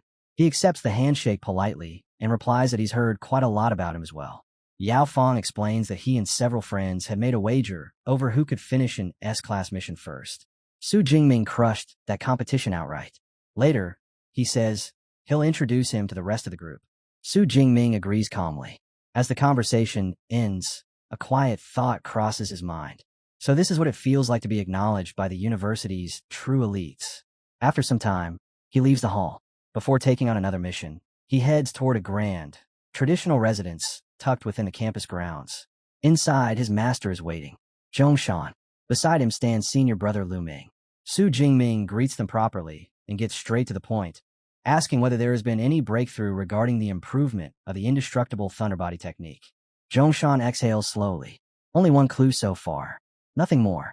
Lu Ming shifts the topic immediately, grinning as he congratulates his junior brother, not just for completing an S-class mission, but also for becoming acquainted with the famous Yao Fong. Su Jingming doesn't even need to ask how he knows. Lu Ming explains he saw it on the university's official website. The news is already circulating. Then Lu Ming adds another thought. If Su Jingming completed an S-class mission alone, there's a real possibility he could secure a slot in the upcoming National University League. The implication hangs in the air. Zhongshan drops the bomb without warning. Vice Principal Ling Shuang has already confirmed it. Su Jingming has secured a reserved spot in the league. For a second, Lu Ming just stares at him, mind blank. Then it hits. His junior brother is about to become the first freshman in their university's history to step onto that stage. But Zhongshan doesn't allow the shock to settle. He waves them toward the training room and orders a live combat session. Right now. Inside the arena, the air tightens. Lu Ming locks eyes with Su Jingming and states plainly that he won't be holding back. No smiles. No courtesy. Just battle. Zhongshan gives the signal. The match ignites instantly. Lu Ming moves first. Turquoise lightning erupts around him in a violent surge, his aura expanding as his transformation completes in a flash. The pressure spikes. Su Jingming answers without hesitation. Golden lightning coils over his body, brighter and denser, his presence swelling until the room itself seems to tremble. The moment Lu Ming feels that overwhelming scale of power, His instincts scream one thing. In this fast. He shoots forward like a bolt. Su Jingming doesn't retreat. He steps in to meet him head-on. Their first clash detonates. Lightning collides with lightning in a deafening explosion that shakes the entire training room. Energy bursts outward in waves, tearing across the barrier. The fight doesn't slow. It only escalates. Blow after blow lands with brutal force. Turquoise and gold streak through the arena, colliding again and again in violent flashes. And yet, 3 minutes later, it's over. The lightning fades. Lu Ming drops to one knee, breathing hard, strength drained to the point he can't remain standing. He exhales and admits defeat without bitterness. Su Jingming immediately downplays it, suggesting his senior brother must have gone easy on him. Lu Ming cuts that off at once. He didn't hold back, not even a little. He calls Su Jingming what he truly is, a monster. But there's no resentment in his voice. Instead, his eyes shine with excitement. If this is the level of power entering the league, then he absolutely has to witness the National University League in person. Zhongshan nods in satisfaction, praising his disciple's performance before asking what Su Jingming plans to do next. He even makes it clear that any leave from classes will be approved without question. Su Jingming answers calmly. He'll focus on missions. Inwardly, his thoughts are colder. Hunting God's blood envoys yields ability points far more efficiently than chasing ferocious beasts. Efficiency matters. 1 month passes. Students crowd into the university hall to check the final glory rankings. Conversations buzz, then abruptly fall silent. At the very top stand a name no one can ignore. Su Jingming. 3 S-class missions, 6 A-class missions, 4 B-class missions. Behind him are Kong Shi and Zhongshan. Murmurs ripple through the hall. Even Kong Shi, a senior of undeniable strength, has been overtaken. And the one who surpassed them all is a freshman. Su Jingming steps into the awards hall still thinking about one thing. What exactly is he about to receive? The moment he appears, the noise in the room shifts. Eyes turn. Whispers spread. Then someone senses it. Mid-rank tier 3. The realization spreads like wildfire. In barely half a year, he's gone from an awakener to this level. That kind of growth isn't normal. It isn't even reasonable. Somewhere in the murmurs, a new name surfaces. Thunder Emperor. Zhongshan walks over with a knowing smile, clearly entertained, and casually brings up the title. Su Jingming stiffens immediately, face heating as he dismisses it as exaggerated nonsense. Zhongshan doesn't press him. Instead, he turns and introduces him to Bloodhand Shindongling. She studies him openly from head to toe, gaze sharp and measuring. Then she nods, remarking on his hardened physique and saying the nickname fits. Without missing a beat, she asks where the 2 girls who usually follow him around are. Su Jingming answers plainly. They're preparing for exams. He needs to return and study as well. Zhongshan blinks at that reminder. For all this monstrous performance, Su Jingming is still just a freshman. At that moment, a suited official steps forward to begin the ceremony. The hall quiets. The announcement rings out clearly. First place on the glory ranking. 978 kills of Heaven's Mandate sect members. The reward, 1 S-class resource, and 3,000 credits. The hall erupts. Nearly 1,000 cultists. Students stare at him like he's something inhuman. Some call him savage. Others whisper that he's even more ruthless than Bloodhand Shun Dongling herself. Shun Dongling raises a brow, openly admitting she eliminated fewer than 500. Su Jingming doesn't react to the noise. He simply explains that 2 of his missions happen to lead directly to sect branches. The numbers escalated from there. The official presents the reward, a bottle containing 10 grade 6 Geyuan pills, and offers a formal encouragement to claim first place again next time. After the applause fades, Zhongshan leans closer with an offhand suggestion. Instead of pushing himself through missions so relentlessly, why not get closer to Song Qiuyan? Her clan is powerful. The path would be smoother.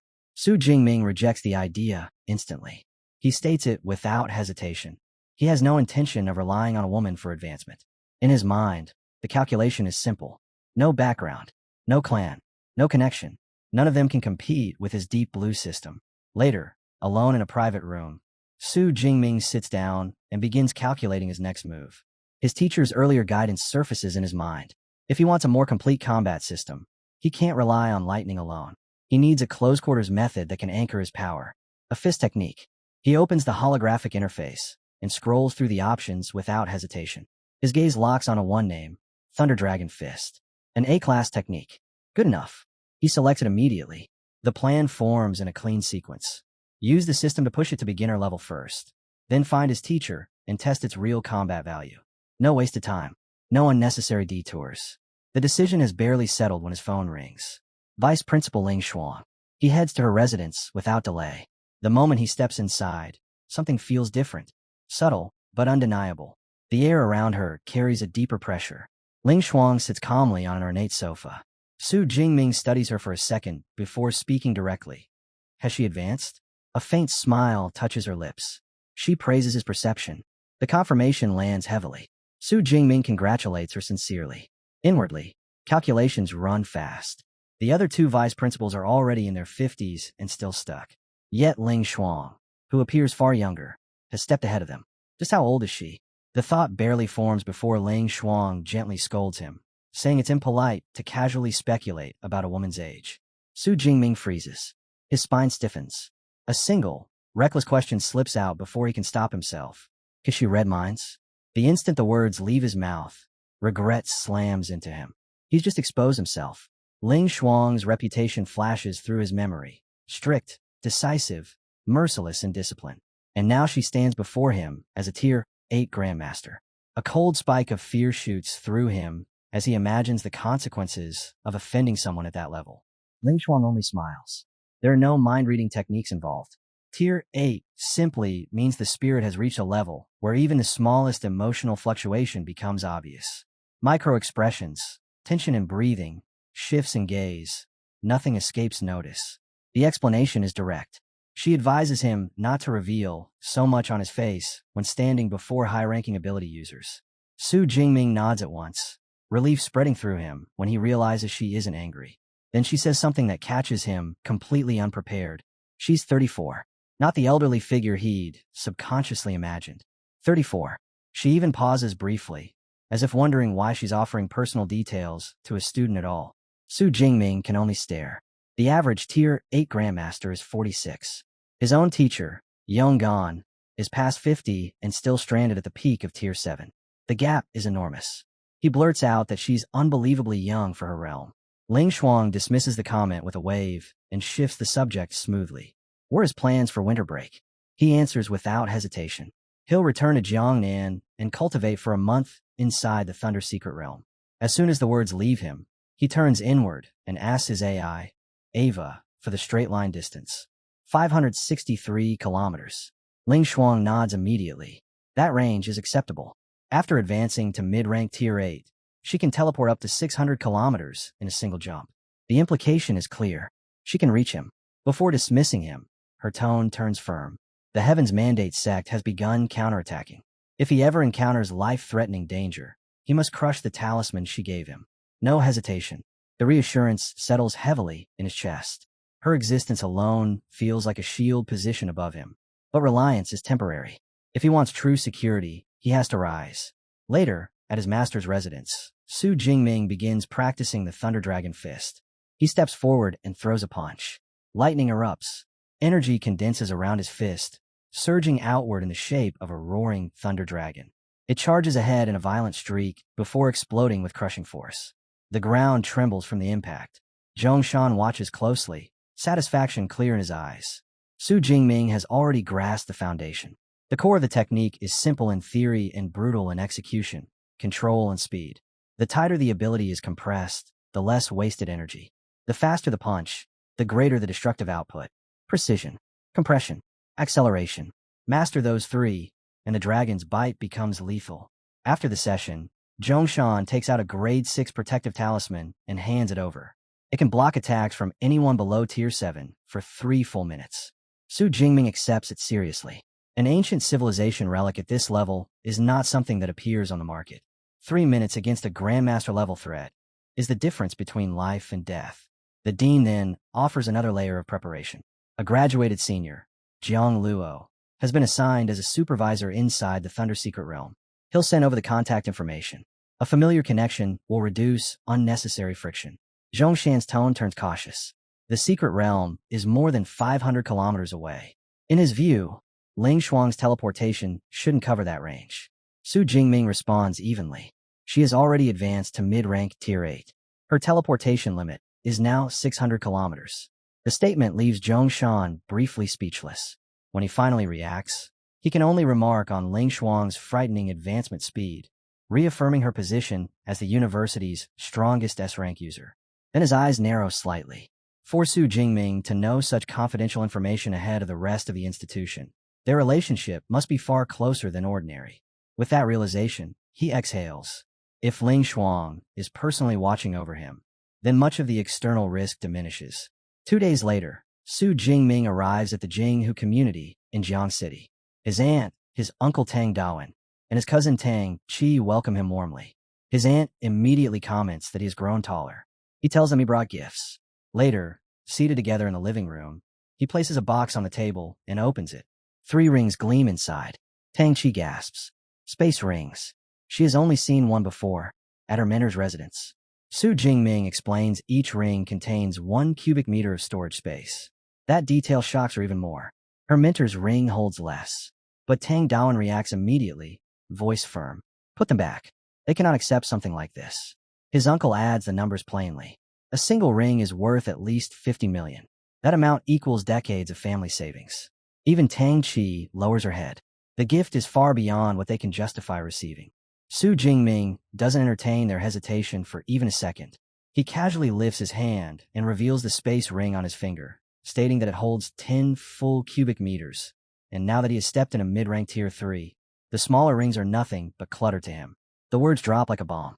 His cousin stares at him, stunned, blurting out that he's already mid-rank tier 3 when even the mentors at her school have only just reached tier 4. Su Jingming Wan beams with unconcealed pride, declaring that their Jingming has truly made it. Hearing that, his uncle's rigid posture finally eases.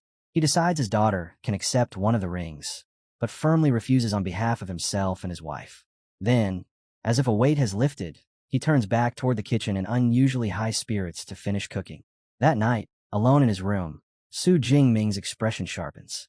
It's time to test the S-class cultivation resource he earned, the grade 6 Guan pill. He takes out the glowing purple pill, studies it for a breath, then swallows it in one clean motion. Instantly, a fierce current of energy detonates inside him, surging through his limbs and flooding every meridian with violent force. Half an hour later, he opens his system panel. The numbers make even him pause. The S-class resource lives up to its reputation, pushing both his physique and spirit attributes up by more than 10 points each. Under normal cultivation, he would struggle to gain even half a point in a session. The difference is absurd. Still, he clicks his tongue at the limitation. 1 pill per day, due to its side effects. Even so, his conviction doesn't waver. Compared to everything else, his deep blue system remains the true path to explosive growth. The following day, he arrives at the Thunder Secret Realm in Dongyi City. Waiting there is his senior, Jiang Luo. After a brief greeting, Jiang Luo ushers him into the car and drives toward a towering wall in the distance, explaining that the secret realm lies beyond it. Su Jingming glances at the sky and asks whether the rumors are real, whether thunderclouds permanently blanket the heavens inside, lightning crashing down without rest from dawn to dusk. Jiang Luo only gives a knowing smile and tells him he'll see soon enough. They drive through dense forest until enormous ancient pillars emerge ahead, marking the entrance. As the vehicle rolls forward, an automated security system activates, scanning them both. Jiang Luo is identified as a supervisor. Su Jingming's identity is verified through his S-Class pass from Magic City Ability University, the system even noting that his access remains valid for nearly another 30 days. Verification complete. A massive gate grinds open with a thunderous rumble. Without hesitation, Jiang Luo presses the accelerator and drives them straight into the Thunder Secret Realm. But the moment the car crosses through, there's no savage wasteland waiting for them. Instead, they roll onto a spotless, modern city street. Su Jingming's eyes narrow slightly. Jiang Luo glances at him and asks whether he's surprised. Su Jingming doesn't hide it. He admits no one standing outside that ordinary wall could ever imagine something like this existing within. They continue forward. Soon, a colossal metal barrier rises ahead, cold and imposing. Beyond it, the sky churns violently, green lightning tearing through thunderclouds with deafening force. The contrast is jarring. Su Jingming exhales slowly, remarking that this is nothing like he imagined. He expected something primitive, wild. Yet here stands a structured city, shielding apocalyptic thunder. Inwardly, he can't stop analyzing it. How does something on this scale remain concealed behind what appears to be a simple city wall? Jiang Luo answers calmly. It's the work of high-ranking space-time ability users. The wall they passed through earlier wasn't a wall at all. It was a space gate. This urban zone is merely a segregated safe district, designed for ability users to live, regroup, and recover. The true Thunder secret realm lies far beyond, within that raging storm zone at the outermost edge. As the vehicle moves deeper inside the district, Jiang Luo begins explaining one of the realm's core resources, the Thunder Crystal Core. It's harvested from Thunder Beasts. Tier 1 beasts don't drop them. Tier 2 and Tier 3 drops depend purely on luck. But a Tier 4 Thunder Beast guarantees one without exception. Then, without ceremony, he hands Su Jingming a top-grade Tier 4 Thunder Crystal Core as a welcome gift. The crystal hums faintly with restrained lightning. Jiang Luo explains the simplest method of use. Crush it, release the contained lightning, and temper the body with its stable energy. Su Jingming accepts it, but immediately questions something more direct. If lightning is the source, why not step into the storm itself and cultivate in the raw thunder? Jiang Luo's expression turns serious. The storm's lightning is violently unstable. Its intensity fluctuates without warning. One moment survivable, the next lethal. The energy inside a Thunder Crystal Core, however, is refined, steady, controlled, predictable. He adds another warning. Thunder beasts are stronger than ordinary beasts of the same tier, and both the lightning and the creatures grow exponentially more terrifying the closer one approaches the storm center. By the time they approach the living quarters, Jiang Luo suggests resting for the night.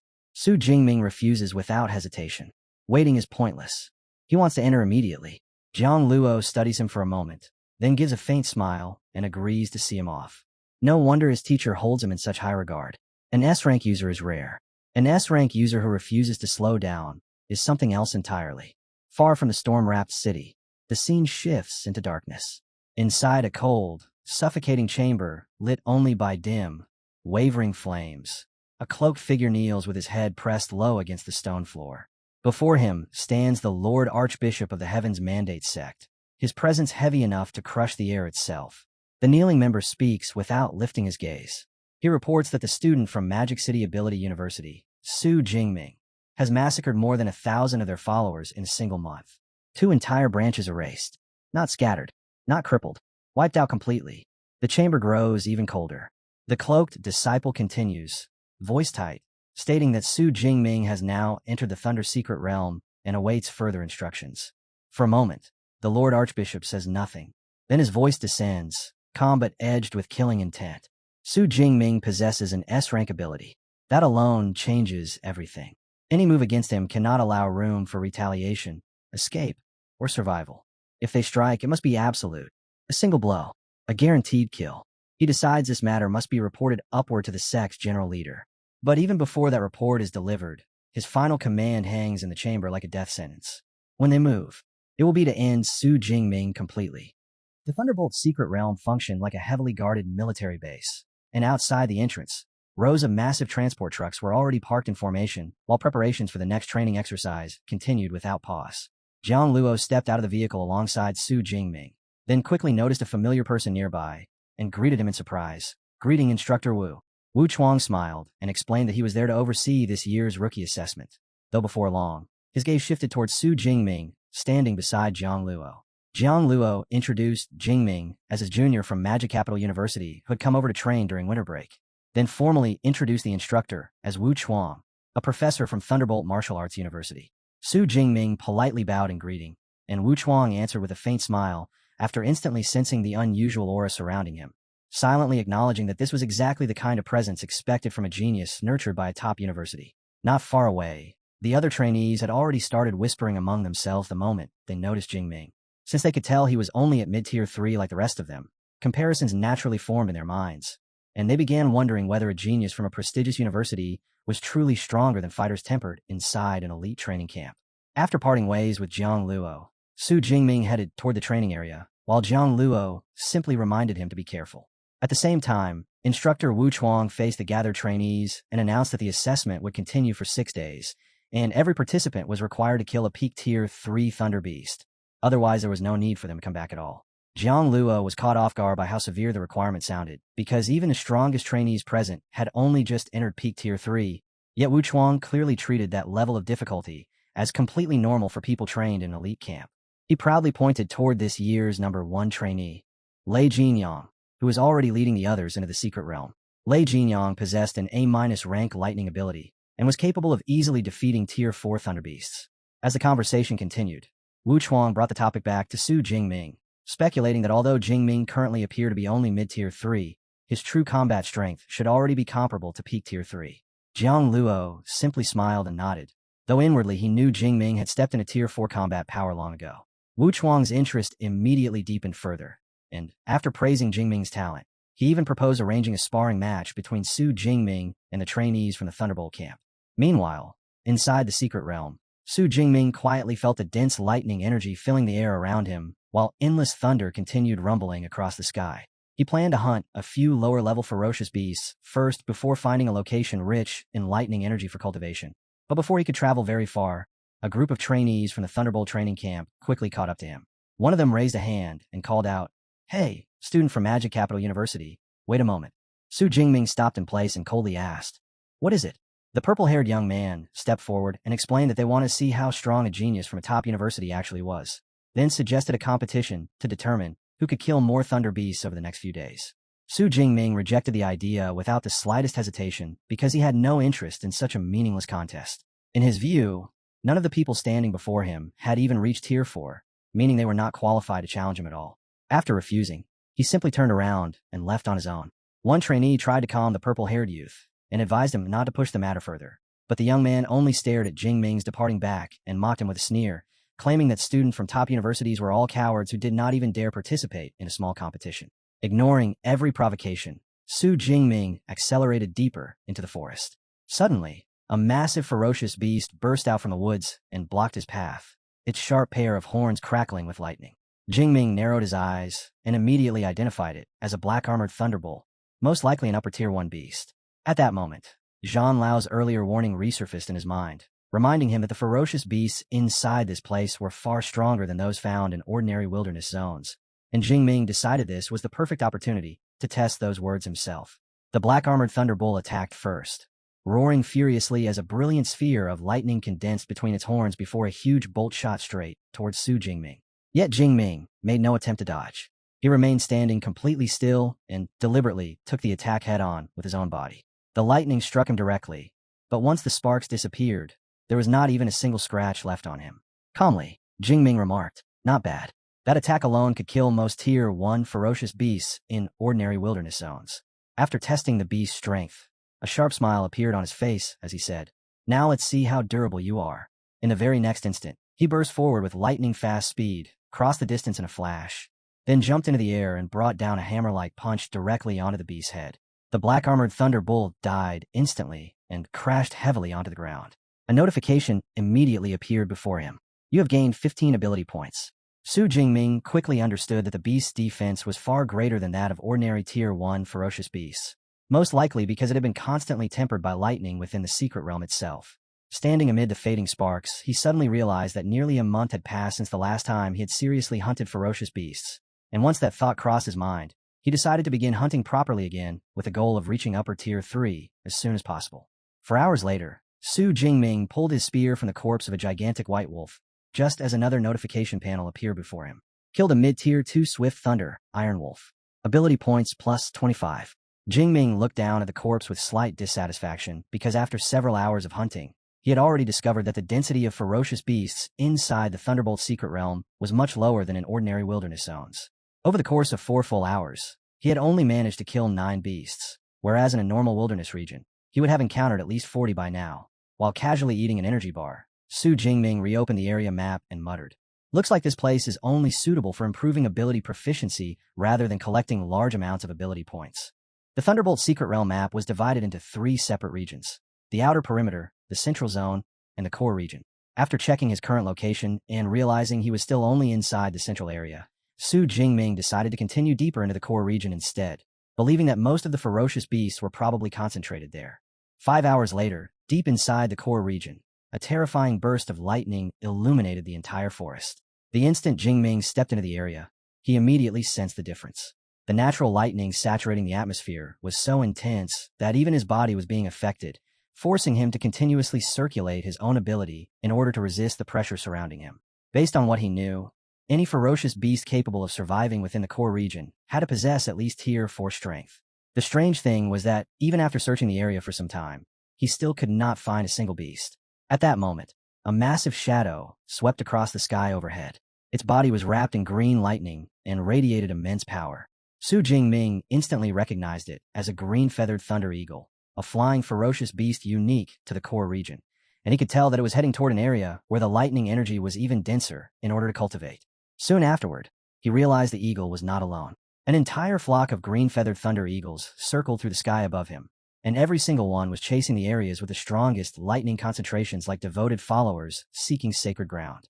Watching the scene unfold, Su Jingming suddenly came to a realization. He understood that this instinct was not unique to the thunder eagles alone because all thunder-attributed ferocious beasts share the same behavior, with lightning itself serving as the source that allowed them to grow stronger. A bold idea instantly surfaced in his mind. What if I use heavenly divine lightning to lure them? After making his decision, Su Jingming immediately jumped onto the branch of a towering tree and chose a suitable location to prepare for his plan. Even so, he did not rush to act right away. Instead, he calmly sat down because before putting the idea into motion, he wanted to further improve his mastery over heavenly divine lightning. Since he was already surrounded by natural thunder, he decided to cultivate by directly observing the lightning around him. He carefully studied every form of lightning in the area, from bolts spreading through the clouds to spherical lightning, tree-shaped lightning, and even needle-like strands of electricity. As his observations deepened, he gradually realized that thunder and lightning contained countless subtle details he had never truly noticed before, including their ferocity, their stillness, and their razor-like sharpness. It almost felt as though the natural lightning filling the forest had begun dancing directly within his palm. At that moment, Jingming became completely certain that observing natural thunder firsthand could greatly improve his control over his own lightning ability. 3 hours later, a brilliant sphere of golden lightning rotated steadily above Su Jingming's palm, far more condensed and stable than before. Looking at it, he commented with satisfaction that his current mastery was already no weaker than the former S-rank Purple Heaven Divine Lightning. At the same time, he understood clearly that if he wanted to advance even further and reach the stage of liquefying lightning itself, far more time and effort would still be required. Su Jingming clearly understood the path of energy cultivation, liquefaction, solidification, and then condensation, with each stage multiplying power far beyond the previous one. Feeling that today's cultivation was sufficient, Jingming finally ended his training session. It was time to return to the central zone and test the idea he had just developed. Back inside the central area, Su Jingming immediately released a massive amount of heavenly divine lightning without the slightest hesitation. His entire body became enveloped in radiant golden lightning as heavenly divine lightning surged violently around him. Whether he could obtain a massive harvest of ability points depended entirely on this one attempt. Soon afterward, deep roars and heavy footsteps began echoing throughout the forest. Su Jingming curled his lips into a satisfied smile because his plan had clearly succeeded. He shot through the forest like an arrow, trails of golden lightning streaming behind him like an irresistible lure, while provocatively shouting toward the approaching monsters, "Thunder beasts, come at me." 2 hours later, an enormous horde of ferocious beasts of every kind was frantically pursuing Su Jingming through the forest. After confirming that the numbers had finally reached a satisfactory level, he knew it was time to begin his grand harvest. A confident smile appeared on his face as he quietly muttered, "Almost enough. Time to reap." Without warning, Jingming came to a complete stop. The lightning beneath his feet seemed to anchor itself directly into the earth as he calmly prepared to face the incoming tide of monsters head-on. Even while surrounded by countless ferocious beasts, Su Jingming remained perfectly composed. In a proud voice, he declared, "Since you all wish to bathe in my lightning so badly, I shall grant your wish." Lightning Prison. The first wave of monsters charging toward him was instantly swallowed by a sea of golden lightning. Miserable screams echoed through the forest before their bodies were burned into ashes on the spot. Su Jingming raised one hand and freely controlled the violent storm of lightning surrounding him as the entire battlefield transformed into a true prison of thunder. A terrifying burst of energy exploded outward from Jingming's position, forming a blazing red lightning prison that incinerated everything trapped within its range. Violent shock waves swept in every direction, blasting massive ferocious beasts into the air before tearing them apart completely.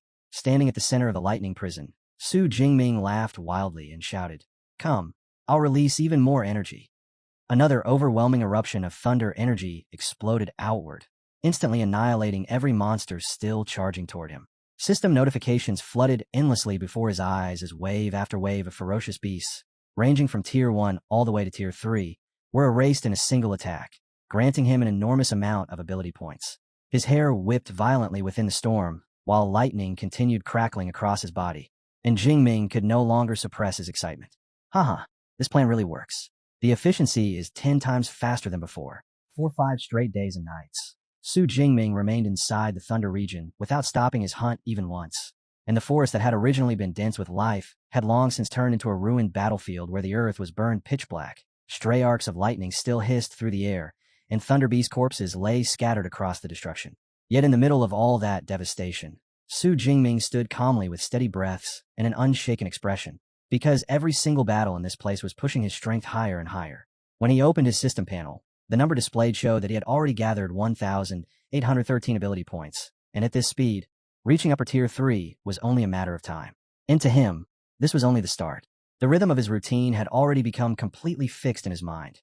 2 hours dedicated to drawing monsters out, followed by 8 hours spent restoring his energy, while each full day earned him 2 enormous harvests that together exceeded 3,600 ability points. And that total did not even account for the extra time he used to observe the Thunder Beasts themselves and study the unusual conditions within the secret realm. If everything continued progressing like this, his power would soon rise to an entirely different stage. While collecting the spoils from another battle, one item immediately caught his eye. From the level 3 Thunder Beast, he had obtained a Thunder Core, and as the softly glowing purple crystal rested in his palm and pulsed faintly with energy, a slight smile appeared on his face, because the hunt was developing exactly according to his expectations. 5 days later, deep within the central area of the Thunder region, 3 figures cautiously moved through the dark forest, while endless lightning kept the entire sky glowing without pause. The blonde girl yawned tiredly before complaining and asking why they had been forced to wake up at 3 in the morning. Lei Jinyang answered calmly that inside the Thunder region, the concept of time barely mattered, since the surroundings remained bright whether it was midnight or midday. Today was the final day of their assessment, and although they had already fulfilled their mission, they planned to stay until evening in order to leave a stronger impression on the elite training camp.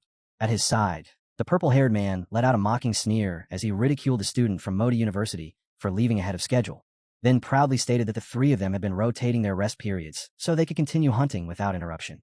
Then, without warning, the ground beneath them began to shake. All 3 instantly halted as the trembling rapidly grew stronger. Beast Tide, the blonde girl said nervously. Lei Jinyang's expression immediately darkened, though he still told the others that it did not appear to be a large-scale tide. But the reality was far more horrifying, because the one leading the beast tide was Su Jingming. A bolt of lightning tore through the forest at unbelievable speed, and behind it, hundreds of thunder beasts surged forward like a raging storm that refused to stop. The blonde girl recognized Su Jingming immediately. Liu Yaoyang assumed he had accidentally provoked the monsters and instantly prepared to step in and help. But the blonde girl quickly understood the truth. He had done it deliberately. Before any of them had the chance to react, Su Jingming shot past the group without slowing down in the slightest while the massive horde of thunder beasts roared after him. From above, the sight appeared almost absurd, as though one lone figure was being chased by an endless ocean of monsters stretching across the forest. The blonde girl laughed and remarked that he had brought it upon himself.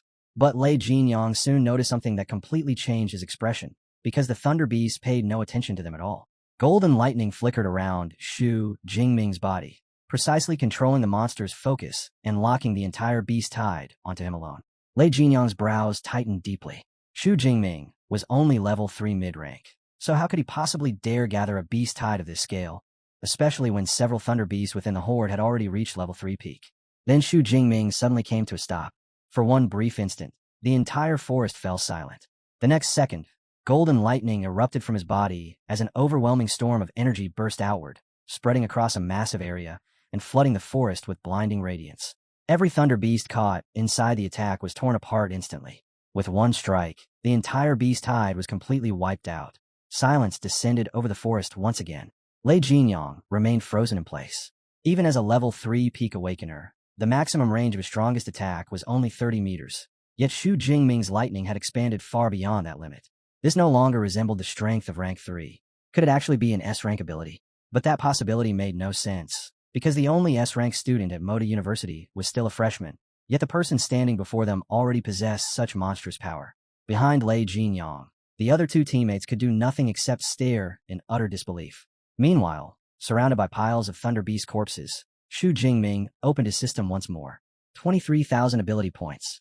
Finally, it was enough. After fighting non-stop for 5 days and 5 nights without proper rest, even his own condition had begun to decline. At last, it was time for him to level up.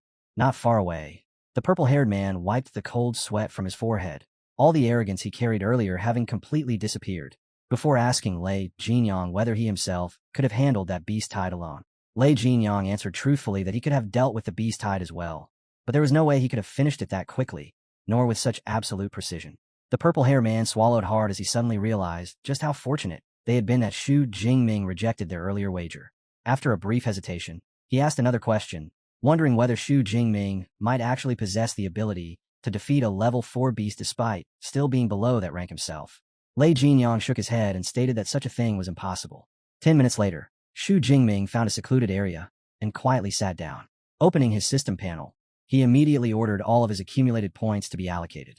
Golden lightning erupted around his body in an instant, while thunder roared outward in every direction, causing the surrounding forest to shake violently. His realm advanced. Level 3, upper rank. His physique and spirit both increased by 500 points, while the range of his lightning expanded to 40 meters. At this stage, his overall combat power had already become comparable to that of a B-tier level 4 awakener, possessing an A-rank ability. Originally, Xu Jingming intended to leave the Thunder region immediately after his breakthrough, but the rise in his realm restored a large portion of his exhausted mental energy. After thinking for a moment, he changed his plans. He would continue heading deeper into the core region to observe the natural lightning and search for an opportunity to gain enlightenment. Outside the Thunder region, Chong Lo was becoming increasingly uneasy. Xu Jingming had already remained inside for 5 days and 5 nights without returning, and even Chong Lo himself could only withstand the environment there for roughly 8 days at most. At that moment, Wu Chuang arrived. After hearing the situation explained, Wu Chuang stated that he had already planned to enter the Thunder region anyway, and since both he and Xu Jingming belonged to the same martial hall, helping each other was only natural. He would search for Xu Jingming along the way. With that, Wu Chuang stepped into the forest. 6 hours later, deep inside the core area of the Thunder region, Xu Jingming sat calmly atop a tall tree branch, while silently observing the surrounding environment. After some time passed, he slowly stood and jumped downward. The moment he landed, the ground beneath his feet split apart purely from the force of impact, fully displaying the terrifying strength of his enhanced physique. Level 3 upper rank was already powerful, but Xu Jingming understood better than anyone that this was merely the beginning. Right then, a deafening roar suddenly echoed throughout the forest. A gigantic figure slowly stepped out from the shadows, its entire body covered in green thunder. A storm thunder bear, a level 4 upper rank ferocious beast. Xu Jingming could have instantly wiped the creature out with his lightning ability, but after completing his breakthrough, he wanted to personally test the limits of his physical power instead. Golden lightning erupted around his body as he rushed straight toward the bear without hesitation. Hidden nearby, Wu Chuang suddenly went still, because the person he had been searching for the entire time was now standing directly before him. Xu Jingming had already advanced to level 3 upper rank, and the range of his lightning was obviously far beyond what should have been possible at that level. Yet despite that, he was actually charging head-on toward a level 4 beast. Wu Chuang slowly shook his head, believing that even true prodigies still needed to recognize their own limits. The Storm Thunder Bear let out a furious roar as violent lightning gathered around its massive claw before it slammed downward with terrifying force. Xu Jingming did not dodge at all. Instead, he threw a punch directly toward it. Golden lightning tightly wrapped around his fist as the two attacks collided head-on. A violent explosion burst outward, and the entire forest shook from the impact. Wu Chuang's eyes widened instantly. Xu Jingming had not simply blocked the attack. His lightning had completely crushed the bear's power. This was a level 4 upper rank ferocious beast, an entire major realm above him. Cold sweat immediately appeared across Wu Chuang's forehead. This kind of strength no longer belonged to the level of an A-rank ability. It had to be S-rank. Then Wu Chuang suddenly recalled the rumors surrounding Xu Jingming, the S-rank lightning freshman from Moda University. But that realization only made the situation feel even more unbelievable. A mere freshman had already reached this level of power. Golden lightning flickered within Xu Jingming's eyes as he stood facing the gigantic Storm Thunder Bear, and a confident smile slowly formed across his face. Looks like my lightning is still 1 level stronger. Then he stepped forward. Come. With a deafening roar, the gigantic Storm Thunder Bear charged straight at Xu Jingming. Its enormous claw tore through the air before crashing downward like a falling mountain. Yet Xu Jingming still showed no intention of evading. Instead, he stepped forward and threw another punch directly toward the descending strike. The collision detonated like thunder itself, sending violent shockwaves exploding across the forest. To the Storm Thunder Bear, the impact felt as though it had slammed into solid steel. And at the center of that terrifying clash, Xu Jingming stood perfectly still. He did not move back even a single step. Not one wound appeared on his body. The direct confrontation between a third-rank human and a high-tier fourth-rank monster unleashed an overwhelming wave of force that swept violently through the surrounding trees. Watching from a distance, Wu Chuang's expression froze completely. He's actually fighting a high-tier fourth-rank Storm Thunder Bear head-on. At this point, he's no longer human. He's a humanoid beast. The instant Wu Chuang thought about the arrogant elites inside the training camp, he immediately activated his recording device. They needed to see this battle for themselves. Meanwhile, on the battlefield, a faint smile appeared on Xu Jingming's face because he could already sense it clearly. His physical strength had reached the same level as the Storm Thunder Bear. Every muscle in his body tightened as he unleashed the power hidden deep within himself. 3,000 units of vital energy merged together as the invincible Thunder Body entered the Thunder Extreme state. Golden lightning erupted violently across his entire body, turning him into a living storm. Without the slightest pause, Xu Jingming stepped forward again and launched another heavy punch. His fist tore straight through the Storm Thunder Bear's iron-like fur, spraying blood through the air. The gigantic beast let out a painful roar, and for the first time since the battle began, the enormous creature was forced backward. Shock filled the Storm Thunder Bear's eyes, because it had never expected such terrifying power from someone so small. But despite the injury, the beast counterattacked immediately as another massive claw swept towards Xu Jingming. Xu Jingming moved smoothly and avoided the strike with ease. The resulting shockwave pushed him slightly backward, but his footing remained completely steady. Even so, a trace of surprise surfaced in his thoughts. He had already attacked with his full strength, yet the bear's limbs still had not shattered. If he had been wielding a weapon, the fight would already be over. But today he specifically intended to test the limits of his physical body. Now completely enraged, the Storm Thunder Bear began gathering blue lightning around itself as violent thunder energy surged wildly in every direction. The Storm Thunder Bear was preparing its thunderstorm ability, and the moment Wu Chuang saw it forming in the distance, his expression changed instantly because that technique was incredibly dangerous. Anyone caught inside the storm could be gravely injured or even killed. Under normal circumstances, retreating would have been the smartest decision. But Xu Jingming did not retreat. Instead, he faced the rapidly expanding storm directly, excitement flashing in his eyes as he said, "Let's see whose thunder is stronger." The golden lightning surrounding his body erupted with even greater intensity, and in the very next moment, Xu Jingming shot into the air and rushed straight toward the Storm Thunder Bear. Blue lightning and golden lightning collided violently in midair, creating a terrifying yet breathtaking spectacle. Wrapped in blazing thunder, Xu Jingming tore through the storm itself without suffering even the slightest damage from its power. At that instant, his confidence reached its absolute peak. The moment he appeared in front of the shocked Storm Thunder Bear, he launched another attack without hesitation. In the blink of an eye, the battlefield became a chaotic storm of lightning and afterimages as Xu Jingming moved like living thunder itself, unleashing relentless attacks one after another. While the Storm Thunder Bear retaliated by wildly swinging its claws, yet every strike passed through nothing but empty air. Compared to Xu Jingming, the massive beast was simply far too slow. Finally deciding to end the fight, Xu Jingming gathered all of his strength into a single finishing move. Thunder Dragon Fist. Golden lightning surged around his arm before condensing into the shape of a roaring thunder dragon. The Thunder Dragon shot forward instantly and pierced directly through the Storm Thunder Bear's skull. The enormous beast collapsed heavily onto the ground. Xu Jingming landed calmly beside the corpse. At that moment, a system notification appeared. High-tier 4th-rank Storm Thunder Bear eliminated. Ability points increased by 321. Not far away, Wu Chuang remained frozen in complete disbelief because the ruler of this entire region had fallen in a single decisive battle. That kid isn't a monster. He's a dragon wearing human form. After finally recovering from the shock, Wu Chuang walked over while applauding. As expected of Modu's S-rank genius. Truly extraordinary.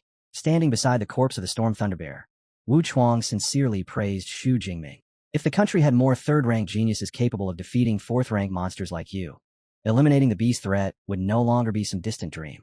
Then Wu Chuang lifted the recording device in his hand and said, "I recorded the entire fight. May I use it as training material for the Thunderbolt training camp?" Xu Jingming agreed immediately without any hesitation because he still had not revealed his full strength during the battle. Wu Chuang sincerely thanked him before extending an invitation. After graduation, you should consider joining the Thunderbolt Martial Arts Hall, Wu Chuang said. The Hall Master himself is a 9th-rank Thunder Saint who would personally guide you, and you would also receive top-level benefits along with permission to guard the Thunderbolt's secret realm. Shu Jingming responded with a polite smile and said he would think about it. For someone with a Thunder Element ability, it was undeniably an extremely valuable opportunity, but he was still only a freshman, so there was no need to decide so early. Wu Chuang then reminded him that his senior brother, Jiang Luo, was still waiting outside. Only then did Shu Jingming realize the situation, and he gave an awkward smile because he had become so absorbed in training that he completely forgot someone had been waiting for him the entire time. Before leaving, Shu Jingming searched through the Storm Thunder Bear's corpse and found a shining spirit stone hidden deep within its thick fur. Although it was slightly inferior to the spirit stone Jiang Luo had previously given him, it was still a satisfying reward. Not long after departing from the area, Shu Jingming returned to the safe zone, where Jiang Luo finally spotted him and let out a long breath of relief. You stayed inside for 6 days and 5 nights. How do you feel? Shu Jingming answered honestly. Just sleepy. Jiang Luo laughed before wrapping an arm around his shoulder. After fighting non-stop without rest, anyone would feel exhausted. Cultivation isn't only about training. Recovery matters too. That same night, inside Wu Chuang's office, several trainees stood before him as the 6-day assessment officially concluded without a single casualty. Lei Jinyang confidently stepped forward and reported their achievements. Every member of the team had successfully killed a peak 3rd-rank beast, while he himself had even defeated a low-tier 4th-rank monster alone. Wu Chuang calmly nodded because, for elite trainees, those accomplishments were already considered impressive. Yet in his mind, he could not stop comparing them to Shu Jingming's performance. The difference between them was simply too enormous. Even so, Wu Chuang still praised the group before suddenly asking, "What do all of you think about Shu Jingming?" The trainees quickly shared their opinions. In their eyes, Shu Jingming's strength had already surpassed that of an ordinary mid-3rd-rank ability user and might have even reached the level of a peak 3rd-rank expert. However, one trainee confidently spoke up. He's strong, but he still can't compare to senior Lei Jinyang. A faint smile appeared on Wu Chuang's face. Is that so? The trainees firmly insisted that their elite training camp was stronger than any student from Modu University. Without saying anything else, Wu Chuang activated a spherical recording device. The device floated into the air before projecting a blue image across the room. Within the projection, a gigantic thunder bear immediately appeared.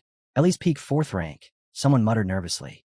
Then the image shifted and revealed the figure standing against the beast. The entire room fell silent in an instant. Several trainees turned pale on the spot. The trainee who had spoken so confidently earlier stared at the projection in disbelief before stuttering. It's Shu Jingming. At that moment, every trace of pride and confidence within the elite training camp completely collapsed. And for Shu Jingming, this battle was only the beginning of his true rise. A violent bolt of lightning tore through the air before slamming directly into the Thunder Bear and forcing the massive beast backward on the spot. Despite being a peak Tier 4 monster, the Thunder Bear was being completely suppressed as though it had no strength to resist at all. The trainees stared at the projection in stunned silence, unable to believe what they were seeing. How could someone possibly become this powerful in such a short amount of time? The pressure radiating from Shu Jingming and the overwhelming aura surrounding his body were not inferior to the Thunder Bear's presence in the slightest. When the recording finally came to an end, Wu Chuang calmly looked toward the trainees. Well, what do you think? Still visibly shaken, the trainees answered honestly. That kind of power, it's terrifying. There's no way he's still mid-Tier 3. Wu Chuang gave a slight nod. You're right. He has already reached late Tier 3. For a brief moment, that explanation eased part of the shock in their hearts because the gap at least seemed somewhat more reasonable now. But the relief vanished almost immediately. The purple-haired trainee stared in disbelief and said, late Tier 3? How did he break through that quickly? Lei Jinyang spoke much more rationally. A peak Tier 4 Thunder Bear can overpower most ability users at the same level. Yet Shu Jingming didn't just defeat it. He completely crushed it. And the most terrifying part is that he fought barehanded. The atmosphere inside the room instantly became heavy. Wu Chuang continued calmly. Shu Jingming is a special case. Even within Modu, curiosity immediately spread through the group. Does he come from some powerful background? One trainee asked. Is he related to the university president? Another added. Wu Chuang chuckled softly. Even being the president's grandson wouldn't explain this. The answer is simple. He's an S-rank ability user. Those words struck the room like a thunderclap. Shock spread across every face once again. But Lei Jinyang frowned deeply. Modu's S-rank student is supposed to be a freshman, right? How could a first-year student already reach this level? Wu Chuang answered calmly. That's right. He's only 19. This time, the trainees were completely stunned. 19 years old. Late Tier 3. Meanwhile, they themselves were already 23 after enduring years of difficult training. For a brief moment, all of their hard work suddenly felt insignificant. Wu Chuang then revealed why he had shown them the footage in the first place. I didn't show this to discourage you. I showed it so you would have a goal. Use him as your target. After a long silence, the trainees slowly straightened their posture. We understand. We'll give it everything we have. Lei Jinyang then requested a copy of the battle footage, and Wu Chuang agreed to upload it onto the training camp's internal network. However, another trainee suddenly spoke with concern. The National University Tournament is approaching soon. Wu Chuang paused slightly. If this footage spreads beyond the camp, Xu Jingming will immediately become a primary target. Modu finished second last year, but this year, they finally have a real chance to fight for the championship. 2 days later, Xu Jingming slowly opened his eyes after being awakened by the sound of his phone ringing. His entire body felt unusually heavy, almost as if he had slept nonstop for 2 full days. When he looked at the caller ID, surprise immediately appeared on his face. It was Principal Ling Xiao. Only then did Xu Jingming realize he truly had been asleep for 2 entire days. From the very beginning, Ling Xiao's tone was serious. The Heaven Mandate sect was preparing to launch a counterattack. His family and everyone closely connected to him had already been placed under protection, and Xu Jingming himself would very likely become one of their targets. If you encounter danger, Ling Xiao warned, activate the protective talisman immediately. After the call ended, Xu Jingming carefully thought through the situation. His residence already had extremely strict security measures, including access authorization and identity verification, making infiltration incredibly difficult. So since there was no point wasting energy worrying about something beyond his control, he chose to focus completely on cultivation instead. Far away, inside a dark and ancient castle, the headquarters of the Heaven Mandate sect stood beneath the dim glow of enormous candle chandeliers, creating a cold and oppressive atmosphere. 2 members stood before the sect's supreme leader and delivered their report. Xu Jingming possesses S-rank talent. If he continues to grow, he will become a major threat. We request permission to eliminate him before that happens. The leader asked only a single question. Where is he now? He is currently inside the Thunder Secret Realm. At that moment, a hoarse voice echoed from the darkness. Blood Assassin. A man slowly stepped forward. A long scar stretched across his face, and a cruel smile spread across his lips. His mission was simple. Enter the Thunder Secret Realm, destroy the martial arts forces stationed there, and kill Xu Jingming. He accepted the task without the slightest hesitation. I enjoy hunting geniuses, he said coldly. After all, he was an 8th-tier Grandmaster, and once he personally made a move, very few people in existence could stop him. Meanwhile, the outside world carried a completely different atmosphere.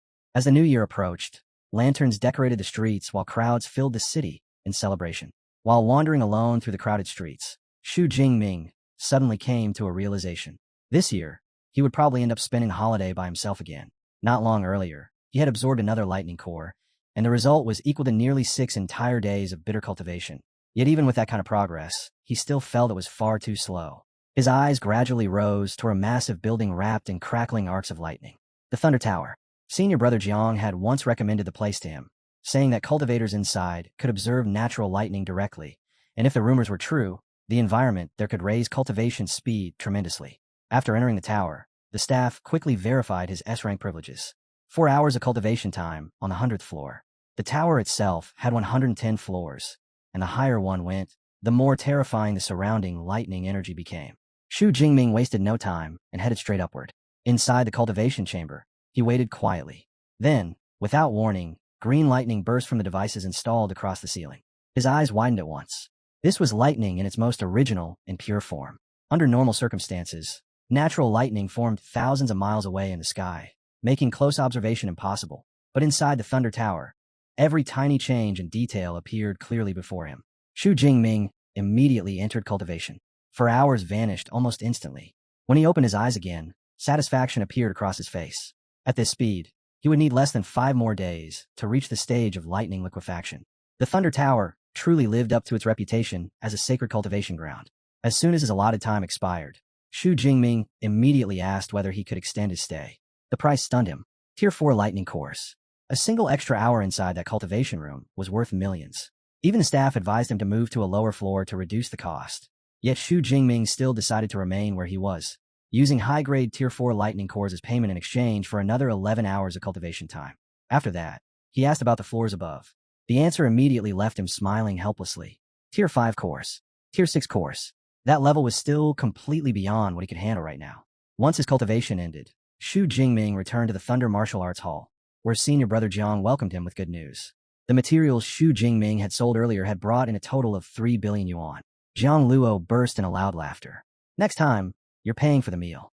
Xu Jingming agreed without hesitation, because without Jiang Luo's help, selling those materials for such an incredible price would have been impossible. Jiang Luo then brought up the battle against the Thunder Bear. You're improving way too fast. Xu Jingming answered in a calm tone.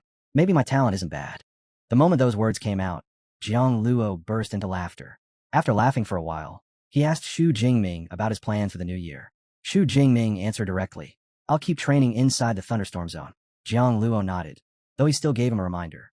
At least come back once. There'll be a New Year auction, and you might come across something useful. Xu Jingming's eyes lit up immediately. His current spear was already beginning to lag behind the pace of his increasing strength, so if there was an opportunity to replace it with something better, he definitely would not let it pass.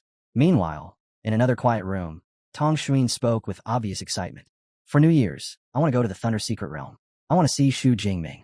Right after saying that, she asked Jingming to accompany her. Jingming looked a little surprised at the request, but before long, a smile appeared on her face, and she agreed. Deep down, she silently thought to herself, looks like this little sister is finally willing to share. That's actually pretty good. Lightning ripped violently across the skies surrounding the Thunder Tower as another storm gathered above the enormous structure. By now, 6 entire days had passed since Xu Jingming entered his period of intense cultivation inside the tower. Standing in the reception hall, Xu Jingming calmly placed several thunder crystal cores onto the counter before the receptionist. The young woman carefully examined every core one by one before calculating their value. After confirming the amount of energy stored within them, she informed him that the total was equal to 37 hours of cultivation time on the tower's 100th floor. While completing the exchange, the receptionist struggled to hide the shock in her eyes. She quietly observed the young cultivator standing in front of her, because the quantity of thunder crystal cores alone was already astonishing. 9 Tier 4 thunder crystal cores were extremely difficult to obtain, and among cultivators around her age, she had almost never seen anyone so young gather so many. Her gaze briefly rested on his composed expression and sharp features, as she silently wondered what level of strength he possessed to accomplish something like this. Xu Jingming then asked whether the cultivation time could be split across different sessions instead of being consumed in one use. The receptionist explained that it could all be managed through his pass card. Each time he entered the tower, the timer would begin automatically, and whenever he left, the remaining time would pause and stay saved for later. Satisfied with the explanation, Xu Jingming thanked her before turning to leave. On the afternoon of New Year's Eve, Xu Jingming sat quietly inside the cultivation chamber, fully focused on refining his lightning power as thunder energy crackled endlessly around his body, while his control continued improving bit by bit. Suddenly, his phone started ringing. A holographic projection instantly appeared before him. The moment he accepted the call, Song Xiuyun's smiling face appeared inside the projection. Rather than immediately telling him why she contacted him, she playfully challenged him to guess where she currently was. Xu Jingming calmly observed the image for a moment. Lightning continuously flashed behind her, illuminating the background over and over again. Without the slightest hesitation, he answered calmly. You're in the Thunder Secret Realm. Song Xiuyun froze in confusion, completely unable to understand how he figured it out so easily. Xu Jingming simply pointed out the obvious lightning flashes visible behind her in the projection. The instant she realized her mistake, Song Xiuyun let out an embarrassed groan. She explained that she and Chu Xian originally wanted to surprise him, but after getting too excited, they completely forgot to ask for his address beforehand. At that moment, another face suddenly leaned into the holographic projection. Chu Xian leaned into the projection beside Song Xiuyun with a playful smile and teasingly asked whether he was unhappy to see her. Xu Jingming gave a faint smile and reassured them that they were both welcome anytime, then asked for their location so he could personally go pick them up. Before leaving, he stopped briefly at the Thunder Tower reception area and swiped his pass card to pause his cultivation time exactly the way the receptionist had explained earlier. As he walked away, the automated system announced that he still had 4.5 hours of cultivation time remaining. After hearing that, Xu Jingming silently wondered whether the remaining hours would be enough for him to successfully comprehend the liquefaction of his lightning energy. If it still was not enough, then his only option would be returning to the thunderstorm zone to hunt more crystal cores. Not long afterward, Xu Jingming met the 2 girls and brought them back to his residence. His accommodation was a modern and elegant villa that even included a large outdoor swimming pool. The moment Song Xiuyun and Chu Xian entered, both of them looked around in clear astonishment. While they were talking, Song Xiuyun suddenly realized something shocking. Only 20 days had passed since their last meeting, yet Xu Jingming's cultivation rank had risen once again. Xu Jingming modestly explained that he had encountered several dangerous situations during training, and through a bit of luck, he managed to break through into the high rank of Tier 3. Song Qiuyan dramatically pressed a hand against her forehead in exaggerated frustration. Compared to Xu Jingming's speed, her own progress felt completely unfair. At this pace, she honestly believed he might become a Tier 7 Grandmaster before graduation. Amused by her reaction, Xu Jingming casually shifted the topic and asked how many credits they spent to enter the secret realm. Song Qiuyan revealed that she and Xu Xian had both purchased B-class passes, allowing them to stay inside the realm for 2 days. Each pass had cost 1,000 credits. Hearing that amount, Xu Jingming was secretly startled. After quickly calculating the value in his mind, he realized it was roughly equal to 10 million Great Xia currency. Not long later, Xu Jingming offered them the choice of any 2 of the 4 rooms upstairs. However, Song Qiuyan immediately refused and decided that she and Xu Xian would simply stay together in one room. Xu Jingming told them to get settled first and suggested that later he would take them out for a meal to celebrate New Year's Eve. But Song Qiuyan rejected the idea right away. In her opinion, New Year's Eve should always be celebrated with a proper home-cooked meal. Before Xu Jingming could even ask how they intended to cook inside someone else's house, Xu Xian suddenly raised her hand. A cluster of ingredients immediately floated into the air, every item perfectly fresh and neatly prepared. Looking at the ingredients suspended above the table, Xu Jingming could not hide the doubt on his face as he asked whether they actually knew how to cook. Song Qiuyan confidently declared that the 2 of them were masters in the kitchen, and amused by their enthusiasm, Xu Jingming agreed to stay while also offering to help prepare the meal. Xu Xian happily accepted, and the 3 of them headed into the kitchen together. Later that evening, the dining table was completely covered with dishes. After finishing the massive feast, Xu Jingming finally put down his chopsticks with a satisfied sigh. Nearly every plate had been cleaned empty, while a bottle of wine rested beside the towering stack of dishes. And as Xu Jingming leaned back in his chair and rubbed his stomach, he sincerely praised the girls for their excellent cooking. Both Song Qiuyan and Xu Xian proudly accepted the compliment. At that moment, brilliant explosions suddenly illuminated the sky outside as fireworks burst above the city, filling the night with vibrant colors. Song Qiuyan's eyes immediately brightened with excitement, and she suggested going up to the rooftop to take a group photo so they could remember the moment. Xu Jingming gladly agreed, and a few minutes later, the 3 of them stood together on the villa's rooftop terrace, while fireworks continuously exploded across the night sky, painting the clouds with dazzling streaks of color. Song Qiuyan lifted her phone and positioned it for a selfie, and the 3 friends leaned closer together with warm smiles as the camera captured the moment. While the fireworks continued flashing overhead, Xu Jingming quietly watched the lights and reflected on how completely his life had changed after obtaining the mysterious system. For the first time in a very long while, he truly felt grateful to spend such a peaceful New Year's Eve together with friends. The next morning, the trio headed toward the Thunder Martial Arts Hall. As they walked through the building, Xu Jingming apologized for dragging them to an auction on the very first day of the new year, but Xu Xian immediately scolded him for worrying about something so insignificant, while Song Qiuyan explained that she already planned to attend the auction herself because she wanted to purchase several pieces of equipment she needed. As they continued down the corridor, they unexpectedly ran into Jiang Luo. After greeting Xu Jingming, Jiang Luo curiously asked about the 2 young women beside him, leading Xu Jingming to introduce Song Qiuyan and Xu Xian as his friends from Magic City University, after which Jiang Luo warmly greets both of them, while inwardly marveling at how effortlessly his junior brother forms connections, then immediately offers to handle the cost of their auction entry tickets without the slightest hesitation. Xu Jingming sincerely thanks him. But before the conversation can go any further, a group of elegantly dressed people passes through the hallway nearby, and one of the men loudly praises a pink-haired woman in the group, while proudly declaring that Sister Li Waning had easily secured their entrance into the auction, his tone clearly mocking those who had to spend millions just to get a pass.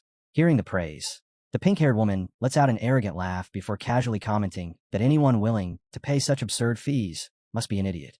The moment Song Qiuyan hears that remark, she immediately grows irritated and asks what major family that woman comes from, prompting Jiang Luo to quietly explain that she is Li Waning, the eldest daughter of the Li family, the strongest of the 6 great families within the secret realm. He continues by explaining that her father holds the position of honorary vice master of the Thunder Martial Arts Hall, while her brother, Li Xianglin, has already reached the peak of Tier 4, and with a background like that, Jiang Luo admits that her arrogance is not surprising at all. After hearing the explanation, Xu Jingming calmly remarks that her attitude makes complete sense, considering the influence and power behind her family. Jiang Luo then adds that Li Waning fights with a spear, though her ability focuses on enhancement rather than elemental manipulation. Not long afterward, Jiang Luo leads the group toward a pair of enormous double doors, and with a faint smile, he gestures forward while welcoming Xu Jingming to the Thunder's secret realm auction. The instant they step inside, the atmosphere turns grand and imposing, as the enormous hall sits beneath dim lighting with hundreds of neatly arranged seats facing a brilliantly illuminated stage at the front. Jiang Luo explains that the annual Spring Festival auction usually draws around 800 attendees, and every guest present possesses liquid assets exceeding 100 million. Once they sit down, Jiang Luo explains how the bidding system works, pointing out the electronic screen built into each chair's armrest, where participants can input their bid amounts. And after confirming the price, simply raising a hand is enough to finalize the offer. Before the auction officially starts, Jiang Luo encourages Xu Jingming to take a look through the catalog first. Xu Jingming opens the catalog and begins browsing through the contents, quickly discovering that the list contains 108 items, ranging from rare spiritual plants all the way to powerful S-class resources. Jiang Luo casually remarks that the auction only offers items up to the S-class tier, though he also says that this restriction is actually a good thing, because anything above that level would already be completely beyond their ability to afford, and Xu Jingming silently agrees with that assessment. Sitting beside him, Song Qiuyan asks whether he has spotted anything interesting yet, and Xu Jingming replies that several items have already attracted his attention, but he would rather wait until the host formally introduces them before making any decisions. After the auction officially begins, Xu Jingming gradually narrows his attention onto two particular targets. The first is an S-class weapon called the Qing Sha Black Dragon Spear, which carries a starting bid of 500 million, while the second is a bundle containing 5 Tier 4 low-rank Thunder Crystal Cores with a starting price of 40 million. If he can obtain those crystal cores, it would save him a tremendous amount of time that he would otherwise need to spend hunting within the thunderstorm zone. On the stage, the female host greets the audience before introducing the first item of the evening.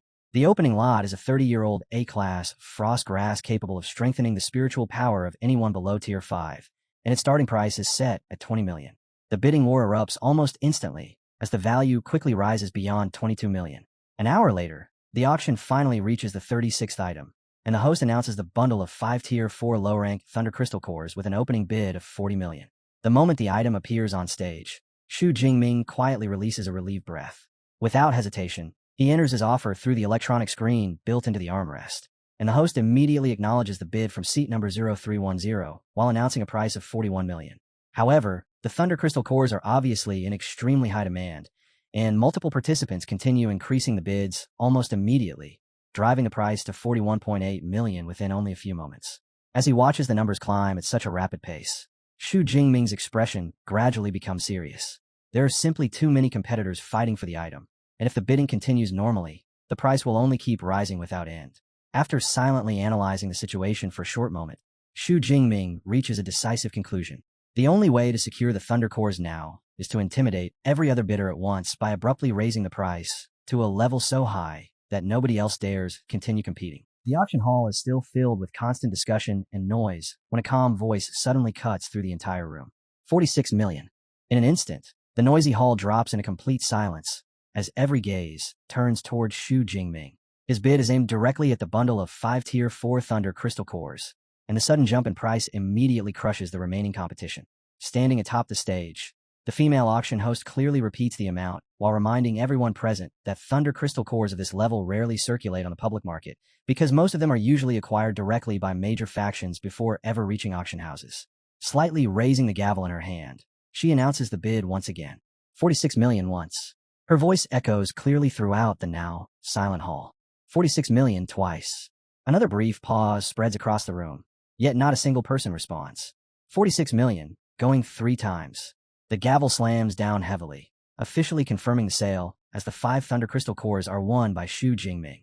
Even Xu Jingming himself did not expect the transaction to end so smoothly. Sitting beside him, Jiang Luo quietly explains the reason behind it. Large organizations and powerful clans, such as the Thunder Martial Arts Hall, already maintain stable sources of Thunder Crystal Cores, so they rarely waste effort competing for them in auctions.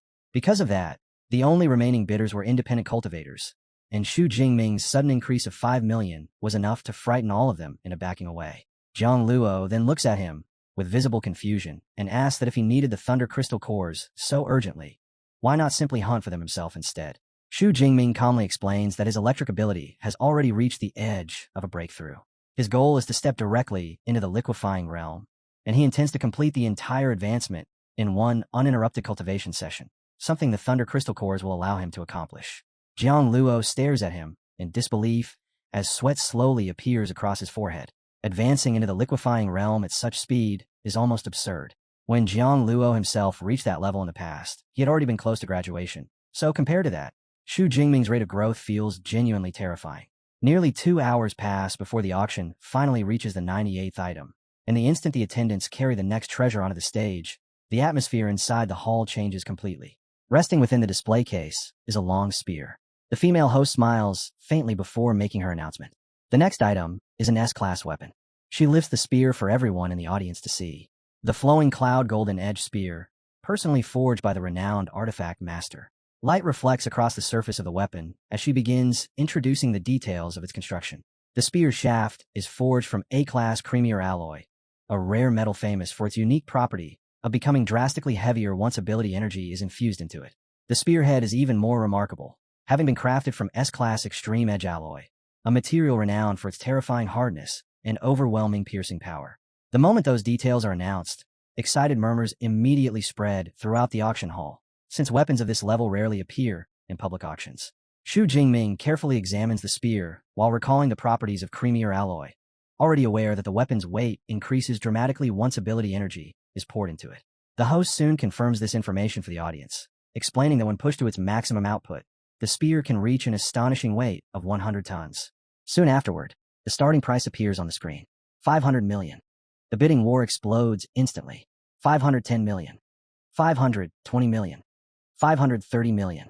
The numbers continue rising at an incredible pace, and, after quietly observing the flow of bids for a brief moment, Xu Jingming calmly raises his hand. 600 million. The enormous increase causes the entire hall to fall silent for a brief second. Yet unlike the earlier Thunder Crystal Core auction, this intimidation tactic has no effect at all. Anyone capable of competing for an S-class weapon already possesses immense wealth, so the bidding resumes almost immediately, without hesitation. 610 million. 620 million. 630 million. Xu Jingming slowly leans back into his seat. Since intimidation is useless this time, careful observation becomes far more important. As he silently studies the remaining competitors, one bidder quickly stands out from all the others. Li Waning of the powerful Li family calmly raises her paddle. 630 million. The confidence in her expression already makes one thing completely clear. In her mind, the spear already belongs to her. Very few people would willingly provoke or compete against the Li family. However, only moments later, another voice suddenly breaks the silence inside the hall. 640 million. Xu Jingming. Whispers immediately spread among the audience. Most of the people present do not recognize him, and in their eyes, he simply appears to be someone who clearly does not understand the influence and authority carried by the Li family. Li Waning slowly rises from her seat, but instead of immediately increasing the bid again, she turns her attention directly towards Xu Jingming. She explains that her older brother, Li Xianglin, has been searching for a suitable spear for some time, and if Xu Jingming chooses to withdraw from the bidding now, she is willing to offer him both her friendship and a favor from the Li family in return. To nearly everyone present, such an offer would sound extremely tempting, yet Xu Jingming remains completely indifferent. In his eyes, the friendship of a peak Tier 6 expert is practically meaningless. Before the confrontation can escalate any further, the auction host immediately intervenes and reminds Li Waning that the auction's rules strictly forbid threatening or intimidating other bidders, warning her that any additional violation will result in the suspension of her bidding privileges. Suppressing the anger on her face, Li Waning forcefully enters another offer. 650 million. Xu Jingming answers without even the slightest hesitation. 660 million. Gasps instantly spread across the auction hall. Openly challenging the Li family requires extraordinary confidence. Li Waning tightly clenches her fists as anger flashes through her eyes. It has been many years since anyone dared to treat her with such blatant disregard. Meanwhile, the host calmly repeats the newest bid. 660 million. A cold smile slowly appears on Li Waning's face. 670 million. At that moment, Xu Jingming silently calculates the amount of money he still has available. If the bidding continues climbing higher, outside assistance may become necessary, so he turns toward his companions. Song Qiuyin casually offers him 500 million, while Chu Xian goes even further by offering 1 billion, mentioning that her family could easily transfer even more funds if necessary. Hearing that, Xu Jingming reveals a faint smile. In his opinion, that amount is already more than sufficient. Once the price of an ordinary S-class weapon rises beyond $1 billion, it actually becomes cheaper to hire an artifact master and commission a custom weapon instead. Sitting nearby, Jiang Luo remains completely frozen in disbelief, and merely listening to people casually discuss sums worth hundreds of millions is enough to make sweat slowly form across his forehead. Completely unbothered by the pressure in the room, Xu Jingming raises the bid again. 700 million. The bidding war immediately becomes even more intense. 720 million, 750 million, 790 million. The atmosphere inside the hall grows heavier and increasingly suffocating before Xu Jingming calmly speaks once more. 830 million. Complete silence instantly spreads through the auction hall. One of Li Waning's companions quickly urges her to stop, reminding her that they have already exceeded their original budget, and continuing any further simply to win an argument would accomplish nothing. After remaining silent for a long moment, Li Waning slowly lowers her paddle, though the fury burning in her eyes never disappears. Since she cannot defeat Xu Jingming inside the auction hall itself, she silently decides that she will deal with him another way later. The auctioneer slowly raises the gavel. 830 million, going once. 830 million, going twice. The gavel crashes down heavily. The flowing cloud golden edge spear officially becomes Xu Jingming's possession. Half an hour later, the auction staff delivers his purchases, including both the 5 Thunder Crystal cores and an S-class spear. Altogether, the total payment reaches 874 million. Before the transaction is completely finalized, the host invites Xu Jingming to personally inspect the weapon. Xu Jingming grips the dark metallic shaft, and golden lightning instantly erupts around his body. Electric energy crackles across the spear as the weapon perfectly resonates with his lightning ability. The compatibility is flawless. Completely satisfied, Xu Jingming immediately hands over his card and finalizes the purchase. Meanwhile, inside an extravagant private lounge, Li Waning still burns with fury as she calls for an elderly retainer named Uncle Li along with 2 suited subordinates, then gives a single direct order. The man who humiliated her must die, and every piece of equipment he owns must be taken. Uncle Li asks for additional details, prompting Li Waning to explain that she has already looked into Xu Jingming's background. He is currently a Tier 3 high-rank student and possesses a pass issued by Magic City Ability University. Hearing this, Uncle Li carefully advises investigating further before acting. Yet Li Waning immediately rejects the suggestion. Students frequently enter the Thunder Secret Realm, and once Xu Jingming goes inside that dangerous area, they can attack him there without issue. Countless savage beasts roam the region, so if he dies inside, the creatures will devour the corpse within hours and erase all evidence. As for the spear they intend to steal, changing its appearance afterward would be simple. Once the plan is laid out, Uncle Li instructs the 2 subordinates to keep watch at the entrance to the Thunder Secret Realm and report the instant Xu Jingming arrives. Li Waning then declares that she will personally accompany them because she wants to see Xu Jingming regret offending her with her own eyes. Back at his residence, Xu Jingming starts testing the weapon he just purchased, gripping the spear while carefully feeling its balance before suddenly remembering the unique property of creamier alloy.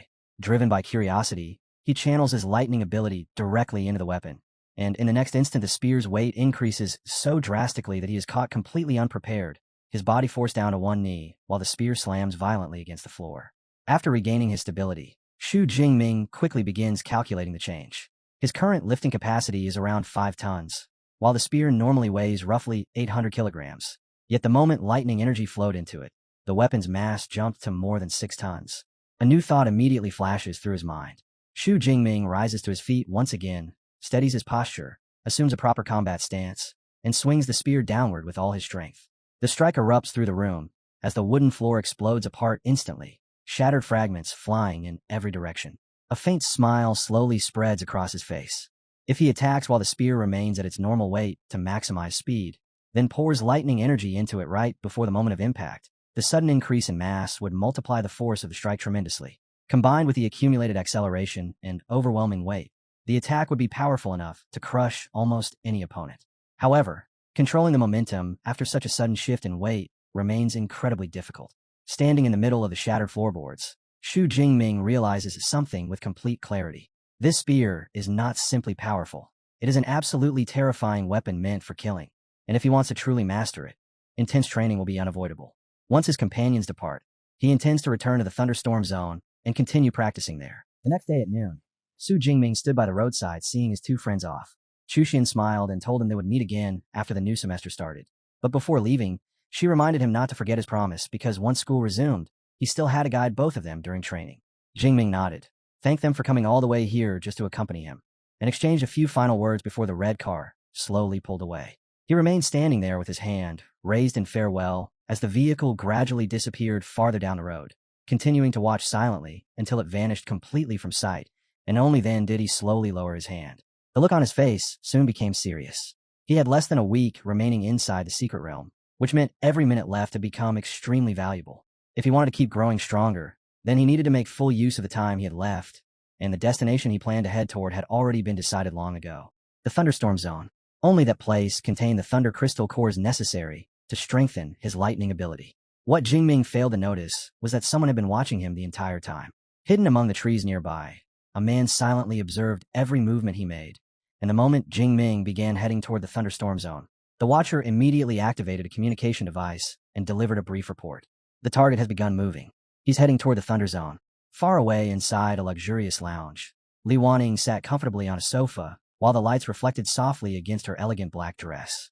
The instant she heard the report, a confident smile slowly formed on her lips. Perfect. She rose to her feet immediately. The time had finally come to retrieve the gift she had prepared for him. Not far away, her older brother Li Xianglin noticed she was about to leave and casually asked where she was going. Li Wanning merely gave a faint smile before replying that she was heading out to retrieve the birthday gift she had promised him. Hearing that, Li Xianglin narrowed his eyes slightly. If his sister intended to retrieve it personally, then the gift had to be extraordinarily valuable.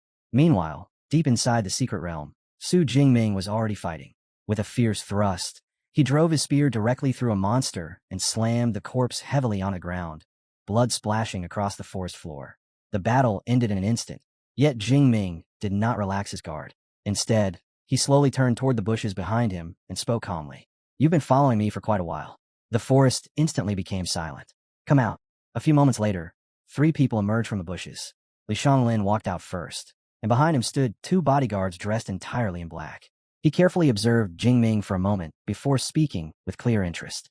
"No wonder you're known as a genius of Magic University. Even at only level 3, your perception is already this sharp." Jingming frowned slightly. He did not recognize any of them. "Why are you following me?" Before Li Xianglin could respond, another figure stepped forward. Li Wanning. She stared directly at Jingming with open arrogance in her eyes. "If you don't recognize my bodyguards, then you should at least recognize me." The moment he saw her, Jingming immediately understood the reason for their appearance. Their goal was the weapon in his hand, the S-rank treasure, the flowing cloud golden-edged spear. Li Wanning admitted it without the slightest hesitation. "That's right. I want a spear, and I want your life." Her gaze slowly swept over him before a teasing smile appeared on her face. "With a face like yours, if you stop resisting, I might even let you join my harem." Jingming's expression immediately turned cold. "Are you really so cruel that you won't leave others even a single chance to survive?" Killing intent instantly filled Li Wanning's eyes. In the world of the strong, the weak don't have the right to speak. She ordered Jingming to kneel and beg for forgiveness, declaring that if he obeyed, she might allow him a quick death, but if he refused, she would torture him before killing him anyway. In the very next moment, violent lightning erupted around Jingming's body as he activated heavenly thunder. Electric arcs flashed across his skin while the surrounding air trembled under the pressure pouring from his power. Jingming calmly looked toward her and repeated the very words she had spoken earlier. "Before the strong, the weak have no right to speak." Power exploded outward. Lightning surged around him like a violent storm, while thunder wrapped across his body like armor itself. Arcs of electricity illuminating the entire forest as Jingming stood there resembling a thunder god descending upon the mortal world. The sight instantly destroyed Li Wanning's confidence, forcing her to take an unconscious step backward in disbelief. Jingming calmly swept his gaze toward the guards. 2 mid-level level 4 fighters. 2 low-level level 4 fighters. And they truly believed they could kill him? Attack together. The moment Li Xianglin felt the terrifying pressure radiating from Jingming, his expression changed immediately. Something was terribly wrong. "Attack," he roared. But Jingming had already lifted his lightning-covered hand toward the sky. Golden light shone within his eyes as he entered the divine thunder state. "Die!" The sky answered instantly. A massive bolt of lightning ripped through the clouds and slammed directly into the battlefield. The deafening thunderclap shook the entire forest as blinding light burst across the surroundings. Then everything became silent again. When the lightning finally disappeared, the ground had already been burned pitch black. Li Xianglin and the elite guards were completely gone, erased by a single strike. Only Li Wanning remained alive. She stared at the devastated scene in absolute terror before her survival instincts finally took over. She turned and fled immediately, but her panic caused her high heels to slip against the forest floor, sending her crashing heavily to the ground. Behind her, footsteps slowly approached. Calm, steady, unavoidable footsteps echoed through the forest until Jingming finally stopped beside her. "Now it's your turn." Li Wanning trembled uncontrollably as she stared at him and demanded to know who he really was. "How can someone like you possess this kind of power?" Jingming answered her calmly. "I'm exactly who you think I am. a student from Magic University. Realizing death was already closing in, Li Wanning desperately began begging for mercy. She offered him 10 billion, promised him protection, and when wealth failed to sway him, she immediately resorted to seduction instead, claiming she could personally serve him and insisting she was far superior to the girls around him. Jingming looked at her with undisguised disgust. "Those girls are pure," he replied coldly. "You're nothing more than a body ruined by drugs and indulgence." The humiliation instantly drove Li Wanning insane. She began screaming vicious threats, swearing that her family would exterminate his entire bloodline. Lightning slowly gathered within Jingming's hand once more. "You don't want to leave here alive?" he said calmly. "Fine. Your wish will be granted." A pillar of lightning descended from the sky immediately afterward, and within a blinding flash, Li Wanning vanished completely, leaving behind nothing but ashes. Jingming simply turned around and walked away. Anyone willing to kill others should always be prepared to face the same fate themselves. He deliberately ignored her spatial ring. Large families often concealed tracking devices inside such items, and taking it would only create unnecessary danger. Far away inside the Li family mansion, a sudden alarm abruptly echoed through the halls. Bracelet number 003 has detected the user's heart has stopped. All vital signs have disappeared. Li Xianglin froze instantly before suddenly rising to his feet, because bracelet number 003 belonged to only one person, his younger sister, Li Wanning. He immediately ordered his subordinates to locate her final recorded position, and moments later the report arrived. The last signal originated near the outer edge of the thunderstorm zone. Li Xianglin's expression darkened as he frowned deeply. "She said she was going to retrieve my birthday present, so why would she end up there?" The moment the words left his mouth, Li Xianglin's face turned grim, and he immediately ordered, "Contact her guards." Only a few seconds passed before the reply arrived. "All 4 guards have lost their vital signs." The entire room fell into dead silence. Li Xianglin was a level 4 fighter himself, and every guard assigned to Li Wanning was a powerful expert. Yet all of them had been killed before any warning could even be sent back. "This blood debt will be repaid," Li Xianglin said in a freezing tone. Not long after, his subordinates uncovered another crucial piece of information. 2 days earlier, Li Wanning had tried to buy an S-rank spear as his birthday gift, but before she could secure it, someone else had already purchased it. "Who bought the spear?" Li Xianglin demanded coldly. "A student from Magic University," the subordinate answered at once. "His name is Su Jingming. He has S-rank ability potential, though his current strength is only level 3. Li Xianglin gave a cold sneer. "It has to be him. My sister would never willingly abandon that spear." Killing intent surged through his eyes as he continued. "A blood debt can only be repaid with blood. In my eyes, he's still nothing more than a freshman, and no matter how talented he is, killing my sister is unforgivable." Li Xianglin slowly rose from his seat. "Uncle Quan, come with me. We'll stop him at the exit of the thunderstorm zone." Meanwhile, deep within the secret realm, Su Jingming continued hunting thunder beasts, and before long, he sat beside the corpse of yet another slain beast while a glowing purple thunder core rested quietly in his hand. System notifications rapidly appeared one after another. 17 level 4 thunder beasts defeated. More than 4,000 ability points obtained. 17 thunder cores collected. Jingming gave a faint nod to himself. That was already more than enough, and with these resources in hand, breaking into the lightning liquefaction realm would no longer be difficult. After gathering all the spoils, he stood up and continued moving deeper through the forest shrouded in mist, gradually leaving the thunderstorm zone behind. But the danger waiting outside was far more terrifying than the storm he had just survived. At a heavily guarded checkpoint, a man dressed in red robes stepped forward and handed over his identification card. He was Bloodkill, an Archbishop of Heaven's Mandate, currently operating under the false identity Zhang Hong while carrying a C-Class access pass. After the card was scanned, the system quickly approved 24 hours of entry into the restricted section of the Thunder Martial Arts Hall.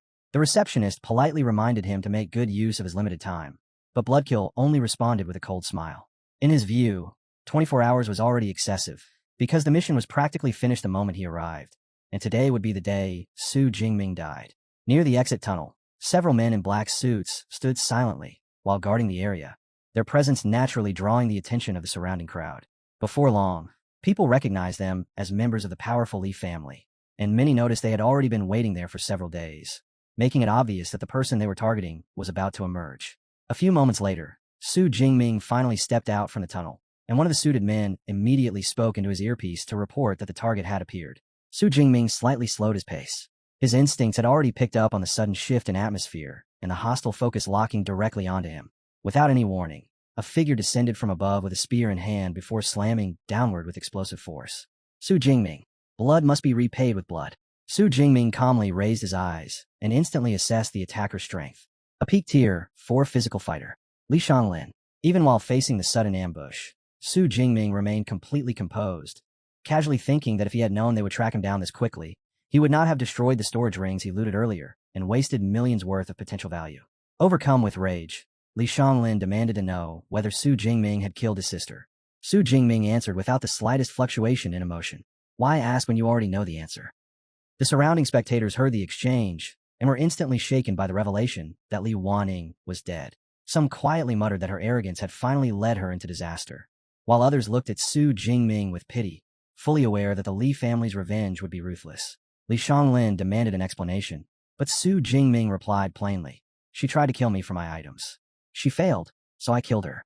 That's all. Li Xianglin coldly declared that no matter what mistakes Li Wanning had committed, she was still a member of the Li family, and Su Jingming had no right to kill her. Su Jingming completely dismissed those words. Talking is meaningless. In the end, everything is decided by strength. The moment those words fell, terrifying power erupted from Su Jingming's body as his hair instantly turned white and golden lightning burst violently around him. Without the slightest hesitation, he stepped forward and directly challenged Li Xianglin, asking whether he or the entire Li family truly believed they could do anything to him, causing the surrounding crowd to freeze in shock as they finally realized he was the S-rank genius from Magic City University, the monstrous talent who had already reached Tier 3 high rank at only 19 years old, an achievement so absurd that many could barely believe it, although some were already convinced. This would also become the day of his downfall. Li Xianglin suddenly burst into laughter before activating his ability, his body rapidly expanding into a gigantic wolf-like beast with glowing purple eyes as he declared that he alone was more than enough to kill Su Jingming. Su Jingming moved first. Lightning exploded beneath his feet as he charged forward without hesitation, while Li Xianglin rushed directly toward him as well, mocking Su Jingming for recklessly closing the distance and calling it nothing more than a death wish. Their weapons collided head-on, releasing a blinding shockwave that tore across the entire area. Yet the result became clear almost immediately. Li Xianglin was completely overwhelmed. His gigantic body was blasted backward before smashing violently into the ground, tearing through concrete as he uncontrollably slid across the battlefield. And although he was injured and visibly shaken, he still could not comprehend what had just happened. As a peak Tier 4 physical fighter, his raw power should have utterly dominated the clash. Yet instead, he was the one being crushed. Su Jingming slowly raised one hand while golden lightning rapidly gathered around him into a terrifying concentration of power, then spoke coldly. Normally, I enjoy longer fights, but today I plan to end this quickly. The sky suddenly flashed. An enormous pillar of golden lightning crashed directly onto Li Xianglin, whose beast form released a painful scream while his body burned beneath the overwhelming force. The fury in his eyes instantly transformed into fear as he realized that if this continued, he would die. And in desperation, he shouted for his uncle to save him. An older man instantly rushed forward with flames erupting around his fists, and the surrounding crowd immediately recognized him as Butler Li Quan, a Tier 5 expert, causing many people to assume Su Jingming was finished. However, before the situation could change at all, another bolt of lightning descended instantly, and this time Li Xianglin had no chance to resist as he was killed on the spot. Butler Li Quan abruptly stopped in place, disbelief filling his face as he realized something had gone terribly wrong. As the dust gradually settled, the surrounding crowd remained stunned. The S-rank student had just instantly killed a peak Tier 4 opponent. Yet what confused them even more was how Su Jingming had survived the butler's attack. When the smoke finally cleared, Su Jingming was revealed standing completely unharmed behind a blue energy shield that had entirely blocked the flames. Remaining calm, he explained that the shield came from a life-saving treasure given to him by his teacher, and after recognizing it as a powerful ancient artifact, Li Quan instantly understood that breaking through it was impossible. He immediately reported through his earpiece that both the young master and the young miss had been killed. Inside the Li family estate, the moment the news arrived, chaos erupted. Li Songha, the head of the family, exploded with rage and smashed straight through the roof of his mansion before shooting into the sky like a meteor. Driven by terrifying fury, he rushed directly toward the battlefield at frightening speed. Back at the scene, Su Jingming suddenly raised his head, and his expression immediately became serious as he sensed an overwhelming presence rapidly approaching. In the very next instant, Li Songha descended from the sky and slammed into the ground with devastating force, shattering the concrete beneath him while unleashing a violent shockwave that swept across the entire area.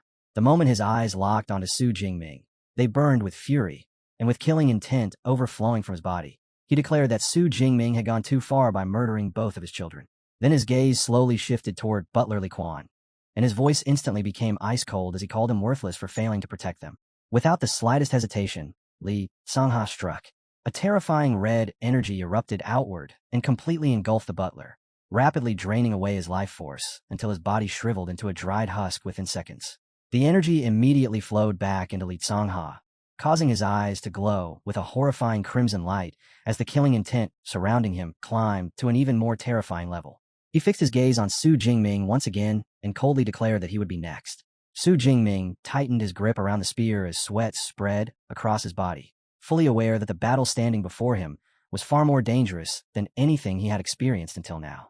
However, before either side could make another move, a calm voice suddenly broke through the suffocating tension. Wang Gu, the branch master of the Thunder Secret Realm, stepped forward alongside several guards and calmly positioned himself between the two sides. The surrounding crowd was instantly shocked after recognizing him as a Tier 7 Grandmaster, the strongest expert currently present. Soon afterward, even more experts arrived, including instructors, making it obvious that the organization had fully mobilized in order to protect Su Jingming. Realizing the entire situation had now changed, Li Cangha forcefully suppressed the fury inside him and reluctantly stepped back. He respectfully greeted Wang Gu while carefully concealing his killing intent, fully understanding that today's opportunity to strike had already slipped away. The suffocating pressure in the area eased slightly as one of Su Jingming's friends quickly hurried to his side and reassured him that nothing would happen as long as the branch master remained there. After hearing about Su Jingming's battles, Wang Gu smiled and openly praised him, calling his performance truly impressive, while Su Jingming calmly accepted the compliment. But despite the temporary calm, the situation was far from over. Hidden silently among the crowd, a dark figure continued observing everything without drawing attention. Bloodkill remained concealed, still disguised and still waiting. A cold smile slowly spread across his face as he realized all of his targets had now gathered in the same place, making the next step far easier. Branchmaster Wang Gu calmly tells Su Jingming that as long as he stays within the Thunder Secret Realm, no harm will come to him under their protection. And after hearing those words, the young student quietly thanks him while the tense crowd around them slowly begins to relax, convinced the situation is finally over because nobody believes Li Sangha would dare do anything foolish in front of a Tier 7 Grandmaster. But in the very next moment, everything changes completely. A concealed figure suddenly erupts from the crowd as a violent surge of dark red energy explodes outward, sending nearby bystanders flying, while an overwhelming burst of aura rips away the disguise hiding his identity. And with a crazed expression twisting across his face, the man finally reveals himself as Bloodkill, the red-robed Archbishop of the Heaven's Mandate sect. Without the slightest hesitation, Bloodkill openly declares his intention. The Thunder Secret Realm will be destroyed, and both Wang Gu and Su Jingming are going to die here. The instant Bloodkill exposes himself, Wang Gu immediately realizes how disastrous the situation truly is, because the enemy standing before them is a Tier 8 Grandmaster belonging to one of the most notorious cults in existence. Bloodkill then turns his icy gaze towards Su Jingming and silently assesses him for a moment. A mere Tier 3 defeating a peak Tier 4 possesses terrifying talent and could potentially rise to the level of a martial saint in the future.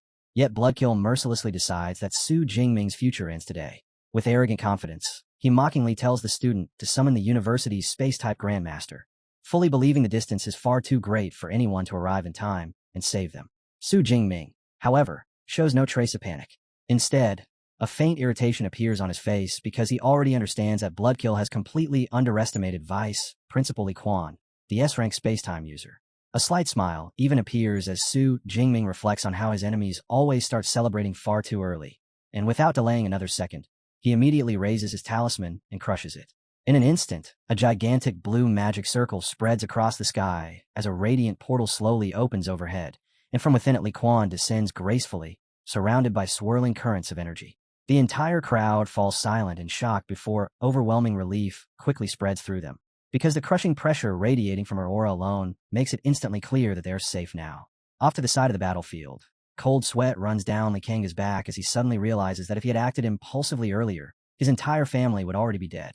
Floating calmly in the air, Li Quan looks directly at Bloodkill and casually comments that the Heaven's Mandate sect still refuses to disappear, continuing to linger in this world like ghosts. Bloodkill is left completely stunned because, according to every known limitation, crossing such a vast distance through teleportation should have been impossible for her. Li Quan calmly explains the truth, revealing that she intentionally hid news of her breakthrough long ago because she anticipated the Heaven's Mandate sect would eventually fall for the trap.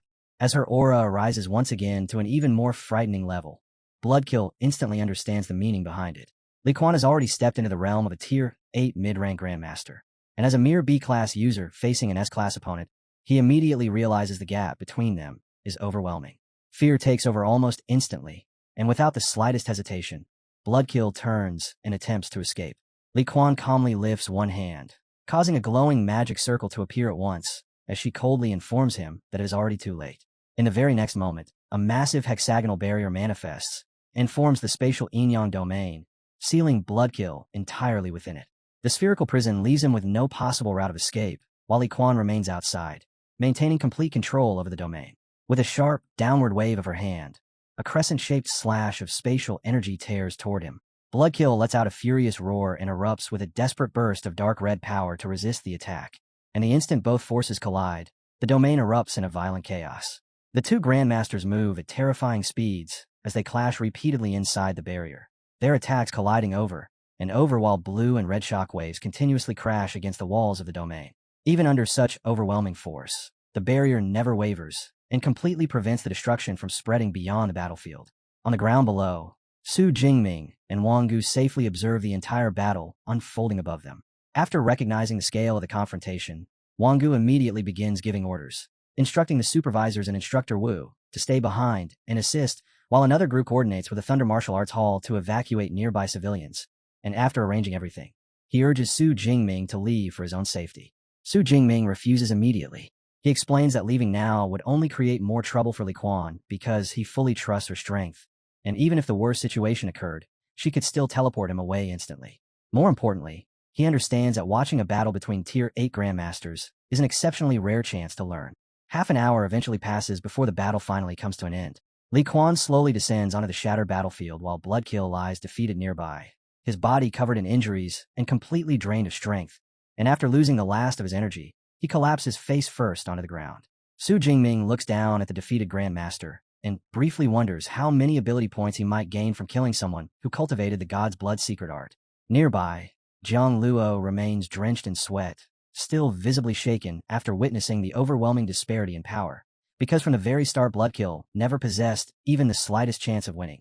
The moment Li Quan activated her domain, the battle's result had already been determined. Su Jingming casually asks Jiang Luo whether he has ever seen Li Quan fight before, and Jiang Luo quickly admits that he has not, explaining that she is even more mysterious and far harder to meet than even the head principal himself. He also remarks that Li Quan clearly treats Su Jingming exceptionally well, especially considering she previously gave him something as rare and valuable as a spatial talisman. Su Jingming lets out a helpless sigh and comments that his only life-saving treasure has now been consumed. Jiang Luo immediately responds that owning even a single item like that is already unbelievably extravagant, then jokingly adds that asking for another would be absurd because at that point Li Quan might as well hire Su Jingming as her personal caretaker. At that exact moment, Li Quan suddenly appears behind them, and her calm voice cuts directly into the conversation as she asks what the two of them are talking about. Jiang Luo instantly freezes in panic and awkwardly struggles to answer her properly. Completely ignoring his reaction, Li Quan turns her attention towards Su Jingming and calmly warns him that the Heaven's Mandate sect is still operating in secret and may continue trying to target him. Then, with a simple wave of her hand, another glowing blue talisman forms before she directly places it into his hands and tells him to use it again if he encounters danger. Su Jingming eagerly accepts the talisman at once and nearly blurts something out before hurriedly correcting himself, while beside him Jiang Luo is left utterly stunned by the entire scene. Li Quan soon walks over to Wang Gu and begins giving precise instructions. The real details surrounding today's battle must remain absolutely secret, and the official report should instead state that she suffered serious injuries and is temporarily incapable of using her powers. Wang Gu immediately agrees because he instantly understands the purpose behind the plan. If the Heaven's Mandate sect accepts that information as truth, they may willingly step into another trap and possibly lose yet another Tier 8 Archbishop. Li Quan then adds one final requirement. Su Jingming's battle records must also remain concealed so that his true strength stays hidden before the National University League officially begins. Once everything has been arranged, the warmth in her expression gradually disappears as her attention slowly shifts toward the Li family. She openly condemns the Li family's actions, declaring that murdering others for treasure and silencing victims afterward are unforgivable crimes, before coldly ordering Li Tsongha to step forward. Overcome with fear, Li Tsongha slowly obeys. Li Quan harshly reprimands him for allowing his children's crimes to continue unchecked and for personally attempting to kill a university student. and without showing the slightest hesitation, she immediately announces his punishment. 20 years in prison. The sentence crushes him instantly. All color drains from his face as he realizes there is absolutely no room for resistance. And in the end, he can only fall to his knees and silently accept the judgment placed upon him. The surrounding crowd quickly breaks in a quiet discussion. Some are shocked by how fiercely the university protects its students, while others admit that the Lee family ultimately caused their own downfall. Wang-gu watches the entire scene in silence and calmly concludes that the Lee family is finished for good. Their core members are already dead, and now that their leader is being imprisoned, the family no longer has any hope of recovering. With the matter finally settled, Li Quan gives Su Jingming one final warning, telling him to remain cautious because the Heaven's Mandate sect may still attempt to target him again in the future. Noticing that her mood appears unusually calm, Su Jingming decides to take a risk and asks whether he will receive any reward for serving his bait. Jiang Luo is instantly stunned internally by how bold that question is. Yet Li Quan shows no anger whatsoever. Rather than reacting negatively, she pauses briefly before calmly asking Su Jingming what kind of reward he wants, leaving Jiang Luo completely speechless beside him. Realizing that she actually took his words seriously, Su Jingming immediately backs down and awkwardly explains that he was only joking, admitting that after receiving another talisman, he is already completely satisfied. Li Quan unexpectedly reveals a faint and gentle smile before remarking that it has been a very long time since anyone dared to joke with her in that way. Then blue light gradually gathers within her palm as she reveals that she had already prepared something for him beforehand. A glowing pendant soon appears between her fingers, and when she lightly raises it and offers it forward, it immediately becomes clear that the reward carries far greater value and power than anyone had expected. Su Jingming hesitates the instant the glowing blue pendant is handed to him because he can immediately feel that the energy contained within it far exceeds even the Tier 7 talisman his teacher previously entrusted to him. Li Quan calmly confirms his suspicion, explaining that the pendant is a Tier 8 talisman capable of withstanding an attack from a mid-rank grandmaster. And since the artifact no longer serves much purpose for her, she has decided to give it to him as a reward. After receiving the treasure, Su Jingming immediately declares his loyalty to the vice principal. But Li Quan casually dismisses the statement and simply tells him to concentrate properly on his cultivation. As Su Jingming secures the new talisman around his wrist, Jiang Luo quietly watches from nearby, while inwardly wishing he possessed something similar himself. At the same time, Wang-gu observes Li Quan calmly floating in the air and realizes just how highly she regards Su Jingming, leading him to silently conclude that establishing a strong relationship with a young student would be extremely worthwhile. Li Quan then asks Su Jingming whether he has already finished everything he came to do and suggests that they return together to Magic City Ability University for the beginning of the new semester. Su Jingming politely refuses for the moment and explains that he still has unfinished matters to deal with. When Li Quan asks how much more time he needs, he estimates that 2 additional days should be enough. To his surprise, Li Quan decides to remain behind and wait for him personally, stating that once he completes his cultivation, she will escort him back herself. Su Jingming smiles and happily accepts the arrangement while Jiang Luo stands nearby, soaked in sweat from pure envy, utterly stunned that a high-ranking grandmaster is practically treating a single student like someone under her personal care. Later, inside his luxurious villa, Su Jingming slowly wakes up on his bed looking groggy as he reaches for his phone. The exhaustion on his face disappears instantly the moment he checks the time, and panic immediately overtakes him after realizing he accidentally slept for 2 full days. He hurriedly rushes out of his room, while lamenting that he now has less than 2 hours remaining inside the Thunder Secret Realm to comprehend liquefying lightning. Su Jingming sprints through the hallway, but abruptly stops in shock after spotting Li Quan calmly meditating nearby, floating within glowing blue magical runes. Without even turning around, the vice principal calmly asks whether he rested well.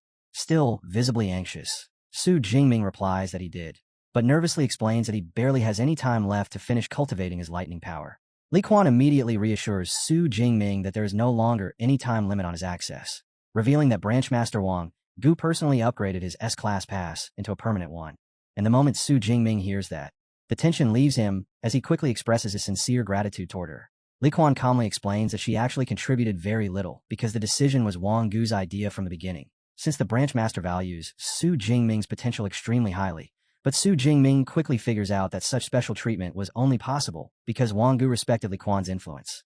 Li Quan casually admits that his guess is correct, then adds that Wang-gu still does not know about Su Jingming's true SS rank talent. Otherwise, the permanent authorization would have been granted even without her involvement. After that, Li Quan warns him that he should start preparing himself now because his Real rank will eventually be exposed during the upcoming National University League. Slightly puzzled, Su Jingming asks what exactly he is supposed to prepare for, and Li Quan calmly lists the countless temptations that will soon surround him, including money, authority, fame, and women. She reminds him that SS rank talents are unbelievably rare, with no one at that level appearing during the last 4 years, and she seriously advises him not to lose himself once those distractions begin closing in around him. Su Jingming respectfully assures her that he understands what she means. Li Quan then continues by saying that compared to wealth or power, the thing she worries about the most is women, explaining that seduction is one of the most common methods foreign factions use to manipulate gifted geniuses. While staring directly at him, she suddenly steps closer and casually makes an incredibly suggestive proposal, telling him that if the two girls around him are unable to satisfy his needs, he can simply tell her, and she will personally help him handle it. Caught completely off guard by the outrageous remark, Su Jingming instantly blushes bright red and awkwardly stammers that such a thing definitely will not be necessary. Before the atmosphere can grow any stranger, Li Quan calmly calls toward the outside and tells them to come in, causing both her and Su Jingming to turn toward the doorway. A moment later, Branch Master Wang Gu enters together with Jiang Luo, and Wang Gu informs Su Jingming that Li Cangha has already been imprisoned, meaning the Li family will no longer threaten him in the future. Su Jingming smiles before sincerely thanking the Branch Master both for settling the situation and for upgrading his pass permanently. Wang Gu casually waves away the thanks and explains that he is only fulfilling his responsibility to support the nation's greatest talents. Then, wanting to provide Su Jingming with even more help, he reveals that he has personally arranged full 24-hour access to the highest floor of the Thunder Tower exclusively for him. Thrilled by the arrangement, Su Jingming immediately thanks Branch Master Wang Gu once again for giving him this opportunity. Behind him, Li Quan casually raises her hand and forms a glowing golden teleportation portal before lightly pushing Su Jingming toward it and calmly offering to personally escort him there. Just before entering, Su Jingming turns back toward Jiang Luo, says goodbye to his senior, and promises that he will return to the university immediately after completing his cultivation. Jiang Luo waves his hand in response and tells him that he specifically came here to see him off. Wang Gu and Jiang Luo silently watch as the portal flashes with bright light before vanishing entirely. At the Thunder Tower, massive streaks of raw green lightning constantly crash against the outside of the structure, while on the tower's highest floor, Su Jingming sits cross-legged as violent golden lightning erupts around him from every direction. Reflections of electricity flicker inside his eyes as he quickly realizes that the lightning energy here is far purer and much closer to its original source than the energy he encountered back on the 100th floor. Slowly reaching his hand forward, he carefully focuses while guiding the violent and jagged lightning currents into his palm so he can comprehend their true essence. 17 hours later, his efforts finally begin to show results. The unstable arcs of electricity dancing across his hand gradually compress together before condensing into a dense mass of glowing liquid. Su Jingming slowly opens his eyes and reveals a satisfied smile as he watches the liquid lightning flow smoothly across his fingers, fully aware that he has successfully mastered the liquefaction stage. He rises to his feet and casually manipulates the liquid energy, shaping it into a condensed, swirling sphere of golden lightning. Then quietly notes to himself that simply throwing lightning in this form at an enemy would produce terrifying destructive power. Wanting to properly measure his current strength, Su Jingming summons his holographic system interface and begins checking his attributes. The holographic screen displays all of Su Jingming's information, confirming his SS rank talent alongside his high vitality and spirit stats, his different combat techniques, and a total balance exceeding 18,000 ability points. After carefully examining everything, Su Jingming concludes that 18,000 points are still nowhere near enough for advancing into Tier 4. So instead of forcing a breakthrough, he decides to continue strengthening his combat techniques first, while waiting for the upcoming National University League to earn the remaining points needed for leveling up.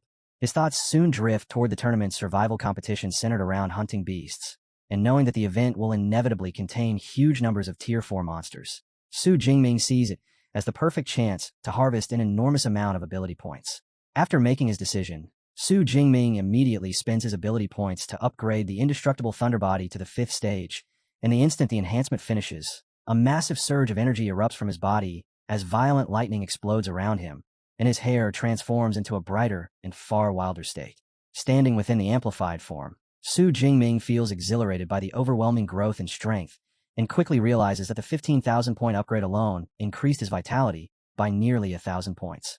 Recognizing that his newly strengthened body now requires offensive power capable of keeping up with it, he decides to upgrade his fist technique to the master level as well. To test the improvement, Su Jingming steps forward and unleashes a Thunder Fist, releasing a terrifying concentrated blast of golden lightning straight ahead. After examining the deep fractures carved into the specially reinforced wall, he reveals a satisfied smirk and estimates that his current power is enough to instantly kill a peak Tier 4 beast, while also allowing him to contend evenly against a Tier 5 monster in close combat. Now that his cultivation and upgrades are complete, the violent lightning surrounding him gradually settles down, his wild hair slowly returns to normal, and he turns before leaving the training chamber. The moment Su Jingming steps into the hallway, he reunites with Vice Principal Li Quan, who immediately looks at him with visible surprise and points out that not only did he successfully comprehend lightning liquefaction in an incredibly short time, but his physical body also experienced a drastic increase in strength. Carefully hiding the existence of his system, Su Jingming casually explains that he simply got lucky and managed to push the indestructible thunder body into the 5th stage. Li Quan recalls that the technique was originally created by his teacher, and she also remembers personally approving his teacher's request for an extremely valuable SS rank, Tier 8 Thunder Tyrannosaurus blood essence, to aid Su Jingming's cultivation. With everything at the Thunder Tower finally finished, Li Quan raises her hand and summons a golden teleportation circle, and together they prepare to return to the university. Meanwhile, inside a massive Gothic castle, 2 hooded subordinates kneel before the leader of the Heaven's Mandate sect and report that Archbishop Bloodkill was killed by Li Quan. Completely misled by the false information spread by the university, they explain that Li Quan supposedly suffered severe injuries and is no longer capable of personally protecting Su Jingming, then ask whether they should resume the assassination attempts against him.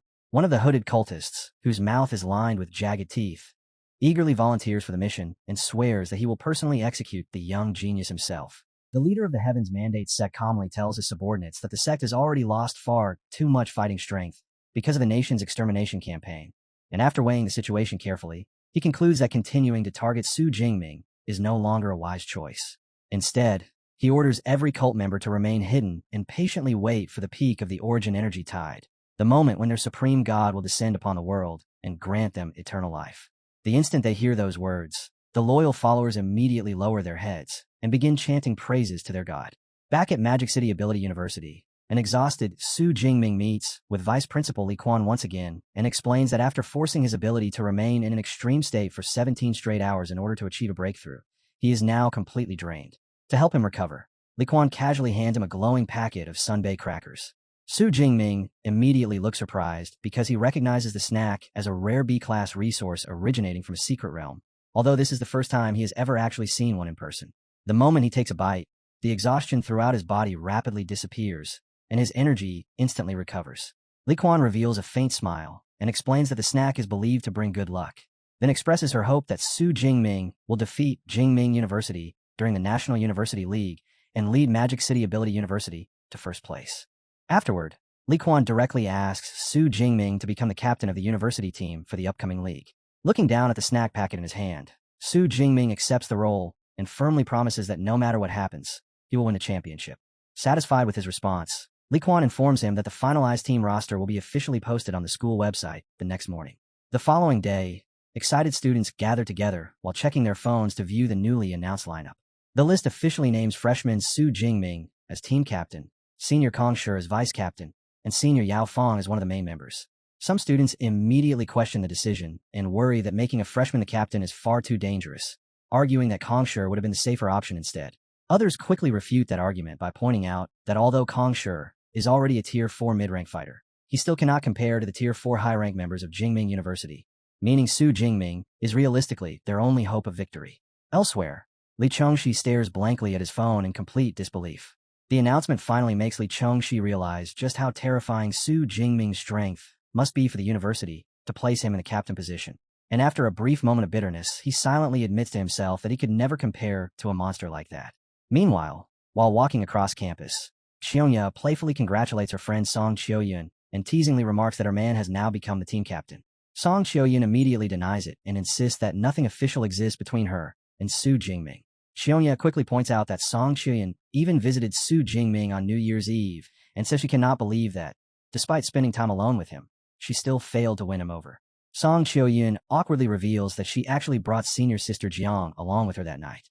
Completely speechless, Xiongya asks why she would voluntarily bring a romantic rival with her. Song Qiuyun calmly explains that Jiang is genuinely a good person, and secretly trying to pursue Su Jingming behind her back would have made her feel guilty.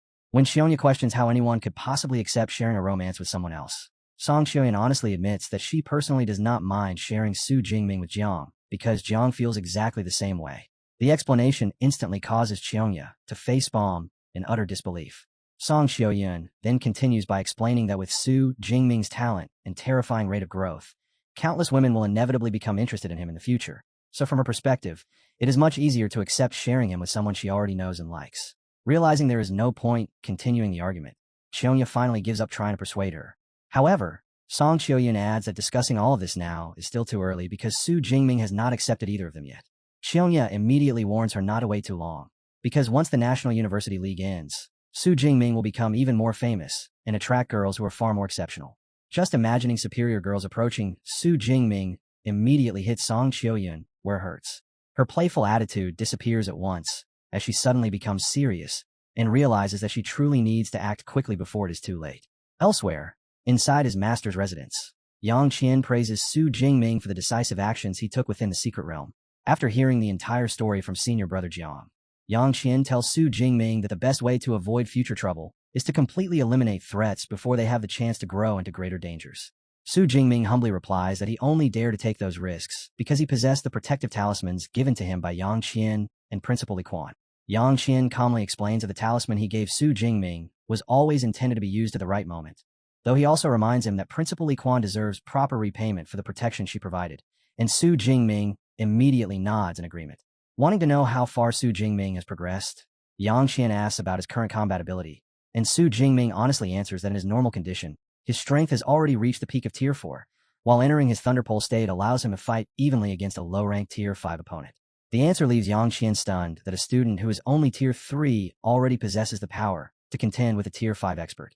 Su Jingming explains that a fortunate opportunity allowed his indestructible Thunder Body to successfully advance into the 5th stage, after which Yang Qian brings up how Principal Li Quan has recently been receiving heavy criticism online because of the team roster she announced, urging Su Jingming to prove, through his own strength, that her decision was the correct one. Su Jingming asks if he should directly challenge Vice Captain Kong Shi, but Yang Qian shakes his head and says there is a much easier method. If Su Jingming truly wants to silence everyone, then all he has to do is take the number 1 position on the school's glory ranking, the very spot currently held by Kong Shi.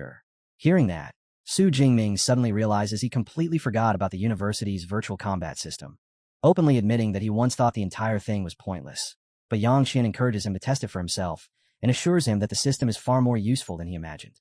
Inside the practical training building, students pass through long rows of advanced virtual reality stasis pods while casually discussing their training progress nearby, and one student confidently boasts that he plans to clear the 10th floor and push his combat power beyond 10,000, only for his friend to immediately point out that defeating 20 Tier 2 beasts at the same time is impossible with his current strength. At the same time, a staff member personally leads Su Jingming toward one of the highest-level virtual cabins reserved solely for S-class students, and the surrounding crowd quickly recognizes him, becoming excited that the famous S-rank freshman is finally entering the training system. The news spreads across the campus forums almost instantly as students begin posting updates online, eager to see whether Su Jingming can surpass Kong Shi. Before long, the entire campus forum explodes into fierce arguments over who is truly stronger between the Thunder Emperor and the Iron Bear, while countless students wait impatiently to finally learn Su Jingming's real combat strength. Su Jingming calmly steps into the stasis pod, and the transparent glass slowly closes around him as a nearby staff member carefully monitors the system terminal. Inside the virtual chamber, the AI assistant Eva explains that the simulation will generate a body perfectly synchronized with Su Jingming's real physical condition, then instructs him to release his combat abilities so the system can accurately complete its calibration. Su Jingming calmly tells her start. The stasis pod immediately begins scanning his physical data and synchronizing the virtual body before activating the transfer sequence, and as bright light completely envelopes him, Su Jingming slowly closes his eyes while his consciousness is transported into the simulation. A moment later, he arrives inside a massive hall lined with towering white pillars standing before an enormous marble monument, and he quickly realizes that the structure is the university's ranking board.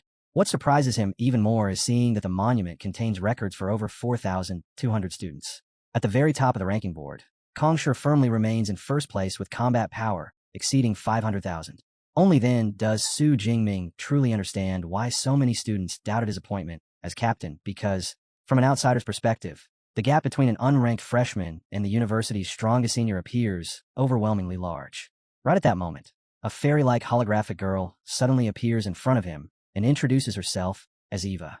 Eva welcomes Su Jingming before instructing him to select a B-class combat suit along with a weapon, and all around him, Countless holographic weapons float through the air as she explains that he simply needs to touch one in order to equip it, while also being free to adjust the weapon's weight afterward. Without any hesitation, Su Jingming reaches out toward a long spear. In the next instant, a dark combat suit appears on his body together with the spear he selected, and Eva asks whether he is ready to begin. Su Jingming calmly confirms that he is prepared.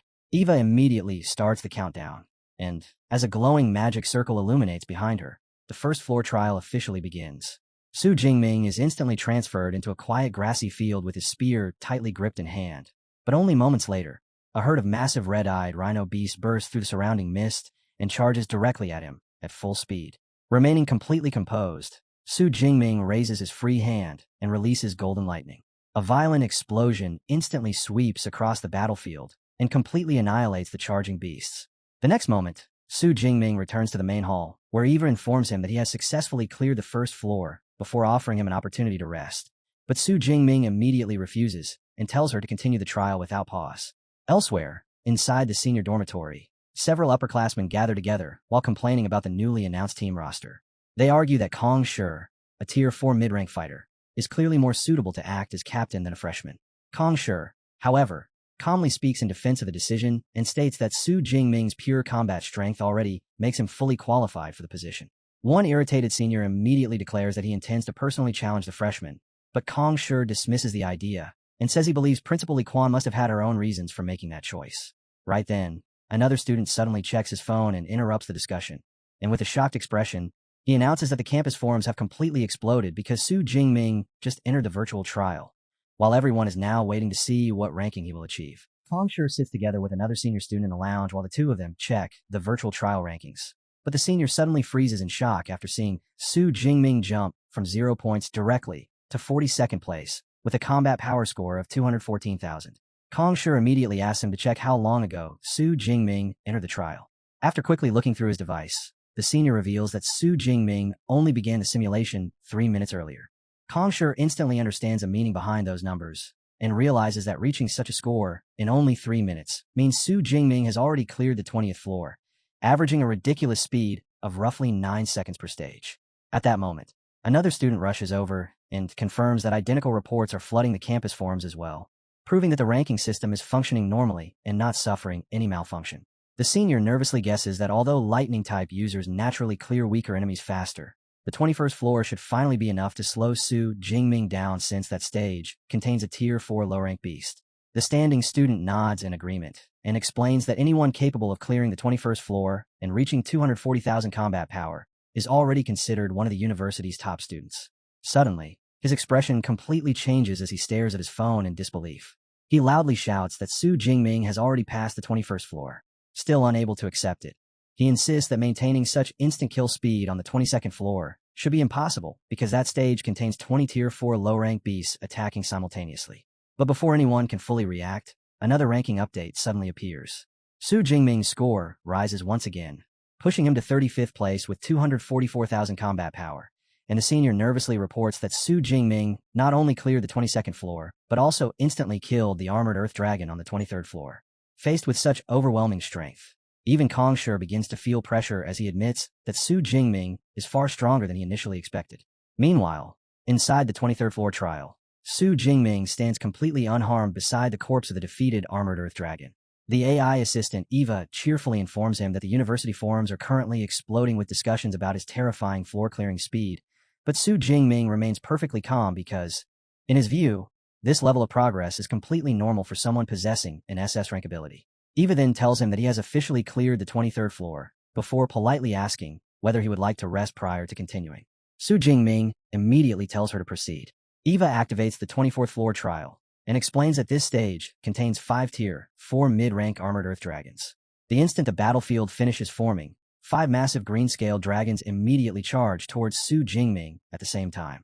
Su Jingming calmly condenses a sphere of golden lightning into his hand before leaping high into the air and hurling it directly toward the approaching beasts. The compressed lightning sphere explodes violently upon impact and instantly annihilates all 5 monsters in a single blast. Eva congratulates him and announces that his combat power has now exceeded 400,000, officially placing him among the university's top 10 ranked students. She also informs him that the 25th floor contains a peak Tier 4 Storm Thunderbear before once again asking whether he would like to rest beforehand. The moment Su Jingming hears the beast's name, a faint smile appears on his face because the creature is already extremely familiar to him. Refusing the chance to rest, he explains that he specifically wants to test his current strength and see whether he can kill the bear with a single punch. As the 25th floor trial officially begins, Su Jingming asks what his ranking will become if he succeeds. Eva explains that every student ranked from 2nd to 7th has become stuck on this exact floor, while Kongsher remains the only student who successfully cleared it, although even he needed a full 30 minutes to finish the battle. She then confirms that if Su Jingming defeats the beast faster than Kongsher, he will immediately take first place on the rankings. Soon afterward, a gigantic storm thunder bear appears on the battlefield with violent electricity crackling across its body. The sight immediately reminds Su Jingming of the difficult battle he once fought against the same species in the real world, but this time he feels completely certain that the fight will be much easier. Instead of using his spear, he stores the weapon away and chooses to engage the beast in close combat. Golden lightning instantly spreads across his body as he rushes directly toward the monster with a punch already prepared. The storm thunder bear releases a furious roar and raises its enormous claws in an attempt to crush him. But before the creature can properly react, Su Jingming's lightning-covered fist slams directly into its chest and unleashes a massive golden shockwave. The overwhelming attack completely destroys the beast in a blinding flash of light. Back inside the virtual hall, Eva praises the clean and decisive nature of his fighting style before officially confirming that his one-hit victory has earned him first place on the leaderboard. Outside the simulation, the entire student body erupts into chaos after the rankings update appears, and everyone stares in disbelief as Su Jingming claims the #1 position with 510,000 combat power. The surrounding students stare in disbelief at how easily Su Jingming surpassed Kongsher, and many of them can hardly process that he cleared the entire trial in just 5 minutes. Kongsher remains standing motionless in front of the leaderboard, shock written across his face as he asks the students beside him how long it took Su Jingming to rise from 400,000 combat power to 510,000. One senior answers that the jump happened in under 20 seconds, while another student is left equally stunned because he knows the 25th floor contains a peak Tier 4 Storm Thunderbear, making it impossible for him to understand what kind of monster Su Jingming must be to kill it instantly. As the senior quietly questions whether an S-rank ability could truly possess such horrifying power, Kongsher calmly acknowledges the massive difference between himself and Su Jingming, fully admitting that Principal Li Quan was right to choose the freshman as team captain. At the same time, inside the virtual hall, Eva summons a digital board along with a glowing pen, then smiles as she congratulates Su Jingming and tells him to sign his name to officially secure his ranking. Su Jingming writes his name across the screen, and the system instantly refreshes, placing him at the very top with a score of 514,000. Seeing this makes him grin proudly as he asks Eva whether he has become the first Tier 3 high-ranked student in history to clear the 25th floor. Eva playfully teases him for a brief moment before revealing that he is not the first, leaving Su Jingming surprised as he quickly asks who accomplished it before him. Eva explains that 100 years ago, a boy named Shi, who possessed an SS rank ability, also cleared the 25th floor at the same level. The moment Su Jingming hears the name, he immediately recognizes it from history and recalls that the legendary prodigy died while exploring ancient ruins before ever reaching Tier 8. Eva then asks if he wants to continue, and Su Jingming agrees immediately before curiously asking how far she managed to advance. Eva explains that she died on the 26th floor after killing only 3 of the 5 peak Tier 4 beasts there, causing Su Jingming to smirk confidently as he declares that he will break that old record right now. The 26th floor trial begins, and Su Jingming is instantly transported onto the battlefield, where 5 Storm Thunder Bears immediately surround him before separating and launching attacks from several directions at the same time. Su Jingming praises the perfect coordination of the 5 bears, though he dismisses their efforts as meaningless while lightning gathers into his palm. Then he releases his power and summons a gigantic golden hand of lightning from the sky. The enormous attack slams into the battlefield and detonates in a violent explosion that wipes out all 5 Storm Thunder Bears instantly with a single strike. Back inside the hall, Eva congratulates him for clearing the 26th floor and informs him that his combat power has now risen to 710,000. Su Jingming calmly analyzes the next stage and predicts that the 27th floor will either contain a low-ranked Tier 5 beast or a large number of peak Tier 4 monsters. Once he discovers that his next opponent is a Tier 5 Earth Black Wolf, he immediately notes that the creature specializes in powerful defense. Since this is his first direct battle against a Tier 5 beast, he decides to rest beforehand, and Eva grants him a 3-minute break. After climbing through the floors so rapidly, Su Jingming feels slightly exhausted, so he sits down and steadies his breathing while the students outside notice that he has finally stopped advancing. One senior asks Kongsher what kind of monster could possibly appear on the 27th floor, and Kongsher guesses that it must either be a Tier 5 beast or dozens of peak Tier 4 creatures. Another nearby student doubts that a Tier 5 beast would appear because the increase in difficulty sounds far too extreme, so Kongsher agrees that the floor is probably filled with a massive swarm of Tier 4 monsters instead, although he admits that overcoming such overwhelming numbers would still be incredibly difficult.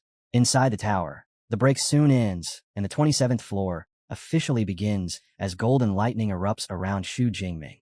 He equips his spear and activates his thunder armor, covering his entire body in purple and gold electricity while preparing himself for the battle ahead, then openly challenges his opponent to make the first move. In response, the gigantic Earth Black Wolf releases a deafening roar before slamming its paws against the ground and channeling energy through the earth itself, causing countless sharp boulders to descend from the sky like a meteor shower aimed directly at Xu Jingming. Spinning his spear at incredible speed, Xu Jingming knocks aside the huge rocks one after another, and the heavy force behind every collision only excites him more because it has been a very long time since he encountered attacks with this level of power. The moment he notices an opening in the wolf's movements, Xu Jingming instantly rushes forward and thrusts his electric spear toward the beast, but the Earth Black Wolf reacts immediately by raising a massive stone pillar from the ground to block the attack. Xu Jingming shows no intention of retreating and drives his spear forward with overwhelming force, instantly smashing the massive stone pillar apart and reducing the entire structure to countless scattered fragments. However, as the dust slowly begins to settle, he suddenly realizes that the Earth Black Wolf never intended to defend itself with the wall at all, because the beast only used the collapsing pillar as a distraction while secretly repositioning itself. Caught completely by surprise, Xu Jingming quickly looks upward, just in time to see the enormous wolf descending from above the falling debris with its jaws open wide, launching a deadly ambush straight toward him. Inside the virtual trial, Xu Jingming is struck directly across the shoulder by a brutal claw attack from the Earth Black Wolf, and blood instantly sprays into the air as he realizes that his current defenses are incapable of properly withstanding the attacks of a Tier 5 beast. He immediately retaliates by unleashing bolts of lightning, but the Earth Black Wolf effortlessly avoids every strike, forcing Xu Jingming to quickly reassess the situation and conclude that the beast's terrifying speed makes his S-Class long-range lightning techniques almost completely ineffective. Realizing ranged attacks are useless, Xu Jingming decides that close-quarters combat is his only option, then charges forward with his spear as both sides begin exchanging fierce attacks while the wolf aggressively counters every move he makes. The beast swings a massive claw toward him, and Xu Jingming blocks the attack head-on, creating a violent shockwave before instantly leaping backward to widen the distance between them. Green lightning crackles around his spear as he pours even more power into it. Then he swings with overwhelming force and collides directly against the wolf's heavy claws while pushing his strength to its absolute limit. At that moment, Xu Jingming undergoes another transformation as his hair rises upward, and explosive golden lightning erupts around his body, followed by a devastating strike powerful enough to shatter the ground itself and send broken rocks flying toward the Earth Black Wolf. While watching the simulation, Eva observes the battle with obvious admiration and remarks that Xu Jingming's S-Class power is extraordinary, noting that he is the first 19-year-old in an entire century to display combat strength comparable to Tier 5. She then adds, his tactical intelligence makes him even deadlier than the beast. After a long and exhausting struggle, the brutal battle finally reaches its end as the enormous Earth Black Wolf collapses to the ground while bleeding heavily. Nearby, a completely drained Xu Jingming falls to one knee and uses his spear to support himself while struggling to catch his breath through heavy pants. Not long afterward, he is transported back into the spotless virtual hall beside Eva, where he quietly reflects on the fight and realizes that the absence of an S-Class spear technique made the battle far harder than it should have been. Because of that, he decides that he will soon enter the wilderness to collect ability points and obtain a new technique.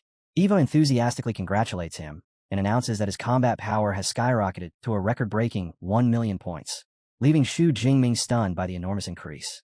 Eva explains that defeating a Tier 5 beast is an exceptionally rare achievement, which is why the reward is so huge. Then she asks whether he wants to challenge the 28th floor, and reveals that the next trial contains 5 low-ranked Tier 5 Earth Black Wolves. Xu Jingming agrees to continue the challenge, though before starting the next floor, he asks Eva for a short break so he can recover his stamina. Meanwhile, news of his 1 million combat power spreads across the entire campus at incredible speed and immediately throws the university into chaos, as countless students become convinced that Magic City University will now dominate the National University League without difficulty. Excited crowds begin rushing toward the training tower, all eager to witness the unbelievable achievement with their own eyes. The senior students are completely stunned after discovering that a Tier 3 student actually managed to defeat a Tier 5 beast. And Kongsher immediately turns toward his friend with a teasing smile, before asking whether he still plans to challenge Xu Jingming for the position of team captain. The student who had spoken so confidently earlier instantly loses all courage, fumbling so badly that he drops his phone before admitting that someone with 1 million combat power could probably defeat him with a single finger. Elsewhere, Yang Jinshin checks the updated rankings on his phone while smiling proudly to himself. He reflects on how incredibly rare it is for a Tier 3 cultivator to defeat a Tier 5 beast, something considered extraordinary even among users with SS rank abilities, and he marvels at the fact that the most independent student he has ever taught is also the strongest. As the team's coach, Yang Jinshin realizes he now has to completely redesign their entire tournament strategy around Xu Jingming's overwhelming power. And he also notes that Vice Principal Lin Quan can finally stop worrying about the criticism she received for choosing Xu Jingming as captain. At the same time, Vice Principal Lin Quan relaxes on a plush sofa while looking at her phone with a warm smile. She quickly understands that Xu Jingming intentionally achieved such a shocking score in order to publicly prove that her decision to appoint him as captain was correct, and she quietly appreciates the effort he made for her sake. After fully recovering his strength, Xu Jingming activates his golden lightning once again and tells Eva that he is ready to begin the 28th floor trial. In an instant, he is transported back onto the battlefield, where a glowing magic circle surrounds the entire area, while 5 snarling earth-black wolves appear around him simultaneously. The pack immediately launches a flawlessly coordinated assault, bombarding him from every direction with an endless rain of enormous boulders. Xu Jingming desperately spins his spear at high speed to deflect the incoming attacks, but the combined pressure from the 5 wolves quickly becomes overwhelming. Eventually, his defense collapses under the strain, allowing one of the wolves to seize an opening and viciously bite into his shoulder before throwing him high into the air. Overwhelmed by the pack's combined assault, Xu Jingming lets out a cry as all 5 Tier 5 beasts rush him at once and brutally tear apart his simulated body, ending the trial instantly, while a glowing magic circle spreads across the battlefield and resets the entire simulation. A moment later, his avatar reappears inside the virtual hall with sections of his body still flickering in partial pixels, and Eva calmly informs him that he failed the challenge on the 28th floor. Looking down at his digital hands, Xu Jingming accepts the outcome without any frustration, admitting that losing against opponents like those was completely expected, though he remarks that dying inside the simulation felt incredibly strange. Eva explains that the simulation's death sequence only cuts off the user's sensory input to protect the brain, then adds that while she is fully capable of reproducing the sensation of a real death, doing so carries a serious risk of inflicting genuine psychological damage.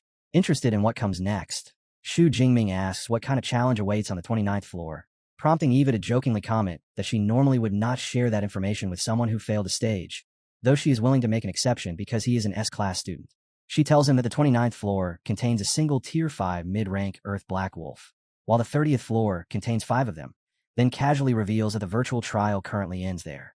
Xu Jingming is visibly surprised that the limit is so low and asks why the simulation stops at only 30 floors, causing Eva to fold her arms and dryly remind him that ordinary students are not monsters like him, since most graduating seniors only manage to reach Tier 4 mid-rank strength. She explains that 30 floors are already far beyond what the average student needs. Smiling confidently, Xu Jingming says the university will probably have to add more floors soon just to keep up with him, making Eva teasingly tell him to clear the 30th floor before making requests like that. As the logout process begins and his avatar slowly dissolves away, Eva informs him that first place on the leaderboard comes with a seasonal reward of 2,000 credits, which has already been deposited into his student account. Xu Jingming slowly opens his eyes as the physical stasis pod powers down around him, then steps out of the advanced machine while studying his hand with fascination. Quietly, he marvels at the university's technology and reflects on how the virtual world felt almost indistinguishable from reality, aside from the fact that death itself carried no pain.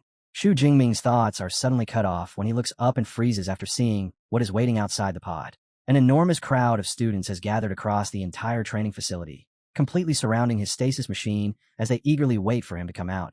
And the instant they see him emerge, the crowd explodes into loud cheers while students excitedly praise his unbelievable 1 million combat power and repeatedly shout his title, the Thunder Emperor.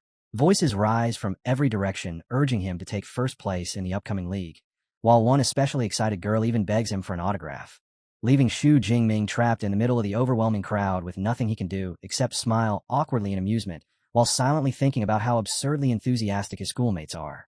After finally managing to escape the mass of excited students, Xu Jingming runs into Song Qiuyun, who immediately congratulates him for officially claiming the #1 position on the leaderboard. Xu Jingming modestly brushes the achievement aside, as though it is nothing special, and Song Qiuyan quickly changes the subject by reminding him about the promise he made to spar with her after returning from the secret realm before asking whether he has time later that afternoon. With a playful tone, Xu Jingming asks if she still has not experienced enough defeats, causing Song Qiuyan to confidently raise her fist and challenge him to beat her into submission if he really has the ability. Amused by her confidence, Xu Jingming reminds her how easily he defeated both her and Chu Xian before agreeing to the spar, though he explains that it will need to wait until evening because he still has a mandatory team training session to attend first. Song Qiuyan happily agrees to meet him later, and as she watches him walk away, a faint blush appears on her face while she quietly marvels at how quickly he has become stronger, secretly hoping that her pursuit of him will eventually succeed. That night, Yao Fong and Kong Shi arrive at a specialized circular training room lined with advanced virtual training pods, and Yao Fong asks Kong Shi how he feels about losing his place at the top of the rankings. Kong Shi calmly replies that he does not resent it at all because Xu Jingming's overwhelming strength clearly proves he deserves the #1 spot. At that moment, Shun Dongling enters together with a blue-haired senior student and praises Kong Shi for his mature attitude. But before the discussion can continue, the blue-haired student notices someone approaching and immediately alerts the others. Xu Jingming enters the training facility and finds the rest of his teammates already waiting for him, including Shun Dongling, Yao Fong, and Kong Shi, and the moment he arrives, everyone respectfully greets him as their captain. Not long afterward, Coach Yang Jinshin gathers the entire team together and instructs them to enter the virtual stealth cabins so the training session can begin. In a flash of light, the whole group is transported into a bright, completely empty virtual space, and once everyone settles in a place, Coach Yang Jinshin explains that the upcoming matches will place heavy importance on teamwork and coordination. To help the members better understand one another's abilities, he decides to begin with introductions while reviewing the complete roster, explaining that the squad contains 8 members in total, made up of 5 main players and 3 substitutes. The coach starts by introducing their vice-captain, Kong Shi, explaining that his A-rank ability, Solid Iron Giant Bear, greatly boosts his physical strength and allows him to act as the team's frontline tank. He then introduces Shun Dongling as the squad's assassin because of her A-rank Demon Moon Blood Fox ability, while Yao Fong is presented as their long-range mage, who controls the A-rank Extreme Cold Ice Soul. The final core member is Gu Wan, the team's support player, whose myriad-turning spiritual light ability can heal injuries while also increasing the strength of her allies. Afterward, the coach moves on to the substitute members and introduces another warrior named Gu Wan, who possesses the A-rank Bronze Body ability, followed by Li Changfeng, a mage who uses the A-rank Abyssal Karmic Fire, and finally Servant, a support-type awakener with the A-rank Gentle Spirit Water. Once the introductions are finished, Coach Yang Jinshin turns towards Xu Jingming and prepares to formally explain the abilities of their captain, but Yao Fong casually interrupts and says there is no need because everyone already knows their captain is a rare S-rank awakener. The coach immediately corrects him, shocking the entire team by revealing that Xu Jingming is actually an SS rank user whose lightning ability is called Duty Divine Lightning. Yao Fong and Shun Dongling stare at Xu Jingming in complete disbelief as shock spreads across the group, and everyone is overwhelmed by the realization that their captain possesses such terrifying talent. Yao Fong quickly points out that this finally explains why Xu Jingming's lightning turned golden, while the others begin whispering among themselves as they struggle to understand how his ability could possibly have evolved into an SS rank. Coach Yang Jinshin cuts off the team's speculation and tells everyone to stop wasting time wondering how it happened, and instead focus on the fact that their captain now possesses an SS rank ability. He then starts explaining the tournament rules, stating that every participant is limited to using A-class battle suits and S-class weapons in order to keep the competition fair between schools. As he speaks, holograms of powerful armor and weapons appear throughout the virtual space, and the coach explains that the students are free to select from those virtual items, while also having the option of uploading data from their own real-world weapons for future training sessions. Picking up a standard virtual spear, Xu Jingming immediately realizes the restrictions were created to stop elite universities from crushing ordinary schools simply by supplying their students with SSS-class equipment. After understanding how the system works, he decides that before the next training session, he will upload the data of his own flowing cloud golden edge spear into the simulation. Before beginning the teamwork exercises, Coach Yang Jinshin instructs everyone to display their abilities so the team can fully understand what to expect from one another during combat. Then asks Xu Jingming to demonstrate first. Calmly, Xu Jingming asks whether he should reveal everything, and Coach Yang Jinshin nods, explaining that seeing his full strength will help the team create the best strategies for future matches.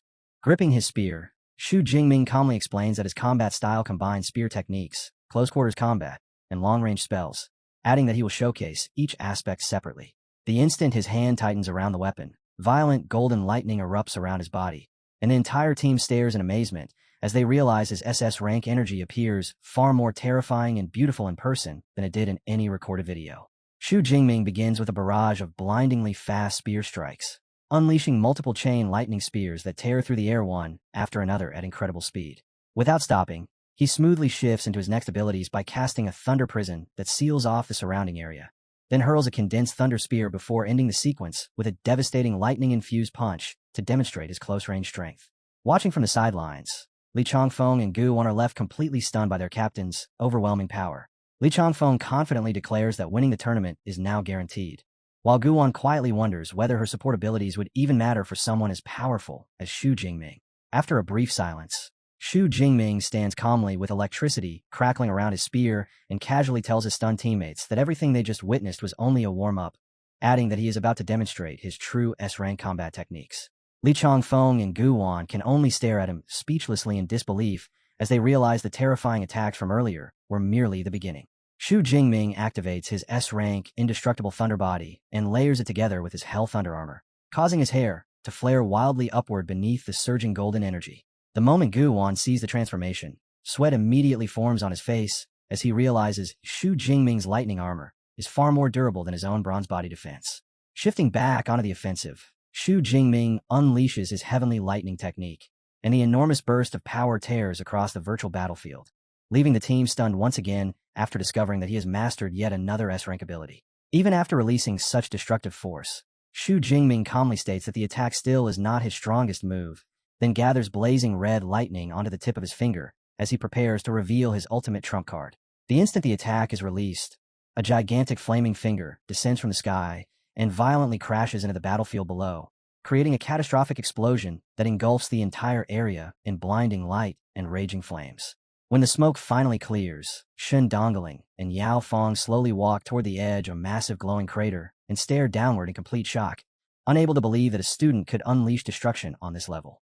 Frightened by the sheer power of the attack, Kongsher nervously asks Coach Yang Jinshin how durable the virtual floor actually is, and when the coach calmly replies that it possesses the same toughness as C-class alloy, Kongsher immediately turns pale after realizing that any ordinary human struck by that attack would be burned to ashes instantly.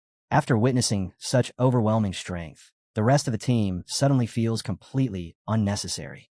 Yao Fong lets out a nervous laugh and jokes that they probably will not even need to fight if their captain opens every match with that move, while Shen Dongling sighs in agreement and admits that their presence on the battlefield now feels entirely pointless.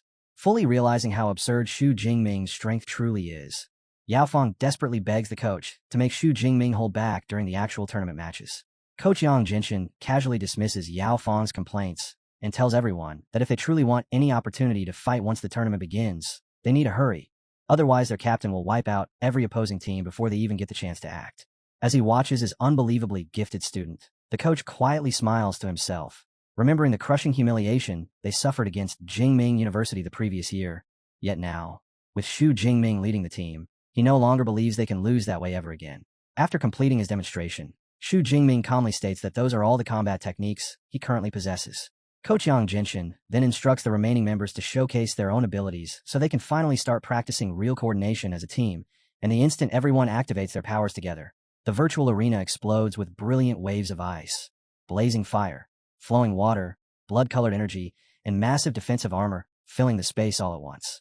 Interested in seeing how their abilities might combine, Guwon approaches Xu Jingming and asks if she can test her support buffs on him, because she is unsure whether an A-rank support skill would even work on an SS-rank combatant.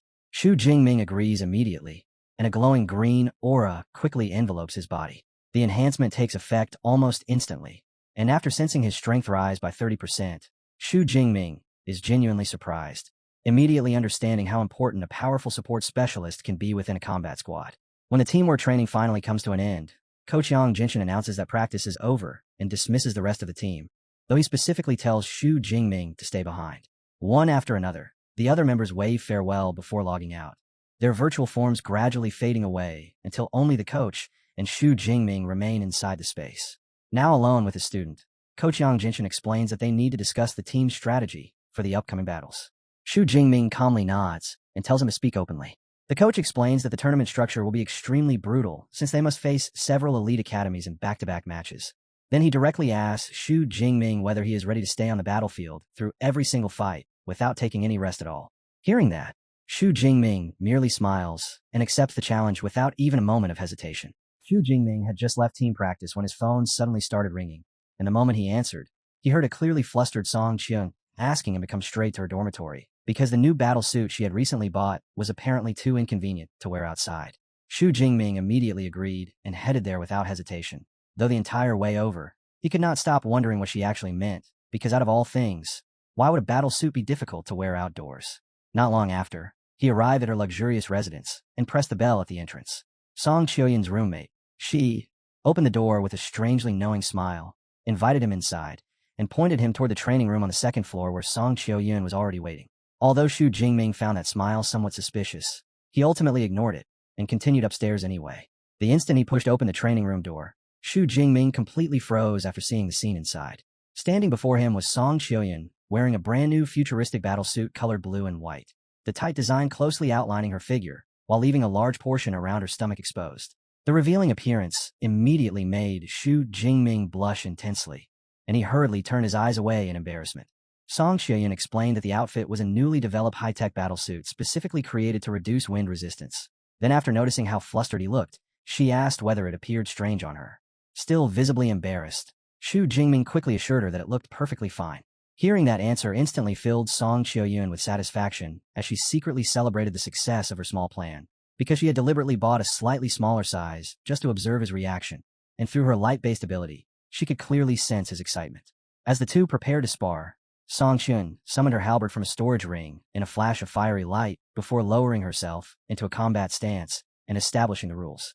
She told Xu Jingming that he had to suppress his strength to the level of a Tier 2 low-rank fighter, so she could finally stand a chance of defeating him. Xu Jingming accepted the condition with an amused smile while casually removing his long coat. Then, after tossing it aside, he confidently declared that he had grown far stronger now and could beat her using only his bare hands. Completely unshaken by his confidence, Song Qiuyan tightened her grip on the halberd and warned him that she had also been training seriously. The moment her words ended, she exploded forward in a burst of speed and drove the weapon straight toward his chest. At the very last moment, Xu Jingming casually leans backward, letting the halberd's sharp blade miss him by the narrowest margin before his hand shoots forward with lightning-fast speed and firmly grabs the weapon's shaft, bringing the attack to a complete stop. Using his grip on the halberd as leverage, Song Qiuyan suddenly flips through the air and gracefully vaults over Xu Jingming's head while avoiding the counterattack aimed at her.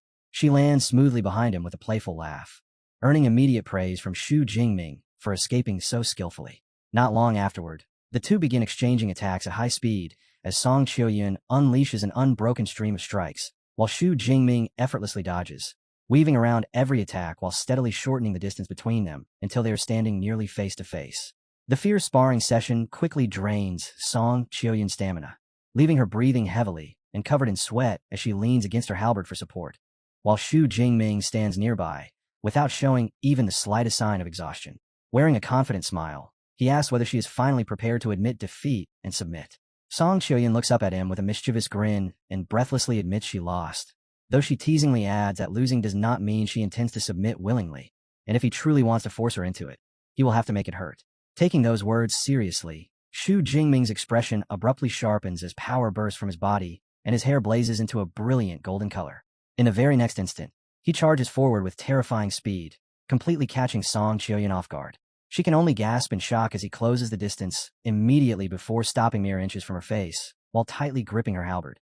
The moment his combat focus fades, Xu Jingming quickly steps back and awkwardly apologizes, admitting that he briefly lost control of himself.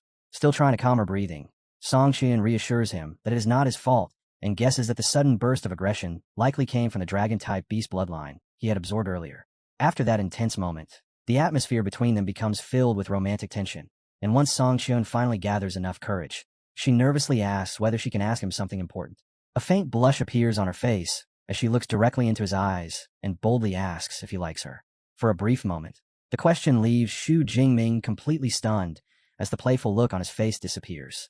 Then, while meeting Song Qiuyan's gaze directly, he answers with complete honesty and admits that yes, he truly does like her. Her eyes widen immediately, and a deep blush spreads across her face as Xu Jingming's honest and direct confession completely overwhelms her. Excitement fills Song Qiuyan as she hurriedly stores her halberd back in her spatial ring and eagerly asks whether he truly means what he just said. Unable to suppress her happiness any longer, she quickly confesses her own feelings as well before throwing herself straight into his arms and asking him to officially be with her. Xu Jingming warmly smiles while catching her without hesitation and agrees at once, then immediately leans forward and kisses her deeply. Completely catching her off guard, he pulls her tightly against his body and slightly lifts her from the ground in a passionate embrace. By the time they finally separate, Song Qiuyun is so flustered that she covers her mouth and shyly asks why he has never behaved this boldly before.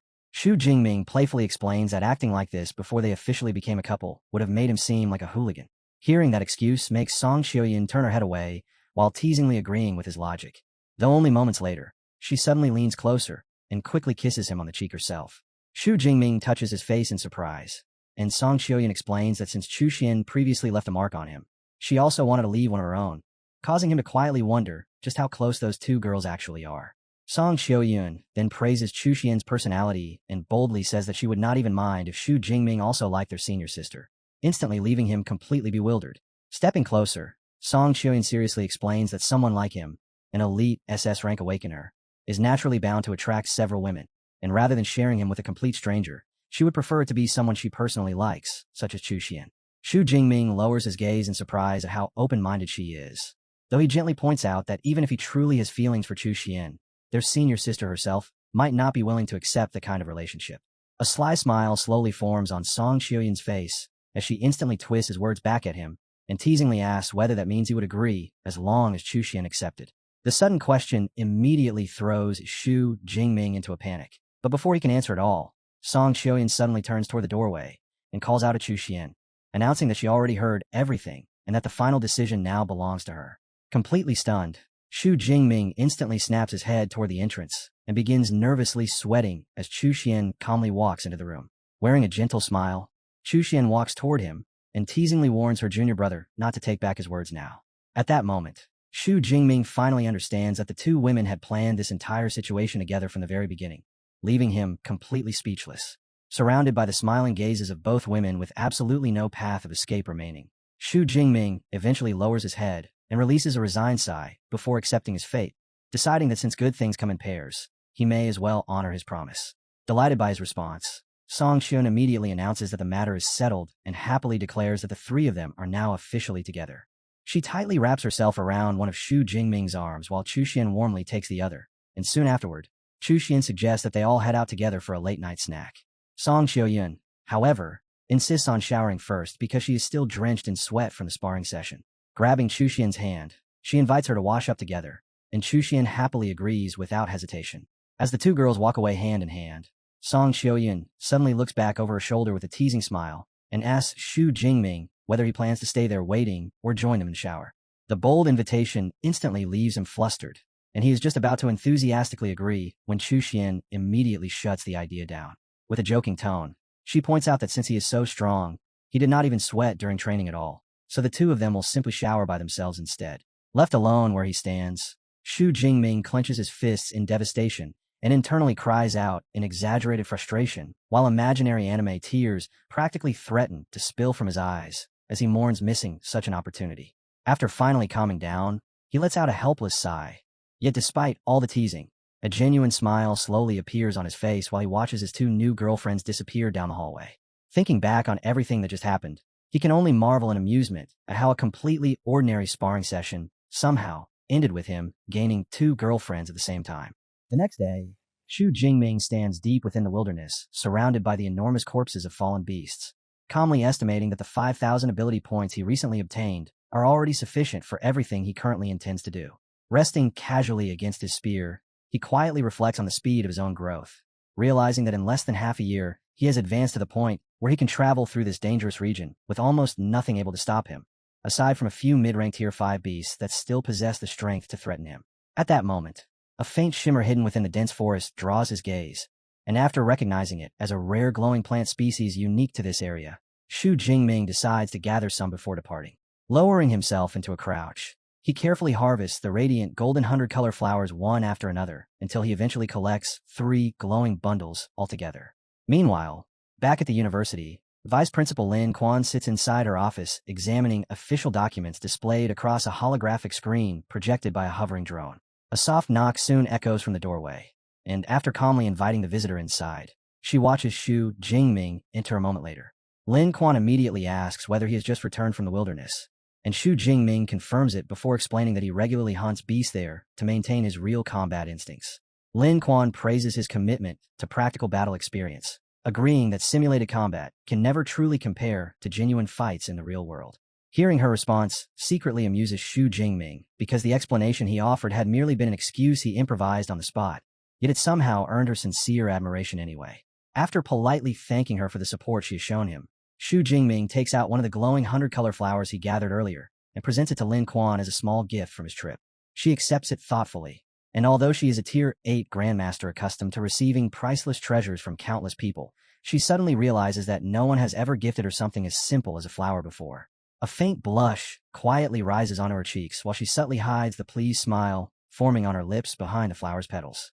Shifting the discussion back toward official matters, Lin Quan brings up the recent results of his team during the virtual training exercises and praises them for defeating one of the university's strongest legendary teams, especially since their opponents included members who had already reached mid-rank Tier 4 strength.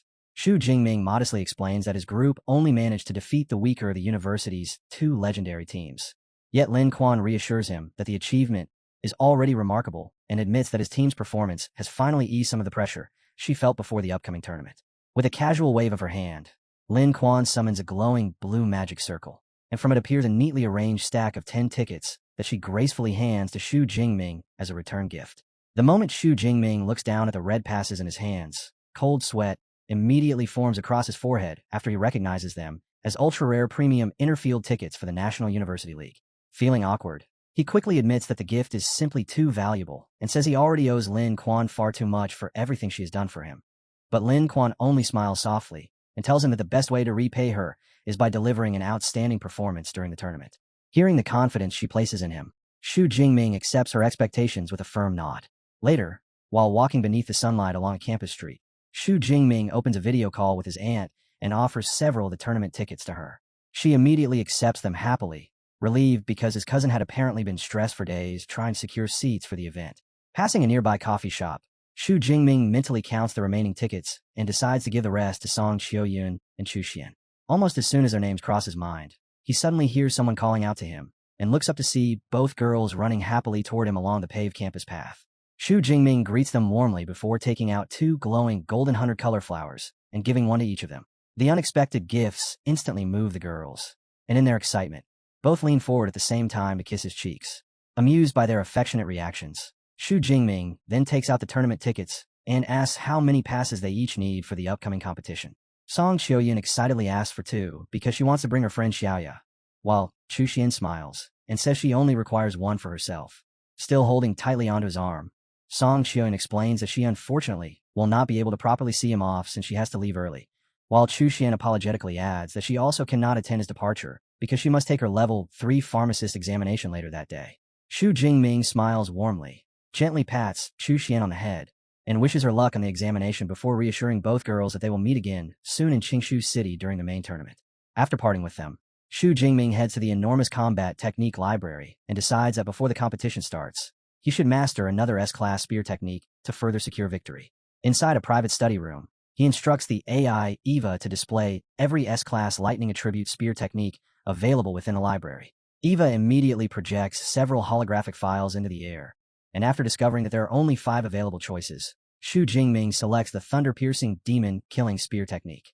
The system explains that the technique functions by forming a lightning net that greatly increases the speed of spear thrusts before releasing a compressed thunder explosion at the final stage of the attack. Extremely pleased by the description of its destructive power, Xu Jingming asks Eva to retrieve the physical manual. An assistant soon delivers a thick tome into the room, and Xu Jingming immediately immerses himself in studying it with complete concentration. After a long session of focused study, the system deducts 3,200 ability points and confirms that he has successfully mastered the beginner level of the technique. Xu Jingming snaps the manual shut with a sharp clap and smiles in satisfaction, already certain that the explosive style of the technique suits his combat methods perfectly. Leaning back in his chair while stretching comfortably, he silently praises the system's instant learning ability, then realizes that this spear art consumed even more points than his Thunder God finger skill, making him even more eager to personally test its destructive force in real battle. Understanding that his preparations are not finished yet, Xu Jingming asks Eva to display the newest A-class lightning combat techniques stored in the library. As new holographic files appear before him, one technique, called Lightning Shadow, instantly captures his attention. The skill uses lightning energy to create an afterimage clone capable of imitating attacks, while inflicting up to 30% of the original strike's damage, making it highly suitable for forming seamless combat combinations. Xu Jingming immediately recognizes the technique's enormous tactical value, realizing that the clone's follow-up attacks could perfectly cover the vulnerable openings within his own combat rhythm, and if utilized correctly, the skill could easily demonstrate usefulness comparable to an S-class technique. Without the slightest hesitation, he decisively points toward the holographic display and chooses the Lightning Shadow technique, prompting Eva to instantly confirm the selection.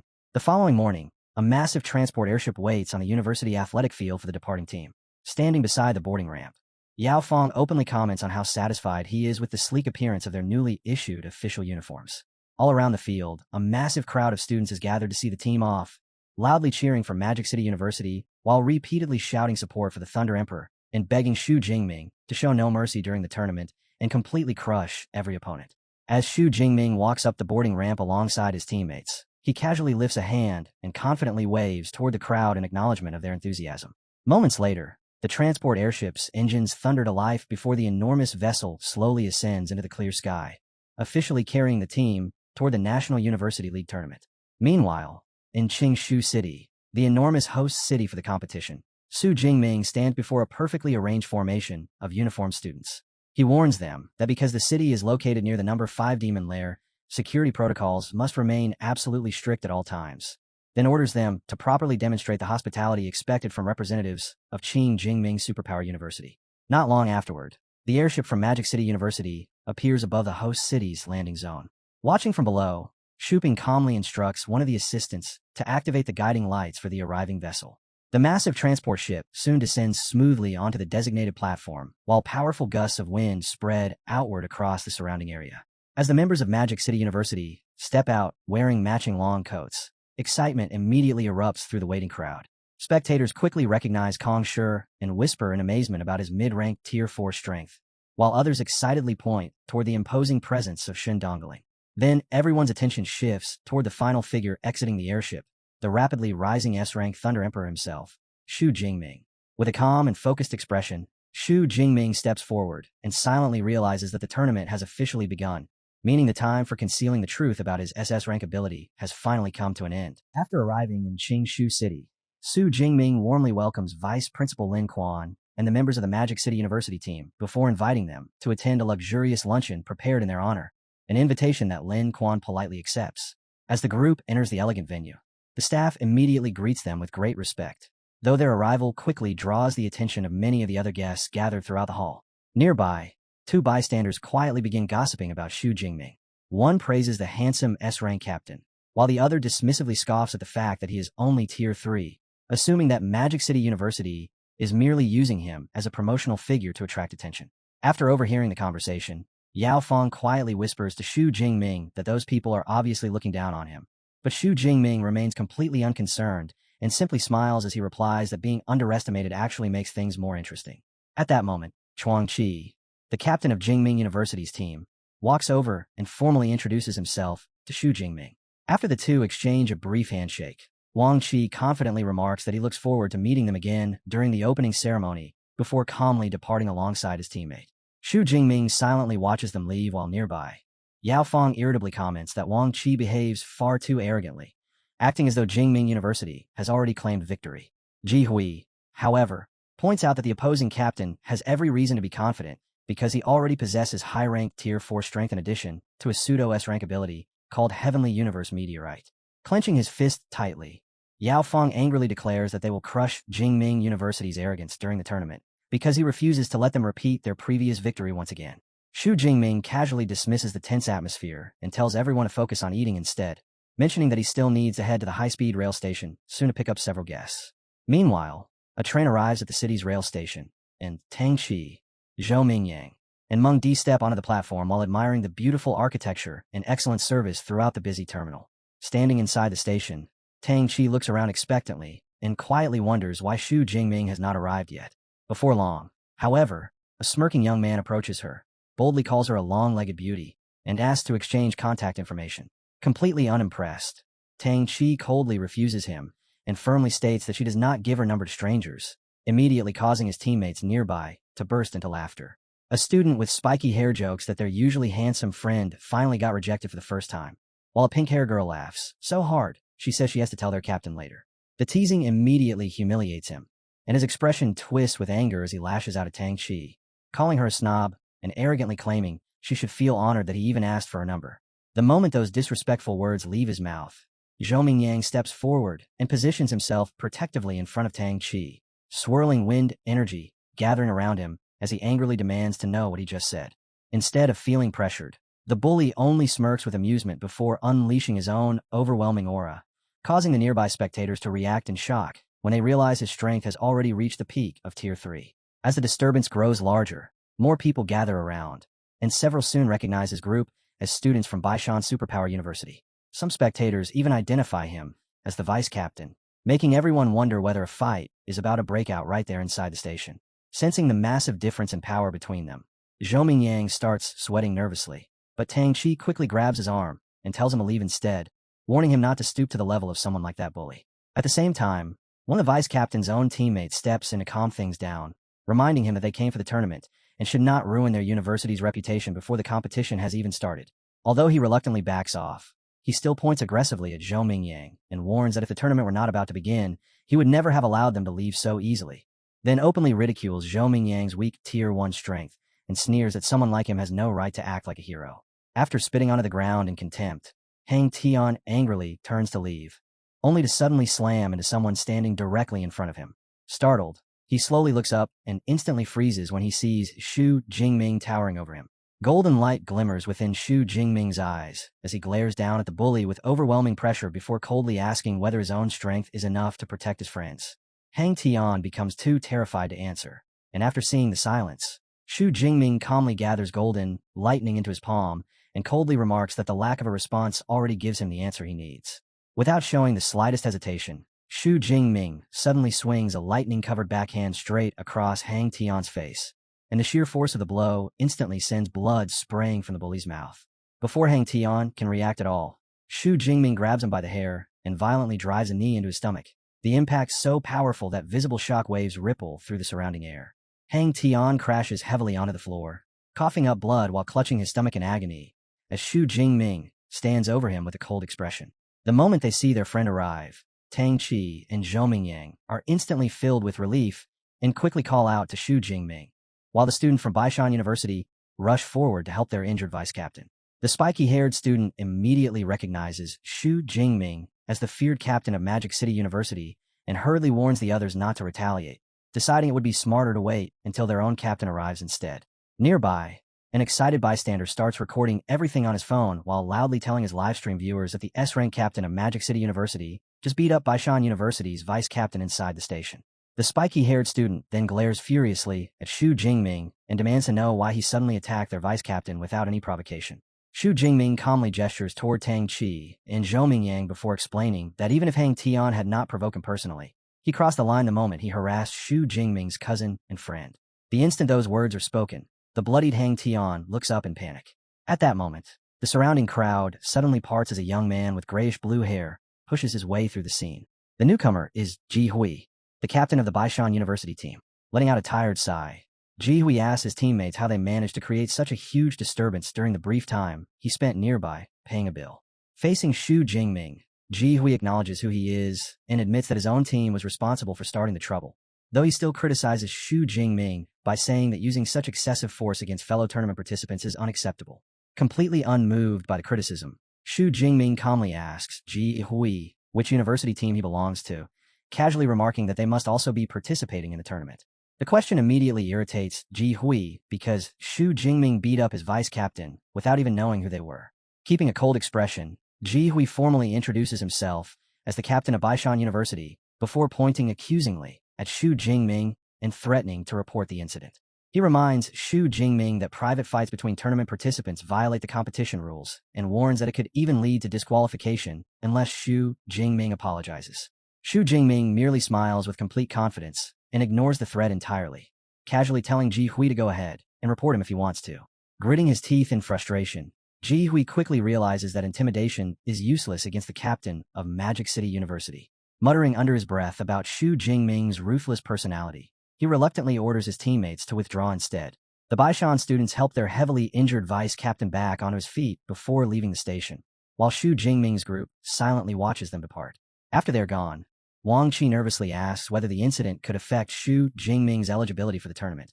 But Xu Jingming calmly reassures her by explaining that they were clearly justified and that the organizers would never disqualify a major university team over a conflict this minor. Elsewhere, after departing from the station, the spiky-haired Baishan student quietly asks Ji Hui whether they truly plan to let the matter end like this. Looking completely exhausted, Ji Hui admits that his earlier warning about disqualification was mostly a bluff because there is realistically no chance that a powerhouse team like Magic City University would actually be removed from the tournament over a small altercation. Rubbing the bridge of his nose in frustration, Ji Hui then reveals that his real concern is something entirely different. He warns his teammates that the matter is far from over because he strongly suspects Xu Jingming has no intention of letting them off so easily. Clutching his bruised stomach, the battered Hang Tian looks up in shock and questions whether Xu Jingming would really continue seeking revenge after already beating him so badly. Ji Hui slowly turns toward him with a grim expression and clarifies that he is not worried about private retaliation at all. Instead, what truly concerns him is the possibility that Xu Jingming will choose to take revenge legally inside the tournament arena itself. The instant the Baishan students hear that, panic spreads throughout the group as they begin imagining themselves being completely crushed during an official match against Magic City University. Now left with a swollen black eye and several missing teeth, the traumatized Hang Tian clasps his hands together like he is praying and desperately begs the heavens not to match Baishan University against Magic City University during the tournament. Captain Ji Hui speaks seriously with his team about how difficult it was for them to fight their way into the tournament's top 10 rankings. He tells Wang Ming that if their teammate Ku Liang suffers any serious injuries during the upcoming matches, he will need to step in immediately as a substitute and enter the battlefield without hesitation. Nearby, Ku Liang is still kneeling on the ground, looking battered and visibly shaken from everything that happened earlier, and he nervously asks his captain whether the situation is really that severe. Already irritated, Ji Hui angrily scolds him for acting so frightened and admits that all they can do now is hope the overwhelmingly powerful Magic City University team will not be too ruthless toward them during the competition. Meanwhile, outside the train station, Tang Qi impatiently urges Xu Jingming to hurry up already. Xu Jingming glances down at his phone, pauses for a moment, then casually explains that he is still waiting for someone else to arrive. Curious, Tang Qi asks who exactly he is waiting for, and Xu Jingming smiles before calmly revealing that he is waiting for his girlfriend. The answer instantly catches Tang Qi by surprise, while Meng Di jokingly remarks that the mysterious girl is probably some tall beauty with long legs.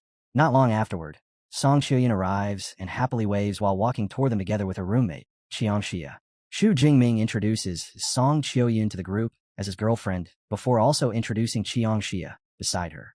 Looking at the unfamiliar faces surrounding him, Song Xiaoyan asks Xu Jingming to properly introduce everyone else as well. Xu Jingming then introduces Tang Qi as his cousin and presents Zhou Mingyang together with Meng Di as his friends from Jiang City. Tang Qi immediately compliments Song Xiaoyan on her beauty, while Meng Di proudly points out that her earlier prediction about Xu Jingming's girlfriend being gorgeous turned out to be completely accurate. Smiling warmly at everyone, Song Xiaoyan activates her ability and creates 3 glowing red potion bottles before handing them to Xu Jingming's friends as gifts, casually explaining that they are only affordable B-class items that might still be useful to them. The moment Tang Qi, Zhou Mingyang, and Meng Di receive the glowing bottles, Zhou Mingyang is nearly left speechless in shock because he knows each bottle is actually worth at least 5 or 6 million, making it unbelievable to hear someone casually describe such expensive B-class items as cheap. Xu Jingming suggests that everyone return to pack their belongings, then asks Tang Qi where her hotel is located so they can escort her there first. Tang Qi explains that the hotel is only about 1 kilometer away from the train station, causing Xu Jingming to point out that the location is still extremely far from the actual tournament stadium. Tang Qi lets out a helpless sigh and explains that the event is far too popular, so every hotel closer to the venue had already been fully booked long ago. Seeing how inconvenient the situation is, Song Xiaoyan immediately mentions that her family owns several villas near the stadium and warmly invites Tang Qi and the others to stay there instead, so traveling back and forth will be much easier. Hearing that instantly makes Zhou Mingyang break in a nervous sweat because he knows Qingshu City is an unbelievably wealthy district where villas cost hundreds of millions and are nearly impossible for ordinary people to buy. The realization leaves him stunned by just how wealthy Song Xiaoyan's family truly must be. Tang Chi politely accepts the generous invitation while apologizing for causing trouble. But Song Qiuyan warmly reassures her that since she is Xu Jingming's cousin, she should naturally be treated like family too, meaning it is no trouble at all. Afterward, Song Qiuyan takes out her phone and calls Uncle Hua, calmly telling him to come pick them up. Not long later, an entire convoy of luxurious cars pulls up along the roadside. Several men wearing black suits and dark sunglasses step out from the luxury vehicles, and the leader among them, Uncle Hua, respectfully greets Song Qiuyan as the eldest miss. The sight instantly leaves Zhou Mingyang and Meng Di completely stunned. Zhou Mingyang carefully senses the aura coming from the guards and realizes that even the driver possesses at least high tier 3 strength, while Meng Di quietly thinks that any one of these bodyguards would already be considered an extraordinary figure back in their hometown. Acting as if this kind of treatment is perfectly normal, Song Qiuyan casually invites the still stunned Tang Chi into the luxury car, while one of the stern-looking bodyguards respectfully opens the door for her. Feeling slightly nervous, Tang Chi slowly climbs into the spacious back seat. Inside the vehicle, Song Qiuyan leans affectionately toward Xu Jingming and asks whether he plans to praise her for how smoothly she handled everything. Xu Jingming tells her that she did well, though he gently points out that there was no need to bring her family staff all the way from Sichuan province just for this. Song Qiuyan immediately corrects him and explains that these guards were already stationed in Qingshu City, so she only called them over temporarily. Surprised by the answer, Xu Jingming asks whether her family's main headquarters is not located at Devil's Cave No. 7. Leaning comfortably against Xu Jingming's arm, Song Qiuyan explains that although Devil's Cave No. 7 serves as the Song family's main territory, their influence extends throughout every other major cave as well, and hearing that makes Xu Jingming quietly understand just how frightening the power and wealth of a true Grandmaster family really are. By the next day, the National University League officially opens inside a massive modern stadium, filled with roaring spectators while helicopters circle high overhead, and as Tang Chi sits among the audience looking around in astonishment, he points out that many of the nation's strongest factions have personally sent elite Tier 7 Grandmasters to supervise their teams. Song Qiuyan then explains that the tournament is regarded as the ideal chance for major organizations to recruit promising talent, which is exactly why no powerful faction would ever ignore an event this important.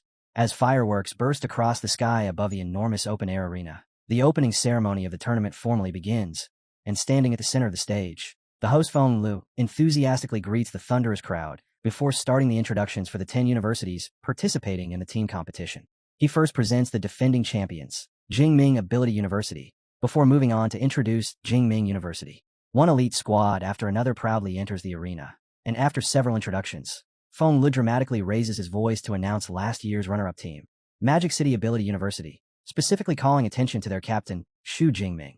Wearing calm and confident expressions, Xu Jingming and his teammates walk steadily beneath the stadium lights and onto the field while the audience watches them closely from every side. The introductions continue without interruption as Feng Lu calls each remaining university forward one by one, and numerous powerful teams step into the massive arena before taking their designated positions across the field.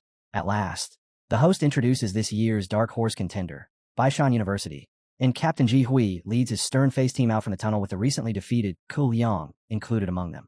After all of the teams have assembled, Feng Lu begins explaining the tournament rules, announcing that the competition is divided into 3 separate events consisting of the team battles, the individual matches, and the survival challenge, while also clarifying that the team and individual competitions will be held first before the tournament proceeds to the final award ceremony. Feng Lu then reveals the rewards for each event, explaining that the victorious team will receive custom-made S-Class battlesuits for every member, while the champion of the individual competition will be awarded an enormous 30 cubic meter spatial ring. Finally, he announces that the winner of the survival challenge will obtain a Grade 6 protective charm recovered from an ancient ruin, an item renowned for its extraordinarily powerful defensive capabilities. The astonishing rewards immediately send waves of shock through the audience, and across the enormous stadium, countless spectators react in disbelief at how generous the organizers have become this year.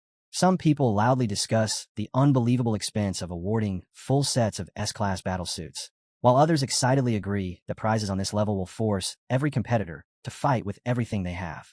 Standing on the arena floor, Xu Jingming listens to the announcements with a calm, confident smile because he instantly understands that these rewards are precisely the kind of high-level items he currently needs.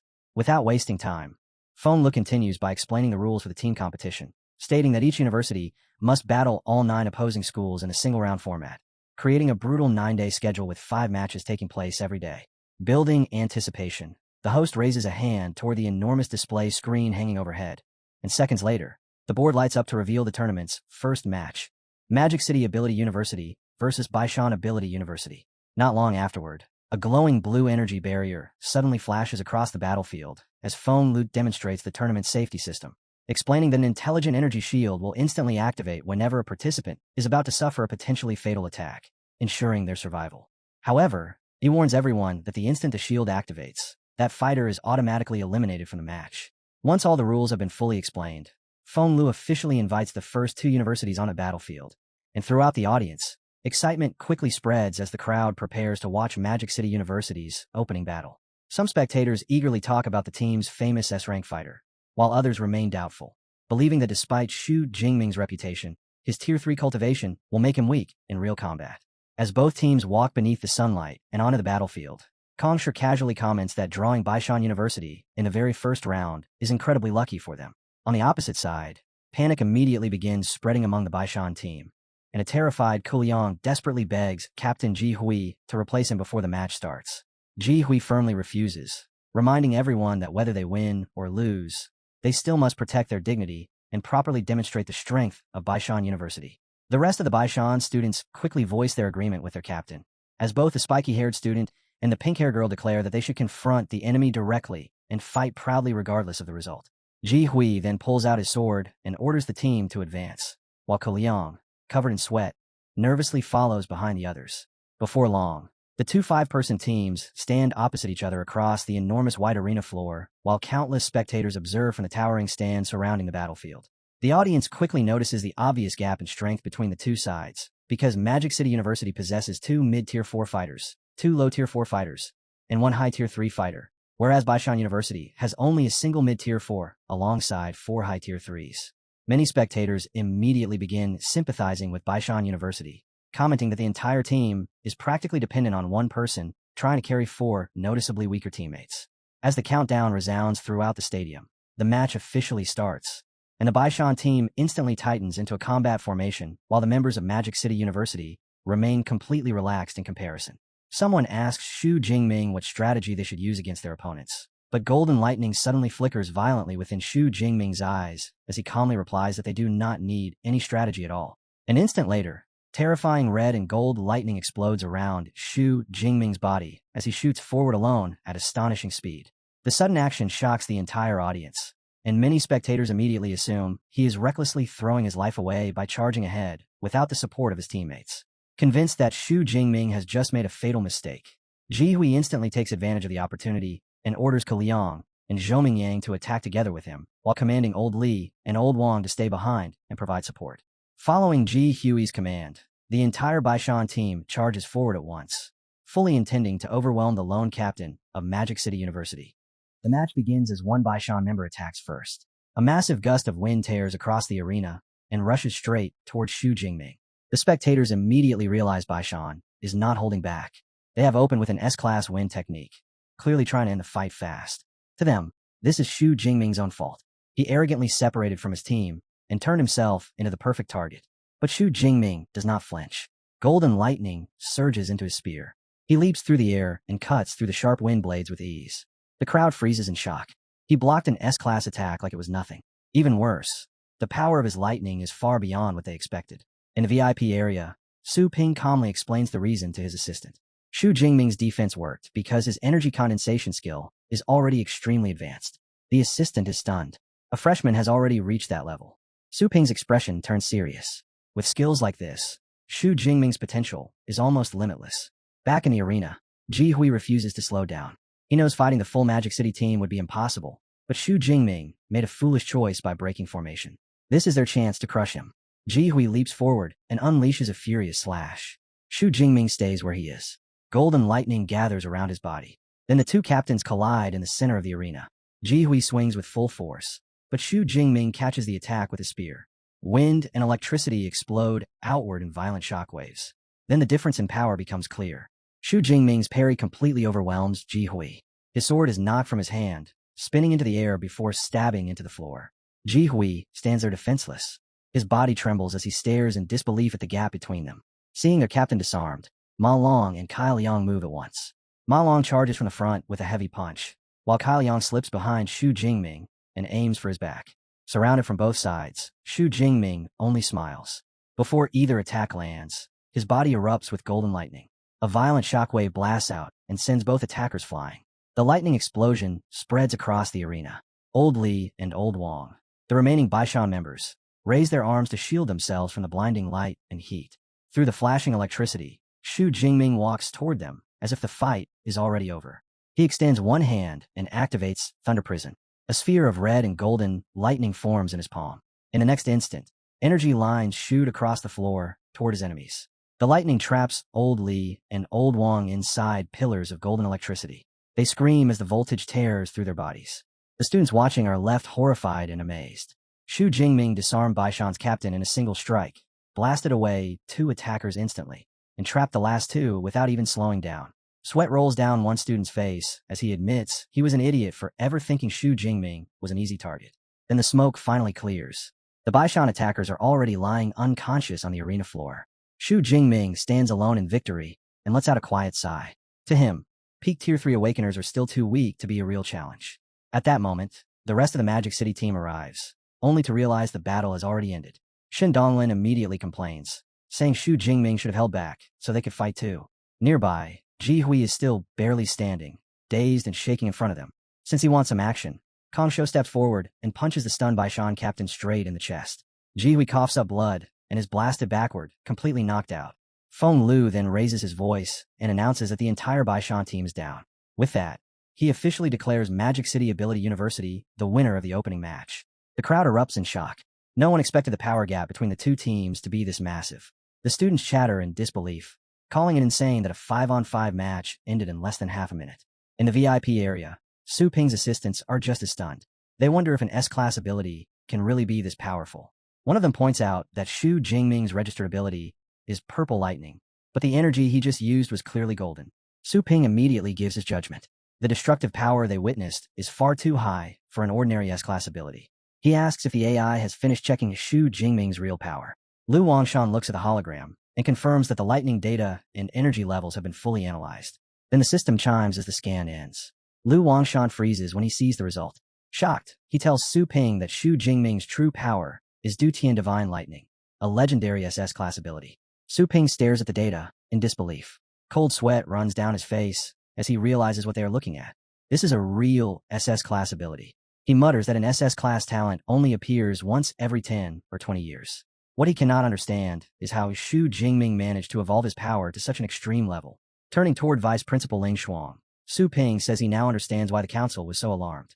He also praises Magic City University for hiding the secrets so well. Ling Shuang smiles and explains that the secrecy was necessary to protect their star student. Su Ping sighs, knowing the shocking reveal will definitely make rival nations and foreign groups panic. Then his attention returns to the tournament. He asks Lu Wangshan when their Qingjing University team is scheduled to fight. After learning their match is scheduled for the next day, Su Ping immediately turns to Lu Wangshan. He orders him to gather their captain and the entire Qingjing University team at the villa right away. They need an emergency strategy meeting. As the Qingjing staff quickly leave, Ling Shuang instantly understands what they are doing. They are rushing to build tactics against Xu Jingming, but she stays calm.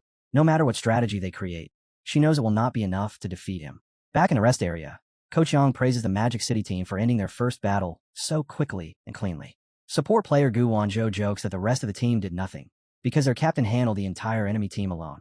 Coach Yang agrees that Baishan was weak, but he warns them not to become careless. Tomorrow's opponent is Su Hang Ability University, the 4th-ranked team. They are not the same as Baishan. He tells everyone to meet at his villa tonight, so they can discuss their next enemy. Before ending the meeting, Coach Yang adds that registration for the solo tournament has opened. He asks who wants to join. Xu Jingming, Kong Shou, and Shen Donglin immediately raise their hands. Coach Yang nods and agrees to sign them up. Soon after, Vice Principal Ling Shuang pulls Xu Jingming aside. She tells him Qingjing University already knows about his SS-class power, and the other schools will find out soon as well. Once his secret spreads, pressure will follow. But she promises that the university will give him whatever he needs to handle it. Xu Jingming is surprised. He did not expect his true power level to be exposed to rival schools this quickly. Ling Shuang smiles warmly and promises to personally protect him from any outside threat. Nearby, Yao Fong and Shen Donglin watch in disbelief. Their usually strict vice principal is smiling so gently at their captain. Yao Fong whispers that Ling Shuang is acting unusually soft toward him. Shen Donglin replies that anyone with a rare SS rank ability would receive this kind of special treatment. Kongsho leans closer and quietly reminds them that with the vice principal's level, she can hear every word of their gossip. That realization instantly fills Yao Fong and Shin Donglin with dread. Ling Shuang hears everything. Her smile fades. A terrifying aura begins to leak from her body as she glares at the trembling students. In that moment, she silently decides to increase their training after the tournament ends. Meanwhile, inside a private villa, Su Ping holds an emergency meeting with the Qingjing University team. He asks for their thoughts on Xu Jingming's combat skills. Team Captain Wang Qi gives his judgment. Xu Jingming's combat instincts are strong, but his real advantage does not come from technique or level. It comes from the raw power of his S-rank lightning. Su Ping agrees that the ability is the main problem, but his expression turns grim as he corrects him. Their scans have confirmed the truth. Xu Jingming does not have an S-rank ability.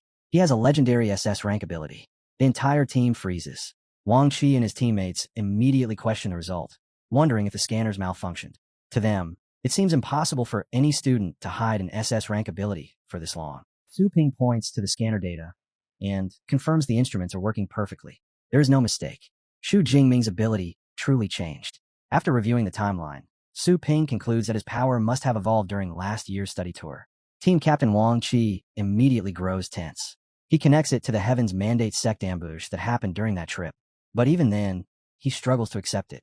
A near-death crisis triggering an evolution from S-rank to SS rank sounds almost impossible.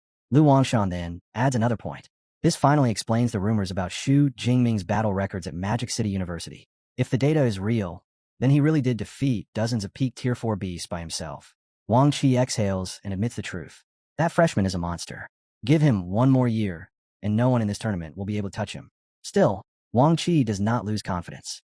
Xu Jingming is only a freshman right now. That means he can still be beaten in this year's competition. Su Ping pats his captain on the shoulder, clearly relieved. At least Qingjing University can still rely on Wang Qi to secure victory this year. Before leaving, Su Ping tells Lu Wangshan to adjust their tactics around that fact. This is their final chance, because Wang Qi will graduate soon. Soon after, the news spreads across the country like a storm. Inside his office, Jiang Quan stares at the holographic report in disbelief. Panic flashes across his face as he frantically orders his staff to create a new counter-strategy. At the Thunder Martial Arts Hall, a manager urgently tells his people to contact headquarters and update their recruitment plans.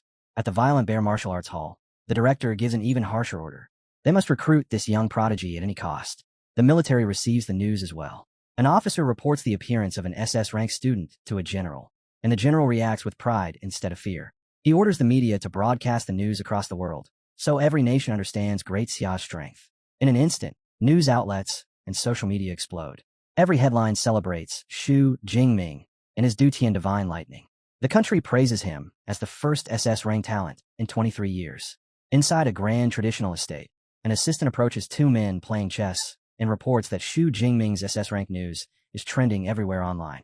She adds that foreign factions are also pushing the topic and asks whether they should suppress it. Counselor Wang Jun dismisses them as nothing more than bugs. In his eyes, they are not worth worrying about. Great Xia is powerful enough to protect one SS rank student. Then Wang Jun asks who has been assigned to protect Xu Jingming. Lu Wangshan replies that the task belongs to Ling Shuang, the vice principal of Magic City University. Wang Jun is surprised. He recognizes her as a genius from the Thunder Martial Art Hall, someone with an S-class space ability. He wonders why a person like her is still hiding inside a university instead of climbing to a higher position. Lu Wangshan explains that she offended the powerful Li family and took refuge at the school. Even so, he admires her talent. Without extra resources, she still reached mid-rank Tier 8 in just 3 years. Wang Jun remembers her famously stubborn personality. He says others would dream of marrying into the Li family, yet she ran from them like they were a plague. Then he places his final chess piece and wins the game. Smiling, he concludes that with someone as strong as Ling Shuang guarding Xu Jingming, he can finally relax. That afternoon, the tournament stadium is packed with spectators. Host Feng Lei steps onto the arena floor and announces the official start of the individual tournament. He explains that 64 fighters from 10 schools will compete today, and only 32 will advance. The stadium's AI will randomly generate every matchup. A massive holographic bracket appears above the arena. Kongsho checks the list and sees that he is in the 6th match against Su Hang University. For him, that is perfect. He can scout their opponent before fighting. Shin Donglin happily says she drew the 12th match against a Baishan substitute. Xu Jingming looks at the bracket and realizes he is up first among them. His match is 3rd against Zhou Hu from Jinsheng University. Feng Lei hypes up the crowd and announces that the tournament will run 4 matches at the same time. As the first round begins, Xu Jingming walks onto the arena floor. Golden electricity crackles around his spear. In the stands, his teammates cheer loudly for their captain, chanting the name Thunder Emperor. Across from him, his green-haired opponent, Zhou Hu, starts sweating. He curses his luck for drawing Magic City's captain in the first round. Still, he forces himself to stay positive. If he can defeat an SS-rank genius, the glory will be enormous. The match begins. Zhou Hu immediately surrounds himself with a defensive vortex of wind. Then he uses the powerful updraft to fly high into the air. Xu Jingming looks up, slightly surprised by his opponent's flight. He reminds himself that no ability user should be underestimated. Hovering far above the arena, Zhou Hu taunts him. He claims the Magic City captain cannot touch him and will run out of energy first. Then Zhou Hu attacks from above, launching sharp wind blades down at the arena. The attacks slam into the ground, but Xu Jingming dodges them easily with quick dashes. While moving, he measures the distance. His vertical jump will not reach that height. Throwing ordinary ranged spears would also be difficult to aim, so he decides on a better method. He will create a powerful suction force and drag Zhou Hu down. In the stands, spectators grow frustrated as they watch the aerial bombardment. Some complain that flying is a cheap tactic. Others point out that Zhou Hu is only stalling because the arena shield will shrink in 20 minutes and force close combat. But down on the field, Xu Jingming has no interest in dodging until the clock runs out. That is not his style. He channels his power. Golden electricity erupts across his body. Then he crouches low and gathers a dense sphere of crimson lightning in his hand. Zhou Hu scoffs at the glowing orb and shouts that the attack cannot reach him from 75 meters away. Xu Jingming only smiles as he holds the compressed lightning. Zhou Hu's confidence is exactly what he wants. His storm's pull can easily drag down a flying student. Then Xu Jingming releases the compressed energy. A massive tornado of lightning explodes upward and tears into the sky. The crowd watches in shock as the storm swallows the arena. Zhou Hu is caught off guard. The vortex locks onto him with terrifying suction, and his body goes numb as he panics, desperately trying to escape the trap. Below him, Xu Jingming summons his spear and coats it in golden energy. He admits Zhou Hu's flying ability is impressive, but this matchup is simply bad luck for him. Xu Jingming hurls the lightning spear straight at his trapped opponent. Zhou Hu panics and summons a large wind barrier to protect himself. It does nothing. The spear smashes through the barrier, shatters it apart, and pierces directly into Zhou Hu's chest.